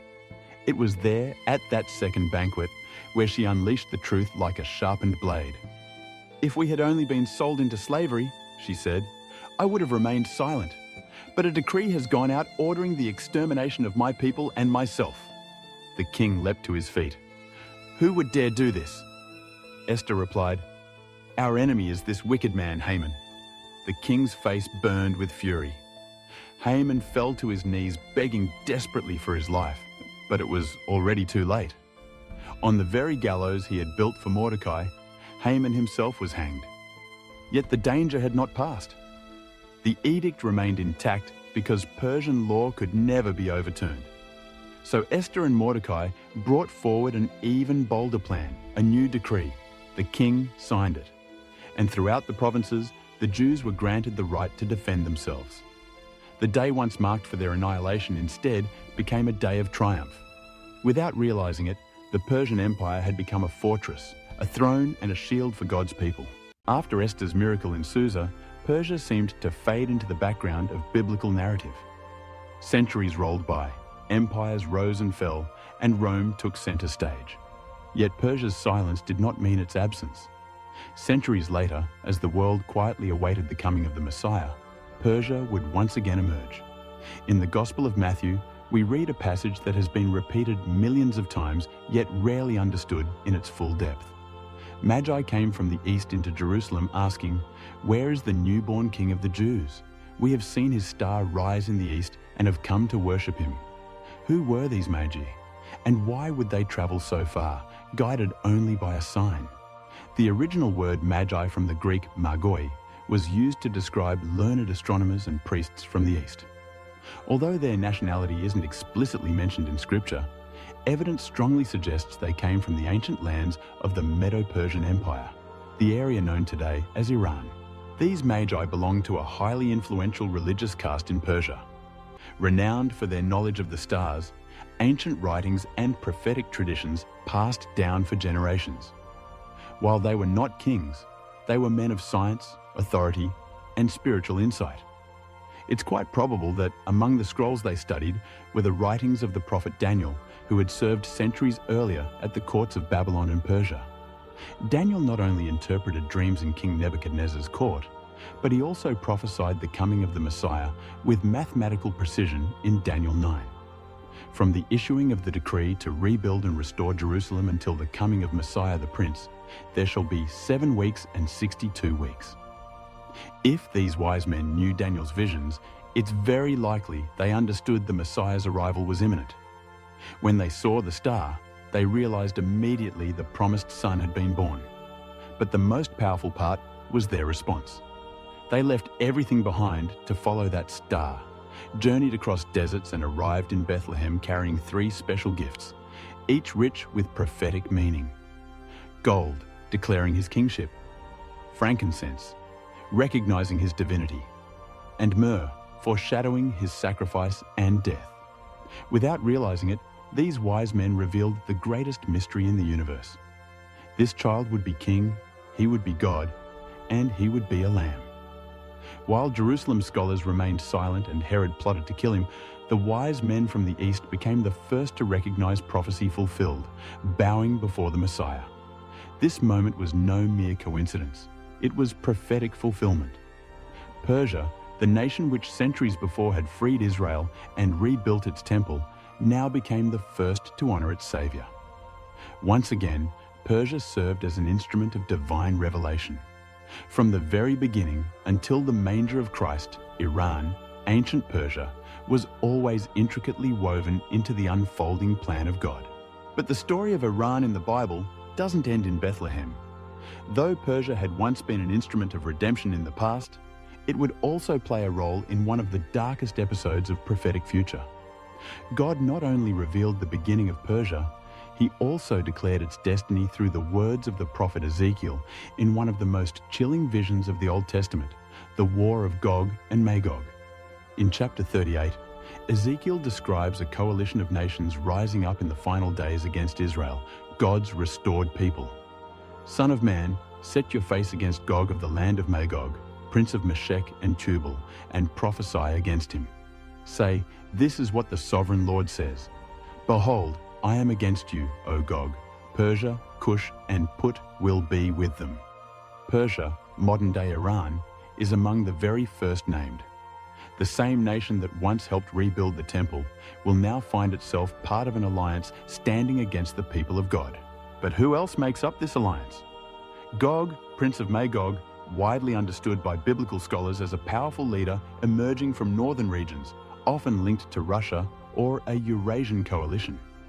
Cush, ancient Nubia, likely refers to areas within modern-day Sudan. Put, linked to North Africa, possibly Libya. Gomer and Togama, regions near Turkey and the Caucasus. Together they form an international army that Ezekiel describes as surging like a storm against Israel. Scripture says, "You will advance like a storm. You will be like a cloud covering the land. You and all your troops and many peoples with you. But they will not succeed, for this attack will provoke God's direct intervention, triggering severe judgment, earthquakes, fire, confusion among the armies, and God's glory will shine forth amid the chaos. As it is written, and so I will show my greatness and my holiness, and I will make myself known in the sight of many nations.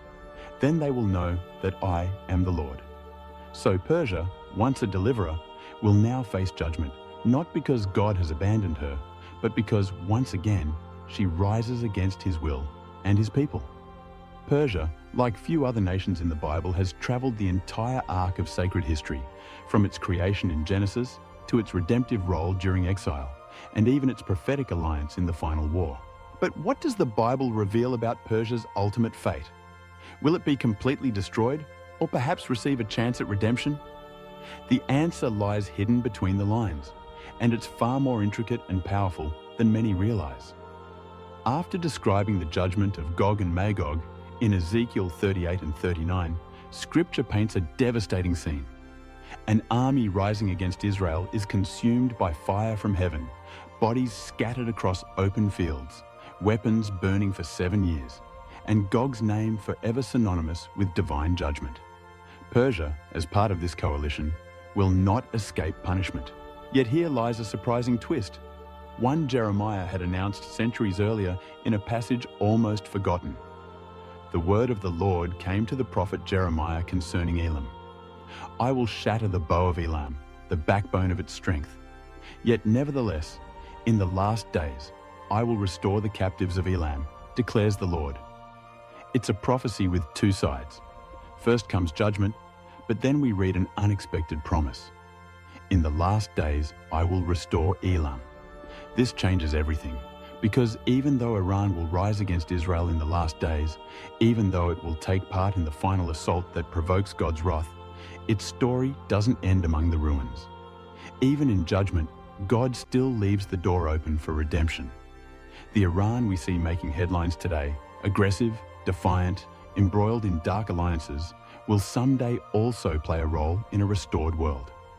Persia's biblical history mirrors humanity itself, redeemed, fallen, judged, and restored by grace. That's why Iran's ultimate destiny in the Bible serves as both a warning to empires that defy God and a promise to those who choose repentance. Because it is written that in the final days, the nations will journey to Jerusalem to worship the King, the Lord of hosts, and it shall come to pass that everyone who remains of the nations that came against Jerusalem shall go up year after year to worship the King and to celebrate the Feast of Tabernacles. Perhaps among those nations stands Elam. Perhaps Iran, once a redeemer, foe, and judged nation, will itself witness the restored glory. For even now in God's heart there remains room for those who return. From the earliest pages of Genesis to the sweeping visions of Revelation, Persia has always been there. As humanity rose again from the floodwaters, God named Elam and Madai, quietly planting seeds for an empire not yet born. By the time Abraham rose up to rescue Lot, Elam had already become a threat, and when Babylon eventually fell, Persia became an instrument of redemption. When the temple was rebuilt, it was a Persian king who provided the resources, and when the Messiah was born, wise men from the east, men from Persia, were among the first to acknowledge him. Yet as the end of days approaches, and the nations rise up like shadows against Israel, Persia will again take center stage, but this time on prophecy's darker side. For it is written, Persia, Cush, and Put will be with them, forming a coalition against God's restored people. Yet even then, the book remains open. Scripture does not close the door, and one day the nations will ascend to Jerusalem to celebrate the King. If Persia turns its face toward God, its story will not end in ashes, but in glory. And now, after everything you've heard, I ask you, do you believe Iran is fulfilling its prophetic role today? We are living in times when prophecies unfold quietly, and what once seemed ancient is now more alive than ever. So, where do you think we stand in this story?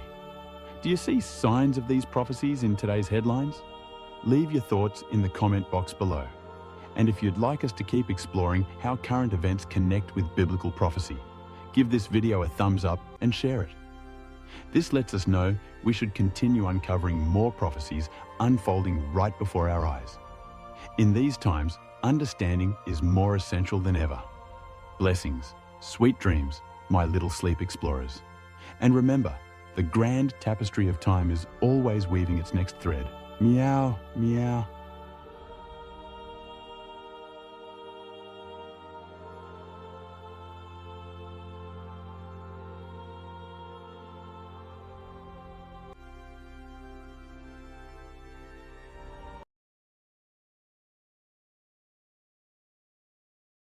Meow, meow. Hello, my dear sleepy friends. It's me, Golden Chonk, your perfect guide to the mysteries hidden in time and sand. Tonight, we journey to a place of legend and wonder, a land whispered about since antiquity. What if everything we've been told about Atlantis is wrong? Imagine a lost civilization, not submerged beneath the waves, but hidden within the sands of Africa's greatest desert. We're journeying to the Richat structure, also known as the Eye of the Sahara. Could this mysterious geological formation be the true location of Atlantis? Stay with me, Golden Chonk, as we unravel astonishing evidence and explore the secrets of Atlantis, the sunken continent beneath the Eye of the Sahara. A story that might just rewrite history as we know it. Imagine, if you will, a great civilization spoken of only in hushed tones and ancient scrolls. A city of concentric circles gleaming under the sun, overflowing with riches and knowledge, pride and power. And then, in one fateful day and night, vanished without a trace. Atlantis. The very name conjures images of a golden age lost to time, a paradise swallowed by the sea. But what if, just what if, that fabled city did not sink under the ocean at all?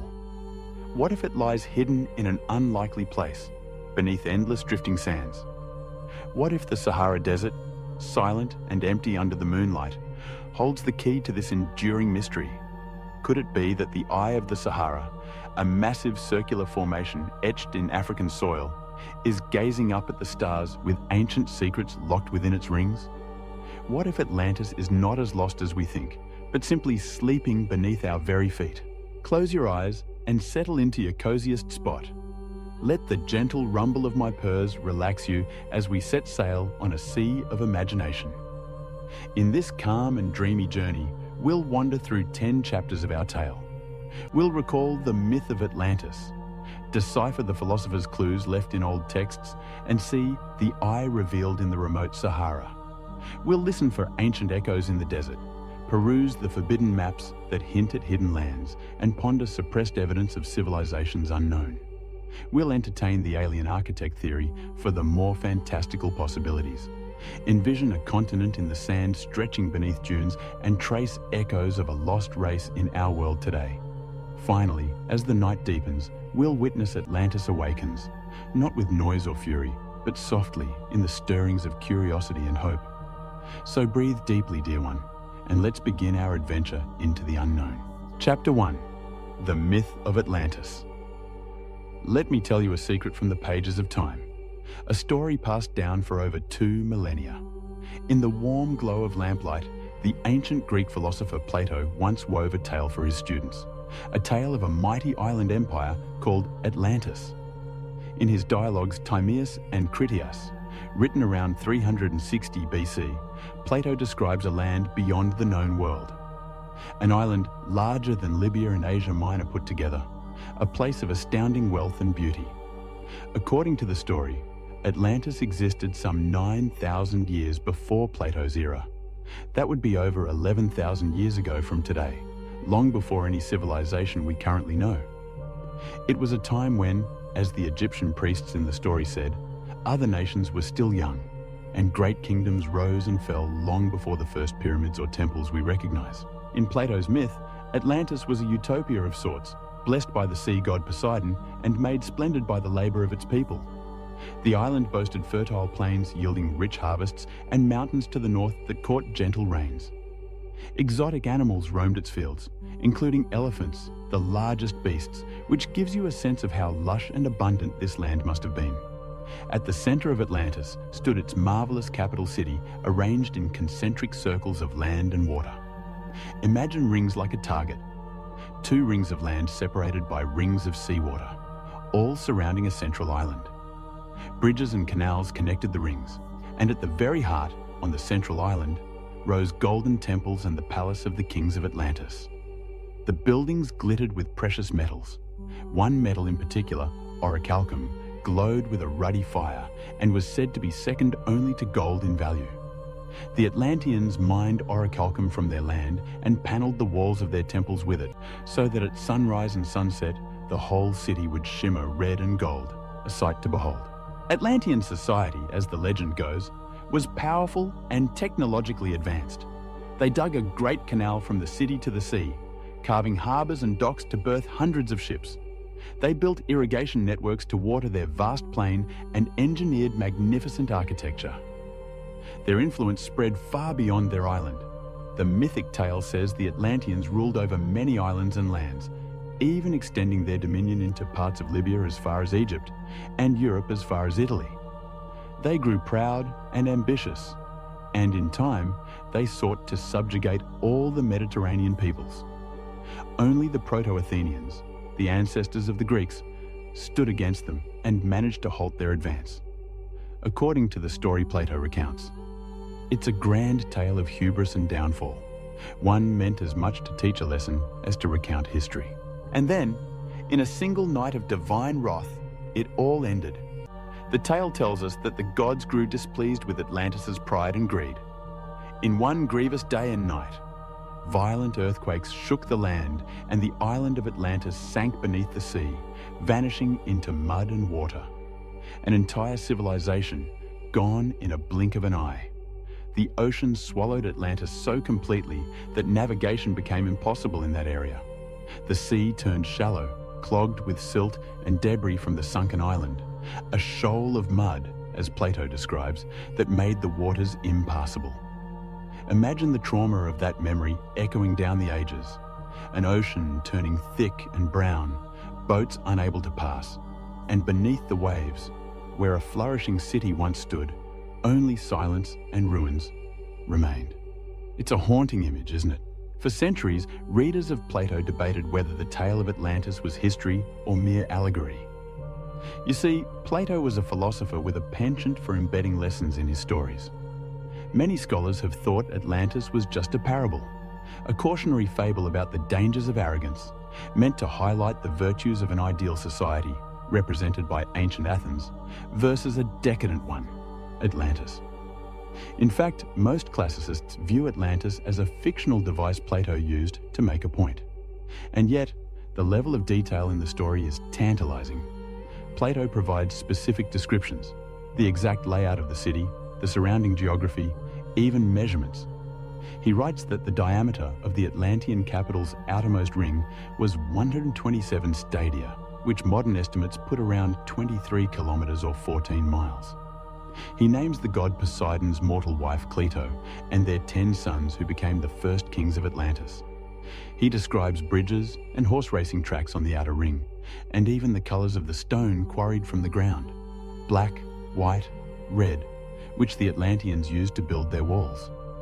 These vivid particulars feel like memories of a real place. Over the years, countless people, explorers, archaeologists, mystics, and dreamers of all stripes, have become enchanted by the Atlantis story. It's not hard to see why. A lost utopian civilization destroyed by a cataclysm is the stuff of enduring legend, tapping into our collective imagination. There's a deep human yearning in it, the possibility that we were once more advanced or enlightened, and that knowledge was lost, but perhaps could be found again. And of course, the dramatic mystery. If Atlantis really existed, where is it now? Could any trace be left for us to find after so many millennia?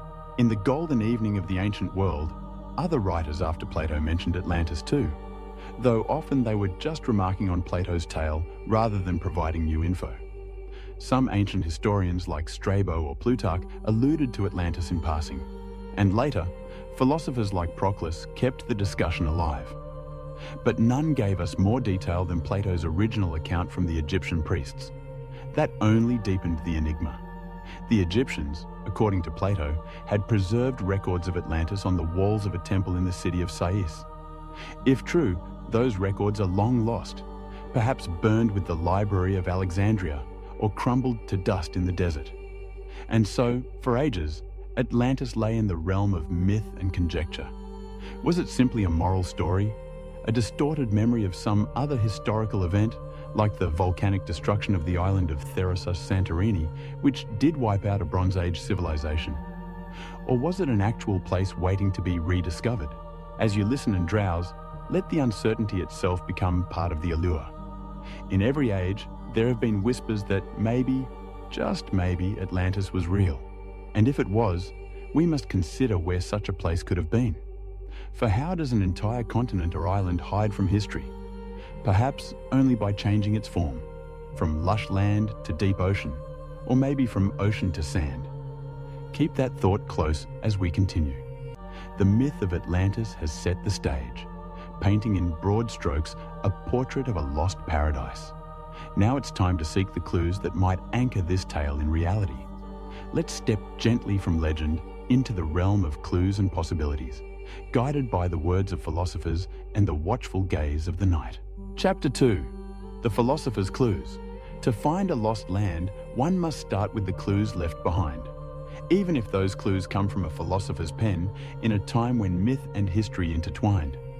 Plato, being our primary source, gave a surprising amount of information about Atlantis' location and nature within his dialogues.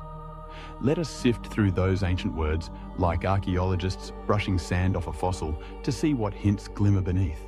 According to Plato's narrative, the story of Atlantis was relayed to the Greek lawgiver Solon by Egyptian priests around 600 BC.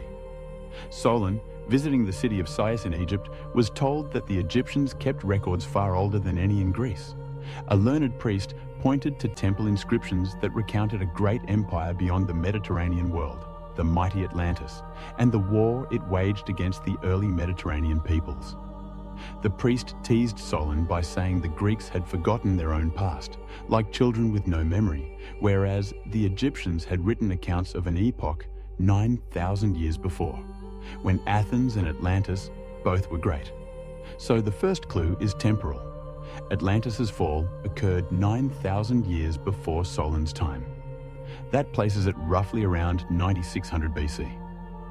To put that in perspective, that's the end of the last ice age, an epoch when humans were just beginning to transition from nomadic life to farming in some parts of the world. A stunningly early date for an advanced civilization, a clue that, if taken seriously, implies the standard timeline of history might have missing chapters. What about geography? Plato situates Atlantis beyond the Pillars of Hercules, which was the ancient term for the narrow strait we know as the Strait of Gibraltar, where the Mediterranean Sea opens into the Atlantic Ocean. Beyond the Pillars, in the true ocean, the Atlantic, lay an island empire.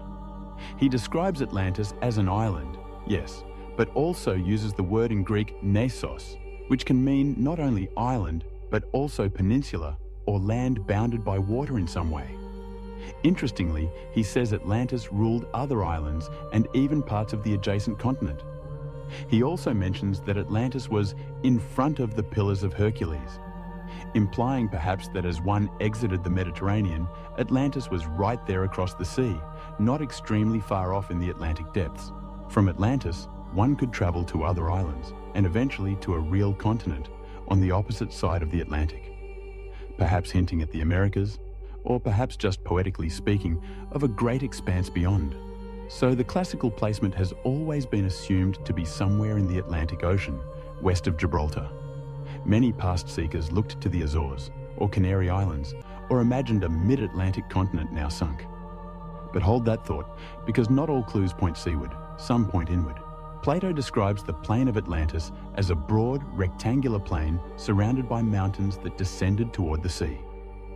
The plain was said to open to the ocean on its south and was sheltered by mountains to its north.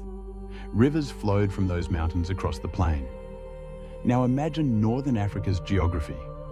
The Sahara Desert today has the Atlas Mountains in the northwest and various highlands in its interior.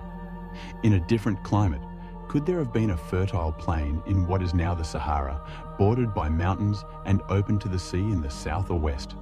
It's a curious parallel to consider, but we will get to the Sahara soon. For now, keep in mind that the directions north and south in Plato's clues might align with real features somewhere. If not out in the Atlantic, then perhaps along a coast or even inland. Another clue lies in the name Atlantis itself and its linguistic relatives. The island's first king in the story was Atlas, son of Poseidon, and thus the land took his name, as did the ocean around it, the Atlantic. Coincidence or not, we have the Atlas Mountains in Morocco and Algeria, and legend calls the ocean beyond them the Atlantic because of either Atlas the Titan or King Atlas in myth. And then there's an intriguing point. A region in northwest Africa, modern Morocco's Mauritania, was known in antiquity as the Kingdom of Mauritania, whose king at one time, in later classical history, was also named Atlas in some accounts. Could the Greek Atlantis tale have tangled roots with African names and legends? The word Atlantes was even used by Herodotus, an ancient Greek historian before Plato, to describe a people living in Libya, northwest Africa, near Mount Atlas, who do not dream in their sleep. A strange, almost mystical reference. It's a slim thread, but perhaps an echo of Atlanteans making its way into Greek knowledge, or simply a name reused. Still, the recurrence of Atlas in that region is worth a sleepy thought. Let's examine a key passage from Plato, as it holds a vital clue that will steer our journey. He wrote that when Atlantis sank, it created impassable mud shoals, making the sea above it unnavigable. Now, picture the aftermath of a sunken land.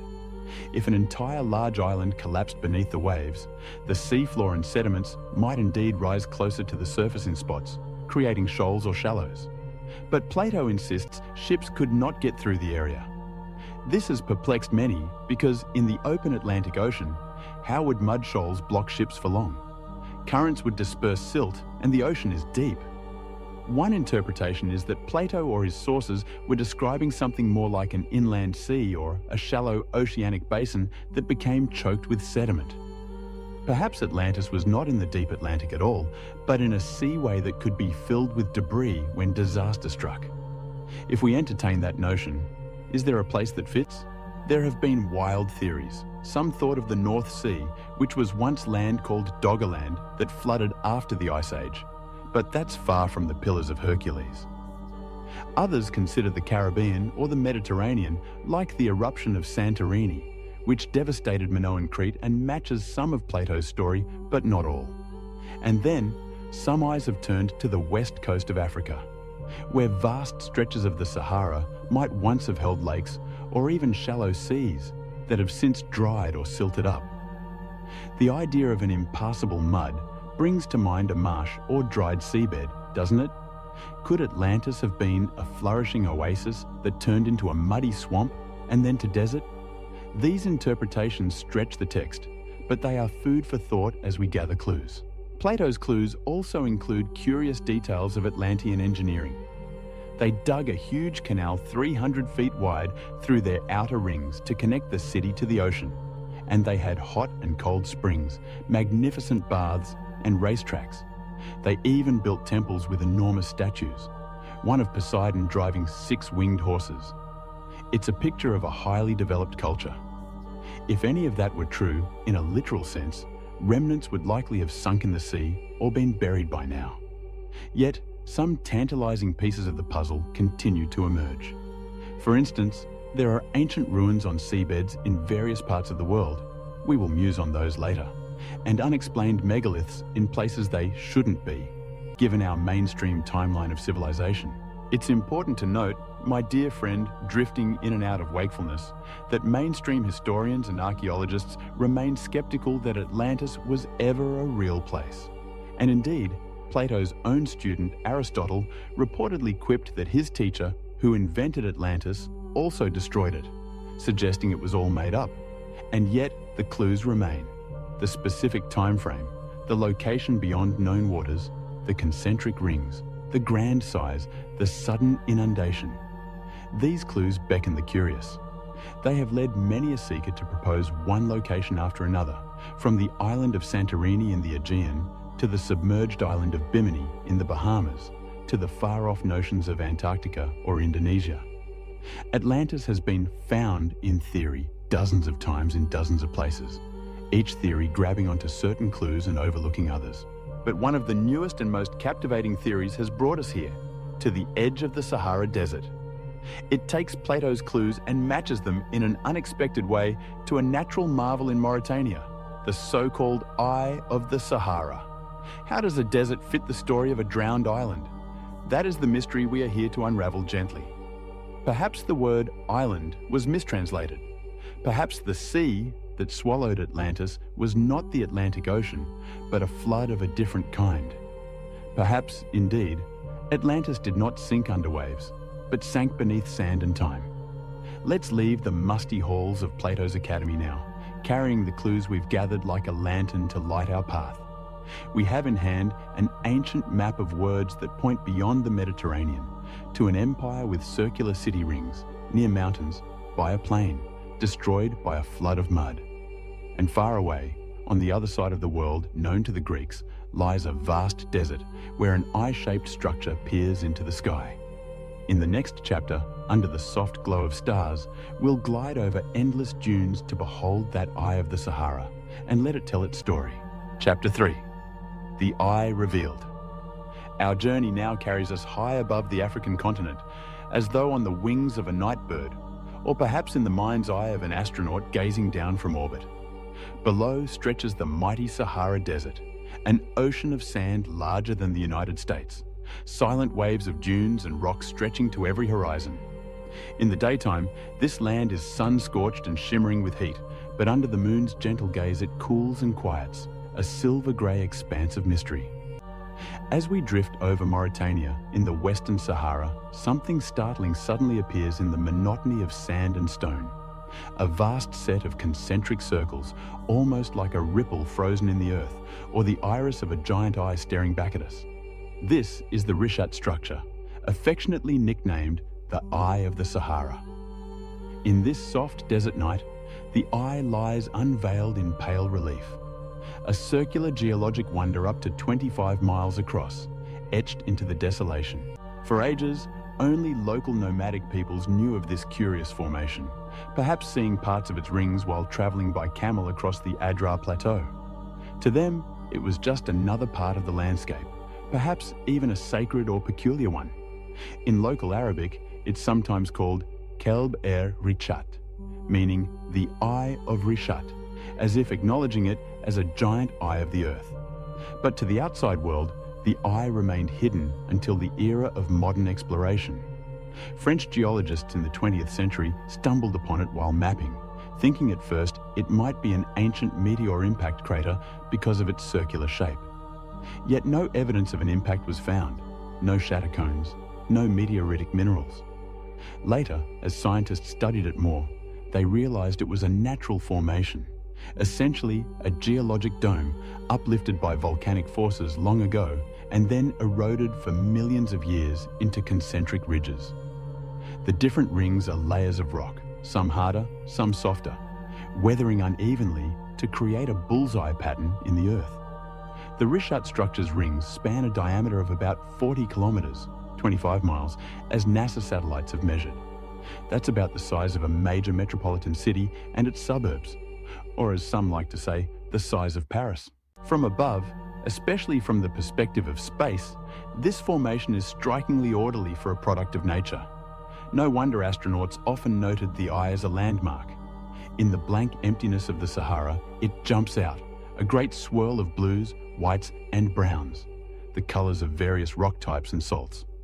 It almost looks like an enormous fossil snail shell embedded in the desert, or the impression of a giant saucer. Seeing it, one cannot help but think of a planned structure, a design. Now, in our dreamy exploration, we overlay Plato's description onto this peculiar site. 5 rings, alternating water and land, surrounding a central island. The Eye of the Sahara, as it appears today, consists of ring-shaped ridges and valleys.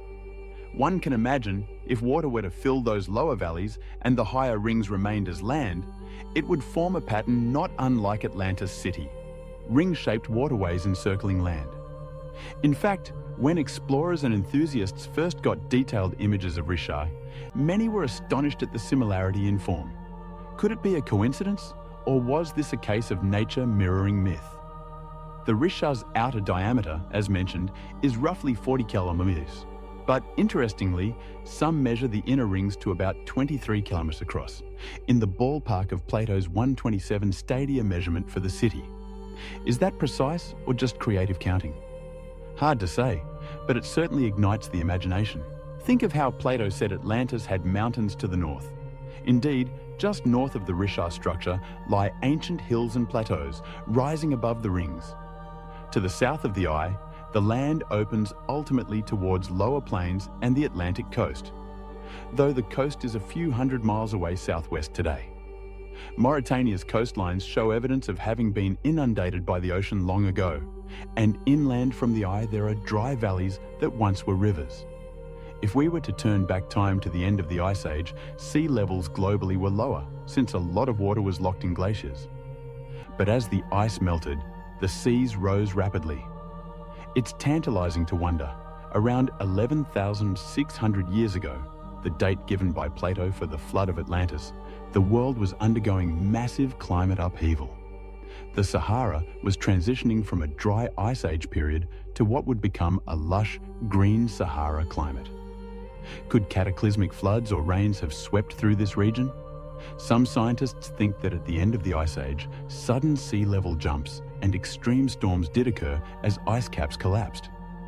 If an Atlantic tsunami or an inland megaflood happened to wash over a low-lying circular plain, well, one could imagine a scenario where a whole city, if one existed there, might be drowned in sediment. Another key correspondence. Atlantis was said to have a river or waterway flowing from it towards the south, through or beside the city, reaching the sea. The Risha structure, in its present form, doesn't have a flowing river. This is hyper-arid desert now, but around its southern perimeter there are dry channels. More compelling is the evidence from satellite and gravity studies that an enormous ancient river once passed near here. Researchers have identified the outlines of a bygone river system called the Tamanrasset River, which, thousands of years ago during wetter climates, might have been as large as the Nile. This paleo river appears to have collected water from the highlands, even from as far north as the Atlas Mountains in Morocco, and channeled it southward, likely emptying into the Atlantic somewhere on the Mauritanian coast. Some reconstructions of this river's path put tributaries near the area of the Risha structure. If true, then indeed, during Atlantis's purported time, there could have been a lush river valley skirting the eye's vicinity, and possibly even flooding around it. Plato described a flowing water going out through the rings to the sea. Could the Risha have been situated near a river delta or a large inland lake that connected to the ocean? The Sahara's hidden past is full of long-lost waterways, so the idea isn't far-fetched. Consider also Plato's mention of elephants and rich fauna in Atlantis. The Sahara, shockingly to us now, was once teeming with life. In the green times, elephants, giraffes, hippos, and cattle roamed where today only sand and wind persist. In fact, not far from the eye, prehistoric rock art has been found, showing just that. Engravings of elephants and other animals on rocks in the desert, made by humans who lived there when the climate was kinder. Thousands of burial mounds have been discovered lining the ridges around the Risha, and within its outer ring valleys, archaeologists found stone tools from the Neolithic period, the tail end of the Stone Age, when farming began, and even earlier, stretching back tens of thousands of years. This tells us that humans did live around the eye in the distant past, hunting and perhaps herding animals when water was available. Could some memory of an exceptional place in this region have survived through oral traditions, carried to Egypt or elsewhere? One cannot rule out the pathways of story. They are as winding as rivers and sometimes as enduring as mountains. Geologically, mainstream science says the Risha is about 100 million years old as a structure, far too old to have collapsed suddenly in 10,000 BC. But an Atlantean hypothesis might not require the ground itself to collapse. Rather, an extreme flood or series of events that devastated the civilization and left mud behind. When we examine the soils and sediments within the eye's rings, we find layers of clay, silt, and salt deposits that suggest that parts of it were indeed once playa lakes or marshy. In fact, scientists have found evidence that between roughly 15,000 and 5,000 years ago, a window that brackets the supposed Atlantis destruction date, this area saw significant wet episodes. There were accumulations of sediment from flowing water and even fossil freshwater shells. So imagine, after a long, dry glacial period, rains and rivers returned to the Sahara, filling depressions with water. If at the end of that humid period a catastrophic drought or some other change occurred, those lakes could dry and leave salty, muddy flats. Is it too poetic to think that might correspond to Plato's shoal mud that made a once thriving place unlivable? Perhaps, yet the image resonates. One has to ask, if an advanced city once existed at the Risha structure, why haven't we found pottery, ruins, or obvious traces? Skeptics point out that no clearly identifiable building foundation or pottery shard has been documented in the innermost circles of the eye. And indeed, archaeologists who've surveyed the site found plentiful stone tools and some signs of ancient habitation around the outer rings and nearby wadis, dry riverbeds. But not a city's ruins. However, the Sahara is a harsh preserver of history. Shifting sands can scour and bury, and thousands of years of wind can erode structures to nothing. If buildings were made of less durable materials, mud, brick or wood, they'd be gone by now. Even stone could be worn down over 10 millennia of sand-blasting winds. And remember that if Atlantis sank in this hypothesis, it might mean it was submerged in water temporarily or hit by waves, which could pulverize structures and scatter them. The remaining question is, where are the pieces? Maybe buried under meters of sediment that have since cemented into crusts. Some suggest the fact that artifacts are scarce in the center is because winds have blown them out, or because any ancient settlement's remains are under layers of hardened mud and salt. Now, as we circle slowly above the sleeping eye of the Sahara, imagine it not as dry land, but as it might have been in its prime. Green concentric islands shining under the sun, ringed by canals or lagoons of water. You might hear the distant echo of water flowing and the laughter of people in a thriving market. Perhaps palm and acacia trees grew along the banks, and farm fields sprawled on the plains beyond. Perhaps the rings were partially man-made too, enhanced by Atlantean engineers who saw this natural circular formation as an ideal template for their city and sculpted it further. It's a romantic vision, certainly. One could paint a beautiful mental picture of Atlantis at Rishat, mountains with waterfalls to the north, the highlands wringing rain from humid air, sending cascades down. A rich plain extending hundreds of miles, the area that is now flat Hamada Desert, once grassland, and the great river or even a shallow sea bay to the south where ships could sail to and from the city. It gives me a little shiver, a mix of awe and melancholy to stand, in our imagination, on the central island of the eye as dawn breaks, picturing it as it may have been if Atlantis lived here. The rings of water glint golden with sunrise, and beyond them the desert stretches, verdant and alive in that bygone age. Now fast forward in your mind, dark clouds gathering, the ground trembling. Perhaps a series of massive quakes strikes. Mauritania does have faults, though it's not very seismic today. But who knows in the past? The land could crack, releasing underground water, or even causing land to subside. If the coastline was nearby, maybe a monstrous wave came roaring inland. Plato's account speaks of earthquakes and floods together, a 1-2 punch of nature. We can almost hear the panicked cries, the sudden roar of water, the great eye filling with churning brown floodwaters, swirling and smashing everything in their path. In a single night of terror, the grand city could be broken and drowned. And as the waters receded, they left behind a muddy swamp where once stood shining walls, a place now cursed and uninhabitable, slowly drying into salt flats. The survivors, if any, would flee, never to return, passing down the memory of the cataclysm, which, after many retellings and centuries, ends up in an Egyptian temple story, then to Solon, and ultimately to Plato. Could it be true? Or is this all a desert mirage of the mind? The eye of the Sahara has no voice to confirm or deny. It just gazes silently upward, holding its enigma.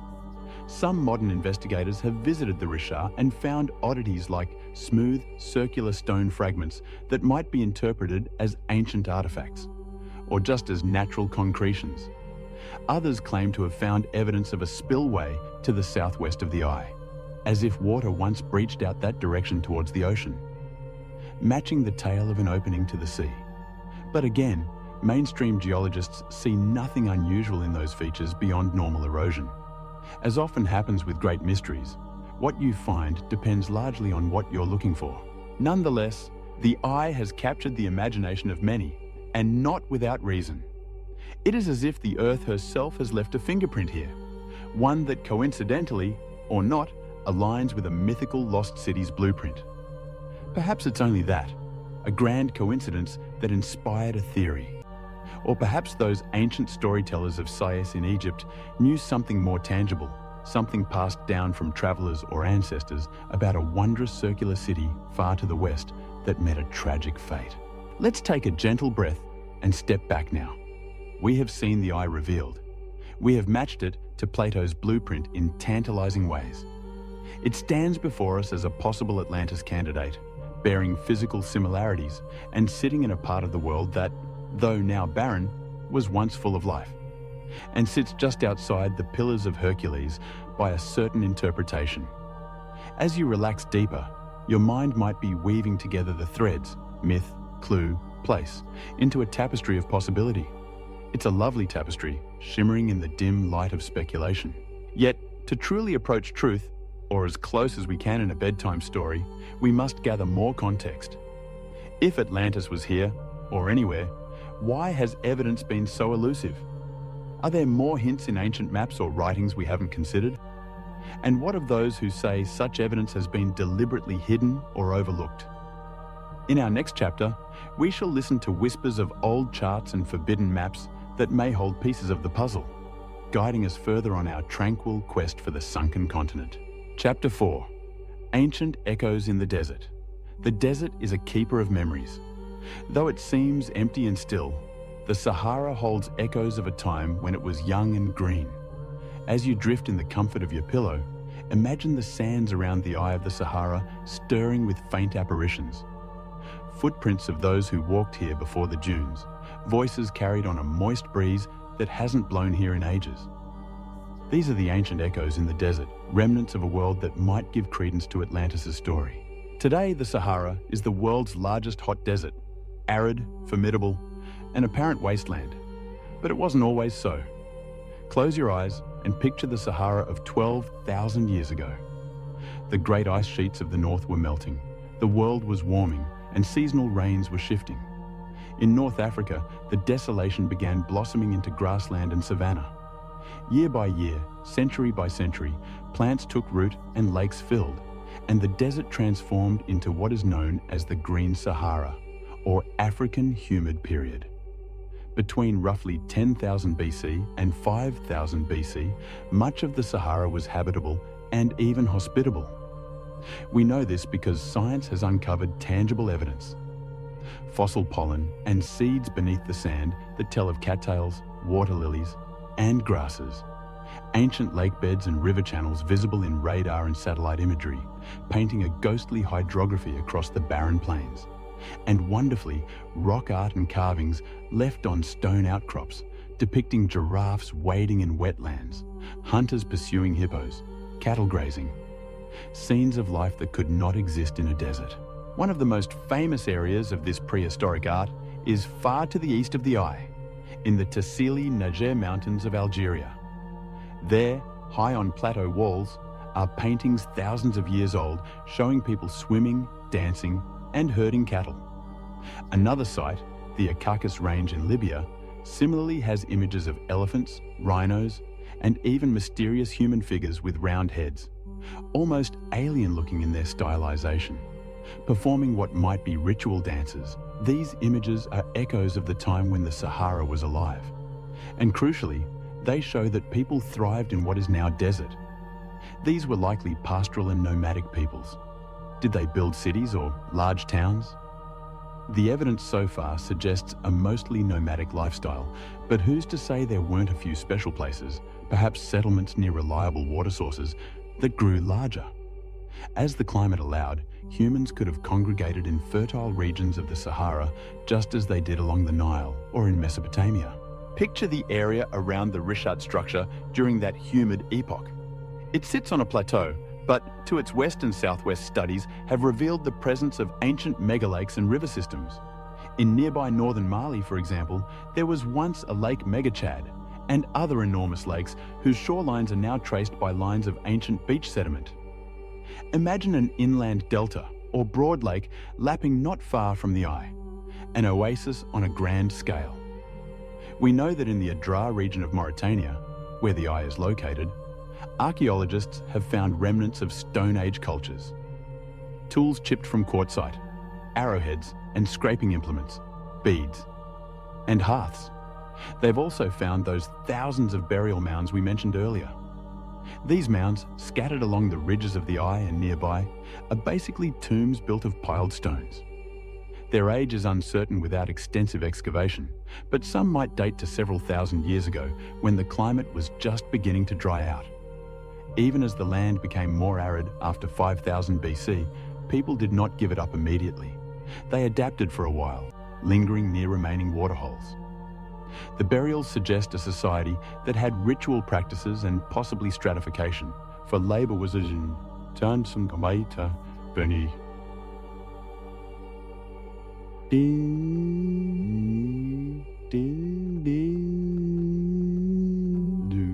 Bailed tomb.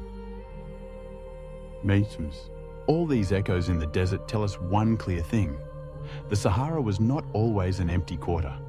It was once full of life and, by extension, could have nurtured forgotten cultures. Sometimes I think of the Sahara as a great stage where civilizations could have risen and fallen with the rhythms of the climate, leaving behind only the faintest trace for us to find. There's a particularly evocative local legend from the far side of the Sahara about a lost city called Zerzura, the oasis of little birds, spoken of in medieval Arabic chronicles. Explorers in the 20th century were bewitched by it and went searching deep into the desert of Egypt and Libya. The legend described Zerzura as a white city of riches, hidden in the sands, guarded by black giants, where a sleeping king and queen awaited a rescuer.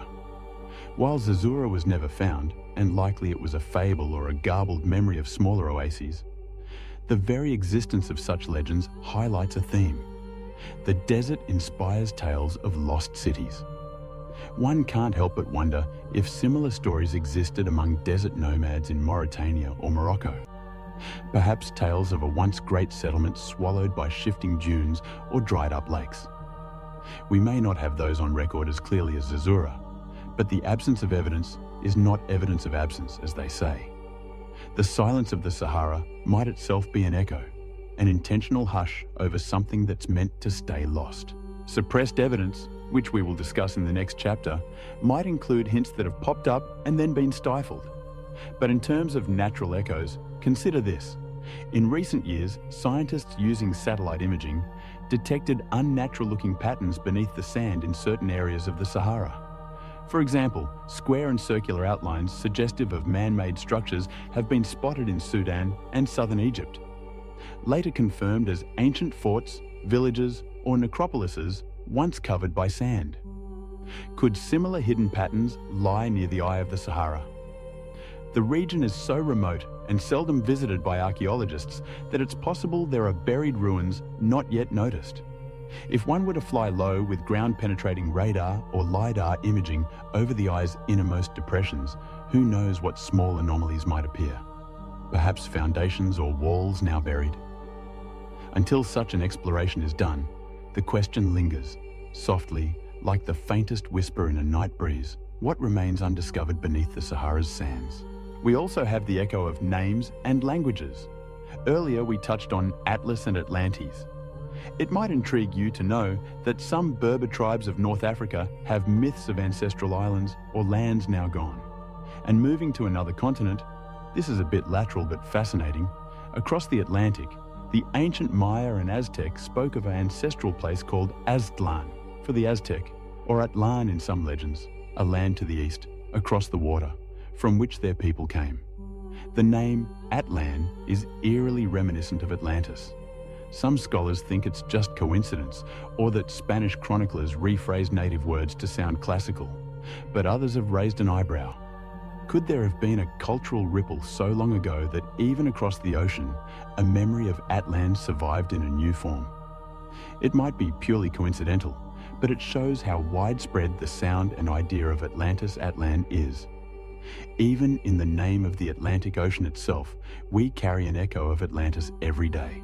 Echoes of a lost race, Atlanteans, or whoever they might have been, can also be interpreted through mysterious out-of-place artifacts around the world. For instance, consider the impressive stone structures that don't quite fit their time. There's Göbekli Tepe in Turkey, a ceremonial stone complex dated to about 9600 BC, again, right around the end of the Ice Age.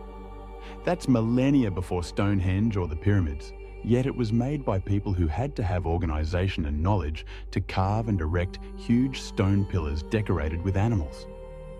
Mainstream archaeology attributes it to early farming communities, but the timing and complexity astonished scholars. Who taught them to build like that? Some fringe theorists like to imagine it was built by survivors or contemporaries of an Atlantean civilization dispersed after a cataclysm. It's speculation, of course, but a warm, drowsy kind of speculation that invites, what if? Then there is Nabta Playa, deep in Egypt's desert, a stone circle, and evidence of perhaps one of the world's earliest known astronomically aligned structures, roughly 7,000 plus years old. Not as old as Atlantis, but older than the Egyptian pyramids by far, and located in what's now a very inhospitable place. It shows that early Africans had sophisticated knowledge of the stars and seasons to arrange stones marking solstices and such, a precursor to later monuments, and possibly an inheritance of knowledge from even earlier times. All these are echoes, faint signs that humanity's story has hidden chapters. They may not directly scream, "Atlantis was here," but they collectively say something more was going on in prehistory than we once assumed. The Sahara's own hidden chapter might include an advanced culture, or at least a uniquely developed society that simply could not survive the changing environment. Think for a moment about what it means that the Sahara went from lush to desert. It didn't happen all at once. It was gradual, though punctuated by some abrupt shifts. As rains moved southward and became seasonal, lakes began to dry, and vegetation receded. By around 3000 BC, the Sahara was largely hyper-arid as we know it today. The people who had lived there either migrated to better watered areas, many likely moved toward the Nile Valley, contributing to the rise of Egyptian civilization, or they adapted by becoming full desert nomads. If a mythical Atlantis-like city had prospered there, its people might have gone on an exodus. Is it a coincidence that ancient Egypt's civilization blossoms right after the Sahara's great drying? Possibly not. Some have theorized that the Nile Valley's sudden growth was fed by an influx of populations from the Sahara, bringing cattle herding, artistic styles, maybe spiritual ideas. Could the survivors of Atlantis, if we imagine Atlantis in Sahara, have bolstered the ranks of Nile societies? Pure conjecture, but a dreamy one. That the wisdom of a lost city found refuge by the Nile, morphing into the legends of gods and Zep Tepi, the first time that Egyptians later recorded. The Egyptian priests did say the story of Atlantis came from their forefathers. So many echoes, my friend, swirling around in the desert night. They are like fragments of a song, half remembered. You catch a note here, a note there. In this gentle exploration, we don't need to force them into a clear picture. It is enough to recognize that the Sahara holds secrets, and the world beyond the Pillars of Hercules was not a total void of culture in those grey mists of prehistory. If Atlantis truly did exist, the Sahara during the Green Period is one of the few places on Earth that could accommodate a civilization advanced for its time outside the well-known cradles of Mesopotamia or the Indus Valley or China, which all developed much later. Isn't that an intriguing thought to lull yourself with? That under the quiet sands, an epic story may be sleeping? As we listen to the last echoes fade, a new theme emerges, one of secrecy and forbidden knowledge. Why haven't we learned more about these possibilities? Perhaps because evidence is scant, or perhaps because some evidence was found and then covered up, dismissed, or kept out of sight. The notion that knowledge of Atlantis or similar lost worlds might have been suppressed by authorities or circumstances is itself an alluring mystery. Let us drift onward then into the territory of forbidden maps and suppressed evidence, where we'll consider whether clues to Atlantis have been deliberately hidden or overlooked, and why that might be. Keep your mind open and your heart calm. We tread now into realms where history and conspiracy mingle, softly and speculatively, perfect for a midnight musing. Chapter 5. The Forbidden Maps. Maps are more than ink on parchment. They are repositories of knowledge, dreams, and sometimes secrets. In the age before satellite GPS and Google Earth, maps were precious, often guarded, and occasionally fantastical. To imagine Atlantis, we might ask, did any maps hint at lands now lost? If pieces of Atlantis' story survived, perhaps a cartographer, somewhere, sometime, drew something they shouldn't logically have known. Welcome to the world of forbidden maps, where ancient and medieval charts tease us with possibilities that mainstream history struggles to explain. One of the most renowned examples, which we touched upon in our Antarctic tale and shall briefly revisit from a different angle, is the Piri Reis map of 1513. Compiled by an Ottoman admiral, This map astonished 20th century scholars by showing the west coast of Africa, the east coast of South America, and a large landmass in the far south that some interpret as Antarctica's coast without its ice. But how could a 16th century map include details of Antarctica, which wasn't officially discovered until 1820 AD, and especially its subglacial topography? Piri Reis himself annotated that he used about 20 source maps, some from ancient times, perhaps even from the Library of Alexandria or other lost collections, to draw his world chart. Could one of those sources have been a map from a civilization that sailed the seas eons ago? Some enthusiasts believed so, proposing that Atlanteans or other ancient seafarers charted the globe long before the known civilizations, and that fragments of those charts passed down through the ages. While Antarctica is far afield from Atlantis' supposed realm, the principle is tantalizing. Ancient source maps might preserve glimpses of a very different world picture. Let's bring the focus back to Atlantis proper. Is there a map that explicitly shows something like Atlantis? Indeed, there is a curious one from a Renaissance scholar who took Plato very seriously. Athanasius Kircher, a Jesuit polymath of the 17th century, published a famous map of Atlantis in 1665. In his book Mundus Subterraneus, The Subterranean World, Kircher presented a bold map titled Situs Insulae Atlantidis, the site of the island of Atlantis. This map, interestingly, is drawn with south at the top, so it looks upside down to our eyes. It situates a large island in the middle of the Atlantic Ocean, spanning roughly from Spain's latitude down to the equator, and about a third of the width of the ocean.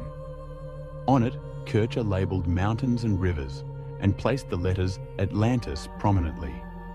He noted on the side, in Latin, that this map was drawn from ancient Egyptian charts of the legendary island, implying Kircher believed he had access to old knowledge, or at least old narratives about Atlantis' geography.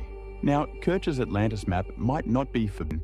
He published it, after all, but it was certainly unorthodox for his time. He was effectively saying, yes, Atlantis was real. Here it is, look. Many contemporaries were skeptical or ignored it, and later, as science advanced, Kircher's map was relegated to a historical curiosity. But what if Kircher was onto something? He proposed, for example, that the Canary Islands and the Azores were high mountain peaks of Atlantis that remained above water after the rest sank. This idea wasn't unique to him. Since the late 1500s, scholars like Sir Francis Bacon and others had speculated similarly, noting that those Atlantic islands might be remnants of a larger sunken land. Kircher's map effectively bridged myth with geography, trying to give Atlantis a legitimate place on Earth's stage. Of course, geologists today will tell you no large continent sank in the Atlantic in the last 12,000 years. There's no evidence in the seafloor. But Kircher's map keeps inspiring, because it suggests he believed there were credible ancient sources. Was there perhaps a now lost ancient world map in the archives of the Vatican, or some private collection that Kircher consulted? One enticing but unverified story claims that Kircher found a map of Atlantis in a Roman or Egyptian artifact and simply copied it. If such an artifact existed, it's since vanished from public knowledge. That is where the forbidden aspect might enter. If the church or other authorities had evidence of a pre-biblical advanced civilization, Atlantis, would they suppress it? In past centuries, information that didn't fit the established worldview, especially the biblical timeline of history, could be considered dangerous. Atlantis, with its time frame of 9600 BC, predates the creation date as calculated by medieval theologians, 4000 BC, quite heretical to entertain back then. So any real maps or documents hinting at such antiquity might have been tucked away to avoid controversy. The Herodotus map rumor is another intriguing snippet. The Greek historian Herodotus in the 5th century BC described much of the known world, including parts of Africa. He did mention the Atlantes tribe in Libya, but not a sunken island. However, in the 19th and early 20th centuries, some attempts were made to reconstruct Herodotus's world map based on his writings. One such reconstruction, drawn much later, long after Herodotus, shows a big lake or sea in the middle of the Sahara with a label that some misread as Atlantis. In truth, it might have been labeling Atlantes people near Mount Atlas, but through the haze of copying and conjecture, a myth arose that an ancient map placed Atlantis in the Sahara. This was amplified by some alternative researchers who claimed a 500 BC map clearly showed Atlantis exactly where the Riche is. As seductive as that sounds, it appears to be more modern myth-making than fact, a case of the wish being father to the thought. Nonetheless, it highlights how certain maps, if taken out of context or misinterpreted, can seed entire theories. The idea of a forbidden map showing Atlantis in Africa spread on the internet, often with an image of a crude, old-looking map with Atlantis written in the Sahara. It turns out to be a mix-up, but it captured imaginations. One can't help but muse, if one false map can do that, what if a real such map were found? Speaking of truly forbidden or lost maps, in the early 1500s, there was said to be a globe made by cartographer Martin Waldseemüller that had an inscription about Atlantis. Waldseemüller, famous for naming America on his 1507 world map, supposedly created a globe in 1516, now lost, where he noted a region in the Atlantic with the site of the lost island of Atlantis, according to the ancients. This little anecdote, if true, shows that educated people of the Renaissance didn't entirely dismiss Atlantis. It was part of the geographical discussions. If that globe still existed, it might be considered a forbidden piece now, since it acknowledges Atlantis as if factual. We only know of it through a later reference, so it remains an intriguing ghost of cartography. Then, going further back, we have an ancient map that's not of Earth at all, but rather a star map, yet it relates to Atlantis in a roundabout way. Some esoteric traditions claim that Atlanteans had knowledge of the stars and Earth's dimensions far beyond what primitive humans should. A peculiar artifact known as the Piri race map, again, or others like the Dendera zodiac in Egypt, or the Antikythera mechanism, an ancient Greek orrery calendar, hint at advanced astronomy in antiquity.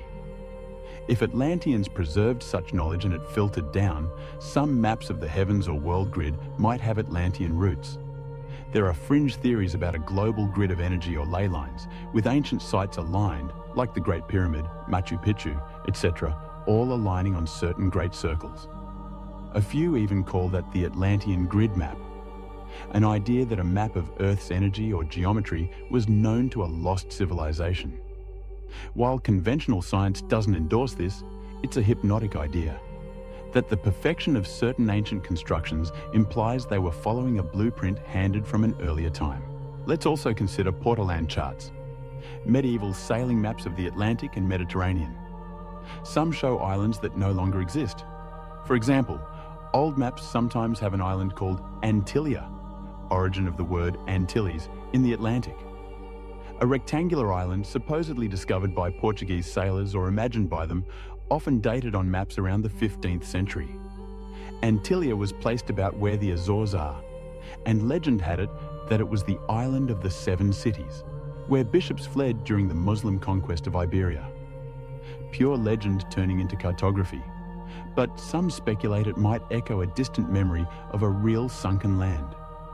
Also, maps often showed Brazil, nothing to do with the country Brazil, a phantom island in the Atlantic west of Ireland, and High Brazil, a mythical Celtic island said to appear once every 7 years. These phantom isles can be seen as folklore, or missed sightings of fog banks, or perhaps real small islands that later sank due to volcanism. The Atlantic has the Azores Plateau, volcanic, and possibly had more islands that eroded or sank.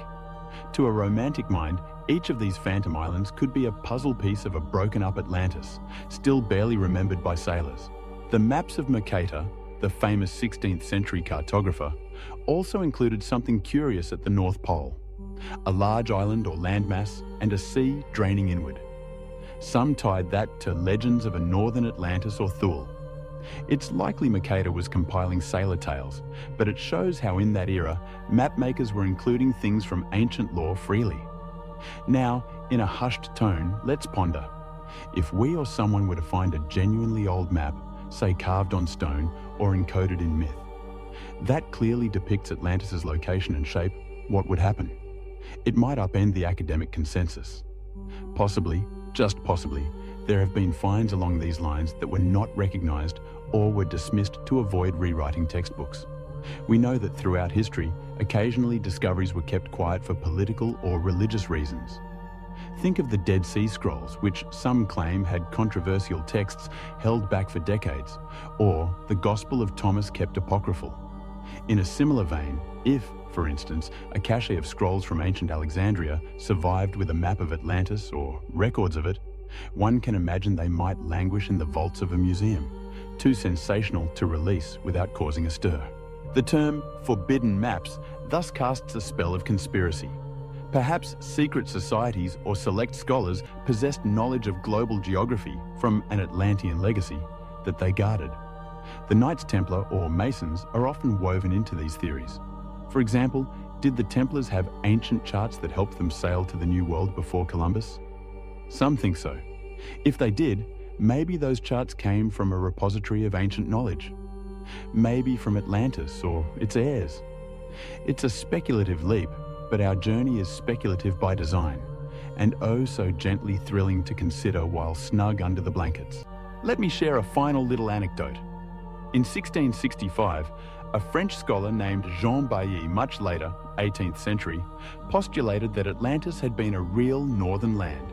He thought near Iceland, Greenland, and that its people fled south to start Egyptian and Inca civilizations. He claimed they had left behind advanced knowledge encoded in myths, and yes, maps of the stars. Napoleon Bonaparte was fascinated by this and took scholars to Egypt, in part influenced by ideas of ancient global knowledge. It's said that when Napoleon's men were in the Great Pyramid, they found something, we don't know what, but some wild accounts claim they found inscriptions or items in a hidden chamber, which were swiftly collected and sent off, never to be shown. Could that have been a map of sorts, maybe a star map or a diagram of lost lands? The truth is lost to history, but it tickles the imagination. Even the conquering Napoleon might have encountered forbidden knowledge and kept it secret. In the comforting darkness now, we can imagine an old leather map, its edges charred by time, rolled up in a cedar chest hidden in some monastery or archive. On it, drawn in fading inks, is a depiction of a mighty circular city by a sea, annotated in an indecipherable script. No one alive knows of it, except perhaps a lone librarian who wonders if it's just myth. Perhaps in some quiet future dawn, a young researcher will stumble on it and the world will awaken to Atlantis confirmed. Until then, these maps remain forbidden not by locks and keys, but by obscurity and skepticism. Our minds have roamed far and wide with these maps. They lead us through what could have been and perhaps what was. But now, returning focus, think of the Eye of the Sahara again, and imagine overlaying Kirch's Atlantis outline onto it instead of in the mid-Atlantic. Does it fit? Maybe not perfectly, but with a little creativity, one can see how an early mapmaker might have mispositioned something real in the wrong ocean. The ancients did speak of Libya and Asia, Africa and Asia Minor, being adjacent to Atlantis. Maybe that was a clue its remains were part of Africa all along. No map yet has definitively led us to Atlantis, but pieces of maps, anomalies, and ancient charts inspire the quest. As we fold away our imaginary forbidden maps, we prepare to delve into the notion of suppressed evidence more broadly. For maps are just one form of evidence. There are also artifacts, bones, structures, things that might have been found and then hidden or dismissed because they don't fit our current paradigm. Let's step softly into that realm, continuing our gentle search for truth beneath the sands of time. Chapter 6. Suppressed Evidence. Sometimes what we seek is not entirely lost. It's just kept out of sight. In hushed corridors of museums, in unpublished papers, or in whispered anecdotes among locals, there may lie suppressed evidence of something extraordinary. If Atlantis once existed, even if 11,000 years have passed, we might expect some trace to have surfaced by now. And indeed, over the years, tantalizing finds have sparked waves of speculation, only to be dismissed or quietly forgotten. Let's examine a few of these, letting curiosity guide us, but always in our calm, dreamy manner, without judgment or haste. Consider the Richat structure itself, our Eye of the Sahara. One might think that if anyone truly suspected it as Atlantis' remains, there would have been extensive archaeological digs there. But oddly, very little in-depth excavation has been done at Rishat. The reasons could be logistical, it's very remote and harsh, with little funding for such a fringe idea, or scientific. Mainstream archaeologists see no clear sign of a man-made city there. However, a more conspiratorial angle wonders, what if a preliminary investigation found something intriguing, but it was stifled?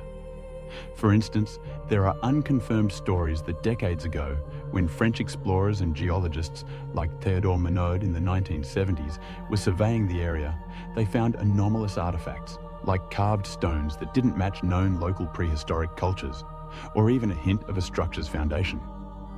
These claims never made it into formal publications, possibly because nothing conclusive could be drawn, or perhaps because it would attract pseudo-archaeology that academia tries to avoid.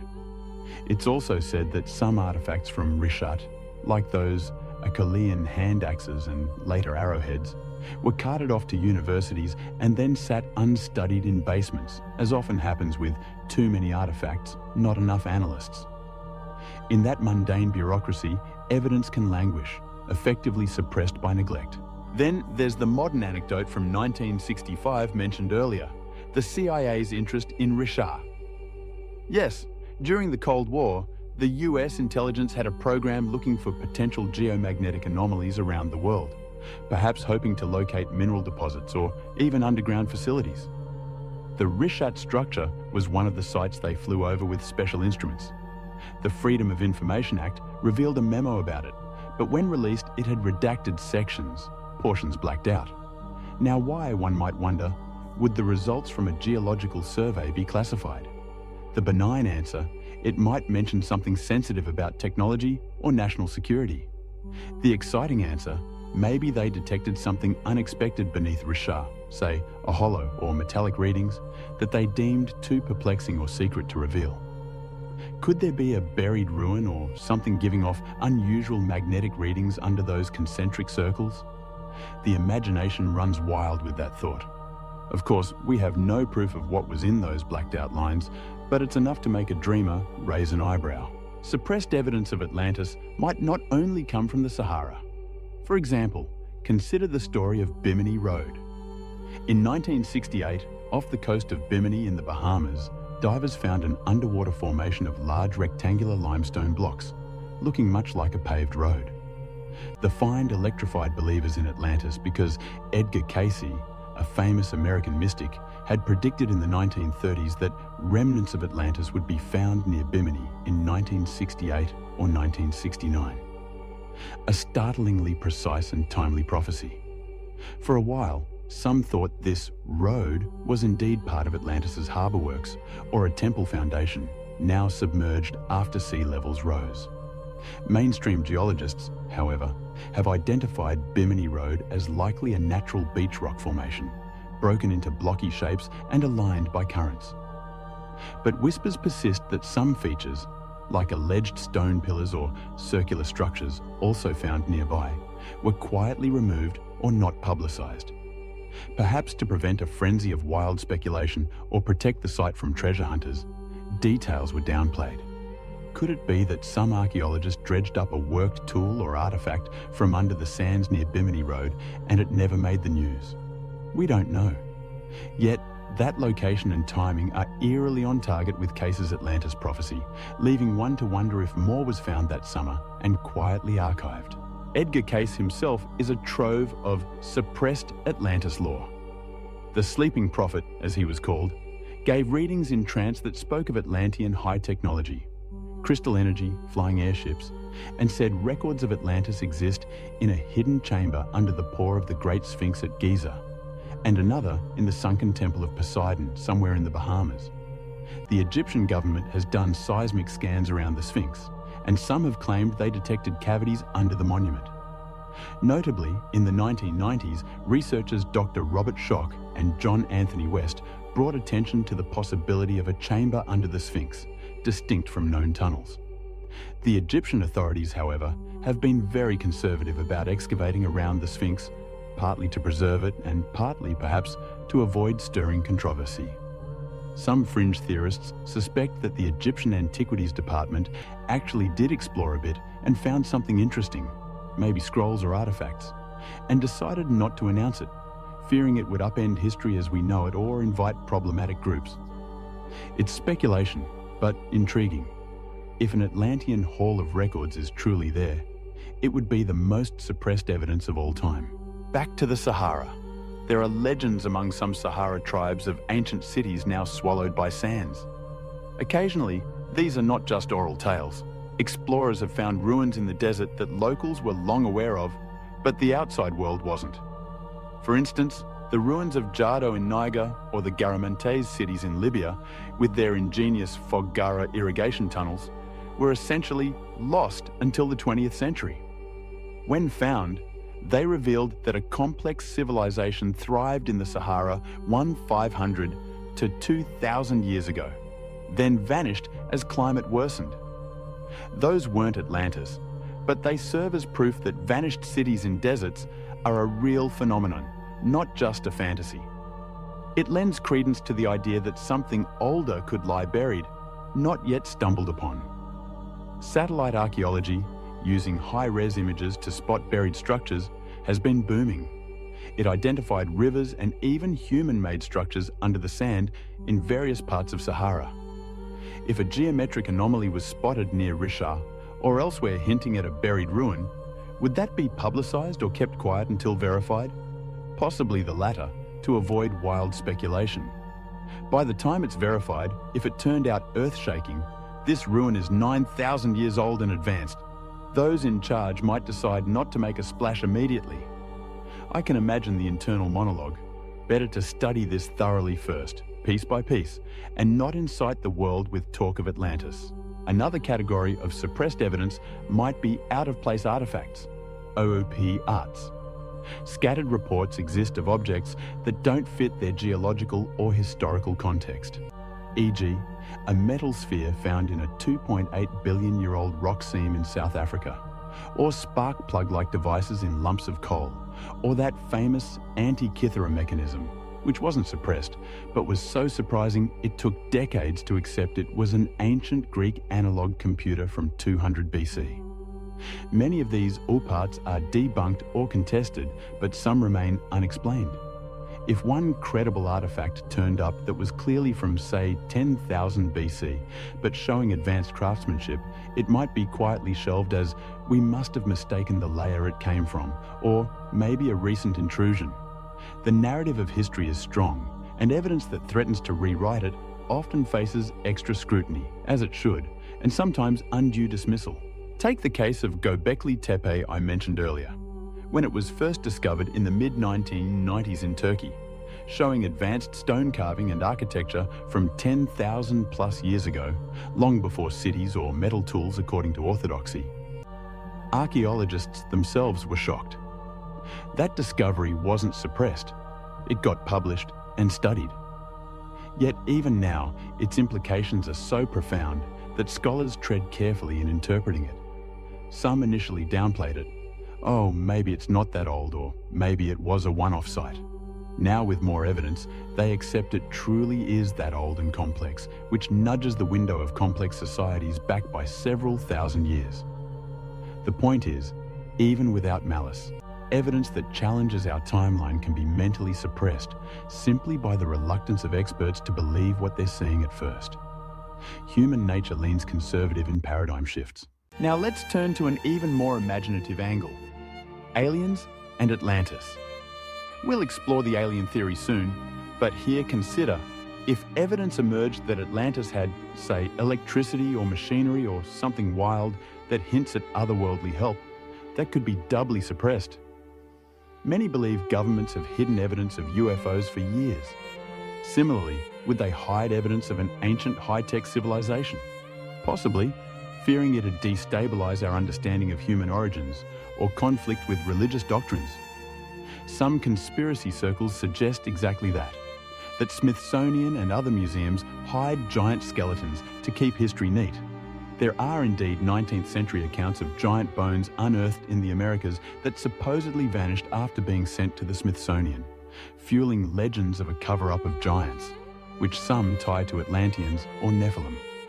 It's hard to verify these claims, but they form part of the law of suppression. At this gentle hour, let's entertain one story. In the early 20th century, an American newspaperman named James Churchward claimed he was shown ancient tablets in India that told of a lost continent called Mu, sometimes conflated with Atlantis, which sank in the Pacific. He wrote books about this lost land and its advanced people. The actual tablets, however, were never produced for other scholars. Supposedly they were secret and kept by a priestly order. Many dismissed Churchward's story as fantasy, but what if there was a kernel of truth? That some ancient records of lost continents do exist in monastery archives, too sacred or bizarre to reveal. It sends a little chill of excitement down one's spine to think that dusty scrolls in Tibet or sealed papyri in the Vatican secret archives may mention Atlantis by name. If so, they've been effectively suppressed by being inaccessible to the public, albeit for perhaps understandable reasons. Bringing our thoughts back to the Eye of the Sahara, I sometimes wonder if perhaps a few artifacts found there, say a carved symbol or unusual pottery fragment, might lie in a drawer in Nouakchot's museum or in Paris from colonial expeditions, unrecognized for what they are. If someone identified an Egyptian or Mediterranean object in the Sahara context far earlier than known trade, it might hint at contacts with a lost civilization bridging those worlds. The lack of academic interest might suppress it inadvertently. That's often how suppression works in science, not via nefarious intent, but via disinterest. It can't be, so it isn't. Let's move on. Yet, some suppression could be intentional. Imagine if a corporate or political interest feared that discovering Atlantis would lead to upheaval or damage to national pride. For example, if Plato's tale of a war in which Athens beat Atlantis turned out to have some truth, maybe some nation's ancient glory is at stake. Or perhaps there's fear it'd attract a circus of treasure hunters to a vulnerable region, the way Egypt's pyramids suffered looting. In those cases, authorities might quietly discourage Atlantis research, deny permits, not fund it, etc. That's subtle suppression. In our soft exploration tonight, we won't point fingers at shadowy cabals, but we acknowledge that evidence of the extraordinary often faces an uphill battle to be acknowledged. This is neither good nor bad. It's human caution. But it does mean that if pieces of Atlantis have appeared, they may not have been recognized or celebrated yet. Now, after considering that what we seek might be deliberately or accidentally hidden, we stand at a threshold of speculation where one must ask, if not humans, did someone else have a hand in these ancient wonders? The next chapter beckons, hinting that perhaps Atlantis' achievements and demise might involve not just human hands, but something cosmic or alien. It's a controversial and fantastical idea, but in the quiet safety of a bedtime story, we can entertain even that with a whimsical, open mind. So let's proceed, floating onward into the realm of the alien architect theory, keeping our tone gentle and wonder alive. Chapter 7. The Alien Architect Theory. Could it be that Atlantis was more than just human ingenuity? As we drift into this more fanciful chapter, imagine looking up at a star-studded sky above the lost city and wondering if someone out there lent a guiding hand to its rise. The alien architect theory posits that either Atlantis was influenced by extraterrestrial visitors or perhaps was an extraterrestrial outpost itself. It's a notion that tiptoes into science fiction, yet many ancient astronaut theorists and even some legends across cultures flirt with the idea that beings from the heavens played roles in early civilizations. In our soft exploration, we won't assert it as truth, but we'll imagine what if, with that same curious, dreamy tone. Plato described Atlantis as extraordinarily advanced for its time, boasting things like complex engineering, canals, triremes, ships, and a giant temple with a pillar of orichalcum engraved with laws. If we assume for a moment the story was based on some reality, how did a civilization that early, supposedly 11,000 plus years ago, get so advanced? One answer: they figured it out themselves over millennia lost to history. Another, more unorthodox answer: they had help from others who had already mastered such arts. Many mythologies talk of culture bringers or civilizing gods that come from afar. In ancient Mesopotamia, the tales speak of Oannes, a fish-bodied being who emerged from the sea to teach humanity writing, science, and law. Some think Oannes could be a memory of an Atlantean survivor, or even an alien. In Mesoamerican lore, there is Quetzalcoatl, Kukulkan, to the Maya, the feathered serpent god who came from across the sea or from the sky and taught the people calendar making, agriculture, etc., before departing with a promise to return. Viracocha in the Andes, similarly, was a tall, bearded god who appeared after a great flood to help humanity, then left across the waters. These stories echo strangely with Atlantis, a great flood or cataclysm, followed by knowledge-bearing figures travelling around. Could the survivors of Atlantis, with their advanced knowledge, have been seen as gods by less developed peoples? Certainly possible. But some of the legends frame these beings as non-human, sometimes explicitly from the stars. The Dogon tribe in Mali, not too far from our Sahara focal point, famously have detailed knowledge of the Sirius star system they shouldn't have without telescopes, including that Sirius has a companion star, which is invisible to naked eye, only confirmed by astronomers in 19th-20th century. The Dogons say that knowledge came from amphibious visitors they call Nomo, who came from the sky, specifically from Sirius. While some researchers debate the accuracy of this story, it's often cited in ancient alien discussions. If true, it implies contact with extraterrestrials in antiquity. Now, if amphibious star beings landed anywhere in Africa to share knowledge, a coastal or island civilization like Atlantis, if it existed on an Atlantic shore or island, could have been a logical place given its prominence. Pure speculation, but fun to consider. Maybe Atlanteans got a technological leg up from friendly cosmic visitors. Another angle is that Atlanteans themselves might have been partly alien, either descendants of spacefaring refugees who colonized Earth in prehistory, or humans with alien genetic influence. These ideas are found in Theosophy and some New Age thought, where Atlanteans are sometimes described as possessing psychic powers, flying machines called Vimanas in some texts, especially from Indian epics, even crystals that could channel energy in ways we cannot now. If one reads the ancient Indian Mahabharata or Ramayana, there are startling descriptions of flying chariots and devastating iron thunderbolts and columns of smoke and flame that sound eerily like modern aerial warfare or even nuclear blasts. Some have speculated those are memories of Atlantean conflicts or the doings of gods/aliens that humans recorded. The destruction of Atlantis, by some occult accounts, was not just a natural disaster, but perhaps an accident or war involving powerful energy. Something akin to nuclear technology, which, if true, might hint at otherworldly involvement because that's far beyond known human capability of the time. Atlantis's fabled orichalcum metal, second only to gold, is often depicted in pseudo-scientific lore as having special properties, maybe an extraterrestrial alloy. Curiously, modern analysis suggests orichalcum in Plato's context might have been a brass-like alloy of copper and zinc, which was indeed rare in antiquity.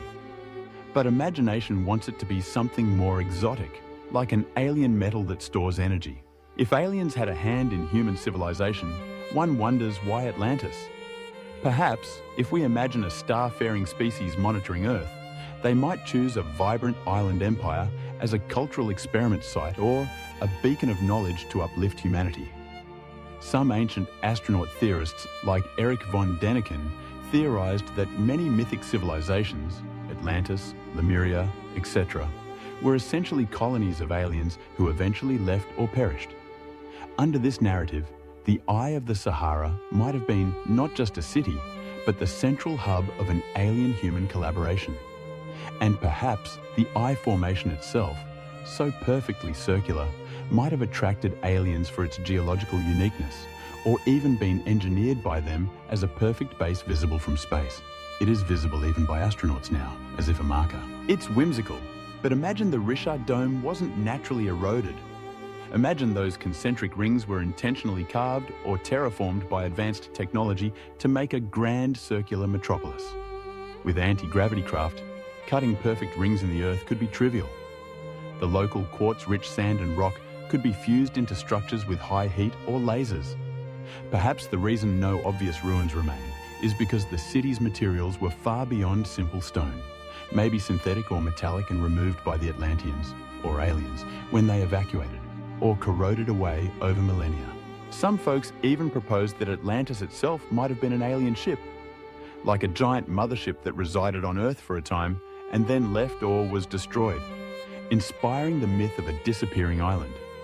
This is far-fetched, but if you look at how Plato describes the island's concentric layout with canals, it's almost like a circuit board or some engineered product. If an ancient person saw a huge technological construct and tried to describe it, they might use analogies like rings and mountains and such. It's a very sci-fi rereading of Atlantis, I know, but kind of captivating as a late-night mental exercise. Even leaving aside direct alien involvement, some believe Atlantis' people themselves had unlocked technologies that we'd consider sci-fi. Harnessing cosmic energy, crystal power, perhaps even mastering genetics or dimensional travel. These claims, largely from trance readings, like Case, or theosophical texts, say Atlanteans could propel vehicles with energy beams, had airships, and even misused these powers to cause their downfall, such as a crystal that ran amok. If that were true, one could think of Atlanteans themselves as becoming alien to the rest of prehistoric humanity, a breed apart with godlike capabilities.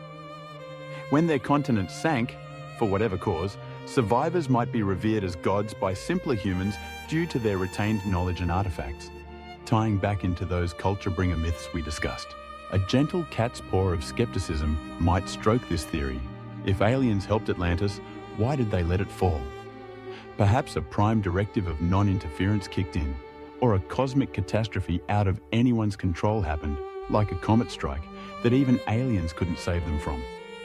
Or maybe there was a kind of hubris. Atlanteans, or their alien friends, overextended or angered other cosmic forces, leading to a punitive destruction, echoing the myth of gods punishing Atlantis. Interestingly, within UFO lore, there's talk of underwater alien bases. Some say there are USOs, unidentified submersible objects, seen around the Bahamas, Bermuda Triangle, etc. Areas that some tie to remnants of Atlantis. The Bermuda Triangle itself is steeped in legend of strange electromagnetic anomalies and disappearances of ships, planes. Some playful minds attribute that to leftover Atlantean tech or active alien devices under the sea. Could an alien installation still be operating in a sunken part of Atlantis, occasionally snatching up ships? It's a spooky campfire story, but one that highlights how Atlantis often features in paranormal theories. From a psychological perspective, the alien architect theory externalizes Atlantis' greatness. It suggests humans alone couldn't have done it, which is debatable. But since we're freewheeling here in Dreamland, it's fine to toss aliens into the mix as possibilities. What it gives us is a grander scope. The idea that Atlantis' rise and fall might have been not just an earthly drama, but part of a cosmic one. Let's paint a serene mental vignette. An Atlantean astronomer priest atop a temple, observing a spacecraft descending like a second moon, touching down by the central temple. Gentle, enlightened beings emerge, sharing wisdom and maybe warning of future danger. The Atlanteans incorporate this star wisdom and flourish further, until one day, perhaps those beings try to evacuate key individuals as disaster looms, like the biblical Nephilim tales or flood heroes. Some legends, like among Maya, say their ancestors were carried away in flying serpent ropes when their land was destroyed. Who knows? Perhaps an alien evacuation saved some Atlanteans, and those became the seeds of later great cultures. If any of this were true, would we find evidence? Probably very little. Maybe anomalous materials in geological layers, or ancient artwork showing something odd, like the carvings at Abydos, Egypt, that some say depict helicopter-like shapes, though likely palimpsest effects. To the open-minded, those are hints of ancient high-tech or alien presence. To the mainstream, they're coincidences. As before, much would be hidden or lost. In our lullaby of ideas, though, each possibility is a star in the sky to marvel at, not needing immediate conclusion.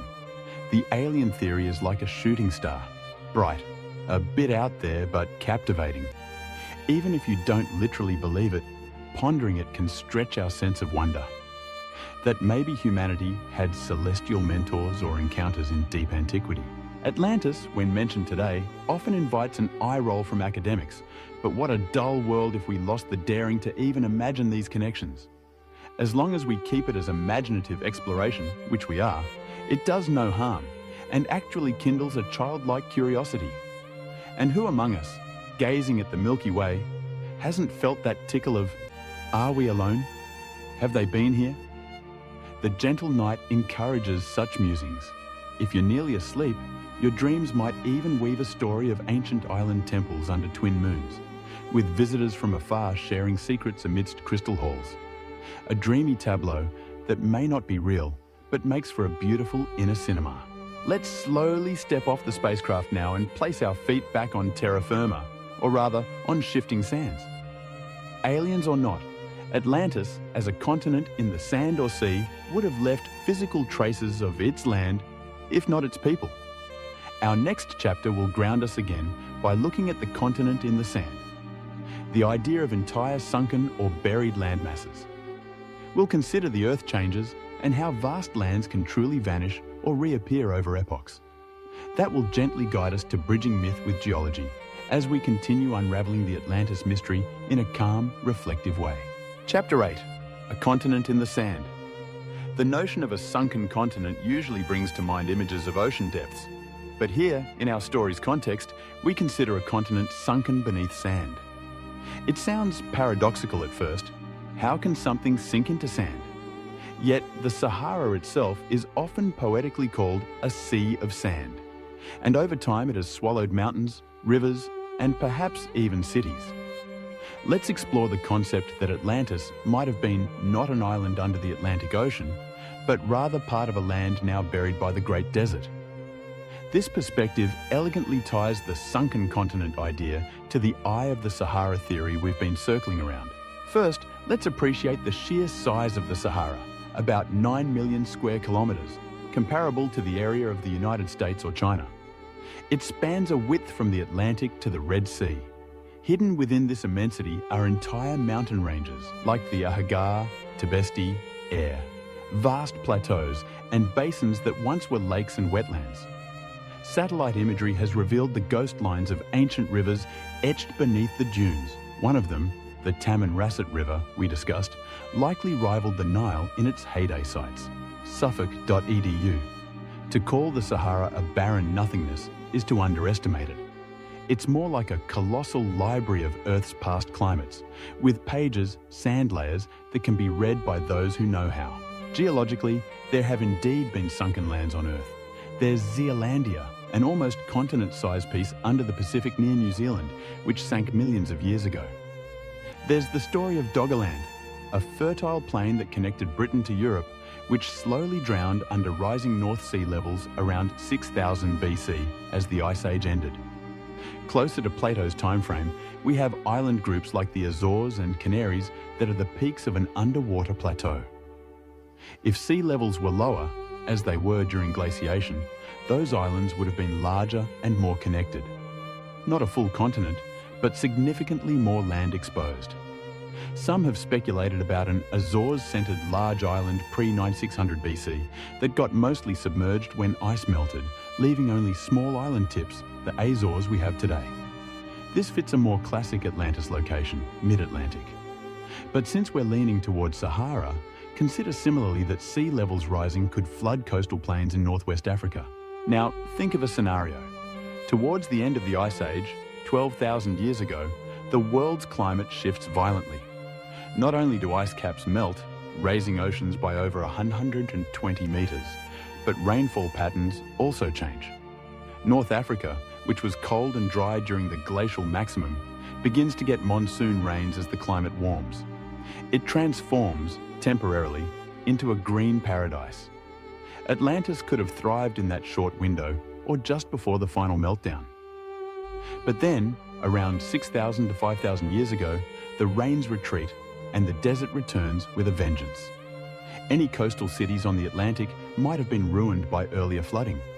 Any inland cities now succumb to drought and sandstorms. Over millennia, sand accumulates, burying structures gradually.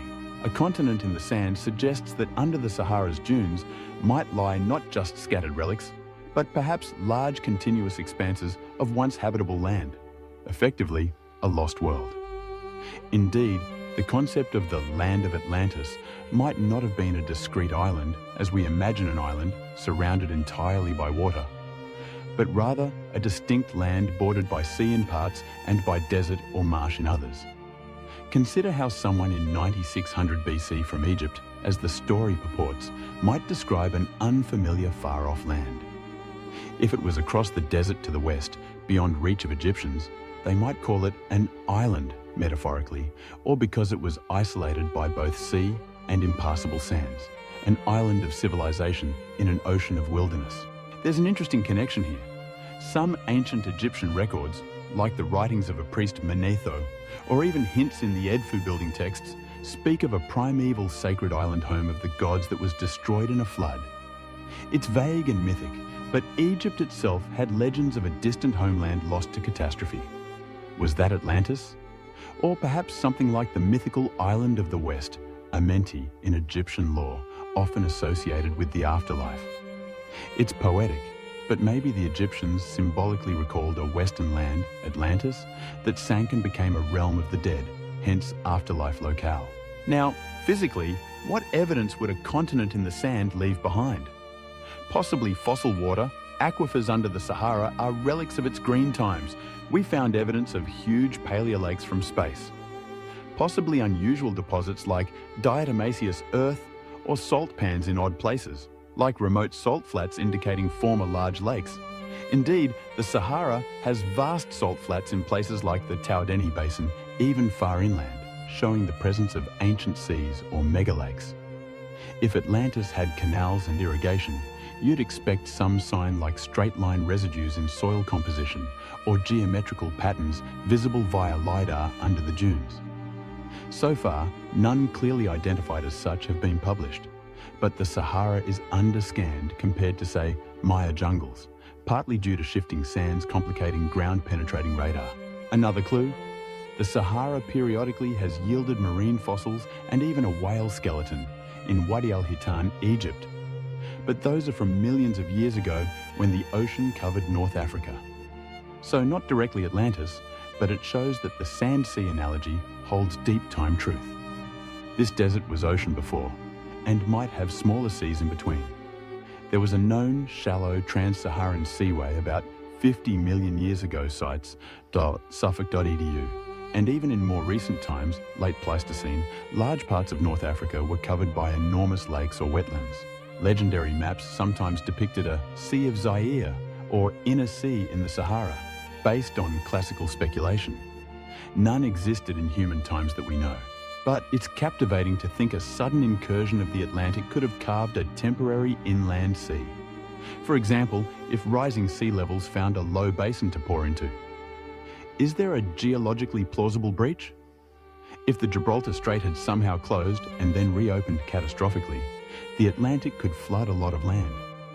However, data suggests the big basins of the Sahara are above current sea level or blocked by highlands. One scenario sometimes floated by rogue theorists: if a crustal tilt or shift happened, like Charles Hapgood's Earth crust displacement theory, which Einstein even once mused about, the latitudes of lands could change rapidly, submerging some, exposing others. Under that idea, maybe Atlantis sank not by water rising alone, but by the ground moving. This brings us to something. Plato said earthquakes helped sink Atlantis. The region around Morocco, Algeria, does have quakes. It's near plate boundaries, the African and Eurasian plates. A big enough quake can cause ground liquefaction or subsidence. We know of real cases where quakes submerged land, like Port Royal in Jamaica, 1692, where a quake sank part of a city into the sea. If an advanced city in coastal Mauritania existed, a series of quakes and tsunamis, perhaps triggered by a comet impact in the ocean, as some suggest happened 12,800 years ago during the Younger Dryas climate event, could have shattered it. The ocean might have rushed in temporarily. Some evidence of mega tsunami deposits have been noted along Atlantic coasts, like large boulders carried inland. After it receded, it leaves behind salt, mud, and ruins now mixed with natural sediment. Then desertification covers it all. Meanwhile, the survivors who fled might later recount the sea swallowed it. I recall an interesting detail. The Richard's outer ring sits at about 400 meters above current sea level. It seems too high to have been under the ocean, even with sea level rise, 120 meters at most. But if Atlantis' destruction involved not literal ocean submergence, but a combination of floods and the land becoming unreachable, Plato's phrasing of a muddy shoal blocking navigation could be metaphorical for the region becoming a silted swamp, then drying into desert. A land can sink in utility even if not fully underwater. In essence, the continent in the sand may not be a single discrete landmass like Australia hiding fully intact under dunes. It's more like large portions of what were once fertile, populated African landscapes have been entombed by sand and turned to desert, effectively erasing a civilization that once thrived there. If one day climate shifts again and rains return, which they might in thousands of years due to Earth's orbital cycles, the Sahara could bloom and perhaps even reveal old structures as winds move dunes away. That leads to a poetic thought. Perhaps Atlantis awakens when the land itself awakens. We'll touch on that soon. Indeed, some climate models say the Sahara will be green again tens of thousands of years from now. If people are still around, maybe they'll stumble on the ruins of our current civilization or older ones beneath the sand. On a more immediate timescale, archaeologists have started employing LiDAR and other tech in desert edges, finding things like the lost city of the Garamantes via satellite in Libya in 2011. They found entire fortified towns under sand. If such a relatively recent civilization, 500 BC, 500 AD, got buried and only now seen by satellites, one wonders what older remains might lurk deeper, overlooked. I find comfort in the thought that Earth can hide its stories so well, but also reveal them in time.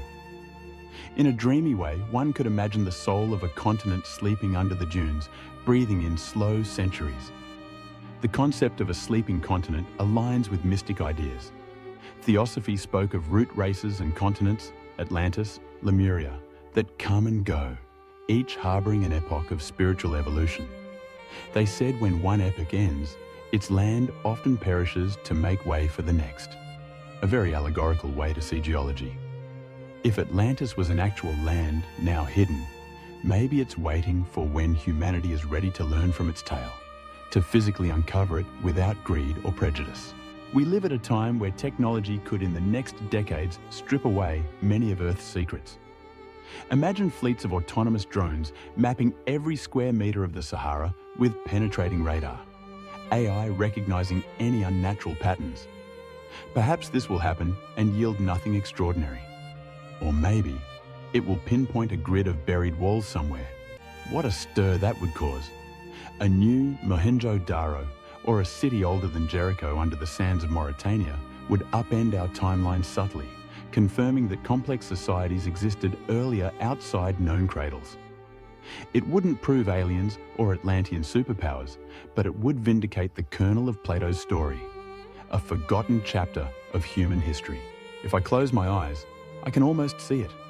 Dunes parting after a storm, revealing a weathered stone, perhaps with inscriptions in an unknown script.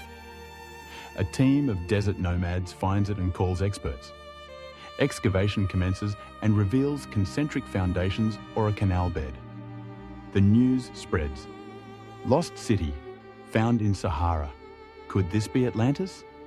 For a while, the world buzzes.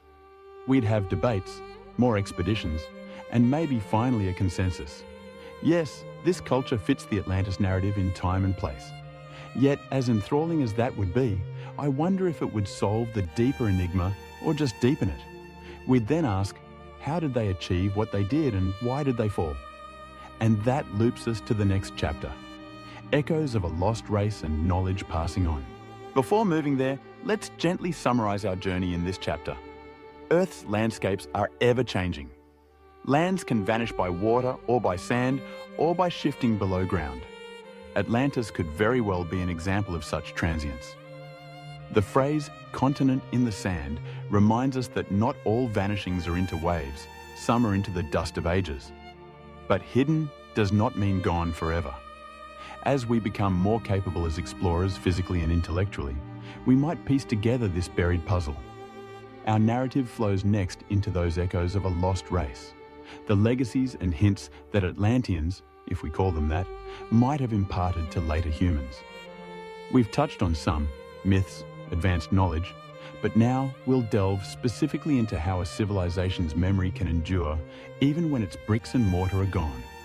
Drift along, still comfortably ensconced, as we listen for those faint echoes across time, bridging Atlantis to our present. Chapter 9. Echoes of a Lost Race. Even when a great civilization disappears, its influence can ripple through the ages in subtle and not so subtle ways. These are the echoes of a lost race, fragments of language, technology, mythology, and culture that survived the catastrophe, carried by survivors or admired and adopted by others. If Atlantis existed and fell, surely something of its people must have remained in the world, in the memories of descendants, in the skills they taught their neighbors, or in the legends that proliferated. In this chapter, let's gently track those possible echoes, like following a faint melody through a forest. One of the clearest potential echoes is in the flood myths that pervade nearly every culture on Earth. The tale of a great flood that destroyed a former world is ubiquitous. From the biblical Noah, to the Mesopotamian Utnapishtim in the Epic of Gilgamesh, to India's Manu, to the tales of Deucalion in Greek myth, and the legend of Gunyu in China. Could all these disparate cultures be remembering, through a glass darkly, the same event, the end of the last ice age and the flooding of lowlands worldwide, which would include any Atlantean realm? It's plausible that early civilizations, astonished by sea level rise or regional flood disasters, encoded it in story form.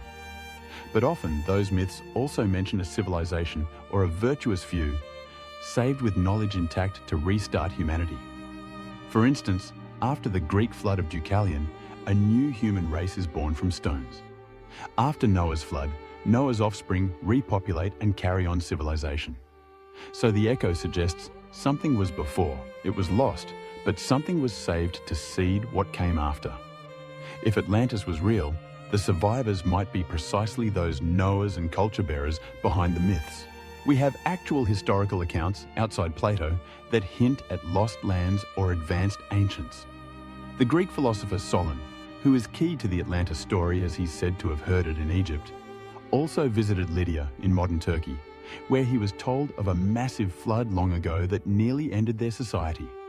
The Egyptians themselves took pride in being the oldest civilization and hinted they'd seen others rise and fall. Maybe they kept records of a mighty western neighbor that fell, which they recounted to Solon. Now, consider linguistic echoes. Some alternative historians search for Atlantean remnants in language families. One theory suggests the mysterious Basque language of the Pyrenees, which is unrelated to any other language in Europe, might be a survivor of an Atlantean tongue, if one imagines refugees from a sunken land settled in Iberia. That's highly speculative, but Basque does have words with no clear origin. Similarly, certain North African Berber legends speak of a former island home or lost fertile lands to the west. Could their language hold clues? Hard to say without a known Atlantean language to compare. Architectural and scientific knowledge can be powerful echoes. For example, the pyramids of Egypt stand as an enigma of sophisticated engineering around 2500 BC. Did the Egyptians devise that wholly on their own? Or were they inspired by something earlier? The oldest Egyptian pyramids, Step Pyramid of Djoser, are abrupt leaps forward in design, albeit plausible through genius of Imhotep, but some wonder if there were precursors unpreserved, like maybe mud brick pyramids that eroded, or external influence. If Atlanteans had monumental architecture, maybe an echo of that concept reached the Nile, or even the Americas. The coincidence of pyramid-like structures worldwide, Egypt, Mesopotamia, ziggurats, India, step temples, Mesoamerica, Maya, Aztec pyramids, might just be parallel evolution. People realize building large requires broad bases, but some fringe thinkers see it as a legacy of a mother culture's architectural style diffusing globally. It's a romantic thought. Survivors of Atlantis traveling and teaching how to build great stone structures to remember the cosmos or serve as refuges. Another echo could be in technology and measurements. Some point to how ancient cultures separated by oceans all worked with surprisingly sophisticated astronomy, like aligning monuments to solstices and equinoxes, or encoding mathematical constants. The Great Pyramid's dimensions famously encode the approximate value of pi and the length of a solar year through its perimeter to height ratio. Was that just the Egyptians? Or did they inherit some of that knowledge? The concept of a 360-degree circle, 60-minute hour, the sexagesimal system of Sumer, and certain geometric ratios appear across old world civilizations as if a shared legacy. If Atlanteans were as advanced as claimed, perhaps they formulated standards and math that later seeped into these younger cultures. There are also genetic echoes to consider. Modern genetics has traced human migrations.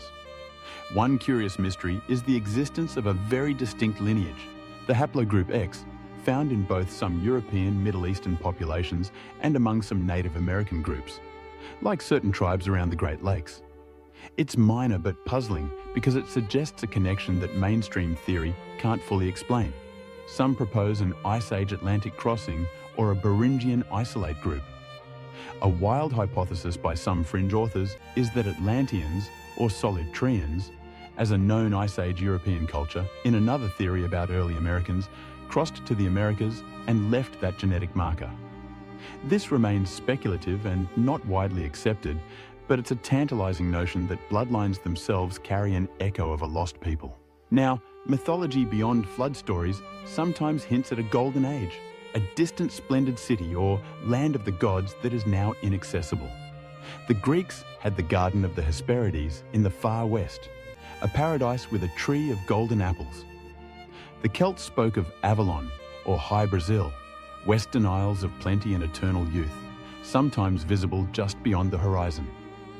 These could be allegory for the afterlife or faint cultural memories of actual lands now vanished over the horizon. In West Africa, interestingly, there are legends of a far-off western land too.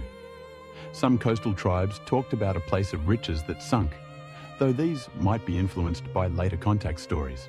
We should mention the Mesoamerican lore. Aztecs said their ancestors came from an island called Aztlan to the north, which some have playfully linked to Atlantis, though linguistically it's Nahuatl for place of herons, and likely refers to somewhere in northwest Mexico or a metaphorical origin. The Maya have the tale of Tolan, or the age of the first sun, that ended with floods and black rain, and survivors starting over. And the Andean people, like Aymara, have legends of Tiwanaku, an ancient city at Lake Titicaca, being built by surviving giants from a sunk land. Interestingly, one Inca legend mentions a continent called Antis that sank, which is often dismissed as apocryphal or confusion with the Antisuyu, Eastern Forests region.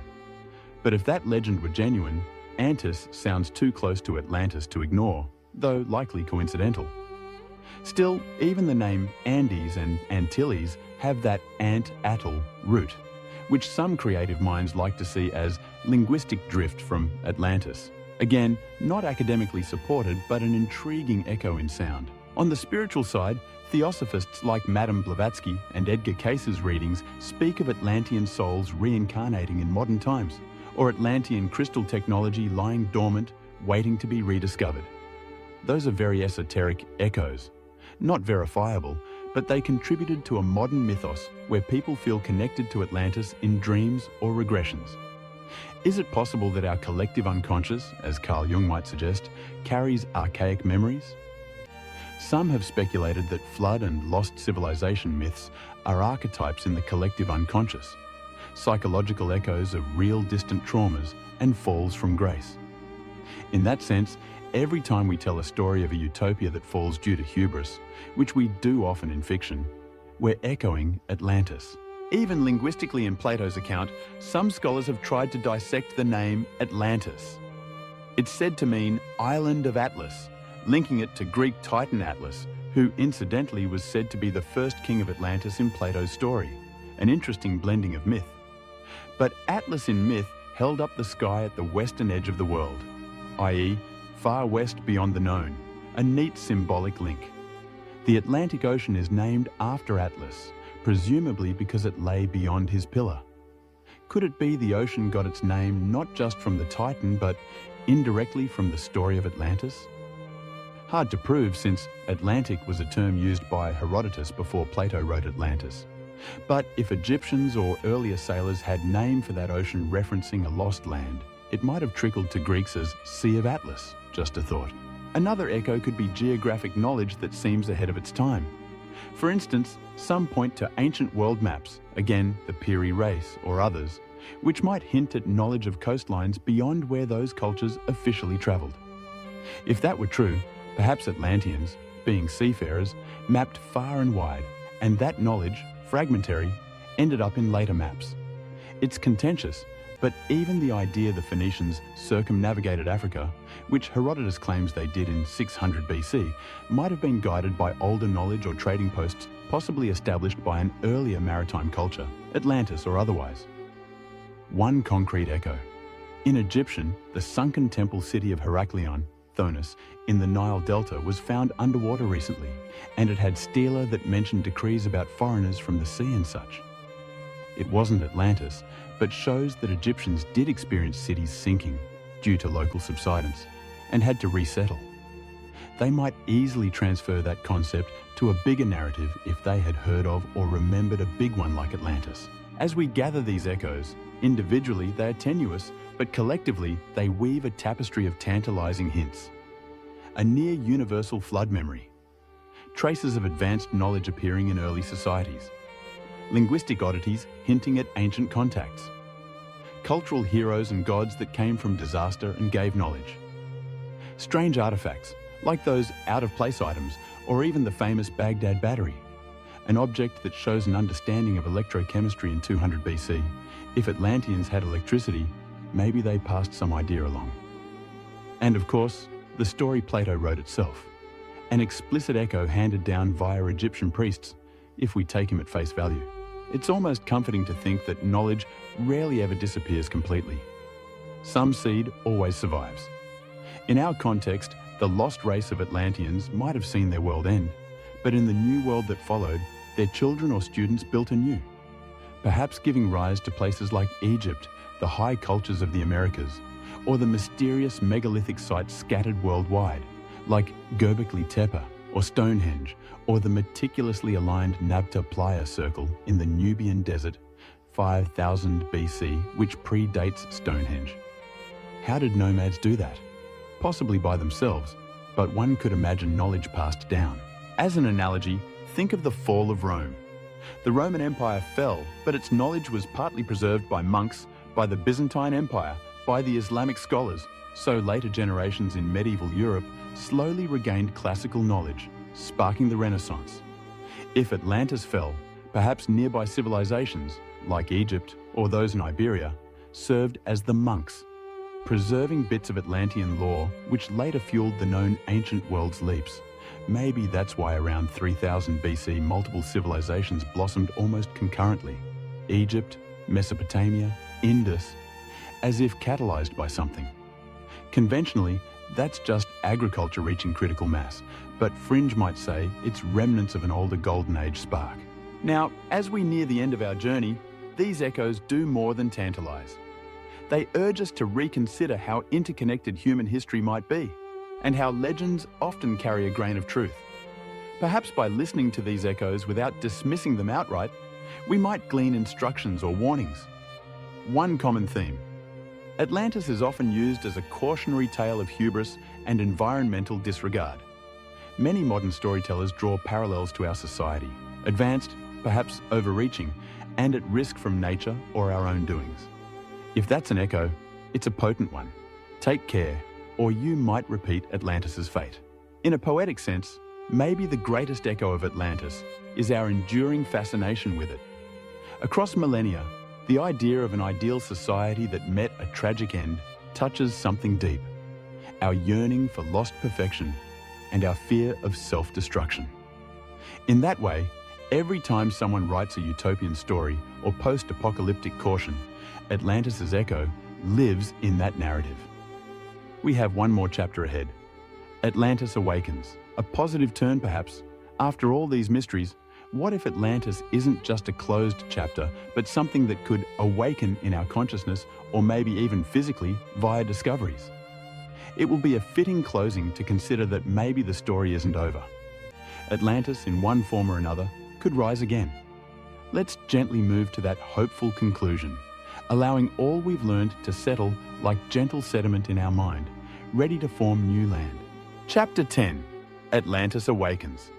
Our journey is drawing to a close, dear friend, and now we contemplate the dawn after the long night of mystery. Atlantis Awakens. What could that mean? In the context of a sleep story, it's the moment where our tale finds resolution and hope, easing you into peaceful dreams. Symbolically, it suggests that what was once lost could be found. What was forgotten could be remembered. What was myth could become reality again, or at least a lesson illuminated. Imagine, if you will, a tranquil morning over the Sahara. The first light of sun spreads a golden sheet over the dunes. For ages, those sands have guarded their secret. But maybe today is special. Perhaps a strong wind blew in the night, uncovering something remarkable. As the light grows, the outline of a stone structure is seen where yesterday there was only sand. Could it be? Researchers, alerted by satellites, rush to the site. Brushing aside fine grains, they uncover carved symbols, walls, maybe even a ringed foundation. Little by little, an ancient city reveals itself. It's not complete, time has worn it down, but it matches descriptions known from Plato and others. The world is stunned and excited. Atlantis has awakened from its slumber. Now that is one way, the literal rediscovery of physical Atlantis. It may or may not happen in our lifetimes, but it's a lovely thought that somewhere under either ocean or desert, evidence waits for that perfect moment to emerge. However, awakening need not be literal. There's also the awakening of understanding. Perhaps we, as a collective, are gradually piecing together the truth of our own past. In recent decades, how many new finds have extended our timelines and shattered assumptions? Göbekli Tepe made us realize organized religion and monumental building existed much earlier than we thought. Underwater archaeology around coastlines is finding settlements that were submerged after the Ice Age, pushing dates of certain human activities further back. It's as if glimpses of a previous cycle of civilization are coming to light. We often think of civilization starting around 4000, 3000 BC, but maybe we're on the cusp of learning about earlier chapters. In that sense, the spirit of Atlantis, representing Ice Age civilization, is awakening in scientific consciousness. One could say Atlantis has already awakened in the cultural sense. Compare the 19th century to now. Back then, only a few scholars and mystics talked of Atlantis. Today, Atlantis is everywhere in pop culture, movies, literature, songs, video games. Not as an obscure footnote, but often as a central theme. It's as if modern humanity subconsciously wants Atlantis to be real, to teach us something. Why? Possibly as a mirror to ourselves, to remind us not to be arrogant with our technology or environment, or as inspiration, a vision of a peaceful, abundant world we might strive to create. Many see Atlantis not just in terms of its fall, but in the ideal of an advanced, harmonious society it might have been at its peak. There's also the angle of personal awakening. Many individuals claim a spiritual connection to Atlantis, feeling they have past life memories or innate affinities, like a fascination with the ocean, crystals, etc. For them, Atlantis Awakens could mean accessing those deep memories for personal growth or healing karmic patterns. In a sleep story context, that's a gentle prompt. Perhaps in your dreams tonight, you might wander the beautiful halls of Atlantis, learning something about yourself and humanity, and wake up with a new perspective or creativity sparked. That's a peaceful kind of awakening, through dream. No secret can sleep forever, my dear one. In time, truth rises like the sun. Indeed, knowledge likes to be known. If Atlantis was real, it wants to be found. Not physically maybe, but intellectually. And if it was a myth, well, it still serves as a perennial fable that awakens caution and wonder in us. We should also consider the Earth's cyclic nature. Some believe civilizations rise and fall in great yugas, ages. If we're at the end of one cycle and about to begin another, some associate the age of Aquarius with new enlightenment, perhaps Atlantean wisdom, presumably lost in the dark ages after its fall, will re-emerge as part of human evolution. That's a theme in esoteric traditions, that Atlanteans had psychic abilities and living in balance with nature via crystal energy, etc., which we lost but might regain as we spiritually progress. So, awakening Atlantis can mean awakening those latent human potentials again. From a more concrete angle, who knows, maybe one day soon a breakthrough in translation of some ancient script like Linear A from Crete or the undeciphered symbols of the earliest Vinca culture in Europe might reveal a direct reference to a mother civilization. That would academically wake Atlantis from mere legend to historical discussion. It has happened before. Troy was a legend until Schliemann found it and evidence matched myth. Now, Troy didn't have supernatural aspects like Atlantis, but it's a precedent for myth becoming history. I like to imagine a positive scenario for Earth's future, often depicted in metaphysical circles. That one day, we'll responsibly use technology in harmony with the planet, possibly tapping into non-polluting energy sources, like those crystals or some quantum field. Essentially becoming what many might call a neo-Atlantis, a globally unified yet diverse civilization, advanced and peaceful. In this vision, Atlantis isn't something in the past at all, but a blueprint for a possible enlightened future that we are slowly awakening to. Perhaps that's why the story endures, not as a warning alone, but as an inspiration to do better with knowledge. After journeying through these ideas, an awakened Atlantis means we don't let its memory stay buried as a mere cautionary tale. We actively dialogue with it, learning the lessons of hubris, so we avoid destruction, striving for its heights of wisdom and advancement, so we improve life, and appreciating the fragility and preciousness of civilization, so we safeguard ours better. So, my dear sleepy friend, as Golden Chonk would say in closing, we've roamed far and wide in myth and reality, and now it's time to drift into slumber, carrying the secrets of Atlantis kindly within. Tomorrow is new, and who knows? Perhaps you'll see the world with fresh eyes, maybe an Eye of Sahara perspective. For now, rest, safe with the knowledge that mysteries endure, but so does hope and wisdom. Atlantis sleeps, but also stirs in you and me. With that thought, we bid it and you a gentle good night. Meow. Meow.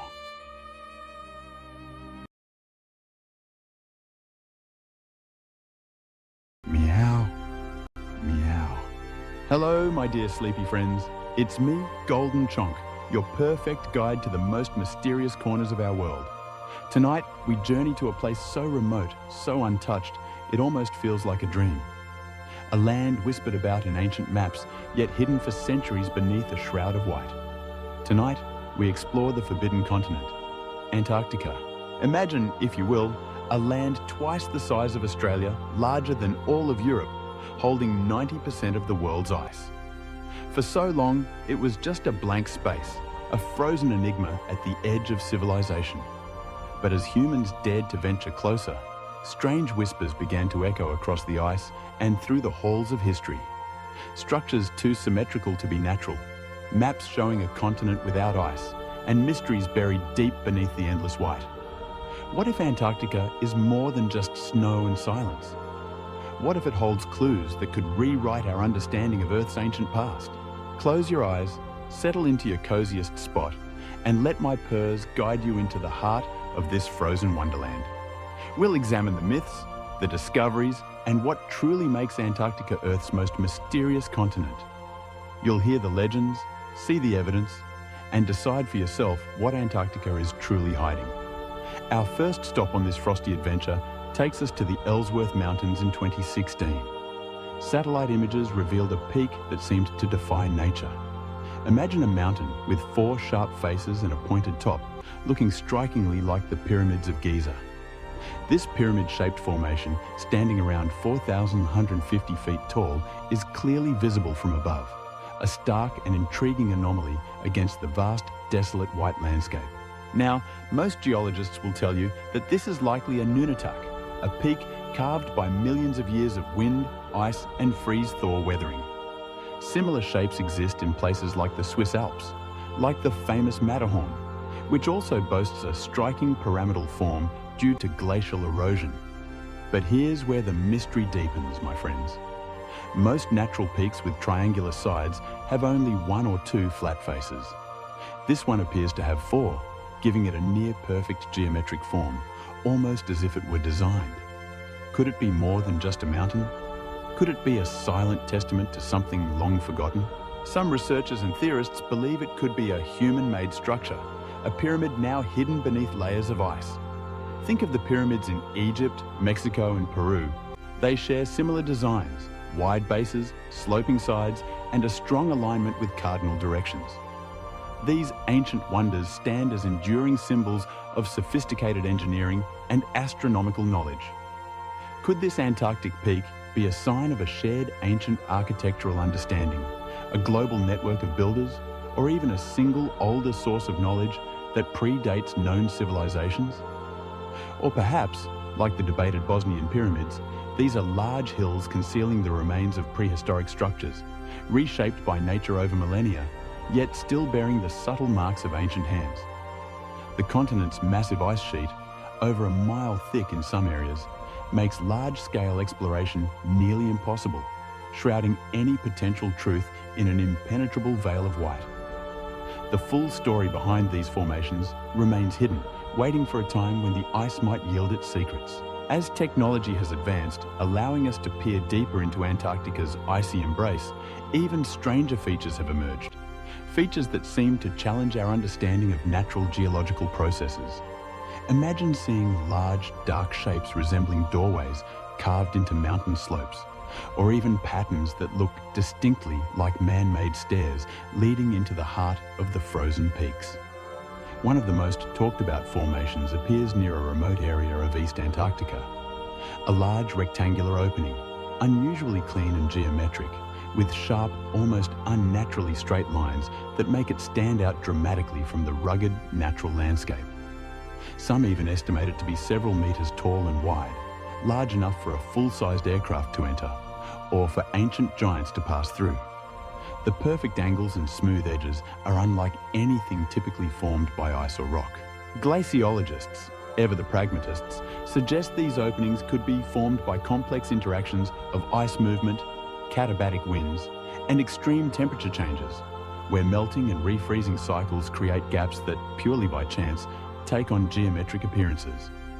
Or perhaps it's simply the top of a ridge, exposed as ice levels have lowered, creating an optical illusion against the vast, flat expanse of the ice. But then, there's another puzzling discovery near the Antarctic coast, a wide cave entrance with several dark horizontal lines running parallel, rising gradually like a staircase leading into the mountain. Natural layering of snow or rock doesn't usually create such clean, step-like platforms with such consistent spacing and uniform rise.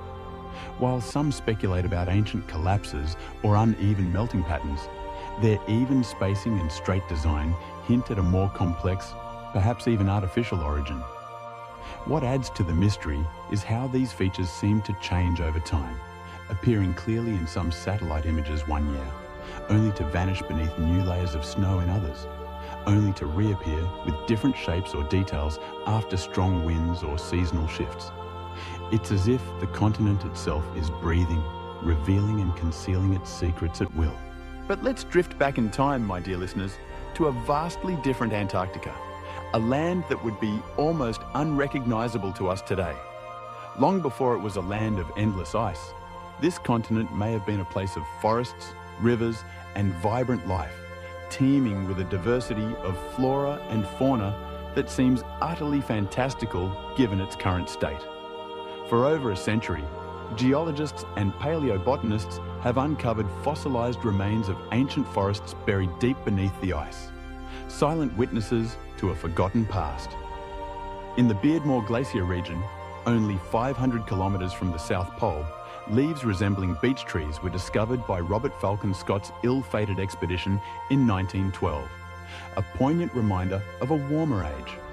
Later, on Alexander Island and the Antarctic Peninsula, researchers found upright fossilized trees, some as tall as 7 meters, still rooted where they once thrived, their petrified wood a testament to their longevity. Around them, layers of ancient pollen and organic remains paint a vivid picture of a lush, temperate rainforest that existed 100 million years ago, a veritable Eden at the bottom of the world. Despite its polar location, the global climate was dramatically warmer during that period, with temperatures ranging from 13 to 21 degrees Celsius, allowing evergreen species, conifers and ferns to dominate the landscape, even during long months of polar darkness. Recent drilling beneath the ice has confirmed this verdant past, with ancient pollen showing that the area was covered in tundra as recently as 12 million years ago. This evidence suggests Antarctica's transformation into a frozen wasteland was gradual, with some areas remaining ice-free far longer than previously thought, perhaps even offering temporary refuges for life. This leads to a compelling question, doesn't it, my sleepy friends? Could there have been enough time and favorable conditions for early human or pre-human civilizations to exist on this continent? Mainstream archaeology largely rejects this idea, as Homo sapiens have only existed for about 300,000 years, while the Antarctic ice sheets have been in place for more than 14 million years, a vast chasm of time. Yet, isolated reports and controversial discoveries continue to stir debate, fueling the imaginations of those who believe in a deeper, hidden history. One of the most enduring symbols tied to the idea of ancient knowledge about Antarctica is the Piri-Reis map, a cartographic anomaly that continues to baffle historians. Created in 1513 by Ottoman cartographer Piri-Reis, this partial world map includes a detailed depiction of South America and a mysterious southern landmass. What makes it truly extraordinary is that it appears to show the outline of Antarctica, not with its present icy shape, but with a coastline resembling its actual landmass, as if seen without the ice. Supporters claim such uncanny accuracy would have been impossible in the 16th century without access to much older source maps, perhaps from a lost civilization with advanced geographical knowledge, or even from an unknown people who charted the world before the ice descended. Historian Charles Hapgood popularized this idea, suggesting the map might reflect Antarctica as it looked during the last ice age, possibly around 10,000 to 4000 BC, when parts of the continent could have been ice-free. The presence of a large southern landmass, whether real or theoretical, reflects an early belief in Terra Australis Incognita, the unknown southern continent, a landmass that was largely speculative in European cartography until its discovery much later. The question of how ancient cartographers envisioned it, or if they had direct knowledge, remains a profound mystery, a whisper from a forgotten age. Adding to the intrigue, modern imaging technology has recently revealed vast ancient landscapes beneath Antarctica's thick ice cover, proving that the continent truly holds secrets frozen in time. In East Antarctica, satellite data and ice-penetrating radar have mapped a region of buried valleys and ridges the size of Belgium, a pristine, untouched landscape preserved for at least 14 million years. This landscape, with its rolling hills, expansive plateaus, and interconnected waterways, strikingly resembles Northern Europe, suggesting it may have once supported extensive vegetation and even wildlife during warmer periods. A vibrant ecosystem waiting to be rediscovered. But what caused this drastic transformation? It was part of a grander global climate shift, a powerful, cyclical pattern that has repeated itself many times throughout geological history, shaping and reshaping our planet. Our planet's climate cycles through warm periods, or interglacials, and cold periods, known as ice ages. The last major ice age began around 2.6 million years ago and ended roughly 12,000 years ago, marking the beginning of our current warm period. During these monumental cycles, entire regions can become unrecognizable, with land once green and fertile becoming covered in snow and ice, or conversely, arid deserts blooming into lush forests. Antarctica's transformation from a verdant land to a frozen desert is a clear and dramatic example of this natural cycle, a testament to the Earth's ever-changing face. However, another factor might have played an even more dramatic role: the movement of Earth's axis. Known as true polar wander or crustal displacement, this theory suggests the Earth's outer shell, or lithosphere, can shift over its fluid inner layers, rapidly moving continents into new climate zones over relatively short geological timescales. If such a catastrophic event occurred, it could explain how Antarctica moved from a temperate zone to its current position at the South Pole, a journey of hundreds, even thousands of miles in a blink of geological time. While debated within the scientific community, some studies of rock formations and ancient shorelines suggest parts of Earth's surface have indeed relocated over time, lending a degree of credibility to this audacious theory. Among the more speculative ideas surrounding such profound shifts is the prophecy of Edgar Cayce, the sleeping prophet, a mystic who uttered predictions while in a trance state. In the early 20th century, Cayce claimed a major transformation of Earth was coming, with dramatic climate changes, rising seas, and the sinking of entire regions.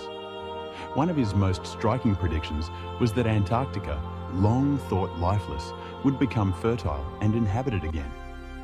He believed changes in Earth's axis would trigger massive flooding, revealing ancient lands and wiping away modern civilizations, with Antarctica once more supporting life, its frozen lands thawing and becoming green. If Cayce's prediction was rooted in ancient memory, a collective unconscious recall of past cataclysms, it raises a haunting possibility. Could an earlier civilization have thrived on Antarctica, only to be destroyed when the climate shifted and the poles moved, their existence erased by the inexorable march of ice? Could the ice be hiding not just ancient forests, but also traces of a forgotten people, their cities and monuments buried deep beneath the vast white expanse? Beyond these historical and geological riddles, the Forbidden Continent holds many more secrets, secrets that continue to challenge our understanding of life itself. One of the most astonishing are Antarctica's subglacial lakes, hidden bodies of liquid water trapped far below the surface, isolated by kilometers of solid ice. The most famous is Lake Vostok, buried nearly 4,000 meters beneath the East Antarctic ice sheet, sealed off from the outside world for possibly 15 to 25 million years. A true lost world.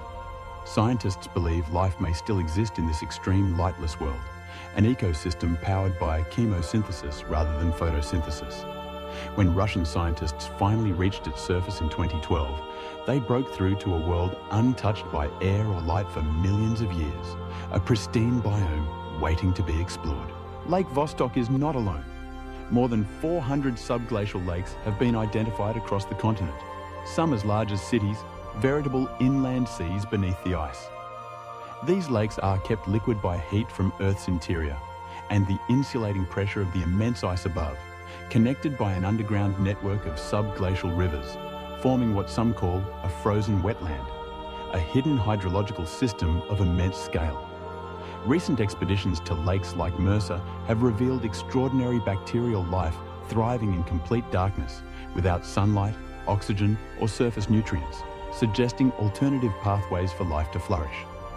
Some researchers even believe these lakes could support higher life forms like tiny animals. Perhaps even unique species evolved to thrive in these extreme conditions.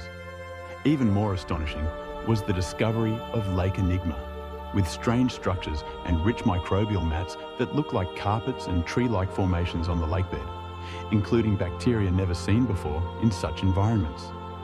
This level of biological complexity in such a seemingly hostile environment surprised even experienced researchers, leading them to ponder the limits of life. In other places, as ice shelves crack and collapse, revealing previously inaccessible ocean floors, scientists have observed parts of the seafloor hidden for centuries. Beneath the George VI ice shelf, an entire ecosystem filled with large corals, giant sea spiders, fish, octopuses, and other bizarre animals was found thriving in complete darkness, relying on nutrient flows carried by deep ocean currents from distant waters. And during drilling into the Filchner-Ronne ice shelf, a research team accidentally discovered a boulder on the seafloor covered in stationary animals like sponges and unknown filter feeders, 260 kilometers from the nearest sunlight or open water. Somehow, they were feeding, growing, and surviving in conditions thought to be completely hostile to life, a testament to the resilience and adaptability of nature. Harsh conditions, complex political agreements, and stringent environmental protections make large-scale exploration nearly impossible, leaving most of the continent untouched and unexplored, a vast white blank on our modern maps. Yet, from the few windows scientists have opened, it's clear that Antarctica is not dead. It is a living, breathing continent, full of mysteries waiting to be unveiled. One of the most unexpected sights in the seemingly uniform white expanse of Antarctica is a bright red waterfall, a surreal and almost unsettling phenomenon. Deep in the McMurdo dry valleys flows from the Taylor Glacier a vivid and surreal feature known as blood falls. Its colour is so intense and unusual that for decades it was one of the most haunting and unexplained sights in Antarctica. Standing 5 stories high, its deep red hue appears to stain the surrounding ice like an open wound, a dramatic splash of colour against the pristine white. The scientific explanation behind blood falls is as fascinating as its appearance. More than 5 million years ago, this area was submerged by the ocean.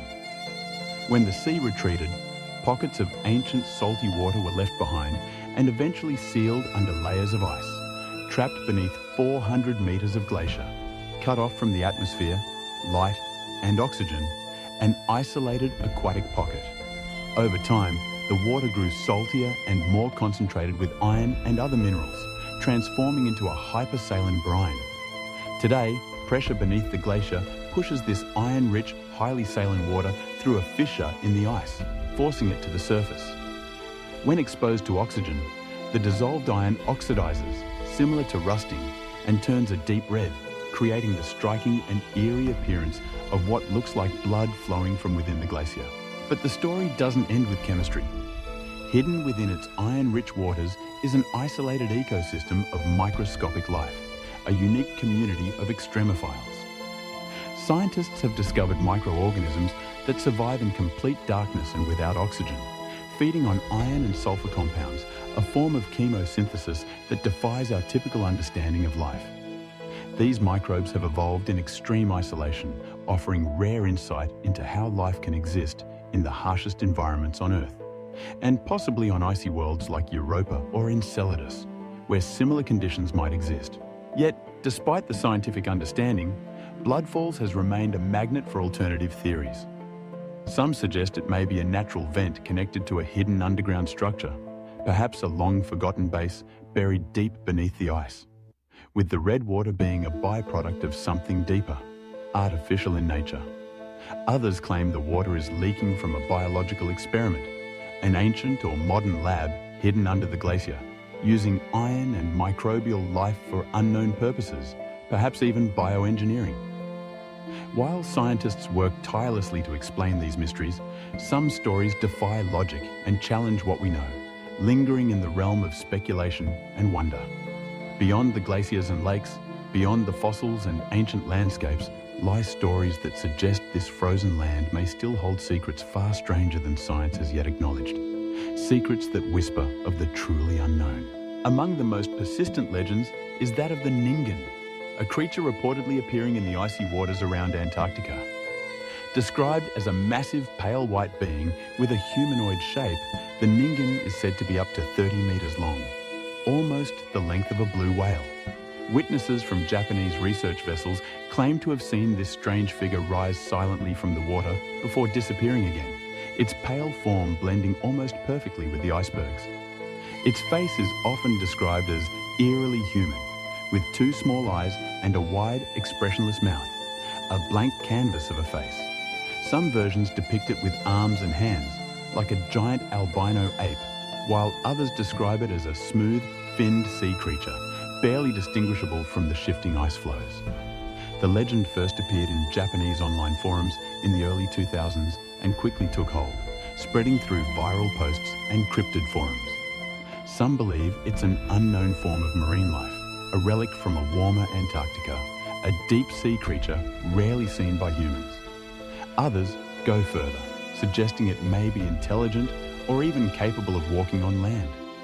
An amphibious being adapted to both the ocean depths and the icy surface.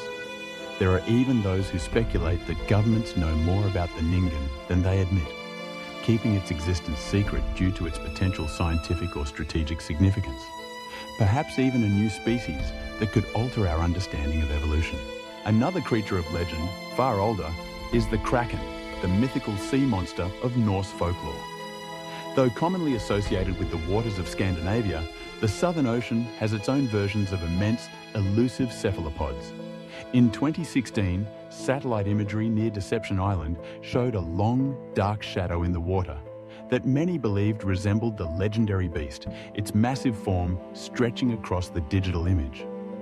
While scientists identified it as a sea stack, a natural rock formation, the resemblance was enough to ignite the imagination. Given that colossal squid, the largest of their kind, inhabit these depths, growing up to 14 meters long with eyes the size of dinner plates, it's easy to understand why the idea of giant sea creatures flourishes in Antarctica's dark, unexplored waters. The ocean holds more mysteries than we can imagine, and the depths of Antarctica are among the deepest. But not all tales from Antarctica are about monsters. Some are far more unsettling, whispers of the uncanny that chill the soul more than the biting wind. Throughout the 20th century, explorers and scientists, enduring months of isolation, have reported strange sensations, feelings of being watched, and unseen presences walking nearby in the snow, just out of sight. The continent's long winters of complete darkness and the extreme isolation of remote research stations create an atmosphere ripe for psychological effects and, some would argue, for the paranormal. One of the most famous stories comes from Sir Ernest Shackleton, the legendary polar explorer. In 1916, during a desperate trek across South Georgia Island after the loss of his ship Endurance, he reported the sensation that a fourth member was walking with his small group, though only 3 men were physically present. Both his companions later confirmed they felt the same invisible presence, a guardian spirit, or perhaps a hallucination brought on by extreme fatigue and starvation. Other stories are darker, tales of abandoned ships and frozen crews. One enduring tale dates back to the early 1840s. A British whaling ship, the Hope, navigating near the South Shetland Islands, spotted a vessel trapped in the ice, a ghostly silhouette against the endless white. Upon approach, they discovered a schooner, the Jenny, frozen solid, its sails tattered, its mast broken. What they found inside would mark the story as one of the most unsettling in polar lore. The Jenny's crew was reportedly still on board, dead but frozen in place, upright at their stations, perfectly preserved by the extreme cold. The ship's logbook, found on the captain's desk, contained a final, chilling message from the captain. May 4th, 1823. No food for 71 days. I am the only one left alive. The Hope documented the discovery, but left the vessel undisturbed, locked in the ice, a tomb at sea. The Jenny was never seen again, swallowed by the shifting ice, or perhaps it sails the polar current still, a silent ghost ship. Another frequently recounted account comes from the McMurdo Dry Valleys, one of the driest and most desolate places on Earth, a barren wasteland of rock and ice. Scattered across this cold desert are abandoned huts and outposts from early expeditions, relics of human endeavour against overwhelming odds. Over decades, personnel stationed nearby have reported unexplained noises, footsteps in the snow when no one is around, doors creaking open and slamming shut, and disembodied voices carried by the wind. Some researchers who entered one particular hut claimed to feel a strange presence, a pervasive sense of being watched, as if unseen eyes followed their every move. Others reported tools going missing, only to reappear later in odd places, defying any logical explanation. Scientists often explain these experiences as the result of extreme isolation, harsh environmental conditions, and the psychological effects of working in such a desolate place, leading to auditory illusions, disorienting sensations, and a pervasive unease. Still, not everyone accepts this explanation. For them, the fact that the eerie blood falls is in this same region feels like too much of a coincidence, suggesting a deeper, more profound mystery at play. Interest in Antarctica and its secrets is not recent, my dear kittens. Long before modern satellites, it captured the attention of explorers, scientists, and even controversial regimes of the 20th century seeking to unlock its mysteries for their own ends. Among them was Nazi Germany, a nation obsessed with expansion and esoteric knowledge. In the years leading up to World War II, the Antarctic frontier became the focus of an ambitious and largely forgotten expedition that would later become the center of countless theories and conspiracy narratives. In 1938, Adolf Hitler authorized a secret Antarctic mission.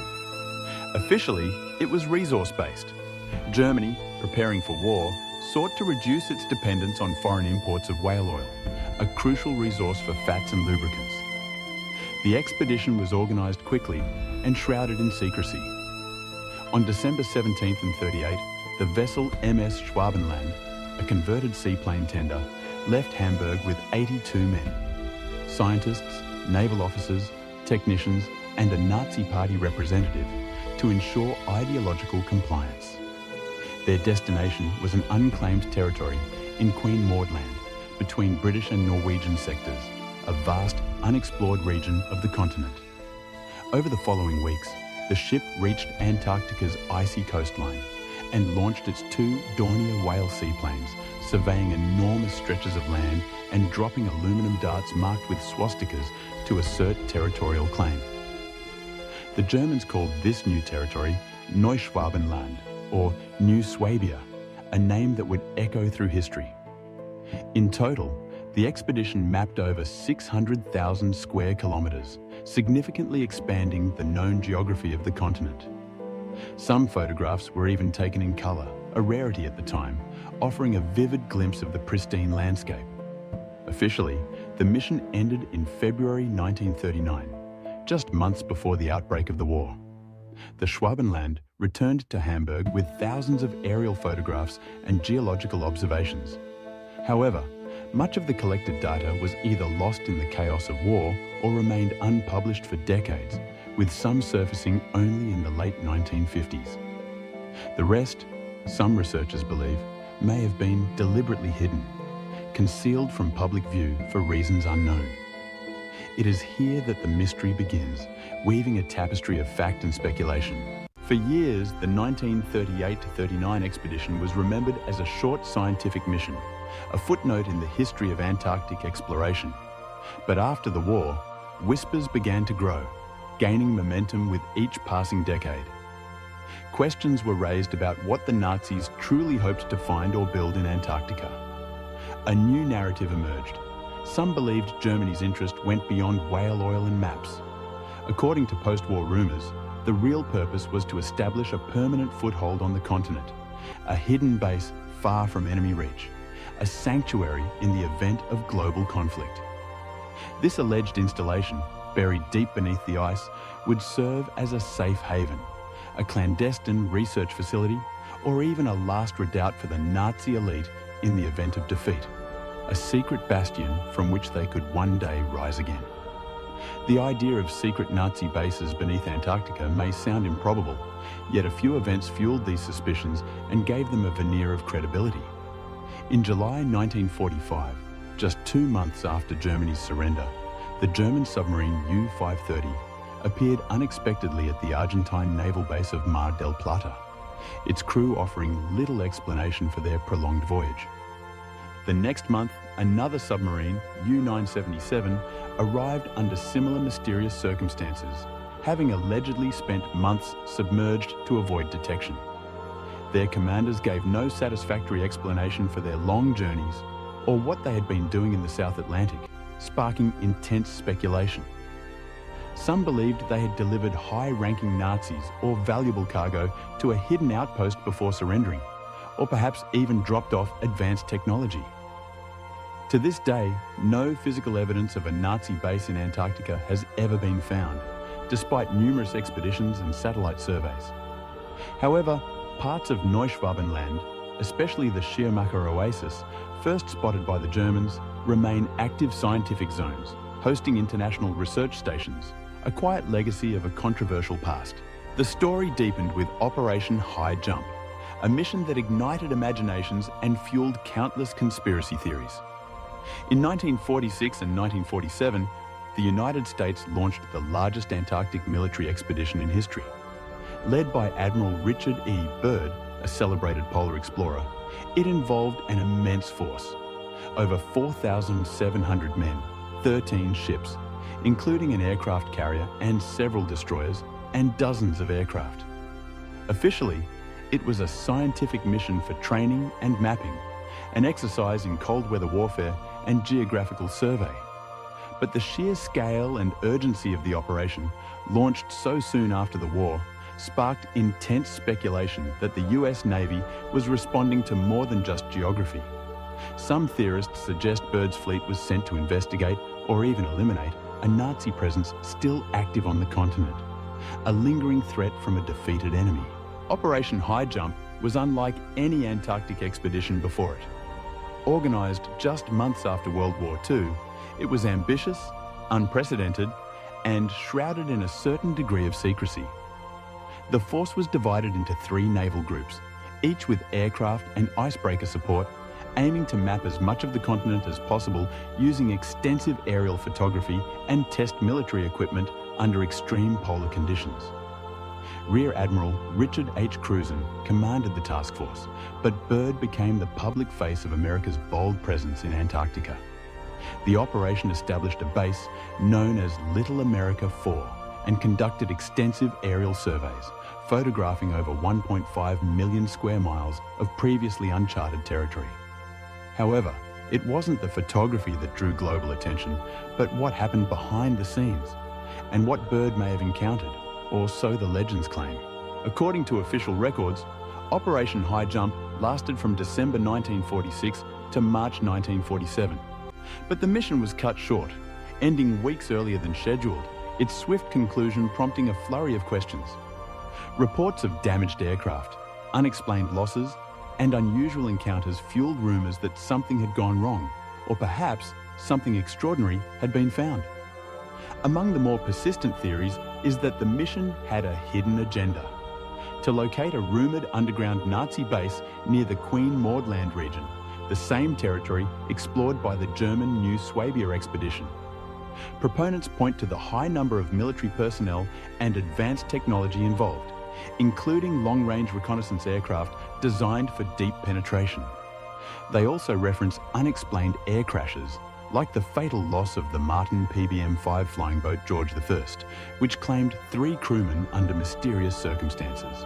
In the years following Operation High Jump, rumours circulated that Byrd had encountered something extraordinary during one of his reconnaissance flights, something that defied conventional explanation.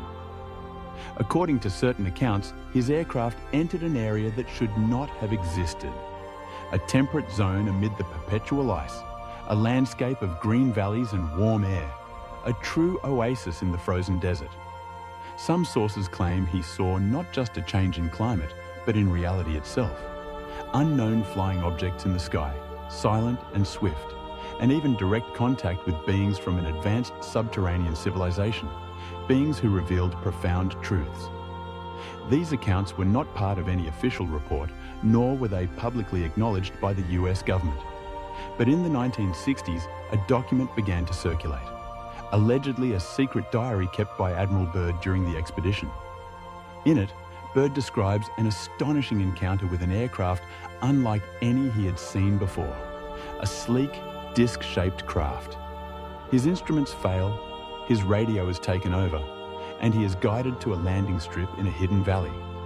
There, he claims, he is welcomed by tall beings with luminous eyes and advanced knowledge, beings who speak of a world beneath the surface.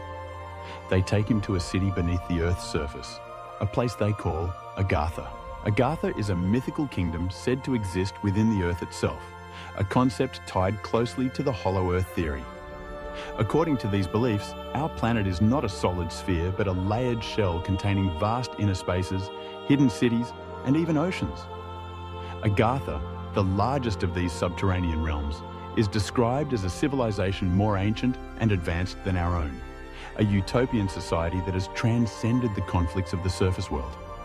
The people of Agartha, sometimes called the Old Ones, are said to possess technology far beyond what is known on the surface, including vehicles that can fly without fuel and the ability to manipulate natural forces, even time and space. This idea has appeared in stories and myths across many cultures, from Shambhala in Tibetan tradition to the underworld cities of the Mayans and Celts, suggesting a universal human fascination with hidden realms. In the case of Agartha, the story gained traction in the 19th century with French and German occult writers who wove elaborate tales of its existence. But it was the supposed connection with Admiral Byrd that brought it into the modern age and the realm of Antarctica, giving it a tangible, albeit unproven, link to reality. According to the diary, the Agarthians warned Byrd about the growing danger of nuclear weapons and the destructive direction of human society, a message of peace and caution. They claimed to have observed surface civilization for centuries and feared its destructive potential, its capacity for self-annihilation. Byrd was told to return to his superiors with their message, a solemn call for peace and balance, and then sent back through the ice. And yet, this document has never been confirmed as authentic, its provenance debated by scholars and enthusiasts alike, though many steadfastly believe in its truth. Some people think the diary is fake, saying Byrd never said anything like that himself, and there's no official proof that such an event happened, dismissing it as a fanciful fabrication. Still, the story lived on, helped by the secrecy around parts of Operation High Jump and some enigmatic things Byrd said in interviews. In a rare interview published in Chile in March 1947, Byrd talked about how important Antarctica could be in the future, warning that one day the US might be attacked from over the polar regions, hinting at unknown threats emanating from the frozen south. Some people think this was his way of hinting at what he saw down there, a veiled warning to the world. As the Cold War grew stronger, the US sent more missions to Antarctica, including Operation Windmill in 1947 and 1948, focusing on mapping and resupply, and Operation Deep Freeze during the International Geophysical Year in 1957 and 1958, a massive international scientific endeavour. Byrd was still involved, but his health was worsening, and he died in 1957, just months after his last trip to Antarctica, taking his secrets with him. To this day, the full story of Operation High Jump remains a subject of intense speculation, a lingering question mark in the annals of polar exploration. While it accomplished significant scientific objectives and expanded mapped regions, its military scale and rapid conclusion have kept theorists questioning. Was it truly just a training exercise? Or did the US Navy uncover something it could not explain or control? In the final years of World War II, and especially after it ended, strange stories began to spread, captivating the public imagination. These stories spoke of unusual flying machines, objects that didn't look like any aircraft people had seen before. Witnesses described them as silent, incredibly fast, and shaped like discs, defying all known principles of aerodynamics. At first, many thought these were just rumors, products of wartime hysteria. But in the years following the war, reports of unidentified flying objects began to appear across the world with increasing frequency, seemingly from nowhere. This growing mystery led some researchers to connect two powerful ideas: the sudden rise of UFO sightings and the secret advanced technology of Nazi Germany.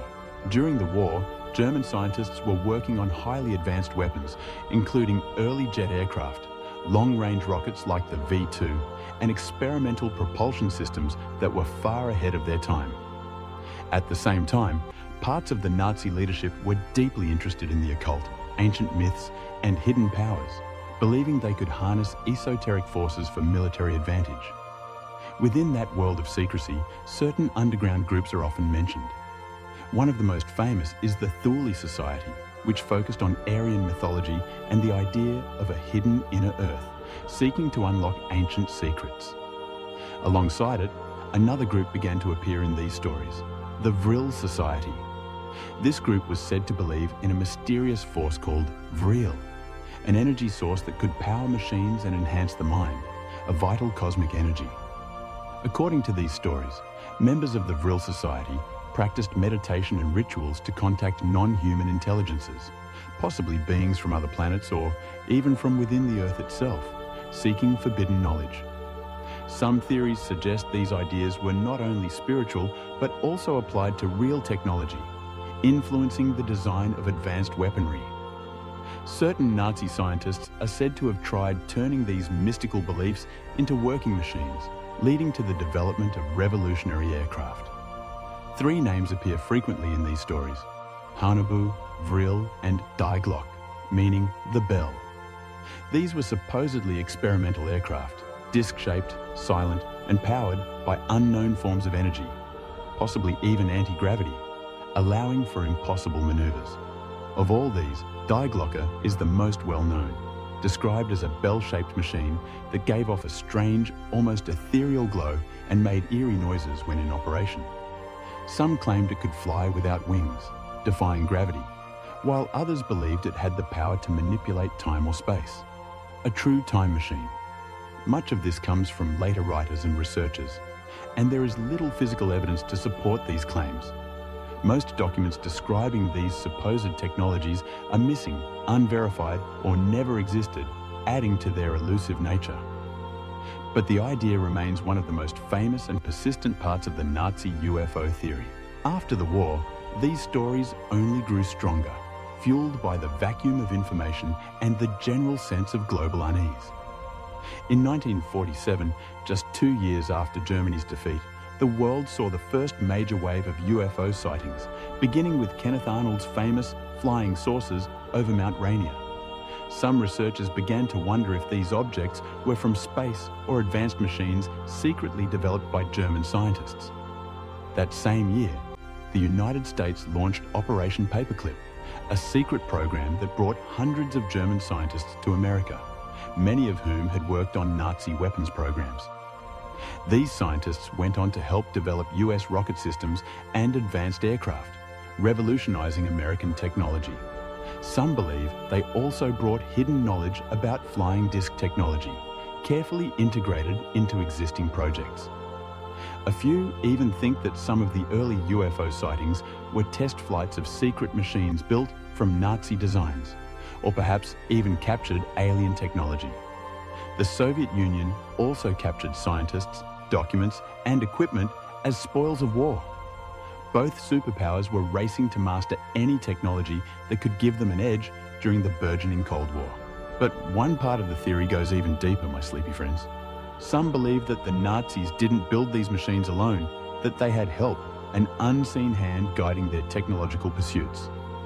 According to these stories, Nazi leaders made direct contact with non-human beings, whether from another planet or another dimension, who shared their knowledge in secret through clandestine meetings, vivid dreams, or direct mental communication.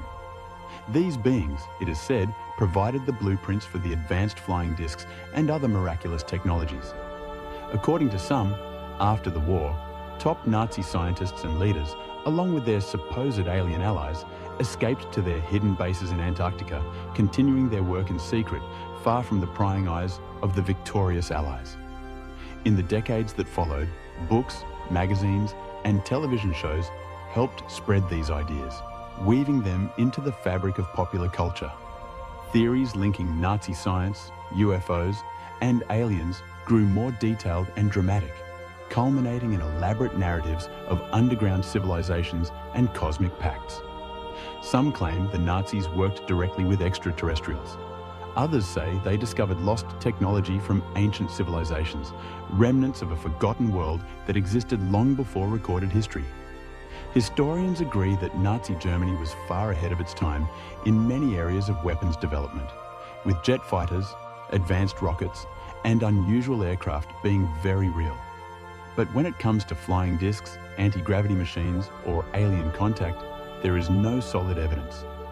Most documents describing these things are missing, unverified, or never existed, remaining firmly in the realm of speculation. However, stories like this have never disappeared.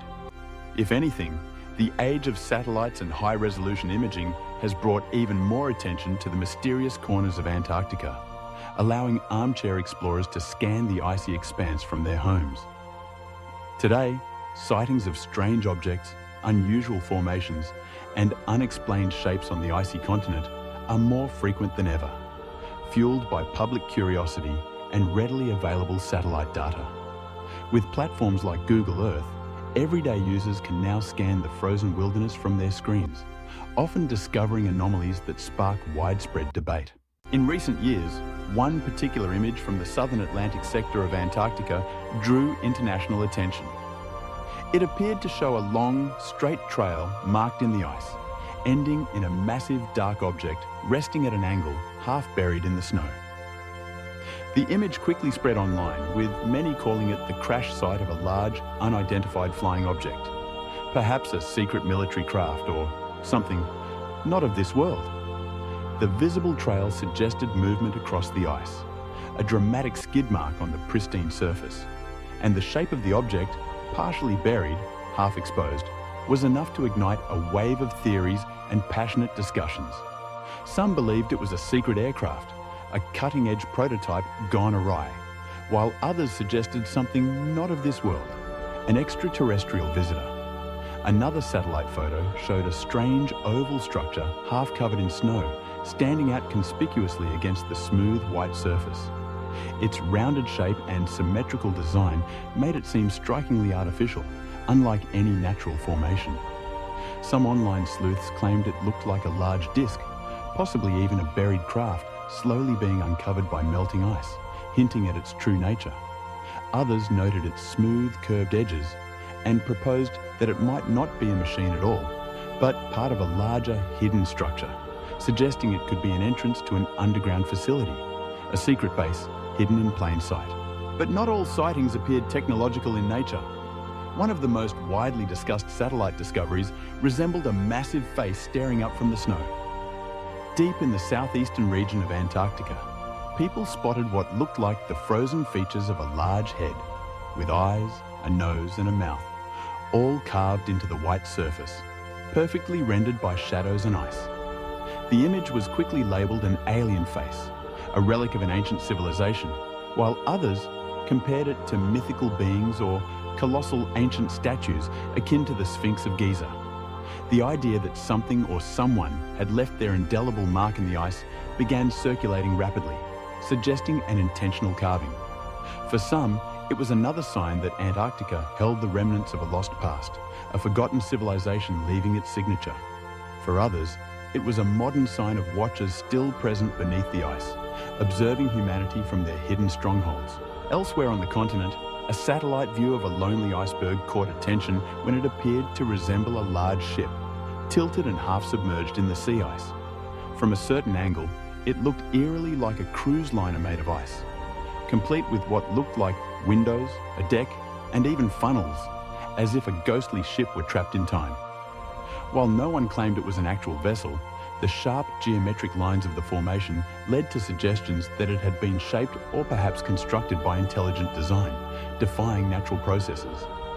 Theories ranged from secret engineering experiments to abandoned relics from an unknown past, locked in ice and slowly being revealed to the modern world. Other photos and on-the-ground reports described perfectly preserved seal bodies found miles away from the ocean, high in the mountains, far from any natural habitat. These mummified remains, sometimes hundreds or even thousands of years old, were found far from any known migration paths or food sources. No one fully understands how or why the animals ended up there, or what drew them so far inland, deep into the continent's interior. Some believe they were chasing glimmers of light on distant glaciers, mistaking them for water, a fatal mirage. Others suggest that the remains mark something more unusual, perhaps a dramatic change in climate long ago, or paths that existed when the land was different, hinting at a shifting landscape. To some, they are natural puzzles, intriguing biological anomalies. To others, they are silent clues left by the past, waiting for someone to decipher their true meaning. Scientists around the world continue to offer logical explanations for many of the strange stories tied to Antarctica. They emphasize the powerful forces of science, the harsh realities of weather conditions, and the intricate processes of geology. But for many others, the explanations are not convincing, failing to fully account for the observed phenomena. The fact that Antarctica remains one of the most restricted and heavily controlled places on Earth is, for them, proof enough that someone is hiding the truth, that there is more to this continent than meets the eye. The roots of this deep-seated suspicion lead back to one key event, the signing of the Antarctic Treaty. On December 1st, 1959, just as the Cold War was beginning to heat up, a time of immense global tension and ideological conflict, 12 nations came together in Washington, D.C. to sign a treaty that would change the future of Antarctica forever. These countries, including the United States, the Soviet Union, and the United Kingdom, otherwise fierce adversaries, had all been involved in scientific research during the International Geophysical Year of 1957 to 58, a period of unprecedented international scientific cooperation. What they signed was short in length, just 14 articles, but the agreement would soon become one of the most unusual and effective diplomatic arrangements in modern history, a rare beacon of harmony. The Antarctic Treaty officially came into force on June 23, 1961. It declared that the entire continent south of the 60th parallel would be used only for peaceful purposes, a stark contrast to the global arms race. Military activity was banned, as were nuclear tests and the dumping of radioactive waste, ensuring its pristine nature. Scientific research was to be free and open to all signatories, fostering collaboration and shared knowledge. Countries could not make new territorial claims or expand existing ones, effectively freezing territorial disputes, and anyone conducting research had to share their findings with the world, promoting transparency. At first glance, it seemed like a noble effort, a way to preserve a unique environment for science and peace, a testament to international goodwill. Over the years, more countries signed on. Today, over 50 nations are part of the agreement, making it a truly global accord. But it is exactly this sudden cooperation at a time when many of these countries were otherwise in deep conflict that has led some to question the true purpose of the treaty. The treaty was signed just 14 years after the devastation of World War II, with the Cold War in full swing, and the United States and the Soviet Union competing fiercely in arms, space, and global influence. Yet, amidst this intense rivalry, these same countries somehow agreed to completely demilitarize the largest unexplored landmass on Earth, suspending their geopolitical differences for this one continent. For some, that timing feels too convenient, raising one central, provocative question. What exactly was happening in Antarctica that was so important, so compelling, that it forced such disparate powers to unite? Today, Antarctica is not technically off limits, but access is strictly controlled, far more so than any other continent. Only a small number of scientists are allowed to live and work there, and even they need special approval, extensive training, and specialized equipment. Tourists can visit, but only in specific coastal areas and under close supervision, with strict rules about where they can go and what they can do. The vast interior, covering millions of square kilometers, remains almost completely inaccessible, a true wilderness. There are areas where aircraft are not allowed to fly, and certain regions are marked as off-limits due to environmental protection, or, some speculate, for other unspoken reasons. Research stations can only be visited with permission, and all activities are closely monitored. All of these rules are part of what makes Antarctica feel like a forbidden world, a place where secrets might be kept. Some believe that alien technology lies buried under the ice, recovered from ancient crashes, or hidden by advanced beings. Others think Antarctica was once home to a lost civilization, perhaps a true physical manifestation of Atlantis, whose remnants lie frozen beneath the surface. There are even those who argue that governments are conducting secret experiments there, far from public oversight and scrutiny, experimenting with advanced weaponry or unknown biological agents. The secrecy, the surveillance, the restrictions, all of it, in their view, points to the truth being kept from us, a grand conspiracy playing out on the world stage. Over time, the Antarctic Treaty expanded into what is now called the Antarctic Treaty System, including additional agreements and environmental rules, with its own secretariat based in Buenos Aires. Every year, member countries meet to discuss science, safety, and preservation. But these meetings are not open to the public, adding another layer of opacity. While many argue that the system effectively protects Antarctica's pristine environment and scientific value, others say it protects something else entirely, something far more profound and perhaps dangerous. While for most people, Antarctica is nothing more than a forbidden continent, a realm of myths and conspiracies, for scientists, it is much more than that. For them, Antarctica is a huge natural laboratory, a place where the past is preserved in ice, and where the future of our planet may already be written, a vast, living record of Earth's history. Despite the many myths, conspiracies, and legends, Antarctica's true importance may be even more extraordinary, not because of what it hides, but because of what it reveals about our planet and our place in the universe. For decades, scientific missions to Antarctica have given us a clearer understanding of the world we live in, providing crucial data on global climate systems. Deep within its thick ice sheet, more than 4 kilometers deep in some places, are trapped layers of ancient air. Each layer is a time capsule, holding invaluable data on temperature, atmospheric gases, and environmental changes that go back over 1 million years. A geological thermometer and atmospheric archive. By drilling into the ice and analysing these ancient air bubbles, researchers can study Earth's climate history with unparalleled detail and compare it to today's rapidly warming world, allowing for more accurate climate models. The discovery of the ozone hole above Antarctica in 1985 was just one dramatic example of how Antarctic science can uncover invisible but global threats, proving its critical role in environmental monitoring.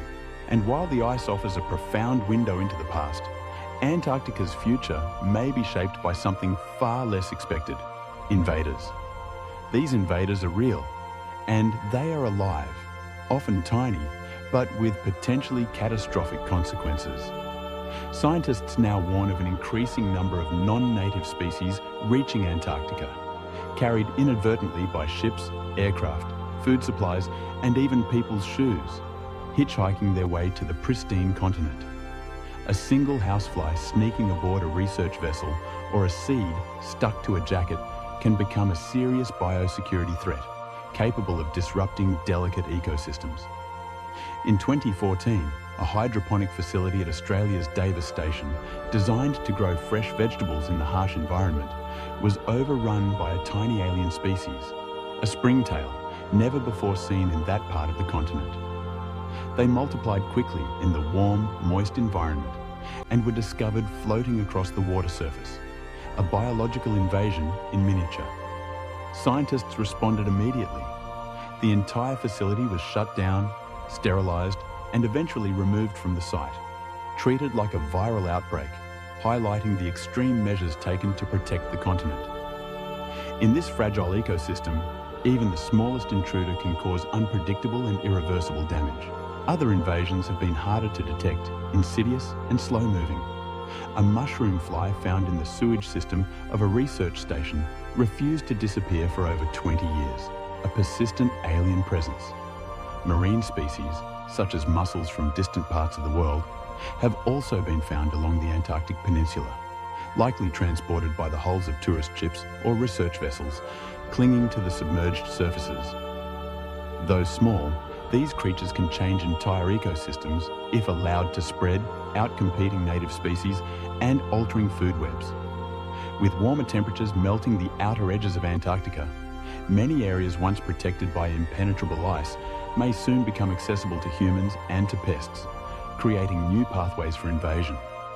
For scientists, these biological incursions are not just practical problems, they are urgent warnings.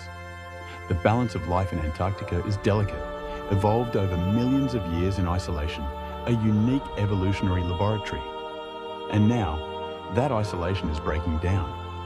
Researchers are racing against time to document native species before they are pushed out by newcomers, trying to preserve what remains. Antarctica may be the last place on Earth untouched by industrial development, but that protection is no longer guaranteed. Some researchers have even suggested that the invasion of non-native life might offer clues to a much broader question. What happens when two ecosystems or two worlds collide? In this sense, the arrival of foreign organisms in Antarctica mirrors the curiosity behind theories of alien life. When scientists speak of alien species, they do not mean beings from other planets, but the concept is not far off. These organisms are unknown, arriving from outside, changing the environment in unpredictable ways, much like an extraterrestrial invasion might. As Antarctica warms and becomes more accessible, the continent is entering a new phase, a period of dramatic and irreversible change. Tourism is growing, with more cruise ships navigating its icy waters, and supply routes are expanding, bringing more human activity. The natural barriers that once protected it, the bitter cold, the violent seas, the sheer remoteness, are starting to weaken, making it vulnerable. For science, this means opportunity and danger in equal measure. Another big question scientists are trying to answer on this hidden continent might be the most important one for the whole planet, for all of humanity. Over the past century, average global temperatures have risen at an alarming rate, a trend that is accelerating. But few places have felt this change as deeply as Antarctica. The Antarctic Peninsula, in particular, is warming faster than nearly anywhere else on Earth. In some regions, temperatures have increased by nearly 3 degrees Celsius in just the last 50 years, a dramatic and concerning shift. As a result, glaciers are retreating at an unprecedented rate. Sea ice is melting earlier each year, and entire ice shelves have begun to collapse, breaking off into the ocean. These changes are not just local, they are global. Antarctica holds about 90% of the world's fresh water in its thick ice sheets, an immense reservoir. If this ice melts, sea levels around the world will rise, threatening coastal cities and low-lying islands. The complete melting of the West Antarctic ice sheet alone could raise global sea levels by more than 3 meters, enough to inundate vast swathes of human habitation. While a full collapse might take centuries, the process may have already started, with irreversible consequences. And as the ice recedes, exposing land that has not seen sunlight for millions of years, scientists are starting to ask a question that once seemed unthinkable. Will Antarctica become green again? It may sound impossible, a vision from a distant past, but this continent has not always been covered in ice. Around 100 million years ago, during the age of the dinosaurs, Antarctica was a warm and forested land, a vibrant, temperate continent. Fossil records show that the continent once supported rich ecosystems with trees, ferns, and even wildfires, suggesting a climate capable of sustaining lush vegetation. Beneath today's thick layers of ice lie the remnants of ancient rivers, valleys, and entire landscapes frozen in time, waiting to be revealed. If the world continues to warm at its current rate, parts of Antarctica, especially the coastlines, may slowly return to those earlier conditions, transforming once again into a more hospitable environment. Some scientists believe that by the end of this century, warmer temperatures and increased rainfall could allow for grasslands and hardy plants to grow along the fringes of the continent, painting patches of green across the white. Invasive species like bluegrass have already been spotted on the peninsula, taking root in newly exposed areas, and colonies of Gentoo penguins, which prefer milder conditions, have begun moving farther south, following the retreating ice. In the next 200 years, experts suggest that certain areas, especially near the coast, may become mild enough to support limited agriculture, a stark contrast to its current barrenness. Barley, potatoes, and grazing animals could survive short growing seasons in carefully chosen locations, creating self-sustaining outposts. According to scientists, it is even possible that small human colonies could one day exist there without relying entirely on imported food, becoming truly self-sufficient. However, this potential greening comes with a steep price, a global catastrophe. The melting of ice sheets will drastically alter Earth's climate systems, leading to more extreme weather events. Rising seas will threaten coastal cities across the globe, displacing millions and redrawing coastlines. Ecosystems that have survived in isolation for millions of years could be overwhelmed by new species, leading to extinctions and a loss of biodiversity. And the very landscapes that draw scientists to Antarctica, the untouched wilderness, the frozen silence, the pristine beauty, may be lost forever, replaced by something entirely different. Antarctica's extreme conditions, including its months of darkness and low solar angles, will continue to limit what is possible, even under extreme warming. For most of the continent, especially deep inland, it will remain too cold, too dry, and too dark to support anything like traditional farming or long-term settlements. But along its edges, where the sun shines longer and the temperatures rise higher, life may begin to return, a poignant harbinger of a changed world. The future of Antarctica is still uncertain, a grand experiment playing out on a planetary scale. Some believe it may become Earth's last refuge, a cold sanctuary for life as equatorial regions grow hotter and less habitable. Others warn that once we lose control of ice melt, the consequences will move far beyond what we can predict or manage, unleashing forces we cannot comprehend. What is certain is that the world is watching. Antarctica, long seen as a frozen relic, is becoming a mirror of human impact and a symbol of what is to come, a warning and a promise. Scientists will continue to monitor its changes from remote bases and satellite eyes, searching the ice for clues not only to our past, but to our future, hoping to understand its profound message. The forbidden continent is no longer as silent as it once was. Its glaciers are cracking, its weather is shifting, and its secrets are beginning to thaw. Until the ice fully reveals what it has hidden, Antarctica remains the last great unknown. A land of silence, science, and suspicion. Now, my dear friends, as the mysteries of Antarctica swirl in your minds, allow your own thoughts to drift. Perhaps you'll dream of ancient pyramids beneath the ice, or perhaps of tiny microbes thriving in hidden lakes. Whatever your dreams may hold, know that the world is full of wonder, both seen and unseen. Rest well, and I'll be here, purring softly, ready to guide you on another adventure into the unknown. Good night, my sleepy friends. Meow. Meow.